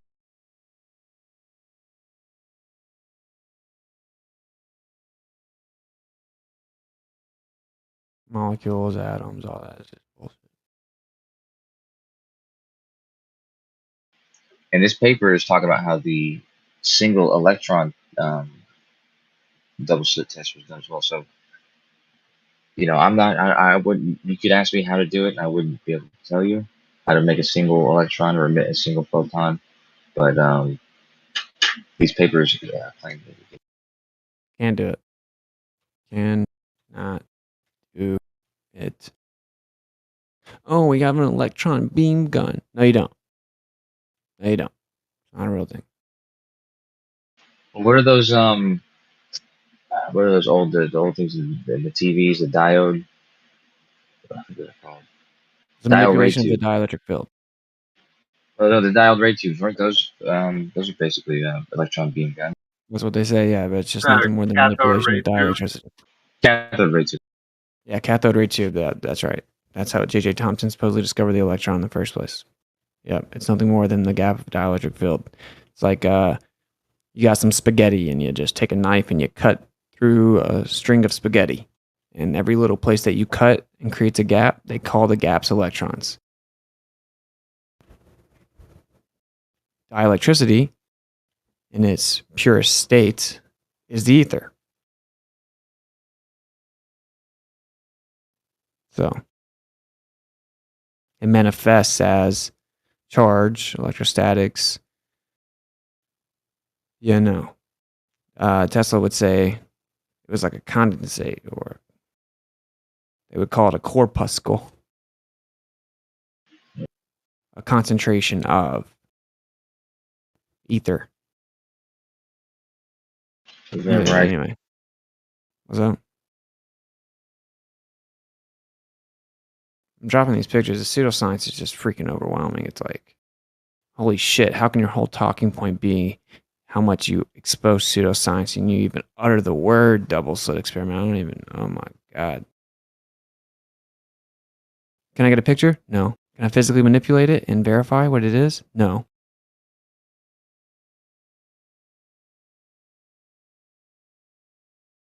We observe diffraction in nature. Oh, you're reifying the idea that it's traveling from point A to point B and splitting up. That's a begging the question fallacy. That's not So a you're natural saying occurring. that's not science? What's it? No, it's clearly not science. Well, okay. Technically speaking, science means to know. So okay. No, yeah, it's not within their own script. Yeah, Scientific method. Does it follow the scientific method? There you go. No, because no, not at all. Well, they have an observed phenomena, right? So What? they say. What's I don't know. They say it's diffraction. Diffraction, yeah.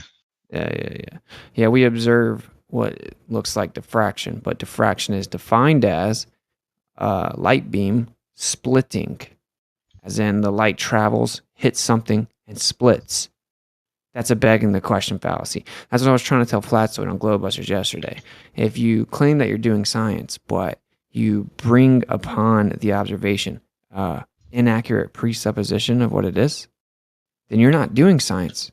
You're just reifying your religion. Oh, look, we see diffraction. So we know the light travels from point A to point B and splits up. That's a naturally occurring observable phenomena. You just gone off the rails and snuck it in there, baked a presupposition into your observation. Yes, we observe what the phenomena of diffraction. It is not how it's been defined. That's my point. So to begin with, their observation is wrong. Is that what you're saying? Their interpretation of the interpretation of the observation. Okay. Yeah.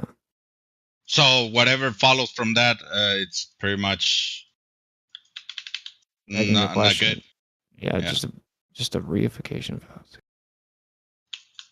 And like, look, I'm actually not. I am not stupid, so I don't say you can't do anything unless it's the rigid natural scientific experiment, and I don't agree with that. I don't agree. I think that we can learn things other ways. I don't have a problem with the double slit. I don't have a problem with Michelson-Morley. I don't have a problem with interferometry. I have a problem when someone claims that it scientifically proves beyond all reasonable doubt that it is this or is that, right? That's the problem. I agree with that critique. I think it's good that we as flat earthers point out what science is, because the globe is built upon a whole bunch of pseudoscience and they claim it's proof and definition or definitive evidence and blah, blah, blah. I'm cool with that. But like the hypocrisy of it is wild. And by the way, I can logically prove things. And science, it's very difficult for science to prove something. You can establish a cause and effect. You can be like, look, if I manipulate the medium, the density of a medium, then things will go up or down relative to the density. So you can prove that that effect will be altered by density.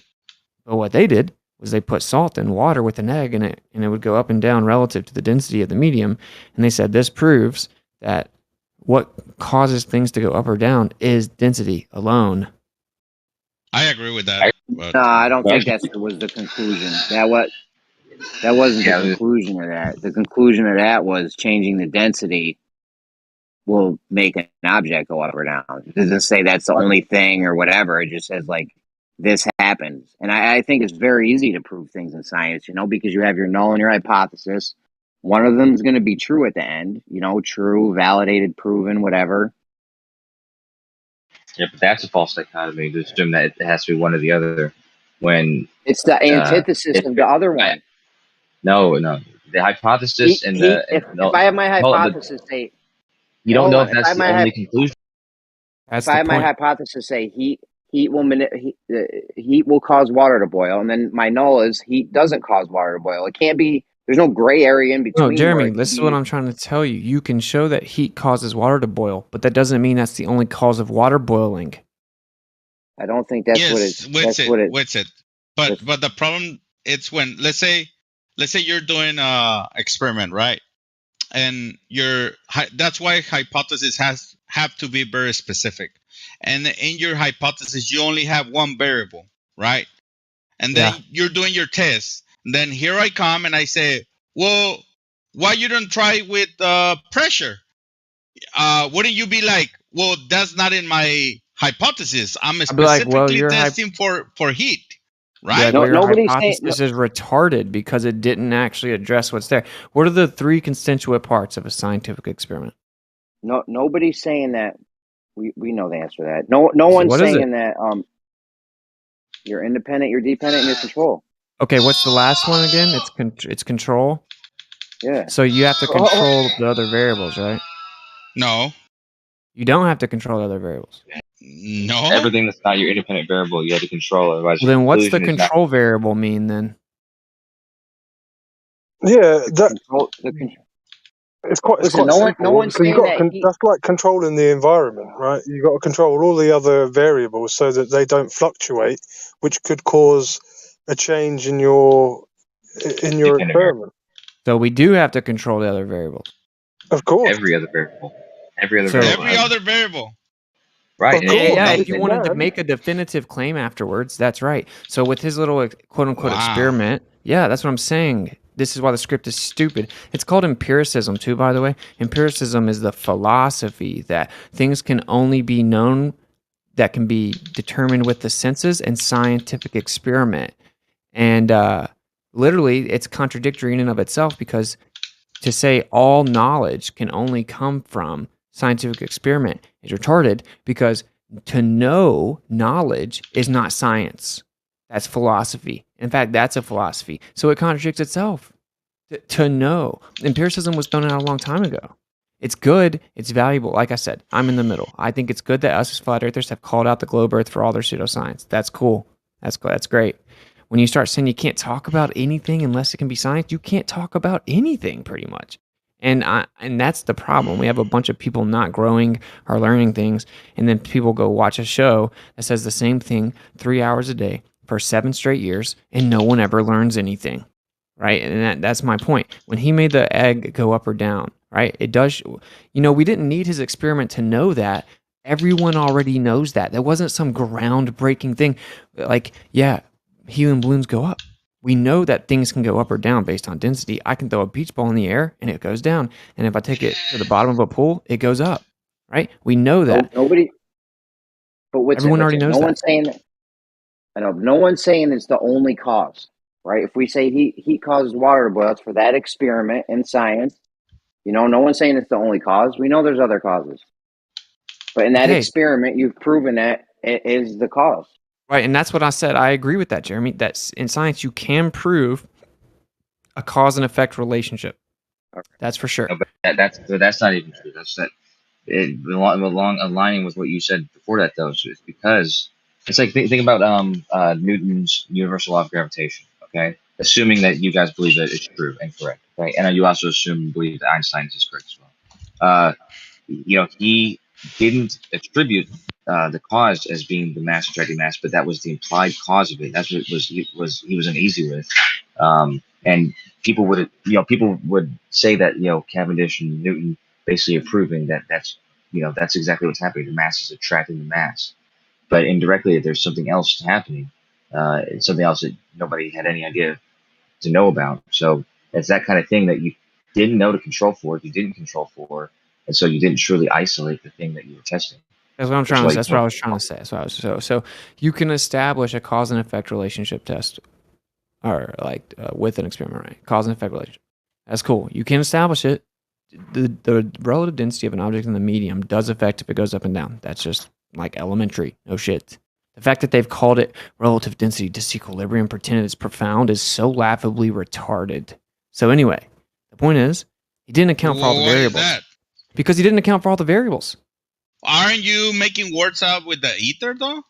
No, see, I don't claim it's like ether science. if I say, no. well, you calling this that the ether is completely retarded. Well, this is the thing. They're running around with their chest up talking about they scientifically proved what causes things to go up and down. And they made up a term as well, if they can demonstrate it, right? Yeah, and I can demonstrate what they're ignoring and that they berated me for, and they've still ignored it for 3 straight years afterwards. So how is it that they're doing something proper in this situation? They're still ignoring what we know is there, and we can scientifically prove. Or they're ignoring electrostatics, which can be proven. So how is it that they're carrying out science? So pretty much what you're doing is the same thing as with the water. So somebody's demonstrating you with that heat is what boils water, and then you come and you say, well, pressure boils water too, right? Okay, so if you ignore that pressure boils water, then you're retarded. No, because the test is being done with the hypothesis that of your experiment has been done with heat. Right, but it doesn't mean there's not pressure there, does it?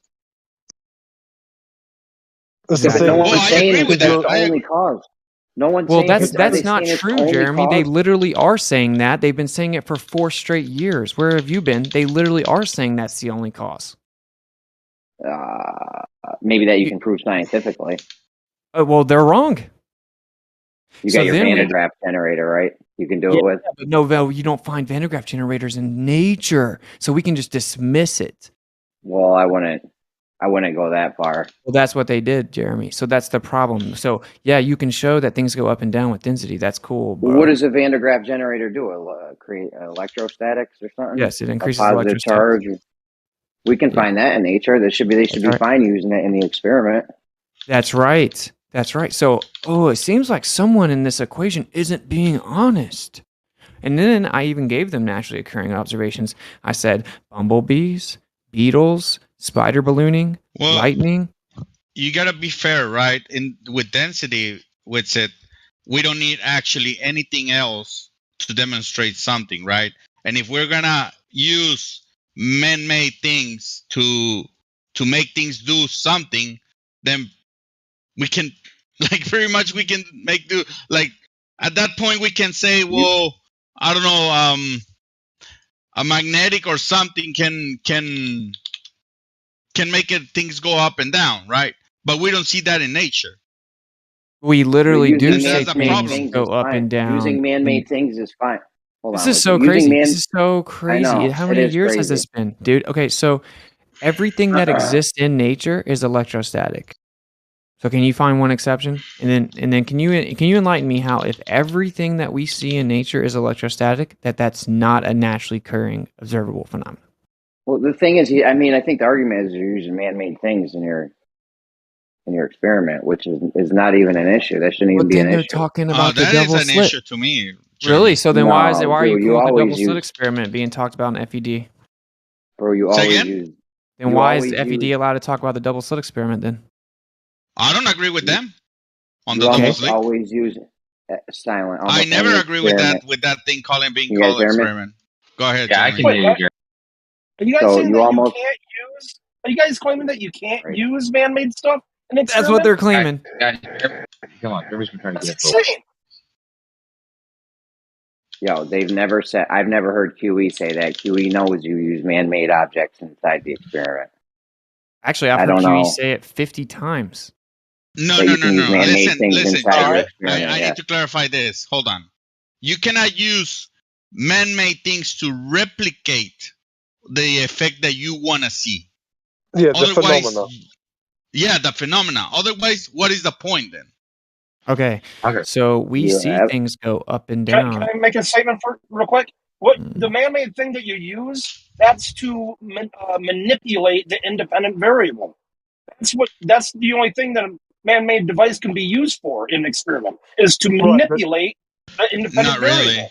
Right, but No, because if you're gonna use an electromagnetic thing to rise or lower things, and then claim that that's what is going on on the Earth, I disagree with that. Right, but I bet you won't let me actually lay it out, though, right? So this is like what be quiet. FED does. FED just funny mute the other side, and then we can tout victory, right? So I've explained very simply, and no one wants to address it. Everything that exists is electrostatic. Every single thing that we see in nature is electrostatic. So that means that's a variable that we know is there in all things that exist. So how is it science to ignore a control variable that we know exists? I don't think it. Are you sure? Is that true? What's it? Every single thing in life, it's how you say? Yeah, literally everything. And Kosho wants to jump in and talk about the neutrino right now. We're not talking about pseudoscientific subatomic bullshit. Everything that exists. I didn't say anything. I didn't say anything about neutrinos. No, I'm just saying you want to talk about the neutron or the neutrino. We're not talking about that. All matter that exists is electrostatic. You can't name one thing. Yeah, hit them with the citation with all molecular interactions or electrostatic in nature. No, but only whenever QE and Oakley use citations are they acceptable. Because when I do it, they're not acceptable, right? So I can't use citations. Bro, I don't. What's the QE problem gave with me using that the Van de citation, Graaff by the way. generator? QE agrees with me on this, by the way. QE doesn't agree with them on the density disequilibrium thing. That's What's so the problem funny. with It's so using the Van funny. de Graaff? What's the problem with using the Van de Graaff generator in the experiment? What was their It hurts their ego from what they've been saying for 4 years. No, but what is their actual objection to that though? They just say it's man-made, so we don't have to address it. Yeah, of course they'll just say that if you're that doesn't sound like them guys. yeah, they'll just say that because the phenomena isn't natural, you're not doing natural science because you're not studying a natural phenomena. That will be their spiel. Electrostatic. No, I can tell you what the they're saying electrostatic. Right now, if you go outside of nature, they have different names like engineering, technology, different things. You're still not addressing what I said. We're not going outside of nature. So we have bumblebees, spider ballooning. We have beetles that do it. We have lightning. We have everything in nature is electrostatic. I think you're getting me wrong with it. I don't have a problem with you claiming that electrostatic make things go up and down. I'm not trying to come at you. I'm trying to come at the script because it's annoying and very low. I don't want to use the word, but it's just remedial, okay? So whenever we know the three constituent parts of a scientific experiment are control, dependent, and independent variables, and we're not going to acknowledge one of the variables we know are there, your experiment might as well just be drawing with crayons on the wall. It's irrelevant. No one cares. It doesn't mean anything. If you're not going to address what we know is there, then what are you doing? So let me see if I understand. Let me see if I understand your point. You're saying the experiment with the egg is correct, but it's wrong to say that that's the only cause of things going up and down. Exactly. Is that what you're saying? All right, I agree totally with that. Yes. That conclusion. Absolutely. That conclusion isn't unique to their explanation. It's also our explanation too. So exactly, that's why it's so stupid that they've been running around acting like they shut down the conversation. See, and now everyone it's uncomfortable because we've seen them beat up Glovers a lot, and that's cool, and that's great and everything. They don't want to point out that, oh damn, maybe we've been like kind of falsely touting victory. But they did not present this like, look, we just established this one thing. They presented it like it was a home run that shuts down the conversation over, debate over, we win. Because and we have it isn't. And I went on that show because someone asked me to. Right? They're running around with the narrative, like we're just bringing it to the show. No, I just jumped on the show because someone asked me to, and then they asked me my opinion about something. And this happened with the ether too. But anyway, who cares? Who cares about the drama? My point is, if everything that exists is electrostatic, then if something falls down, how does it have nothing to do with electrostatics? That's like saying if matter falls down, it has nothing to do with matter. That's cool, though. I agree. It almost sounds like they meet and they're intrinsically. Oh my god. This is what I was trying to respond to before. We thought I was saying neutrons. So I just wanted to make sure I could respond. You can drop this stuff in a charged field and it has zero effect on gravity. That's why. But isn't it so? If everything is electrostatic and you're adding more density, you're adding more electrostatics. No. Well, that's the thing. The ironic part is you can't even invoke density without acknowledging electrostatics. Yeah, I mean, no, Jimmy, that's not entirely true. That's the point I was trying to make. Well, if you're before. adding extra particles, yeah. Hold on, man. Like Coach will finish. Yo. Questions will all be answered, Jim, because it's true that anything that you're going to be observing in this regard, like mass falling, things falling in the atmosphere, whatever, that's all going to have electrostatics as a property of it somewhere, right? However, with the Van de Graaff test, the reason why you would not claim that as a test for what's happening in the atmosphere is because you have to then justify why you're what mechanism that actually is in the atmosphere, and then you'd have to specify like the magnitude of the effect, and the magnitude of the effect is not based on the mass. It's not equal for all objects. In the atmosphere, it is equal for all objects, and when you look closely, it's proportional to the mass. But the electrostatics, it would have to be related to its charge for it to be behaving like this. Otherwise, it's not the electrostatics. No, the actual argument. Jim Jam. The actual argument. Jim Jam, you're next. Go ahead. What's it?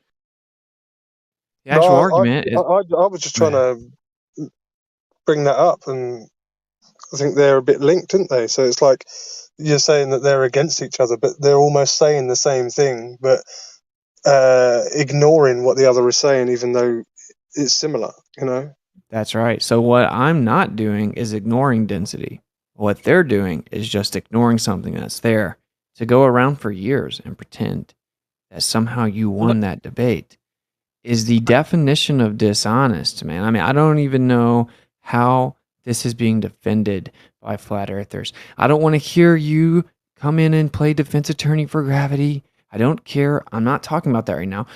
Kosho, you're wrong. You're not understanding the postulation. It's that there's an intrinsic up and down set by the electric nature of all things. Okay? That's what's actually... No one's claiming the Earth is pulling things down with a force from miles away. No one's claiming any of that. Which so here's... Because you don't know, there's no repulsion effect, that there is in electrostatics. There's no similar effect with that we notice like that. Well, then what about what is a spider ballooning? What is spider ballooning? What? What is spider ballooning then? Spider balloon in the atmosphere. Gotcha. You don't know what spider ballooning is, and that makes me dumb. So how come we don't know? Apparently, he doesn't know what spider ballooning is. Oh, I know what spider ballooning is. Yeah. Okay. So what? Okay. Define it. So okay. So yeah, you have one example. But even then, that's just a, that's like saying balloons do it too. I mean, come on. You just said I had no examples. Do things weigh less the higher you go in the air? And there's less electrostatics as you go up, or is there more? There's more electrostatics to go up in there. There's less matter, though, right? There's more electricity. There's more potential. I thought there's more. I thought there was the higher you went, the more there was. So the higher you go, the more things should weigh. See, this is what I'm saying. You guys just don't understand basic things. It's no, crazy. You don't understand. I don't understand basic things. Like you're full of. Like your whole theory is just some sort of hodgepodge. No insult them, please. We're doing good. No, I mean his theory is all sort of hodgepodge. You just said there was nothing that I could explain about repulsion. I refuted you instantly, and then your response was, "Oh, you got one thing," and that's like saying balloons. Great example. That's not a great example because the spider itself doesn't do shit until it spins out the web. For fuck's sake. So it's not a good example, even though it's literally a perfect example. Not perfect. Maybe you could explain an example of propulsion of the sun around the singular North Pole. The different seasons are different sized concentric circles. Come on, man. It's going the same speed at the same time, but you've got almost twice the amount of track it's got to cover. No one's explained this. Right. Does that have anything to do with electrostatics? No one's explained this, and it is a killer. All you listeners, you've heard this for multiple months. No one's explained it. The Southern Stars, Hold on. Hasn't been demonstrated. Don't change. I know. Don't change, bro. We're on Hold on. electrostatics right now. We can get to that next if you want. Okay. Well, then you've But got I'm the trying to frog. remember. Then you've got the Come frog that on. they float in the you magnetic get field wound too. up, So. Glory. What's up, buddy? Yeah, Don't bring okay, him I'm back. trying to respond. I'm trying to finish my explanation from before. When we were talking about the electrostatics and why. When you said it's not even considered, or it's not even thought of or accounted for, but it actually is. That's what I'm saying. Is that when they do proper tests to see, what we call gravity or things falling, or whatever. You're right. Was it that electrostatics would be another variable, and in proper tests, it is certainly accounted for. I was It's talking about Sleeping Warriors test. well, yeah, his test is. You guys forget that his test. He didn't say that it was density was the cause. He said he was the cause. That was what he said. The whole thing is. I don't like to use the word retarded, especially not here, because No.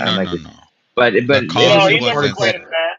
He didn't No. say he Yeah, was the yes, he cause. does. He watches it. No, he didn't. He says he's the cause. Yes, he does. No. Wait, so did he Exchange of the manipulate himself? medium.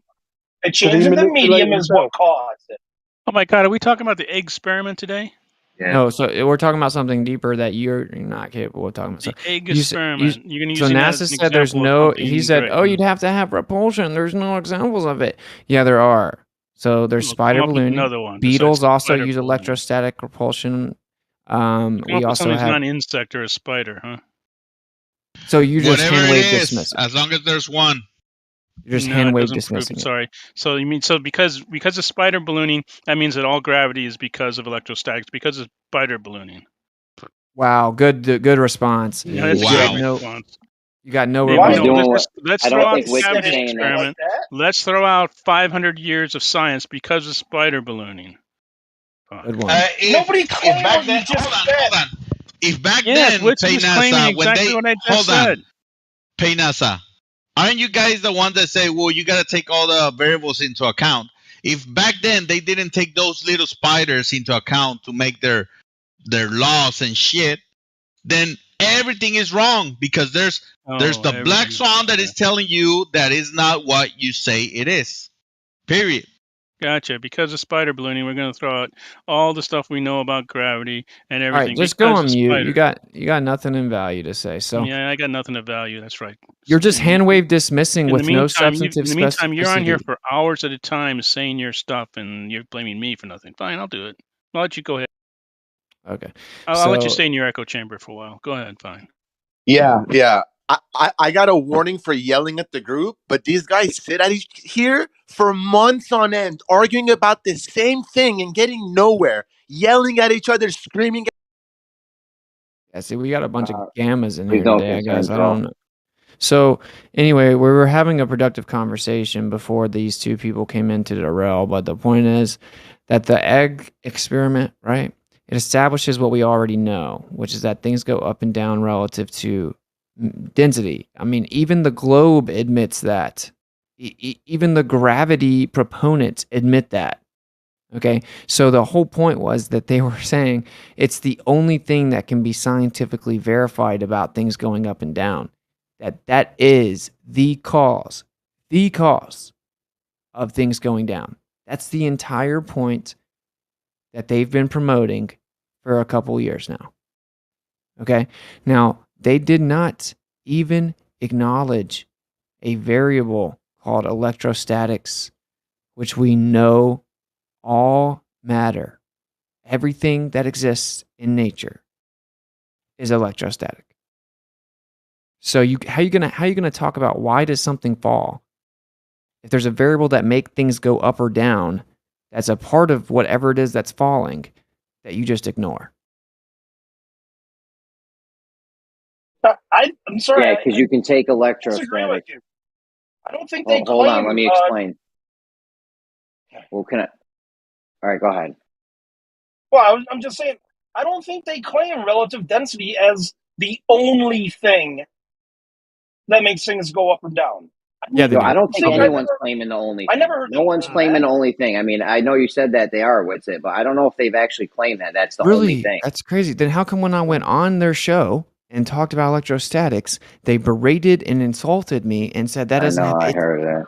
Okay, so how are the two people not involved with the conversation going to tell me that they're not doing what they objectively did do, and I didn't get hundreds of messages from them talking about how that shuts it down and it's over, we proved what it is, and you can't prove anything else.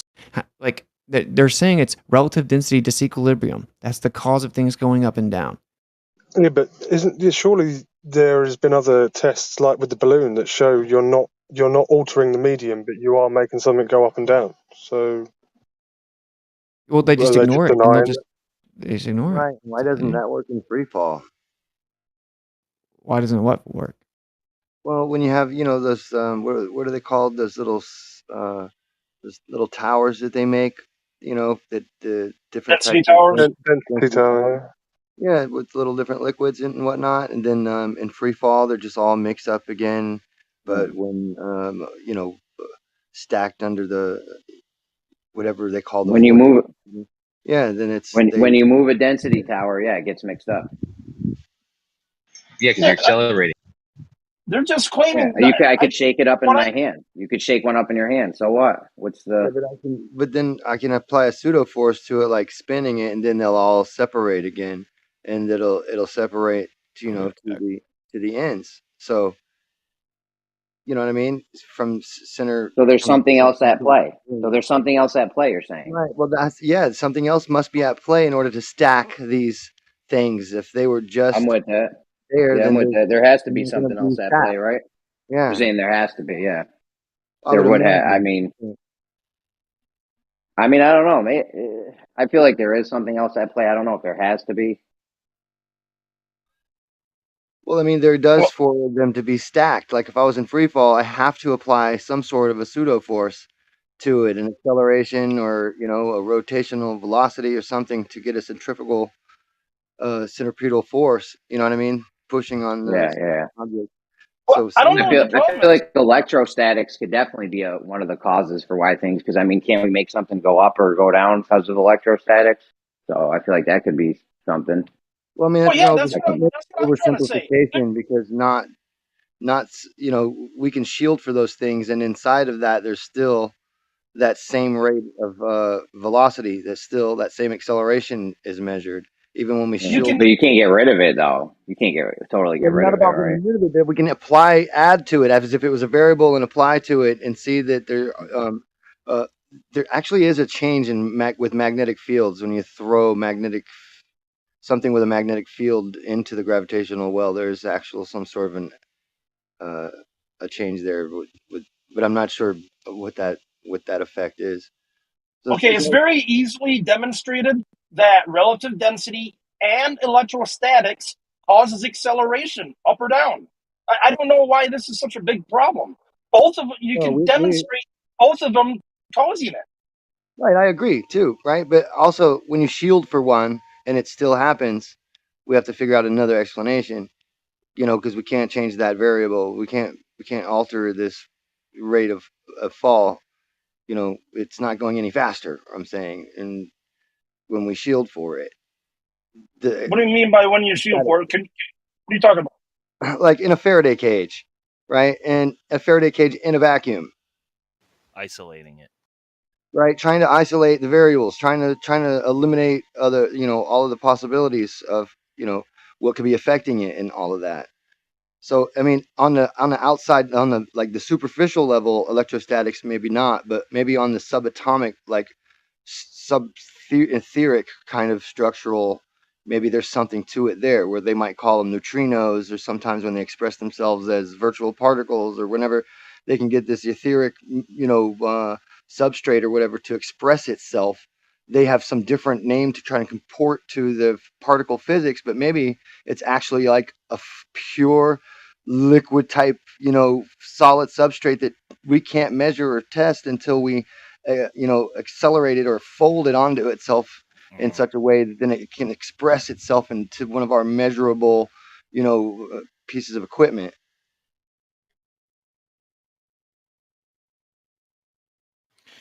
All you have to do is make two equal devices, turn one on that creates like a very negative charge, and then drop them both and see if one falls quicker.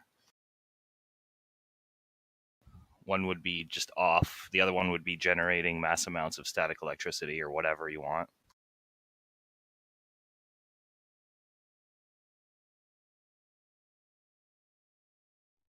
Yeah. Aren't there experiments where you take really strong magnets and drop them towards the Earth and they fall at different rates too? Or is that something I'm having I read a book that was wrong or something? Depending on the local surroundings, yeah. Like if you drop it under a really magnetic mountain, I'm sure it would be it would attract to the Earth quicker. Maybe. That's why they say it's not like perfectly. It's not a homogeneous sphere. It's like there'll be like giant magnetic zones, and then other areas that are less magnetic. You mean? Yeah, are you talking about gravitational, or are you talking about magnetic? Well, like magnetic, yeah. You know, Could like that cause plumb deviations? Like it's not perfect symmetry all across the Earth. There's mountains of rock that some are way more magnetically aligned. You know, there's. I don't think that I don't think that's the field even though. But I thought the magnetic field was came from the inner Earth. Yeah, no, it's not the magnetic field. Then it would have been molten at one point and then solidified, like according to the poles.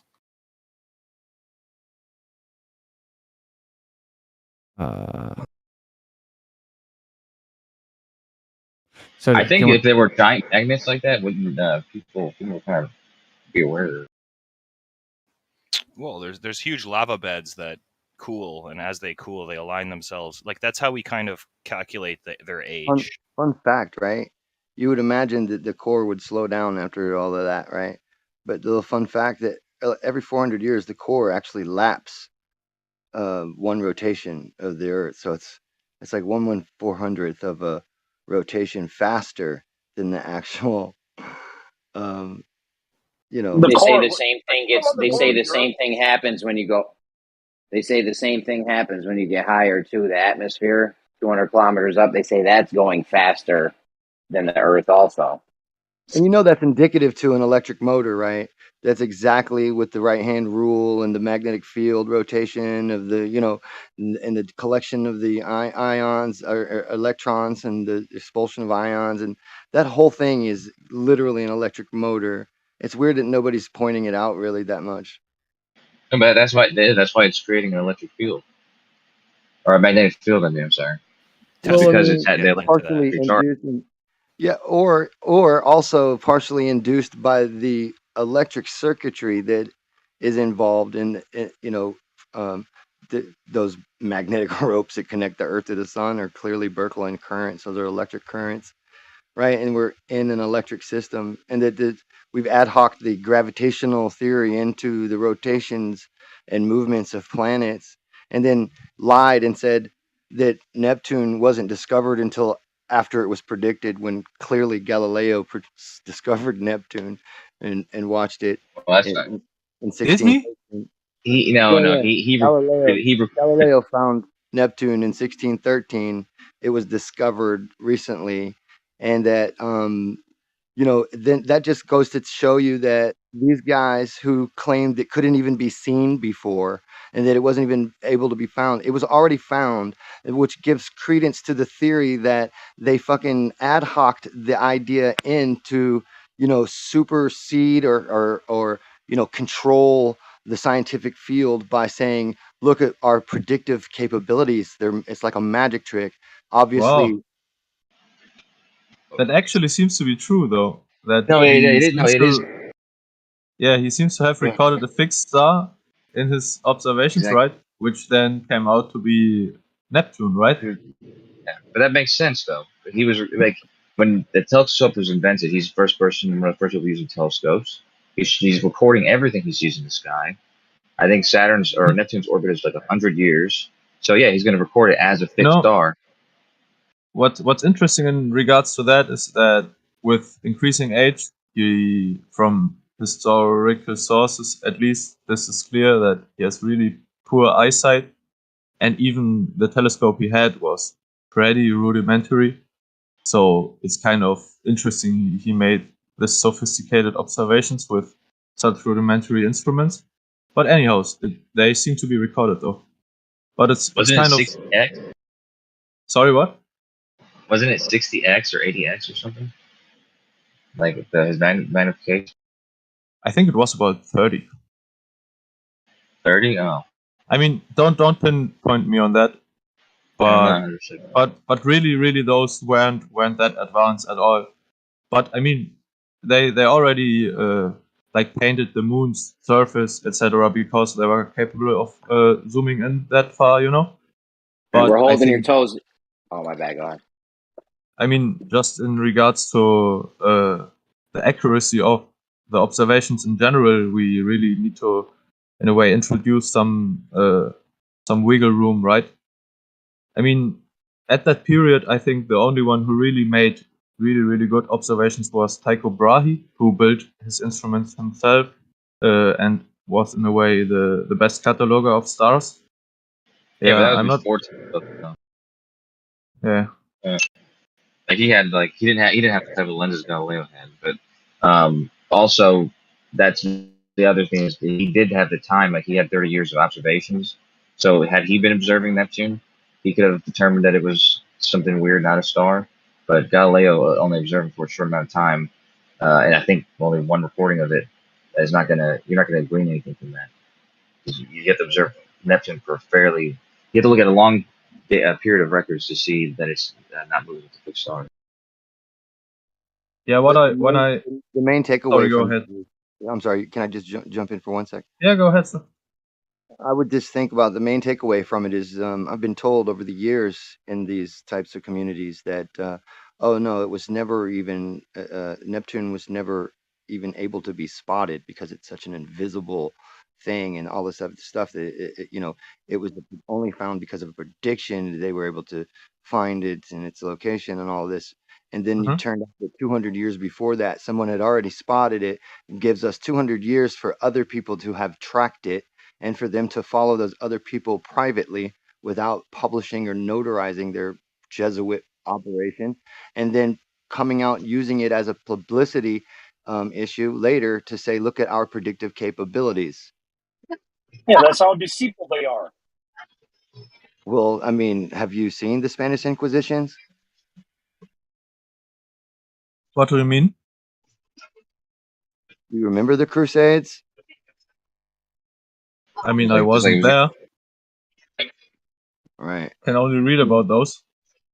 That's what I'm saying. That's exactly my point. And the part you read, there's still some horrific shit in there, even though they try and cover most of that up. It's still pretty goddamn horrifically bloody.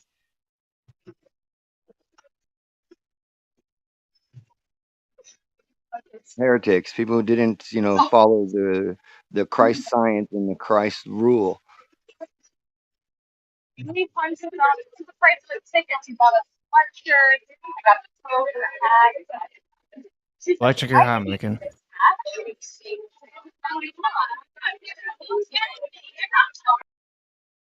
Thanks. Looks like a drop. Okay. Anyways, but yeah, I was gonna say go ahead. You're good. You were talking. No, I was just about to do what you're probably about to do.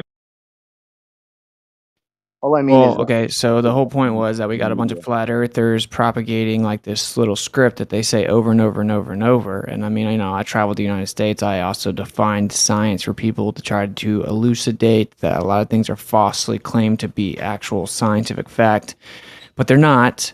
And that's cool and all, right? But, it's just really kind of retarded to just keep saying it and think that you can't talk about anything outside of that. And whenever we claim that relative density disequilibrium is the cause of things going down, that doesn't even dispute what the globe claims, right? So it's like, I don't know what people think that they accomplished with that, but we have a variable called electrostatics. We have naturally occurring phenomena that shows that things can float with electrostatics. Like I just dropped a picture of a dude making like a snowflake float right, with electrostatics. Just a little PCP pipe with electrostatic charge on it. He's making this thing float above it. Now we can't manipulate the bending and warping of space-time and make things float, can we? No. So, this argument is actually addressing the globe as opposed to just saying things go up and down due to density. The globe doesn't deny that. Well, it's overcoming the force of gravity to make it float. Well, that's a begging the question, though, right? I mean, so what we would calculate is that on a smaller planet, for example, that snowflake would float way higher. Like it would float higher above that PVC pipe. But because gravity is what it is on Earth, it's only floating that high off of it. Yeah, but so if we're gonna verify Okay, that, why don't you actually make claims that you can support? Yeah, you're right. Well, I'm not Tesla. I mean, I'm not Elon Musk, so I can't go to the moon and just do that right now, or Mars. He has never been to the moon. Yeah, I mean, I'm not rich enough to do. Yeah. So, Elon Musk is such a loser and lied about every single aspect of his personal life and is propped up to have done all kinds of things that he actually didn't even do. But either way, I actually know someone that personally talked to him and said as soon as you even question the veracity of his claims about what he says he's doing, he just literally freaked out, cussed him out, blocked him, and said never contact me again. When he's such a genius, he should just be able to effortlessly support it, right? I mean, whatever. I don't care if we have to go to another planet, and that's not really good evidence of something. Right? All I'm saying is if right now, this is the part that's weird. All the Globers are like, prove it, and they give me all these critiques, and they're so they want definitive everything, and they can ask every question, they need every detail, right? But they don't do the same thing for their claim. Can we manipulate the bending and warping of space-time so that we can make things float? Can we please do that? Can I do that somehow? We can't do that. Well, look, if you have more mass, and that's just begging the question. You don't claim mass is the cause of gravity. You claim that space-time bending and warping is. And so I guess the point is that it's hilarious that you guys don't apply the same level of skepticism or critique to your claim. That's kind of my point here is we can physically manipulate and vary what I'm saying. We can prove it does make things float. And you're like, oh, well, that just overcomes this other thing that's here. But we can't prove that it's here. But if you don't believe it, you're dumb. And it's I just find that to be just disingenuous. So you're basically saying can we differentiate between electrostatic forces and what we call gravity? Yeah. Yeah, and I mean, Jace or whoever, they might have some off the top of their head, example of how, experiments we've performed that do that, but obviously we can't, through Discord. Yeah. See, all of them are begging the question fallacies. They always just beg the question. So, I can say Superman, there are invisible Supermans everywhere. And every time you drop something, he comes and pushes it down. I can say that there's invisible Gokus everywhere. It's called a firm and the consequent. Yeah. The if P then Q fallacy.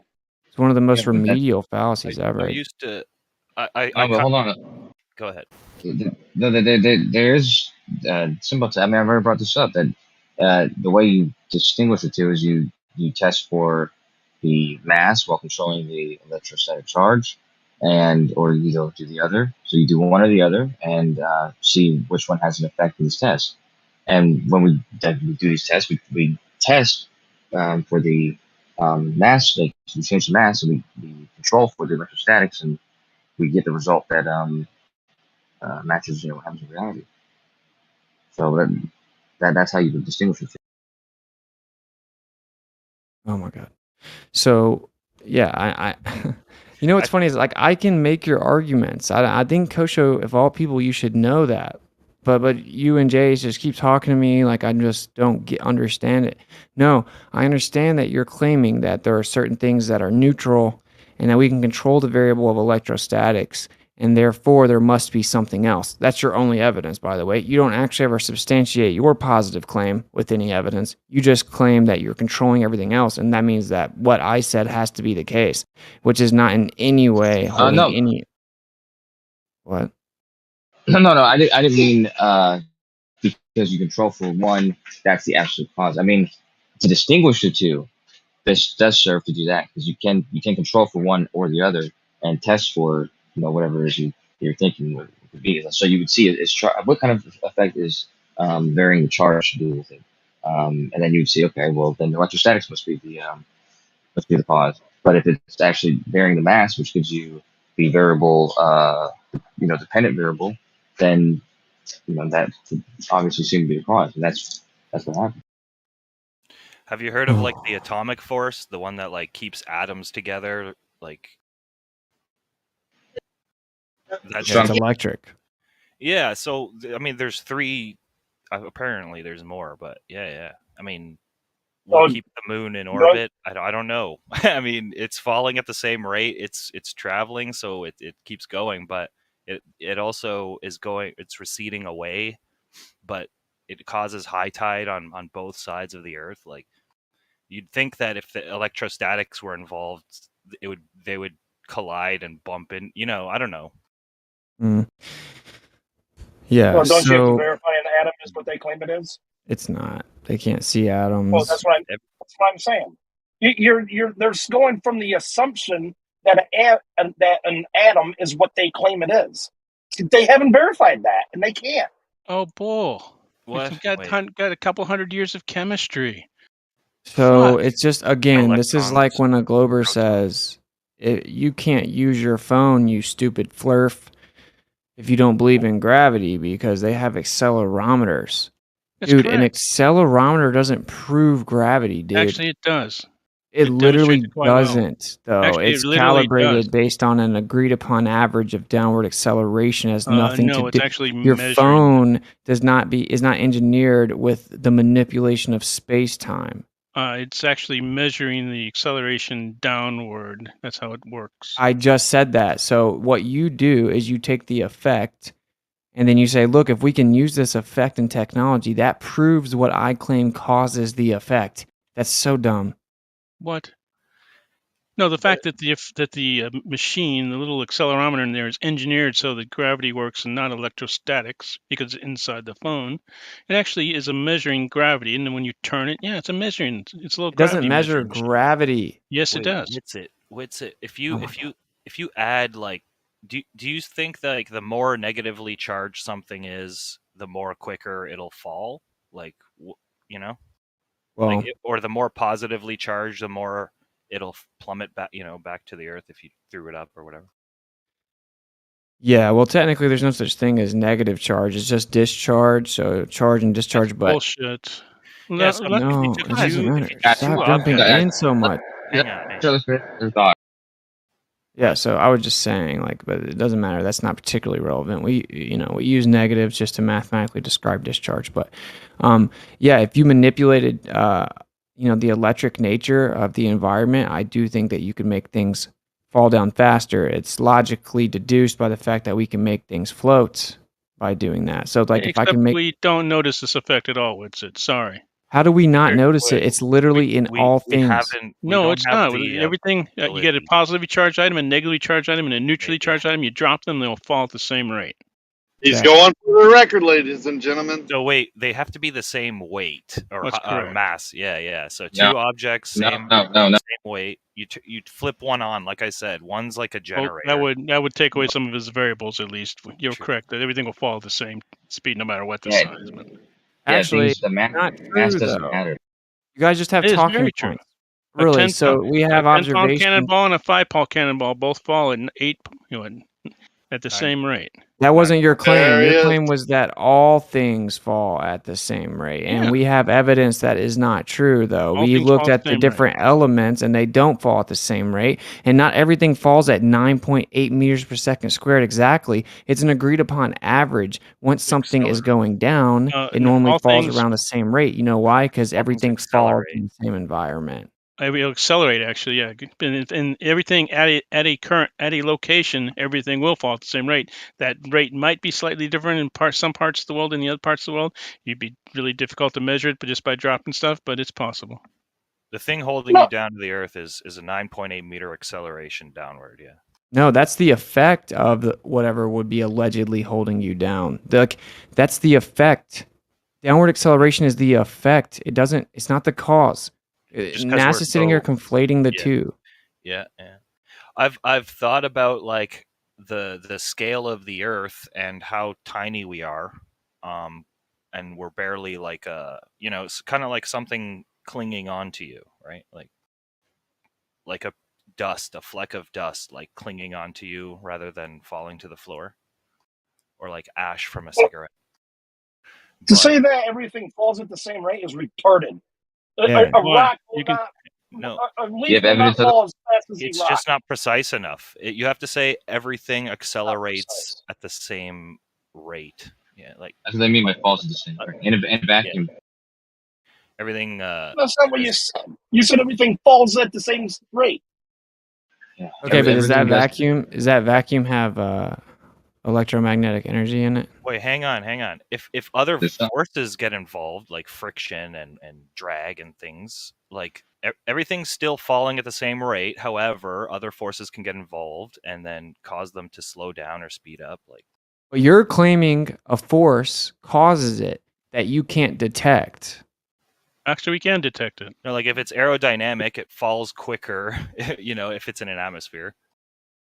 Yeah, but I'm saying even in a vacuum, we'll just use Okay, not everything falls at exactly the same rate. We have different elements falling at different rates. It doesn't matter. It's decently close. It's an agreed upon average. What falls at a different rate? What's it? All kinds of different elements do. Have you never seen this? I don't. There's like 20 of them. No, there's not. Okay, well, you're wrong. Come on.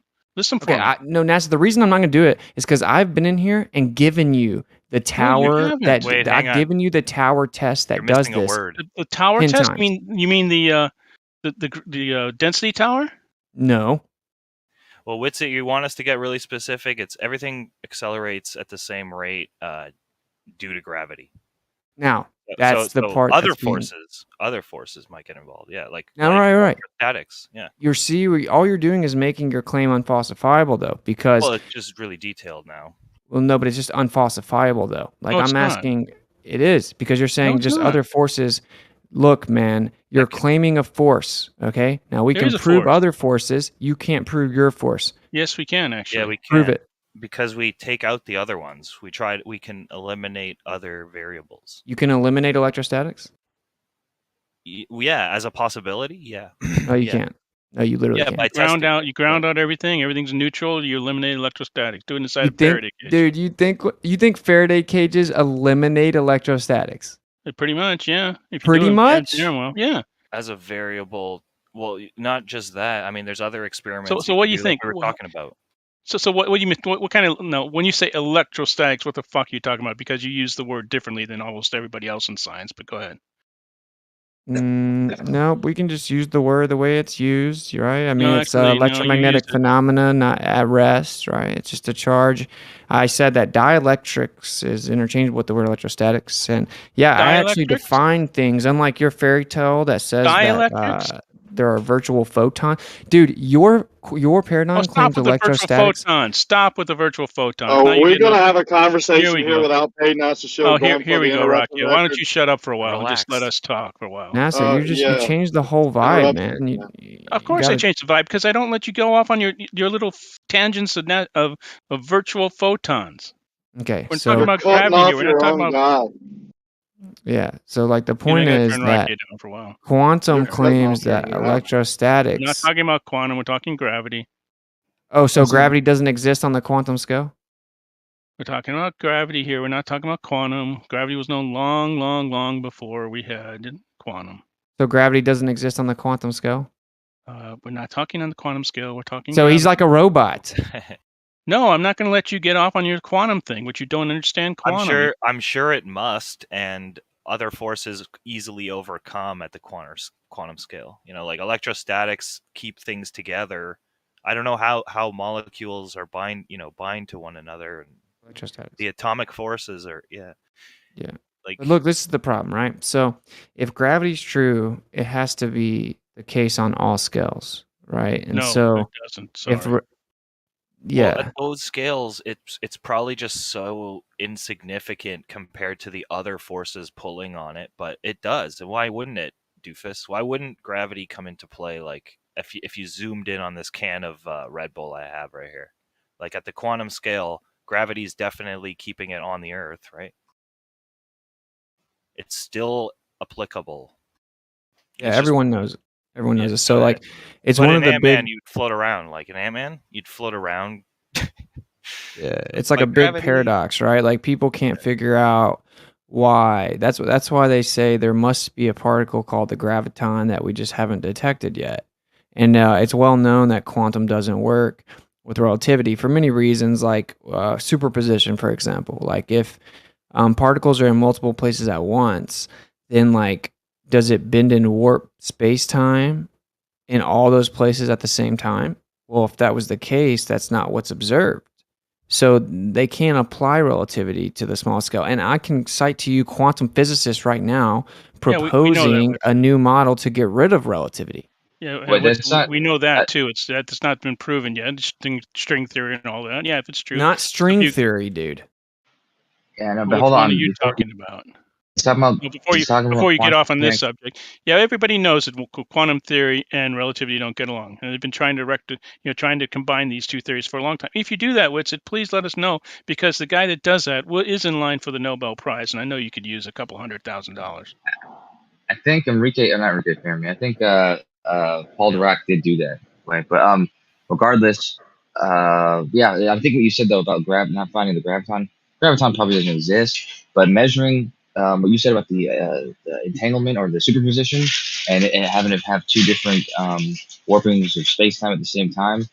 I think that's an assumption that's a fair sort of conclusion assumption to make based on both models, but there's never been a test like that. They've never observed gravity on that scale. It's sort of outside the realms of what we can measure at this point. So it's possible that is occurring, and it's also possible that it's not. So that's there's no conclusion that can be made from that. That's right. It's also possible that it's not. Yet we have a room full of people pretending they know that it does. That's the whole point, right? So, like I said, there are quantum physicists that will tell you that they're basically proposing an ether, okay? And that they're doing away with relativity. So if they're proposing an ether that does away with relativity, all the people in here claiming they know relativity is a fact are just wrong. Great. Has this theory been published? Has it been verified? Yeah. Or is this just sort of, where's the paper? Well, I'll drop some. There's many of them. It looks like Go ahead, you're drop just them. ignorant on the subject. Oh no, there's lots of people propose a lot of things. These are like some of the most famous people in quantum. Yeah, like who? Like Dirac, he just said it. Oh, Dirac. Yeah, Dirac is dead. He's been dead for like 50 years, 80 years. So he wasn't. yeah. So he's stupid. Well, no, it's just that his theories, some of his theories were good, some of them were not so good. You should make better ones then, since you're better than him. I'm not saying better than him. What I'm saying is that you're saying these are new theories, and then you use Dirac. No, I was just saying there are new ones. Yeah, Dirac, there are new ones. Dirac only died 40 years ago, so I was a little bit off. Sorry. You know what's funny, man, is you just can't address the fact, right? Which is that if relativity was true, it would happen on all scales, and it's not observed on all scales. No, that's not necessarily true. What's it? That's not. Well, you don't understand relativity then. Who does understand relativity? Do you? Yeah. No, you understand relativity? Yeah. Oh, really? How about Feynman's quote? Those that think they understand quantum. There's nothing to do with relativity. Good try. So you yeah, understand relativity too, and quantum, and how they relate. I didn't say I understand quantum. Quantum's full of paradoxes. Quantum is bullshit. Quantum's not. NASA, you got it wrong. You thought you were going to quote the quantum mechanics quote. Quantum mechanics one. Yes, he switched so fast between quantum and. Well, it was said that when relativity came out, there was only 3 people on Earth who could understand it, but I think considerable greater number of people. It's relative. Quantum entanglement is insane, isn't it? Yeah, it's insane. Like superposition, and there's all kinds of things that happen that are just ridiculous. So like that's why it's well known. Like what Feynman said was anyone that claims to understand quantum mechanics is either lying or stupid. And this because it has more like if you think you understand quantum mechanics, you don't understand quantum mechanics. the exact quote is anyone who claims to understand quantum mechanics is either lying or stupid.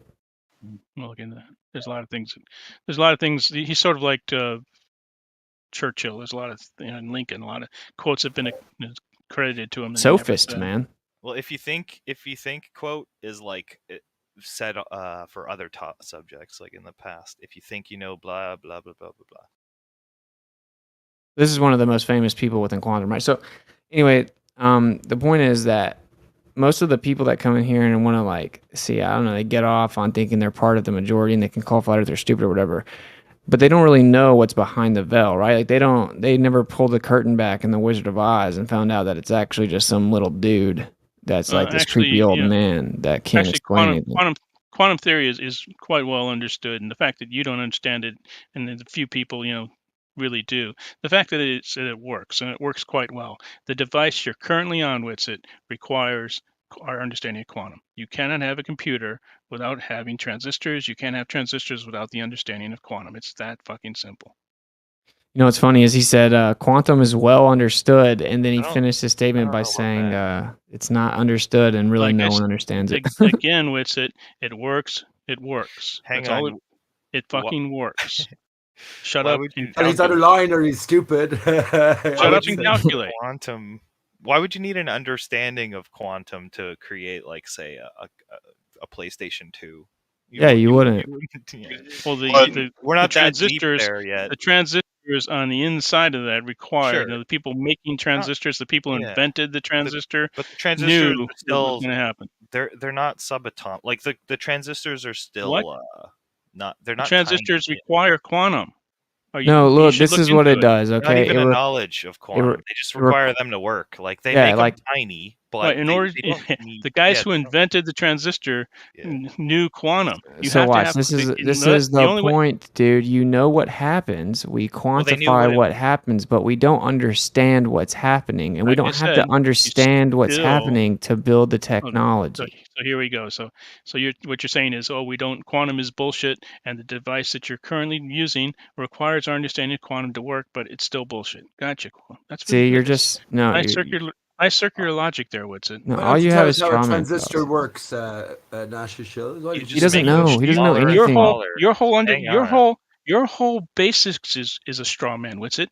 You are straw manning relativity. You're straw manning quantum. You're straw manning gravity. You straw man everything so that it's easier for you to attack. Your whole life is one big straw man.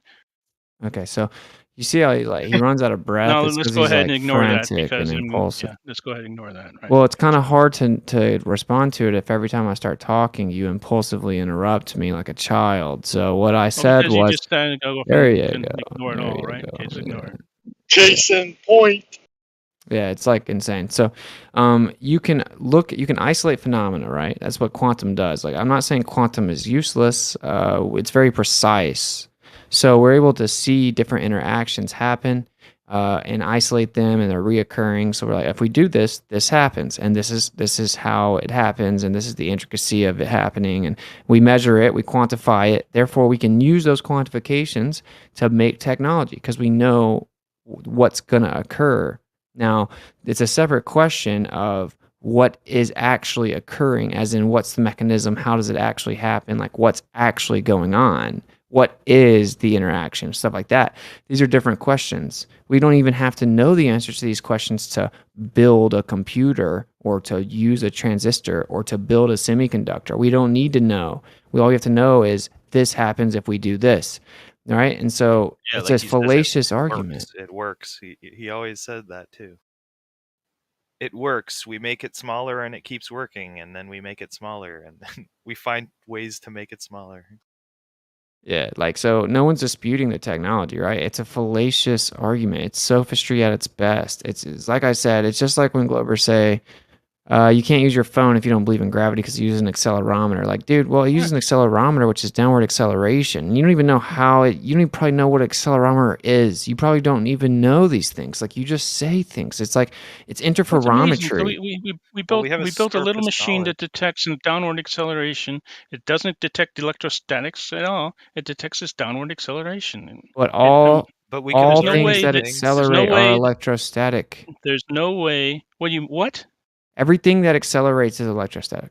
Oh no, you're confused. Once again, you're saying, oh, because molecules are electrostatic, and because the strong force is electrostatic, and because molecules fold up according to electrostatic, that means that everything in the world is electrostatics. So can you It name means all the one thing molecules. that's not electrostatic? Hmm? Can you name one gravity's thing? not electrostatic. What? We know that. What is? Gravity's not electrostatic. We know that. So the thing that you can't prove. But we actually do prove it. We know it. We use it all the time. We send they're going to use it here when they finally get Artemis. They're going to use our understanding of gravity to orbit the moon and come back. We send probes to Mars. So we know here, I just dropped a calculate screenshot that everyone should just read and think about every time this guy jumps in. So, all I'm saying, this is your life. You're a sophist. This is your whole life. What's it? Sophistry is the use of fallacious arguments, especially with the intention of deceiving, right? That's you. It's it. That is your life. Yeah. So anyway, all I'm saying is quantum. You never told me. I've always asked you, what did you actually study in college? What did you actually study in college? What's your background in science? Have you actually studied like anything in science at all? I study all the time. Taught by whom? Different people. I can watch Harvard and Stanford lectures on the internet now. It's 2022. So, catch up. Again, you've actually never like gotten any sort of accreditation, have you? Yeah, I got to do the lecture, watch the lecture for free, not $100 grand. Yeah, it's honestly stupid to go to college at this point. You can watch everything. You can do everything on the internet. All it is a piece of paper saying you did it when you. Yeah, all it is a piece of paper saying you actually understand stuff. Yeah, I understand. Wow. So you obviously don't understand stuff though. So I actually do. Well, all right, man. Are you done with like the dick measuring contest? Because you lost. Well, no, because it's important. Witsit, you have some basic misunderstandings on relatively simple areas of science that you start off with a false premise. Your whole thing is that. Yeah. Wow. Yeah. Okay. So anyway, dropped off quick. Yeah. So I was just saying, don't try to start a dick measuring contest if you have a little pee, bro. That's all I'm saying. Says the guy with the little dick. You're done. All right.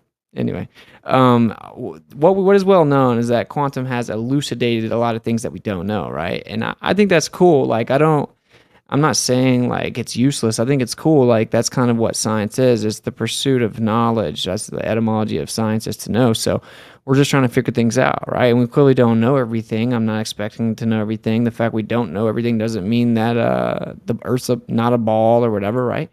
But the point is that it's falsely portrayed as if we do know everything by people in these circles. And that's what I'm pushing back against, because I can cite all kinds of physicists telling you they're reintroducing the ether. So I guess you didn't know, but you'll get there. It's well known that relativity doesn't work. This isn't luminiferous ether as was disproven by Michelson-Morley. They're using it in a different sense. No, This is not Michelson-Morley luminiferous ether that's been disproven for 130 years now.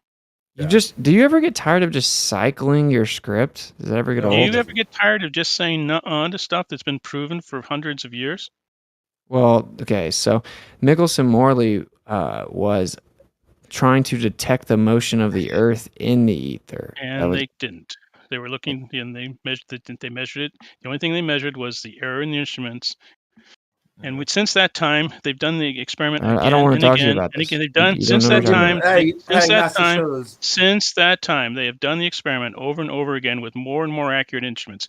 They are now down to 2.5 centimeters per second, as opposed to 20 meters per second that was Michelson-Morley's thing. Dude, they didn't get 20 kilometers. They didn't get 20. First of all, it's 30 kilometers.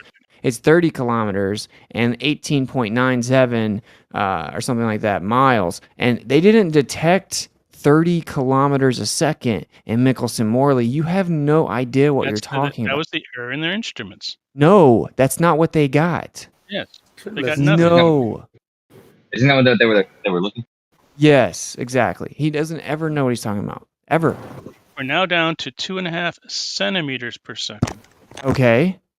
Which means there is no aether. There is no luminous. There's aether. They're coming up with some Dude, sort of the ether's not supposed to detect stuff there. What? You We're don't supposed understand to be able to things. detect our motion through the ether. If there wasn't ether, we should be able to detect the Earth's motion through it. If the Earth is moving. And we know the Earth is moving. Well, that's what you think. We can look and see the Earth moving. So anyway, so quantum physicists are now acknowledging that there's an ether, and it is akin to the electrical field theory ether, not Einstein's version of the ether. Like Einstein said, relativity does propose an ether of sorts. So wait a minute, hold on. Quantum or proposing ether? That's going to work on the quantum scale? It's going to work on all the scales. They're trying to propose a theory that will also account for dark matter and dark energy. That's not physics, though, is it? Was it? No, this is philosophy. I mean, yeah, it's a framework proposed to interpret physics, but is it scientifically proven via physical means? No, this is a framework. So my point is they might that call it quantum. It's not really quantum, is it? Because it's not proven by experimentation. Quantum doesn't prove anything by experimentation. What? We will agree to disagree. Okay, can you give me one quantum experiment? The double slit. The double slit proved what? Proves a particle wave duality. Okay, that doesn't make sense. No, it proves that it proves that the observer matters. Like when you observe it, it changes its behavior. So yeah, I don't care. I don't really give a shit if you don't understand that. Huh? None of those are scientific experiments. Stop over talking. So anyway, wait, you guys, the world flat is earthers not been under... watching QE and Oakley too much. Think that they really got something here. They don't know what they're talking about, though. The world is not under any obligation to make sense to you. It's sorry. It's not about that. I'm saying it's incoherent. It can't be correct, right? So if something can't be a wave and a particle at the same time. Actually, it can. It literally can't. They're different things. Actually, it can. Well, they are when you're not observing it, right? Like I forget exactly what it states, but if you're observing it, it behaves like a blank, and if you're not observing it, it behaves differently. Like a particle, yeah. But you know that they don't. Slit. If you're not observing it, it goes through both slits. Okay, really? The particle that is the electron. Honestly, it. Yeah. Well, it's actually more like this, that when you don't detect it, that it gives you a wave interference pattern, meaning that it acts like a wave, quote unquote. But whenever you do detect it, it acts like a particle. But this is the point. It doesn't act like a wave or particle. Light's neither a wave nor a particle. That's a false dichotomy. Good. And when you say observe it, it's not like you just go look at it. It's not like they go bend down and look at it. Well, it's one of the evidences for simulation theory. Just wrapping it up here. But they don't actually look at it. Like when they use a detector. Yeah, right, with same difference. Yeah, no, wait, sorry. When we say observing it, that means through any kind of means, like auditory, smell, visual. Yeah. We don't do any of that though. It's just a detector. You don't even have to look at the data. You just have to have the sensor plugged in. Oh, exactly. Yeah. A sensor plugged in, which is electronic, right? So whenever you introduce an electronic manipulation, it messes with the particle, quote unquote. No. Now, we mean no. No, that's bullshit. You don't need to use something electronic. You can use something electronic. It's not required that you use something. Okay, then what else can you use? You can use polarizing filters if you need to. A polarizing filter? Uh-huh. A polarizing filter. Fucking hell. Yeah, no, listen, thank you. Any, fucking hell, I thought I was pressing the push stop button real quick. Any, interaction at all, regardless of, electric or whatever, is going to disturb the, quantum wave function. It's going to become, the incoherence is going to be, it's going to become coherent. Name one that's not electric. Any heat. Any, electric? like that's what, yeah. Yeah, that's just any energy at all. Any energy, any interaction, it's going to the more interaction that's given, the more likely it's to become or the incoherence is going to be polarizing filters are dielectric. So, what's so funny, Jace? No, they aren't. He said, "Wow." So I guess you guys will catch up one day, but all molecular and intermolecular attractive forces are electrostatic in nature. To have your screens and your filters, they are intrinsically held together by electrostatics. Whenever you physically impede or alter the observation, you're getting a messes up the wave interference pattern. Now, what they've gone as far as to pretend that it's science to claim that the photon is basically sentient and it knows when you're observing it, and in fact, it'll even transcend time. That's a straw man. That's not a straw man, buddy. It is a straw man. How so? Because that's not. Find that in any scientific literature, published literature. Maybe there's a photon not a scientist trying to dumb things Maybe the down. observer that's creating the effect. It might be the observer that's the thing. Not a scientist trying to dumb things down to explain it to a layperson. Find it in published literature where they say that a photon is sentient. That's I'm ridiculous. paraphrasing. No, you're straw manning. No. I'm paraphrasing it because I'm actually addressing the implications that you guys aren't bold enough to address. So, Jay, since you're so much smarter than all of us, can you explain exactly what happens and what's the cause in the double slit? That'd be what do good. you mean? That'd be awesome. Oh, well, you're so much smarter than us, and we just don't understand it. So explain exactly what happens and what's the causes of the double slit. What do you mean, what's the causes? What causes the wave function collapse? Yeah, that's the observer. Yeah, it's an interaction. You have to put a detector or some kind of filter there that interacts with the photon, causing its wave function to go from just a dispersed plane wave to a Dirac kind of wave, where it's got a single value at a single point. Yeah. So how so? Like what's causing it? They say it's the observer that causes it. Because the interaction with the device. The explanation is that it's the universe that's being generated is saving processing power. No, at first you have just a plane wave with the form e to the ikx, just a regular plane wave. Then it interacts with either the detector or with the polarizer, whatever you're using to detect it. And that causes that wave to turn into what's called a Dirac wave, which is just a delta with a single value type. We asked you how it caused it. We didn't ask you what happens. We know what happens. I explained how. It interacts. You invoked simulation theory, so yeah, I get it. What? All right, Jace, what you got? That's a straw man, dude. I said that's what he invoked. How is it a straw man? I said the observer. The observer causes it. The universe saves. No, it all happened without a person there or not. It's like if a tree falls in the woods and nobody's there to hear it, does it make sound? Yeah, okay. It happens whether a person is there or not. Yeah, we know, Jace. I'm asking you how it occurs. Don't just go on to tell me what happens. I'm asking you to explain there's it. Atoms and molecules in the detector or in the filter. They absorb the photon and re-emit it. It's quite a simple absorb mechanism. The photon? Yes. So can we prove that, or is that just a theory? Yeah, simple energy levels of atoms prove that. Oh, it's just a theory, though. We don't actually... To get the electronic structure, you have to send photons of specific energies, and then the electrons will transition energy levels and re-emit those photons at specific energies given by the delta of the two energy levels. Yeah, so can you please verify that it is a single photon traveling from point A to point B? With single photon detectors. The detector itself is actually affecting the experiment. Of course. You observe the but how can you be an pattern observer when you affect the? No, you're directly affecting the experiment, being with the observation equipment. Duh. The detector affects the experiment, causes exactly the plane wave to turn into just a single value Dirac wave. Okay, I want to ask something. Can you not You're be trying there to examine the phenomena that occurs without the detector. So if the detector changes and alters things, you're not getting the same experiment. Then you get, at each of the slits, you get two point sources of a plane wave that can interact and interfere with each other. And of course, Jace, waves aren't actually things in and of themselves, right?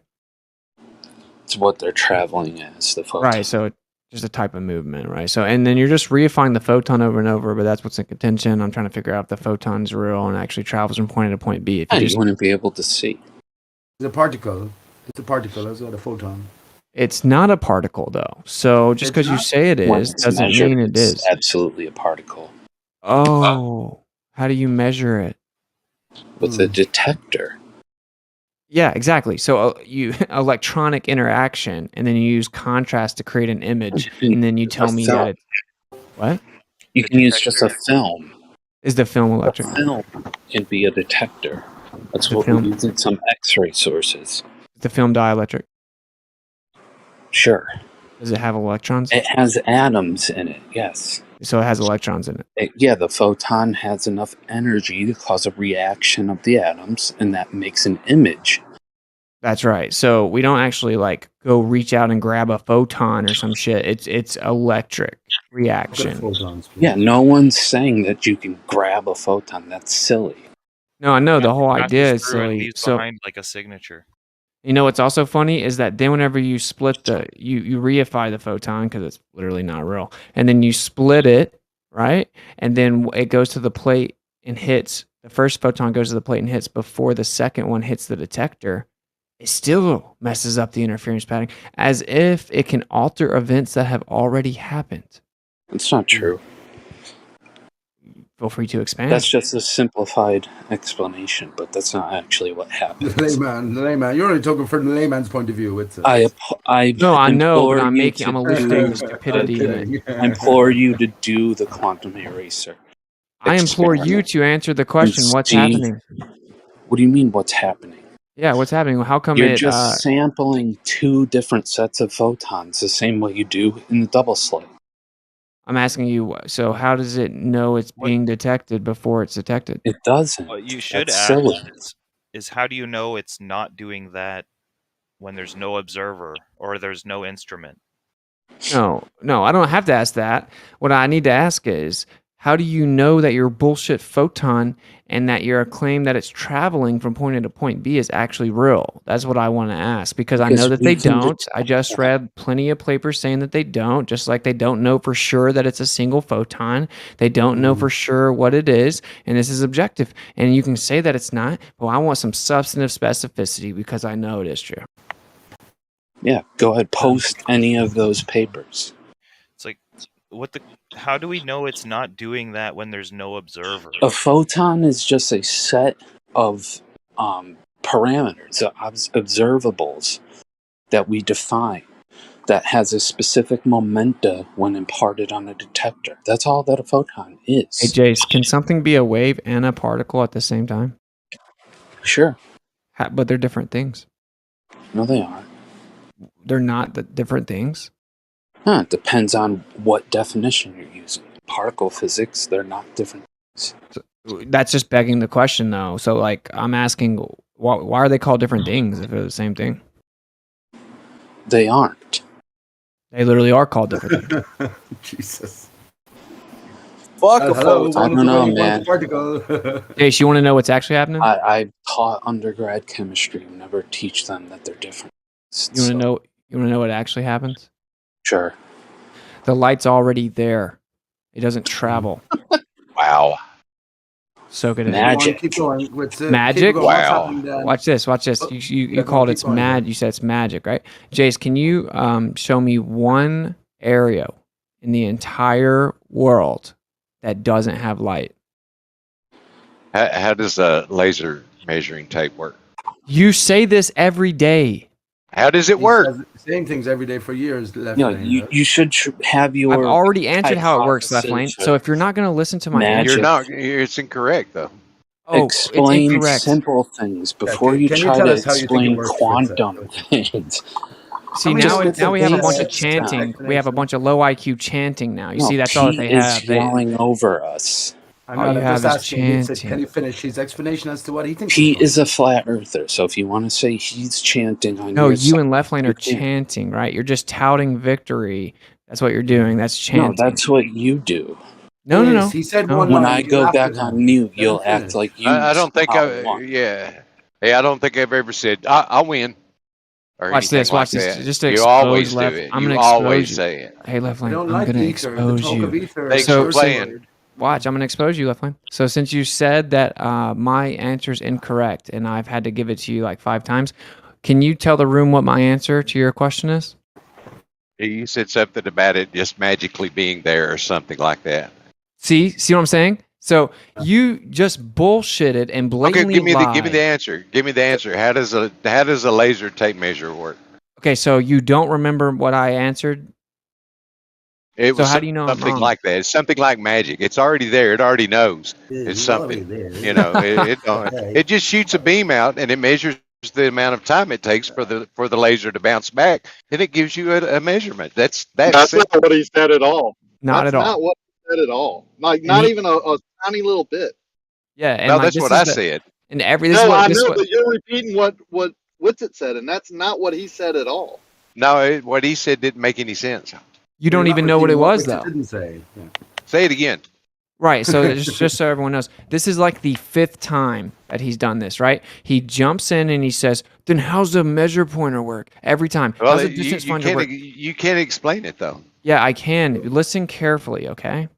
So the way that distance finders work is we've calibrated them with the speed of light, okay? Now, the speed of light is normally understood to be light physically traveling from point A to point B, but that's incorrect. It's actually just a rate of induction, and so we've quantified how quickly we perceive illumination, but that is not synonymous with what light itself is because it's already there. So we quantified the rate of perception of illumination. Write it down. We quantified. Why don't the you rate just say light of traveling from propagation, point yeah. A to point B instead of this rate of induction and hang on, renaming Did you understand what he everything? said? See what I'm Did you saying? He understand what doesn't said, understand Lefty? it. The Yeah, audacity you're to jump in and renaming. say I'm stupid is You're simply baffling. renaming the speed of light as rate of induction. No, I'm explaining the difference, okay? That's So what you're doing. you just don't understand it. You don't understand it, Left Lane. I think So- you're going to have to explain it to him for a 7th time the next time. I know, and he's going to come in tomorrow. He's going to come in tomorrow and do it again. So let's ask Pete. Hey, Pete, what is rate of induction? Well, that's not Pete's it's a rate of claim, right? It's my propagation of claim. the energy source to the medium already present, which is ether. Uh-oh. What's up now, Left Lane? It's not that. You're just renaming. You're just renaming the speed of light as rate of induction. No. I'm That was explaining. I'm explaining the difference, dude. So you've quantified the rate of perception. Okay, so it illuminates, and we've quantified how quickly we perceive illumination, and then we've conflated that to physical travel from point to point. But that's not what's happening. Do you understand? Okay, you're saying rate. What do you mean by rate? Hey, what's it? It's such a great point, dude. It's so fucking awesome. Just want to remind you, for those of us that aren't stuck in the conundrum, like, mwah, good shit, brother. A rate of induction. Is it the amount of time it takes to go from here to there and back? No. So we'll use layman terms, okay, Blaine? It's how quickly it absorbs into the medium that's already there, right? So you can't have light without like electricity or something electric. So it's just energy, right? And so we've introduced energy to the medium that's already there, and then we perceive the illumination at a certain rate. Now it's consistent. It's very consistent depending on the medium. So we've quantified this and we've used it to create technology because it's a rate of perception of illumination, but it's already there. Can you cite that? Can you give me a paper that says that? What's it? A way to put it maybe is like it's almost like it's presenting itself. Yeah, there you go. I don't know if that makes sense, but just a way to break it down, maybe it's like the energy is presenting itself. Versus, wait, what? So like instead of like it wasn't there. It's like the idea that it was there, but it's now presenting itself. And that's how I see what you're talking about. Yeah, like here's a really crude analogy. Like it doesn't travel. Can you just like recap? Like it's behind the curtain, then the curtain gets lifted. Yeah. Oh, right, almost. Yeah, or it just is energized and excited to reveal its potential. Yeah, like let's say we have. Y'all are describing how laser measuring tapes don't work. Wow, dude, you just don't understand. Can I give my explanation and add one more so maybe he will understand? I understand it as invisible light and visible light due to frequency. It's invisible, right? Like we're not getting that rate of return. As soon as you hit the button it energizes, it sends energy. I mean, you have to have some type of energy source frequency to send out. It returns, or it's I don't even want to say traveling, but it sights the non-visible light in its path, makes it visible and able to measure that portion, and that's what it's computing. No. All right, I got a really simple analogy I think everyone understands. So if we have a lake, okay, now let's say we go to the bottom of the lake and we put all these really bright neon lights lined up along the bottom of the lake, okay? Now we step outside, it's nighttime, and we look at the lake, right? The lake's already there, okay? Now that lake is the invisible light. It's the non-visible spectrum of light. It's already there. There's a whole lake, okay? Then I press the button, and then now all the lights come on and we see a different color of the lake. But the lake did not move. The lake was not absent prior to me turning on the neon lights. It was already there. It's just now being perceived differently. Okay, that doesn't give me any information about how That's all a right. measuring That makes tape works. that's such a great analogy, actually. Yeah, Yeah. it's real simple, guys. It's like being on the golf course. I've used the laser finders. They put the receiver on the flagpole, and you shoot the laser at the flagpole. The light bounces off the reflector and comes back to the receiver, and it measures how long it took and gives you a distance. It's as simple as that. I don't know about all this rate of induction and all this other stuff. Yeah, you have to press the button when you're aiming the crosshair at the flag. Press the button and introduce energy.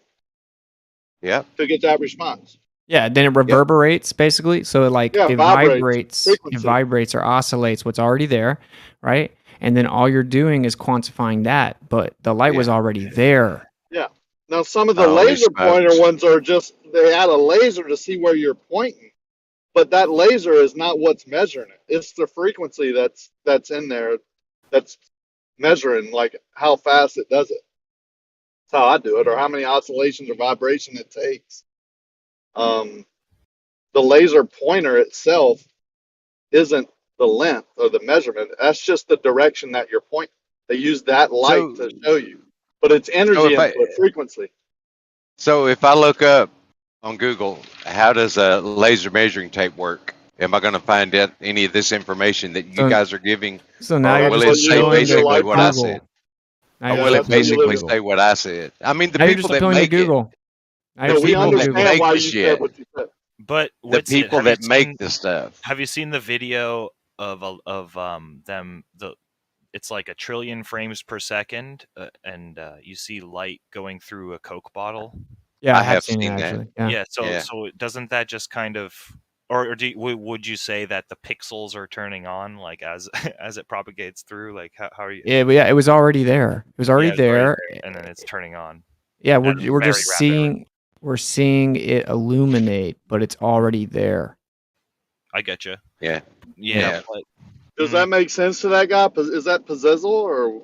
Yeah. No, I get what you're saying. Does that make sense? Yeah. The only thing I would say is like, okay, so the energy from the sun, the energy from the sun, like it's shooting out gamma and all these other bands that pass right through us, and the only ones that we see hit our atmosphere and kind of, it's not necessarily that they're slowing down, it's that they're traveling through the atmosphere and refracting off of particles, right? So they are traveling through a different medium than so suddenly they become visible to us. Yeah, they become perceivable. Yeah. If we think about daytime and nighttime, on the moon. Hang on, I just got to say, if it's on the moon, for example, with no atmosphere, it's pitch black, except for where it's like hitting dust particles and where it's hitting a surface. Yeah, hitting, right. Yeah, so you can't see light without material to quote unquote reflect it. But the part that makes this really just everyone should understand, and I've never heard a rebuttal, and there really isn't one, is that light's everywhere. Like, it just, there's a non-visible spectrum of light. There's not a square inch in the entirety of existence that you can find that doesn't have light already there. So we call visible light light, and everyone thinks that's all it is, but it's not. And so all we do is excite the background that's already there into a perceivable spectrum of vibration, right? And that's what we call visible light. So like when I say light's already there and everyone's like, you're so stupid, it's just objective. There's literally not 1 square inch in all of existence that doesn't have light already there, right? Oh, So, true. Yeah. But yeah. I do like this If guy. you think what Gets it. If we think what happens when daytime ends and the heat source or the energy source goes out of vicinity, then we have the dew resting on the ground. So I think this particulate that is allowing us to see what's it is this water particulate itself. When the sun comes back in the morning, then this dew is bombarded, and then we have this lightening before us. So I think that they're intricately connected. But it's chopping. Definitely a cycle. Can I ask you Actually, this? I know we breathe water. Do we actually see via water? We all know how water and its properties, reflectivity, etc., especially when light's involved. Do we actually see via the water in the atmosphere? I wonder. I think everything's a state of water, so call me crazy. But can I ask Pazizzle something real quick, and we can get right back on topic? I have a problem that I have someone I know that says from ground level he can see Earth curve. Do you think that's possible? No. Or how should I tell him not? So you don't think it's possible? It's not possible to see Earth curve. Why would you say it wasn't possible?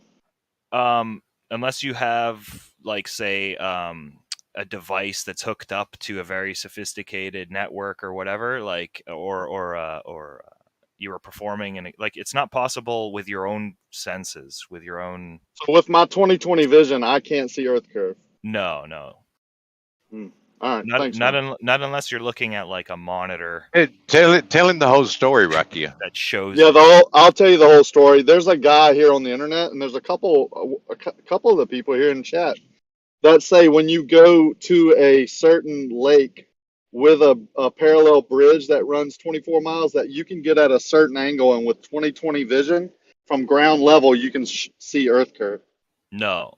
They're saying they're seeing the same thing as like the swan picture. Black swan, yeah. They call it the Great Circle Route is what they're seeing.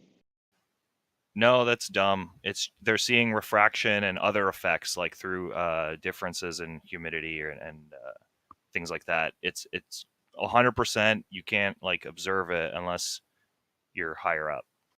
Okay, Left Lane, is there anything else I need to ask? I mean, I don't want to misrepresent Blue and Sally and everybody who says you do see Earth curve from ground level. I don't think Jace or anybody would disagree with that, right?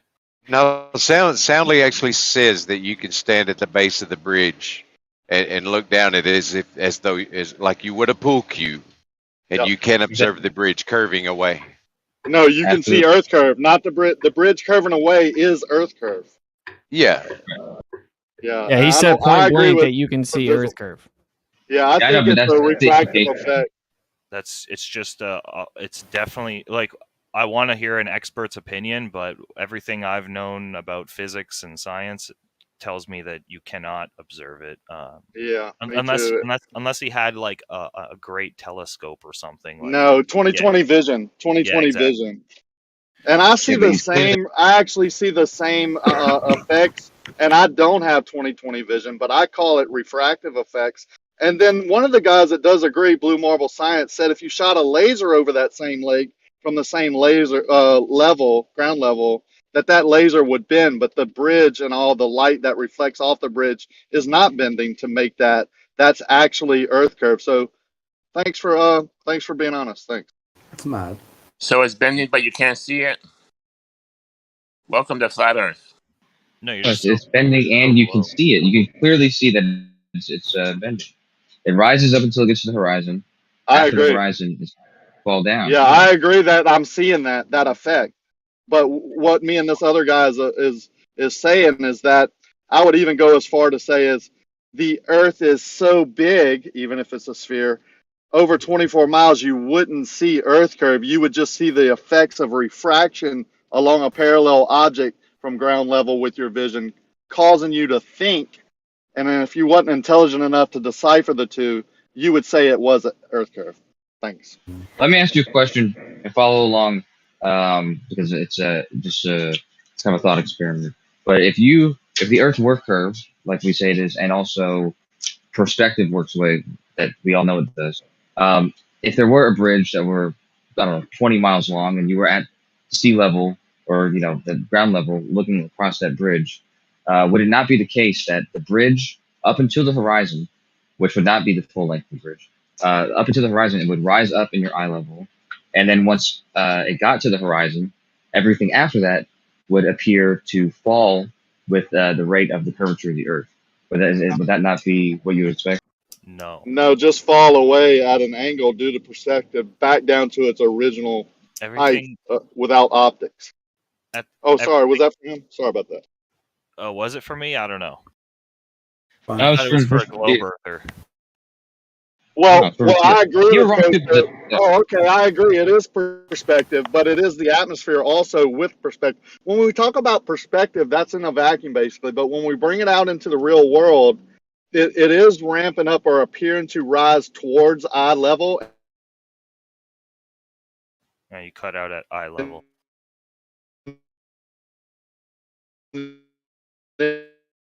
Roboting wreck you.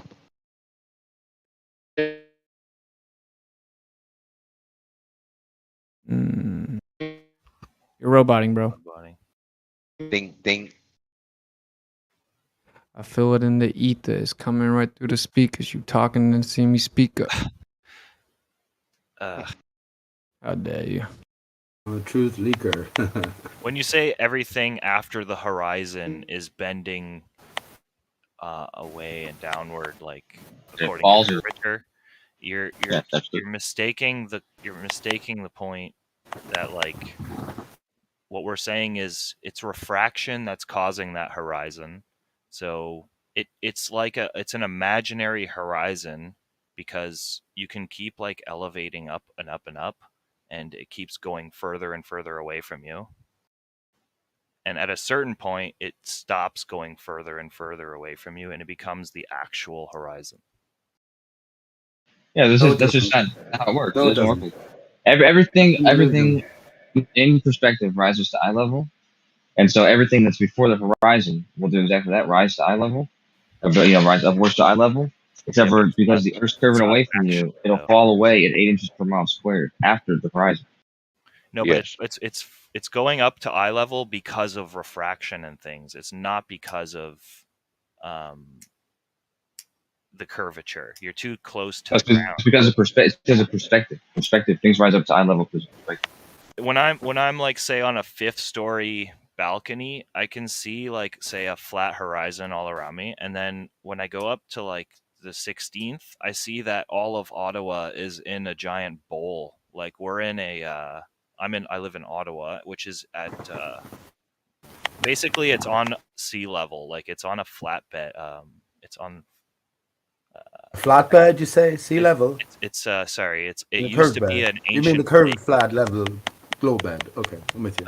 It's I forget how to say it. It's like right on the tectonic plates. There's very little soil. On the bedrock.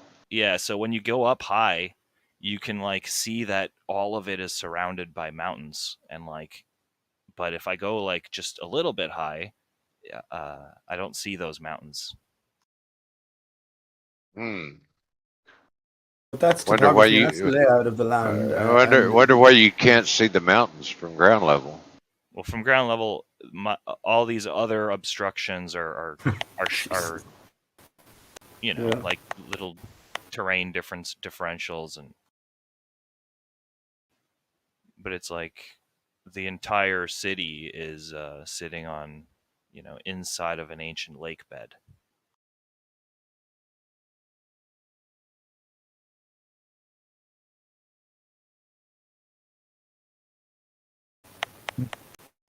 Earth is flat, man.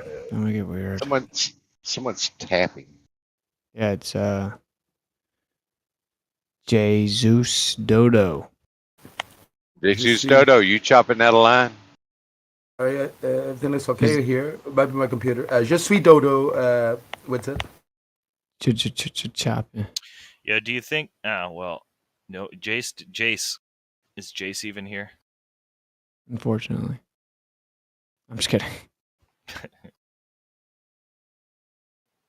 I don't think any of the things nullify a creator. Like if it's a Big Bang or whatnot, there's so many things that they push for, and then as the human thing is to like say whether or not it's a creator or just random.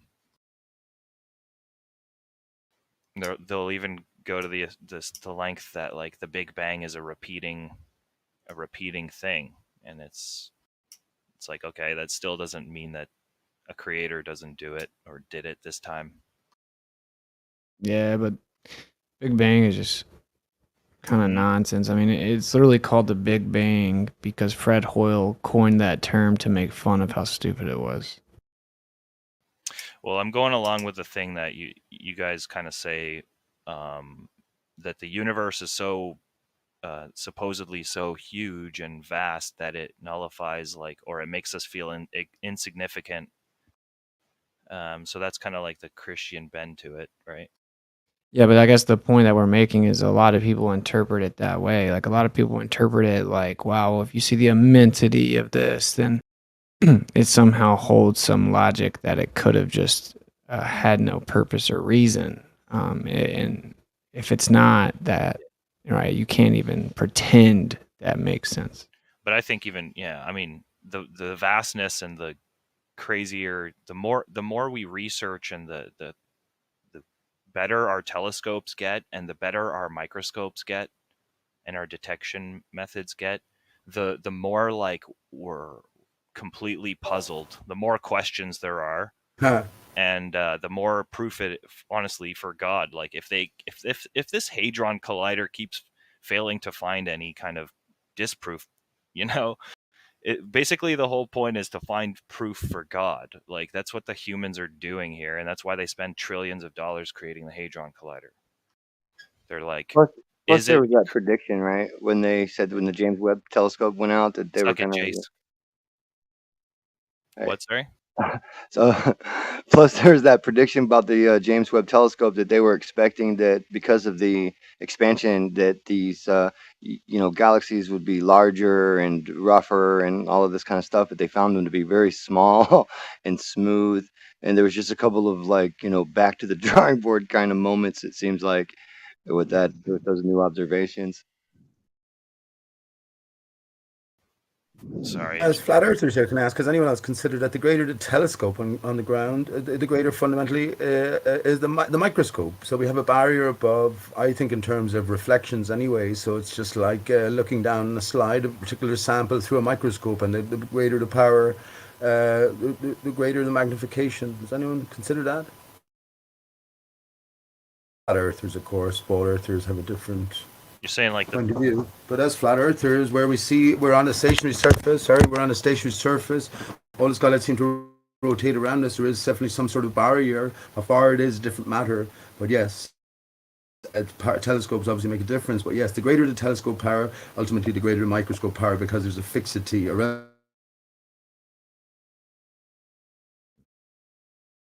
Everything that we see out in the sky, we're just looking at electromagnetic phenomena, effectively. Hence the background radiation is everywhere. Yeah, there has to be an indispensable field of force. I'm not sure exactly what question I kind of missed. If you're asking if we're looking at some type of magnetic phenomena, is that what you said? No. If there's some sort of barrier there, we notice there's sort of a pattern there, a fixity, a formulation to our observations of the night sky, which as flat earthers we take as doing the movement. The moving almost in unison. But I said it would make sense to say that a telescope, or the greater the power of the telescope here on Earth, ultimately it's the greater the microscope, because you're looking at a plate or a backdrop, a fixed backdrop with all of these potential reflections or patterns displayed against it. I mean, I guess anything's possible. I think there is definitely something just out in the sky above us that we're seeing. I don't know how you could deny that. The more you look into it, the more complex it seems. Like the more complex it is. It seems like we're getting answers, but it's all insanely complex, like quantum physics. The more small we got, the more we were like, oh shit, these things are popping in and out of existence, kind of. And then the more big we got via telescopes, like the James Webb, it's taking distant photographs of like places we've never seen before and galaxies we could never see before. No one here believes that as flat earthers. I don't believe that for a second. Well, now, what is in play? What I'm asking is, that. listen, bud. Look, okay. I'm a flat earther here. I know what you have to offer is not true. These How do massive we confirm distances, that? these bodies in space. I'm just saying that what I was offering up is, as flat earthers, an enclosures, an energized enclosure separating waters beyond. We can easily see in terms of a reflective sort of screen. How do we confirm that NASA's not lying? Through our competition, just like capitalism, other scientists and smart people will want to be famous and rich. So if the Russians want to make us look like retards, oh, sorry for using that word, but they could do that by showing how powerful and awesome their science is. Dodo, you're kind of These tired old arguments. The Russians would have said something. Competition, dude. The Chinese would have said something. Well, if there's no competition, then you could say that there's no competition. You could say that the world is controlled by blah, blah, blah, blah, blah. But that's another debate we could have. But you got to be honest. Might all be in cahoots together. You might. Sure. They got through the Corona plan very easily throughout the world. They might all be in cahoots together at the top Putin and levels. Ukraine. Look at Putin and Ukraine. It's all a joke. Yeah, I mean, the whole world. That's a good point. The whole world did, like, in unison agree to shut down. I mean, it certainly isn't far-fetched that the top powers of these governments... If you were the leader of Russia, you wouldn't put your flag on the moon after 55 years? You wouldn't show the world how great you were to put your flag on the moon? There's no Russian flag. China's kind of proving their potential for space travel and all that, like by quote unquote landing rovers on the moon and showing high definition video, quote unquote, right? Did you see the video? It's so it's trash. And there's also like that unexplained shack, right? Apparently it's going to take them like a week to get to it. They're revealing the fraud. The Chinese will set us free. The East will invade the West. The Chinese will set us free. That's what I think. Become obvious that we're dealing with fakery left, right, and center. Then all of the rest of the fakery will come out, and what will happen then? Who knows? Are they ever going to get? I'm ready for it anyway.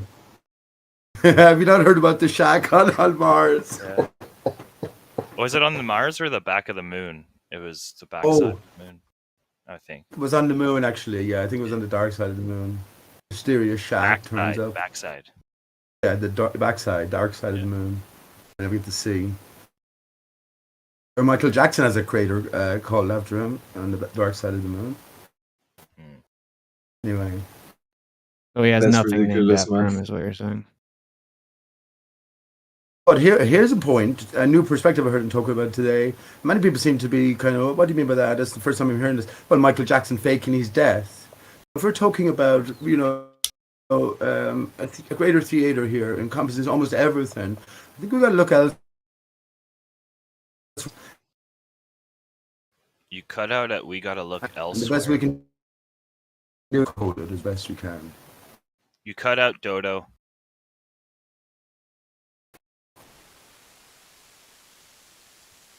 I cut out. Sorry about that. Is my connection bad tonight? Sorry about that. Yeah. Well, my goodness. Yeah. Okay. Yeah, it's bad. I'm sorry about that. I'm sorry my phone cut out. What was your final thoughts or conclusion about seeing Earth curve from eye level, so we can get back to the other stuff? It was a no, solid no. The reason why it and you said it was dumb. The reason why it appears that way is you can is what you've been what other people have been trying to tell you. You know, the differences in temperature or density, humidity. So just refresh, basically an optical illusion. Yeah. The reason why, yeah. At ground level, it's impossible.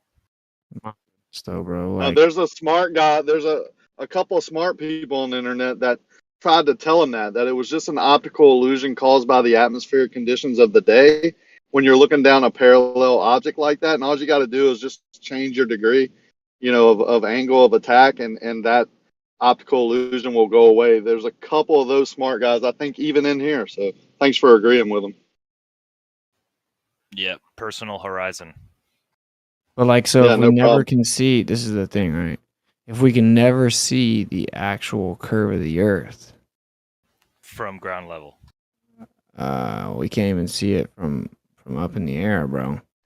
Yeah, we can. Really? We'll ask that guy at what altitude do you think we can observe the With well, we should at some point. You're observing it rise up at all places, at all times. Really? So, all glory, if Each- we go ahead. Go ahead. If we go Just with way your high 20 up in the air, you're saying we're gonna see the Earth curving up in the air. Yes. So why don't we see that when we go look at like high altitude balloons? I do see it. You see It's the curving Earth up, curving, all ramping up. around you, turning around 360, just rising up. Appearing to rise up and curving up are two different things, I would say. But can I ask that guy why he's here? We don't get him very often, and he seems really honest with everything. At what altitude do you think Is he talking to me? we would be Yeah. able He's asking him Breaking to up, see Dave. I think he was broke asking up. what altitude do you think you'd be able to the see Earth the curvature curve? at? Yeah. Yeah. I've been around. I think we're seeing around. it. We're just bunching it up with perspective and calling it perspective and seeing With your what 20 we want to see is a flat plane. It has to be perspective and conditions changing it though, because it's constantly changing. Like it's not like it's static. It's curving up. With your 2020 vision. You can see it at like the altitude planes fly at. However, your horizon is still a personal horizon based on your altitude. So you can see the Earth away from you, like your. I can't. Yeah, it's always changing. But can I get an approximate altitude? Yep. 30, 40,000 feet, 35,000 feet. Yeah. That's where planes fly at. So what I'm saying is you can see the Earth curving under you like a semicircle. However, the horizon is still based on your altitude. So like if you got to 50,000 feet, it would be a bigger horizon and it would be a bigger, you'd see more of the Earth. And then if you got to 100,000 feet, you'd see more of the Earth.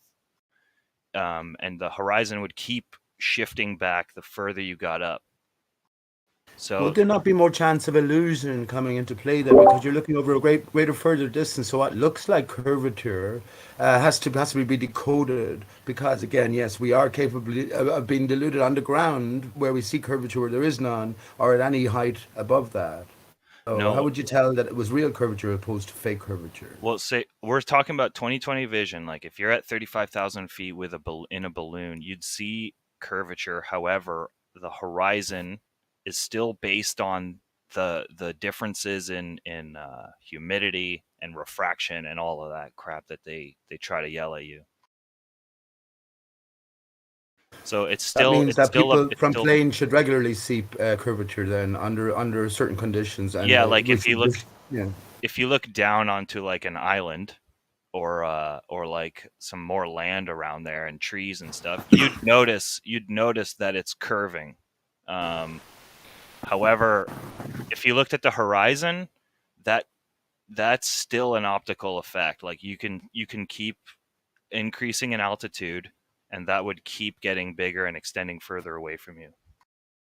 That's a fair answer, but why wouldn't looking at an island? Why wouldn't that still be optical effects in your mind? Well, the optical effect is the horizon coming up to your eyes, because Well, in a way, but optical effects are created by the atmospheric conditions that you're looking through, that medium. And when you're looking long distance, like 30,000 feet down, that's a long way to look and observe. I would think, you know, optical effects would still be in play there. Like you're still barely off the surface. That was my point exactly. So you'd look down. If you look down, you'd notice it's curving. However, if you looked at the horizon and only that, it's still not. It's still like an based on your altitude. It's still an Have you seen the curvature? Have you ever seen the curvature yourself? I've flown in planes. Yeah. Yeah, but we've can I jump in real quick?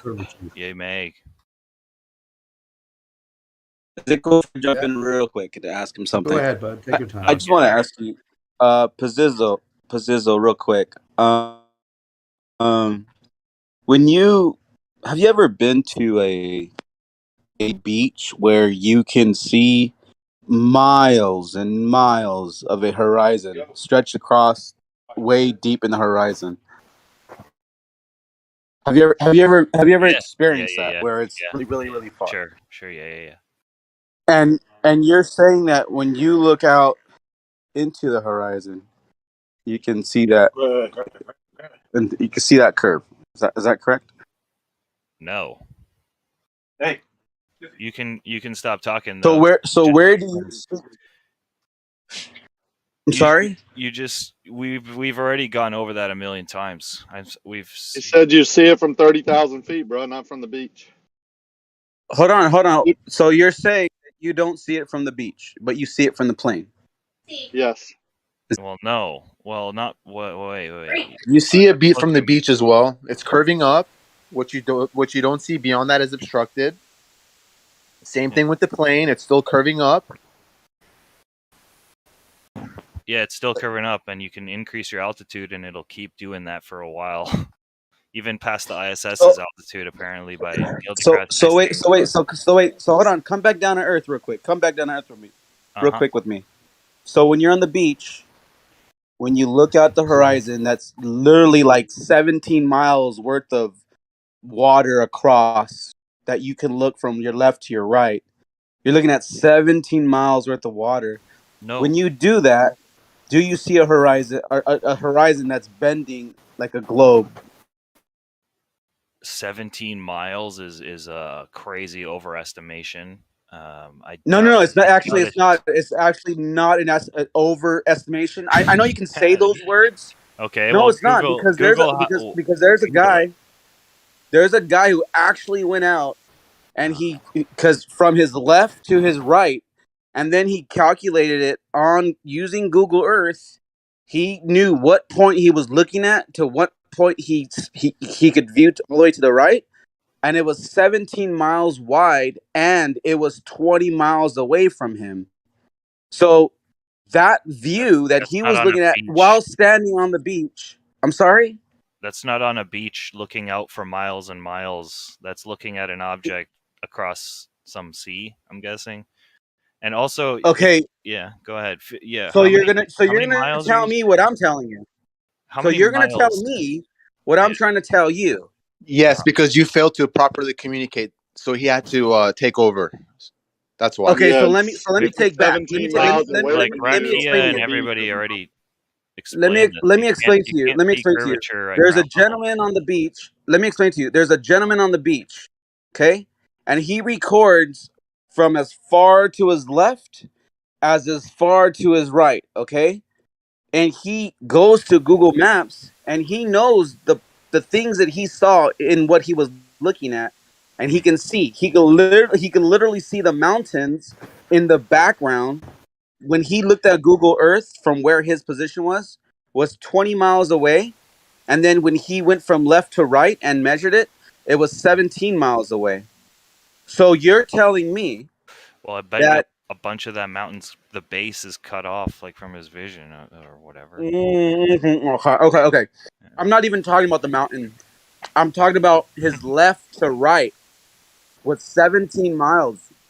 And you want to know that in his video, I'll post it in a little bit because people like you need the evidence. And I get it because you're not going to trust me. That's fine. But I'm telling you, his left to right was horizontal all the way through. 17 miles. And my question is, how many miles of flat do you need to make a curve? Go ahead, answer me, please. What? Wow. How many miles of flat do you need to make a curve? First of all, you're assuming it's You're flat. interrupting.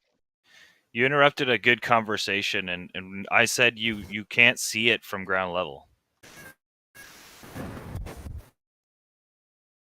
Yeah, maybe post a video. Got it. But I mean, I would say you're assuming that he knows it. Is he saying it's horizontal or flat? Where you'd have had to have measured that. But if you just stick a ruler up or what, you can't do that. But seeing 17 miles away from you from the beach is impossible.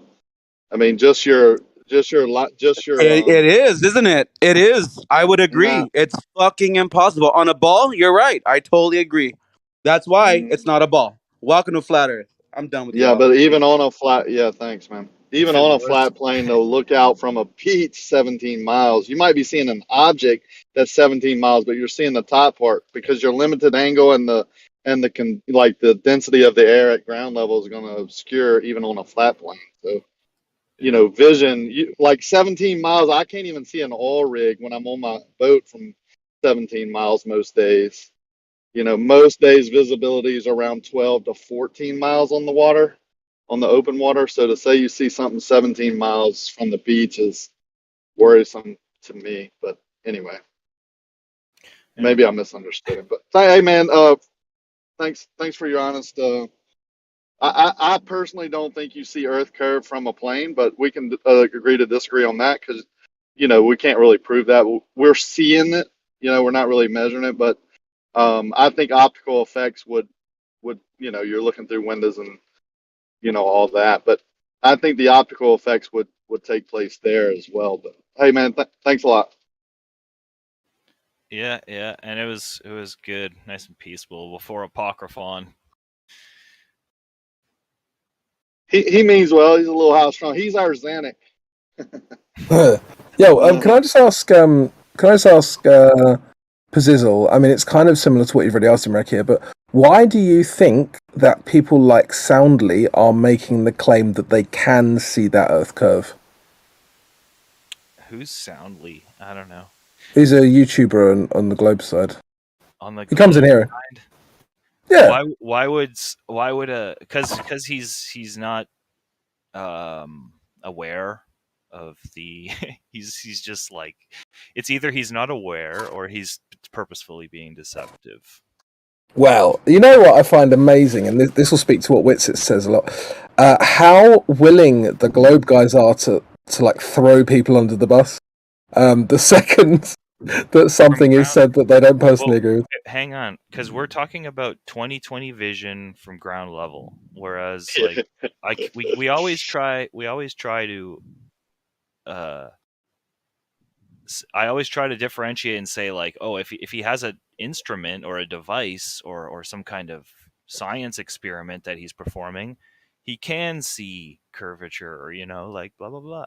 But with 20/20 vision, you need to be at like a plane's altitude, 35 to 40,000 or higher. He went as far as saying all of academia, like Neil deGrasse, all the physicists that say you can't, all of academia was his exact words, are wrong about this.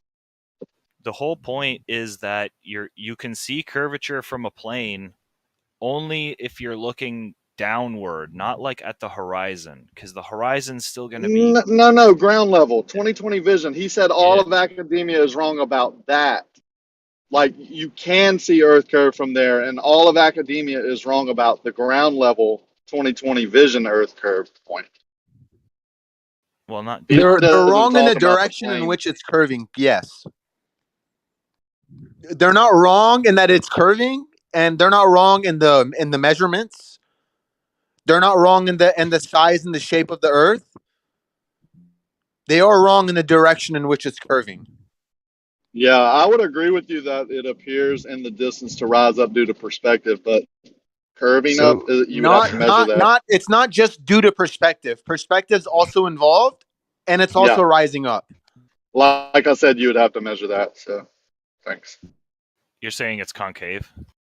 He says it's concave, but he hasn't measured. He's just seeing it, which I agree. He's a step closer. He's like, oh yeah, Yeah. it's concave because of the optics and what you're actually seeing. It does rise up. I agree. To the eye level, yeah. But yeah, it keeps doing that till a certain extent of altitude.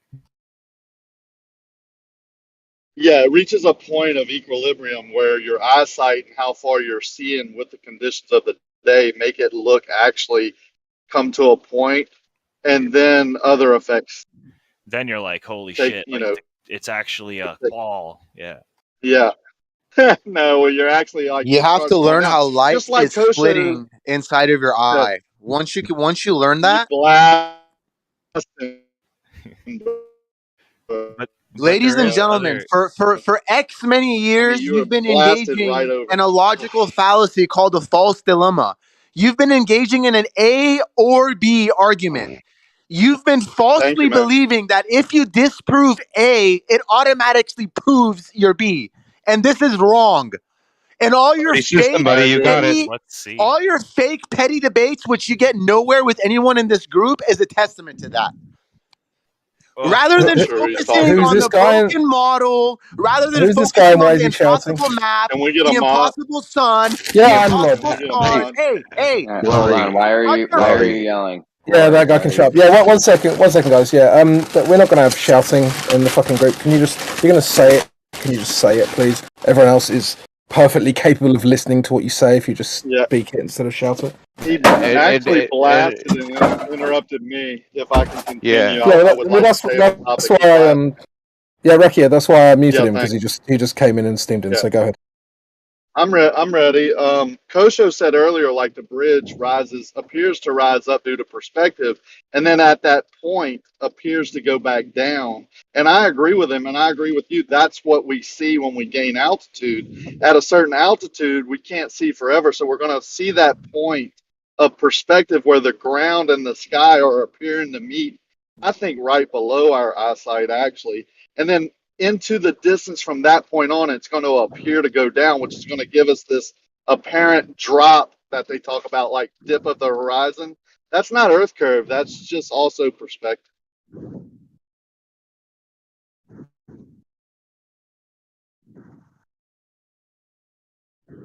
Since there's silence, I can explain it more in a more of a controlled environment, like a hallway. If it's long enough. Yeah. Sorry to interject. You might want to mention that a lot of times too, if the land is any observer that is on land and that land is moving away from that observer towards the body of water, 99% of the time that land will be sloping down towards that water. So right, from higher elevation to lower elevation. It will always slope. So, for instance, a lot of the misconception is that the horizon doesn't rise to eye level, and here's an example. They'll take a camera over a distance of 4 or 5 miles, zoom in. The ground will be dipping below that point because the land is sloping towards the body of water. Do you follow? Yep. So that is the hijacking of this bullshit argument, again, of not acknowledging the base principle of perspective is that the higher elevation you go, it works in an L shape. In other words, the higher you go, the land extends outward, meeting the neutral point of the eye. Now you throw optics into that of a camera, you zoom in, and if that land is either slow rising or lowering, it won't have the same effect as that 50 mil focal length the human eye has. So there's a lot of misconception on exactly perspective. I'm just going to go back to the first point, second point, third point perspective. They always put the horizon at the neutral point center of the eye. There's a default system there. And there's a reason for that. That's all I'm saying. I think we make another big mistake when we talk about perspective in the atmosphere, like at Lake Pontchartrain, 24 miles. Perspective, the rules of it follow very precisely in what I would call a vacuum situation. But when you can throw in some different angles and different sunlight position and different conditions of the weather and so forth and so on, thermal input, what you're looking over, like a marine layer or water or hot land or whatever, that temperature variations that can be plus or minus in either way, like hotter above the surface and colder below, or hotter below and colder above, which would create opposite effects. But when you do all that, perspective sometimes gets thrown off a little bit too, and you get this arc shape instead of like a straight line up and straight line down. But you also, and this is something me and Witsit talked about the other day, you have this energy input along that bridge. There's huge electrical boxes along there, bringing energy to New Orleans and Covington and all that. And then on the power lines, the same thing. You have a lot of energy flow right there, current, which may or may not be affecting the light, how the light is being reflected, or the currents that are being created around that area are probably different than the currents being created in open Can air. I explain it much simpler? It has nothing to do with that. And this is something that people can experiment with optics. As far as the Stanley's Bridge and how the distortion works, it's simple as this. It's purely an optical illusion due to the compressed angle with telephoto zoom lenses. You can take a slightly, let's say the bridge, a lot of that bridgeway, by the way, is arcing in spots going up for boats to pass underneath. So that position where Stanley is 16th floor, whatever floor he's on, and a distance of, let's say, 10 miles, because that's really what the camera could probably bring in is about 10 miles. That bridge is about 16 miles. I don't know what section of the bridge he's filming on, but if he is filming on a section of bridge that has a small arc to it, that gets compressed due to the foreshortening of light. So in other words, over a distance of 10 miles, you're actually having that compressed into a 2D image that creates amazing optical effects that aren't true. In other words, distortion sizes, all these crazy little straight things bending and so forth. So you have these distortions due to the telephoto effect. So what I did to demonstrate that as an experiment is I took a broom handle and off the distance about 2 miles from where I was, and I zoomed in on it, along the y-axis, and to see what it would do. Well, what do you think it would do? It shortens the broomstick the way it looks, for sure. The broomstick is no longer the length it is. It's foreshortened. And whatever arc or bent in the broom is accentuated.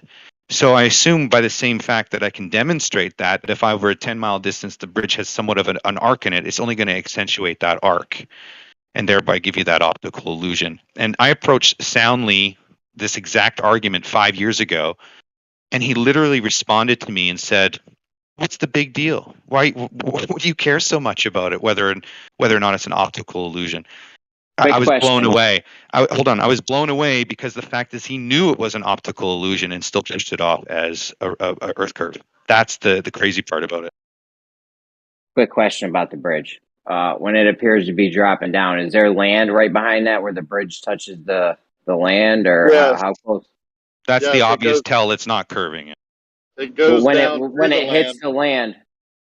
Hold on. When it hits the land, is that a massive elevation height, or does it like slope down and The come bridge into the slopes land? down and goes to the land, but when you're going north, that land immediately starts rising up again in elevation. Like New Orleans is below sea level, and you're driving through New Orleans below sea level in Kenner. You hit the bridge by the Marriott, you go up a slope onto the bridge, equal elevation above the water, right? You're not curving, you're going straight. And then you go over some estuaries where the boats go under. There's 3 small ones and 2 big ones, I think, whatever. And then when you get to the other side, you go back down to the land, but then the land immediately starts going up due to elevation. But it's just an optical effect. I mean, we all know this now. Soundly now says his excuse is, well, it might be an optical effect or have refractive. He really doesn't even say that, but he has to give in that soon. But he says they've measured it with GPS as an excuse, using the center of the earth as the 0 point, but having then in the next sentence saying that has nothing to do with a radius. Well, not only So that, strange. GPS is subject to refraction. So Yeah, I'm I passing don't. They're right using a by thing the. that's. My bad. Go ahead.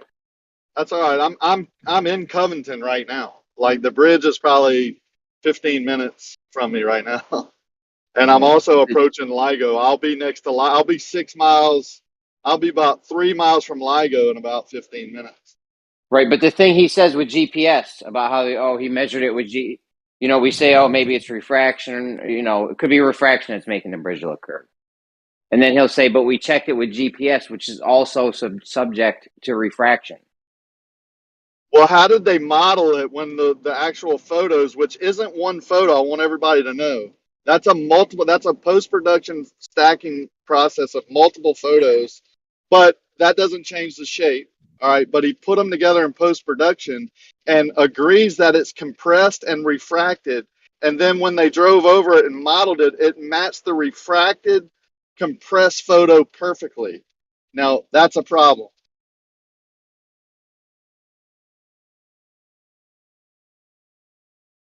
Hey, Kia, real quick. Did you see that video I tagged you to? You have to remind me, brother. I've been crazy. You DM me? If you DM me, I'll watch it. But sometimes I miss it in chat. You're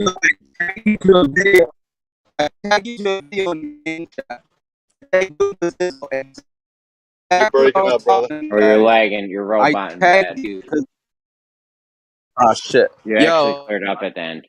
I'm no, you I'm didn't. Psych. typing, bro. I'm doing something else. What? I'll read the chat in a bit. Okay. Yeah, if you tag me in the What chat, I'm saying though a is, lot of times I won't see it because I'm driving a lot. okay, so what I tagged you to, what I was talking about in regards to the dude that recorded something 20 miles away from him on, according to Google Earth, and 17 miles across when he looked from one point of the mountain to the other, or whatever island or whatever the landmass we'll say. But what I'm trying to say is that in that 17-mile stretch across, there was not one lick of curvature. I'm with you on that. 17 miles. I'm with you on that. I personally think the way my mind works and the way my vision, like I've been out doing all these observations for years, I think left to right curvature would be easier to see in the atmosphere. Exactly. My That's point just me. exactly. That's just me. No. I'm 1000% on you, because look it. If you're trying to do the perception of things, refraction, angling down, yada yada yada, bullshit, looming, super looming. Okay, there's all these difficult things to prove something that's 20 miles away compared to 3 miles away. But when you go left to right, that's a fucking wrap, bro. Like, honestly, to me, that's like, shut up, the fucking put the kids to bed, the fucking butter's cold, everything, bro. Like, it's a wrap, dude. I don't That's it. go that far because you're looking in the atmosphere with optics and all that. You have to measure if there is a change in the shape of the water, right? If it's going from lower to higher or higher to lower, whichever one you want to say it's doing, it would be, and listen to this part, easily measured with the tools that we have. Well, I just don't like it when we see with our own eyes this gentleman that recorded a span of 17 miles and it's flat as fucking can be, and then they want to piss on my head and say it's raining. Fuck that. I agree, but you know the measurement objections they have. If you move your tool, you're now changing your level. You're just making instead of making one horizontal line, you're making a bunch of different ones. I would go with that. Like I've looked into that and even told them, hey man, I'm willing to do whatever method and use whatever tool that you tell me that I can create a horizontal line with and measure down to the surface of water. And in 4 years, no one's told me one. They say GPS, but that's not creating a horizontal. So anyway, but when you leapfrog, you move your instrument, like you have point A to point B, you move your instrument to the middle and shoot back to A and B and make sure it's perfectly horizontal. And then you shoot further past B. And then you do the same process back and forth where you can So you're in the middle. Hold on. Yeah. Hold on. You're in the middle of AB. Yeah. And you shoot in either direction and make a C. Yeah. And you line C up with, and you so you got A, B, C. You can still see B and C in your scope or your thing, and then you just like, okay, this lines up. And when you go in between B and C, you shoot back to A and make sure A and B and C are lining up. And if they are, you can shoot to D. And then that's a straight line segment created. It doesn't care It does not care what is underneath that horizontal plane you're creating. It has no, that doesn't even care when you do this method. The method is actually to measure what's underneath the horizontal plane. Because if you know what I'm saying, if you're wanting to I hear slope you. down, then you would put it lower. If you want to slope up, you would, you know what I'm saying. So that process creates a horizontal straight line segment, and then you measure. Say you start a foot. Ricky, you're talking to the wrong person. Jeremy thinks that when guys look at radar maps, he's looking at planes along the map of the radar, that each plane has a different water level. Jeremy's no. good. I'm saying, hold on, man. I'm saying you can't tell by Yeah, looking don't at a let him top. do that to you. Don't let him do that. Yeah. But let's finish Anyways, our that argument. sounds like Bev's double rotting method, though. The way you're Well, leapfrog, describing and it. there's different terms for things, and there's different methods you can use to take out the movement of your machine and make sure you're creating a straight line. Hang on. But when you go back to A and do a shot of 2 or 3 miles or a mile to D, then you're going to get some funky effects. Like, it depends on the conditions of the day. You would never, ever do that. And they always bring you to that because they know you're going to get, most of the time, this downward, where D is lower. And they go,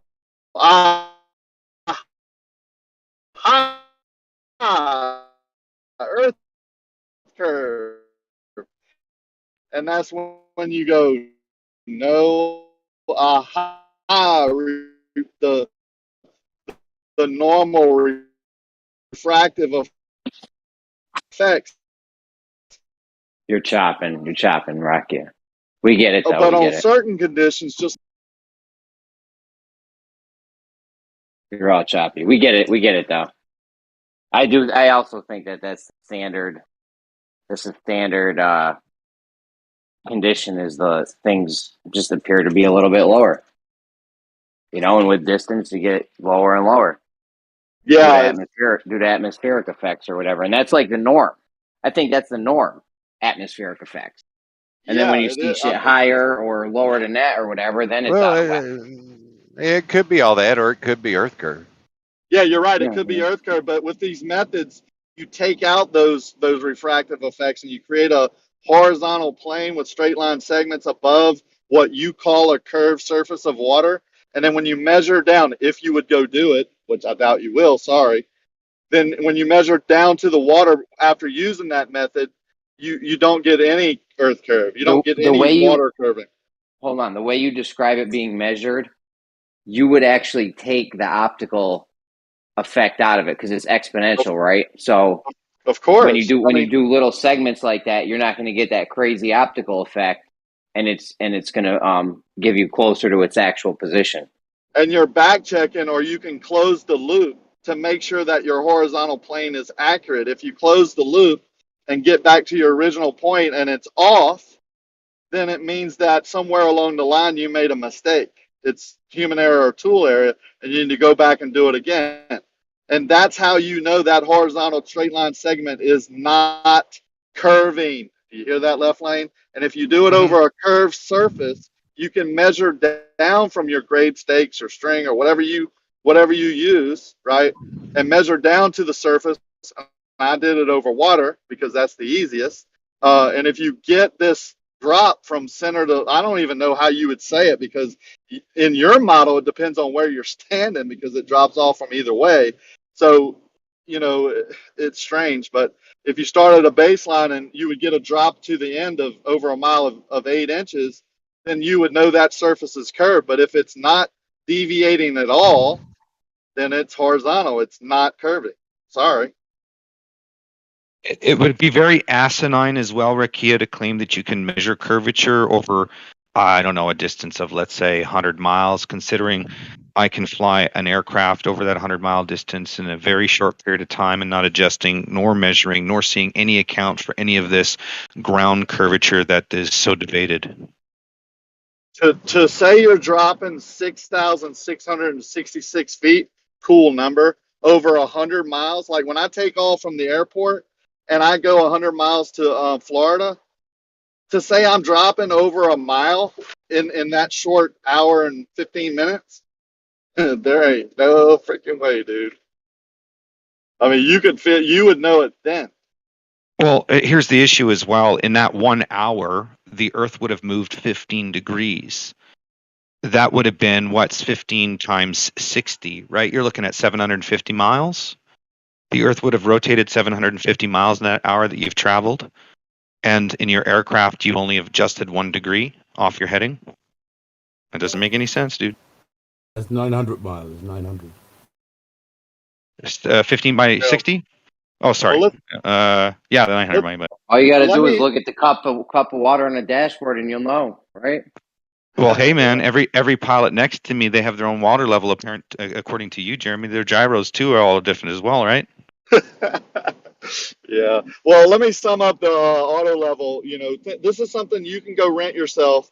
The method is super easy. It's not that expensive. I will tell you, it's not easy to do in the water. You know, it's a pain in the ass, but you know, this is easily tested. And when using this method, it doesn't matter what the water or the land that you're setting up on, you know, what elevation it's at. It could be 2 foot higher than your next setup. And as long as you shoot back and get the same exact horizontal plane, the same exact measurement, and you do it 2 or 3 times like that and shoot back, and check and close the loop, that whatever plane you create, however far off the water that you create it, as long as you check it and it's right, you're not going to get any deviation, you know, from measuring down to the surface of the water like you should on a sphere. So good luck.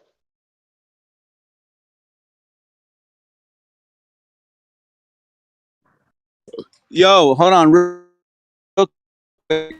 In regards to this, he's breaking up for me, bro.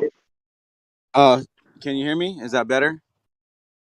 Earlier he was saying that this curvature from left to right, and then he stated something different, which but hey, you're breaking up. What I'm asking is, no, we can't hear you.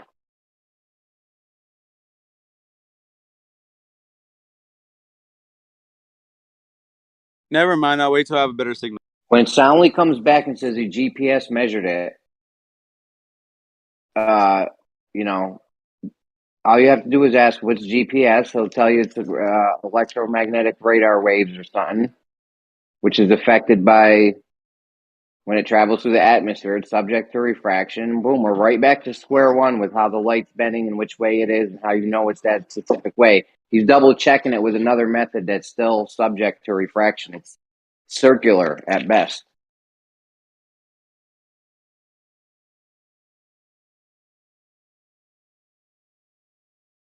Yeah, I don't know about the veracity of that data, like how well it was collected. I guess Jesse Kozlowski claimed to have done it and all that. But, I mean, if the data is correct and if you did it correct, then the only next thing could be that they're programming the curve into the GPS. Well, let me ask you this, Gio. The model is based on the picture and the model and the coordinates are based on, you know, all 3 match perfectly, right? Well, if the picture is heavily like, you know, compressed and you see the height of that bridge, you know, how did it match perfectly then? Because that's not how steep that bridge is and how long the bridge is. Like, nothing matches. If you have refractive effects in there, it doesn't match.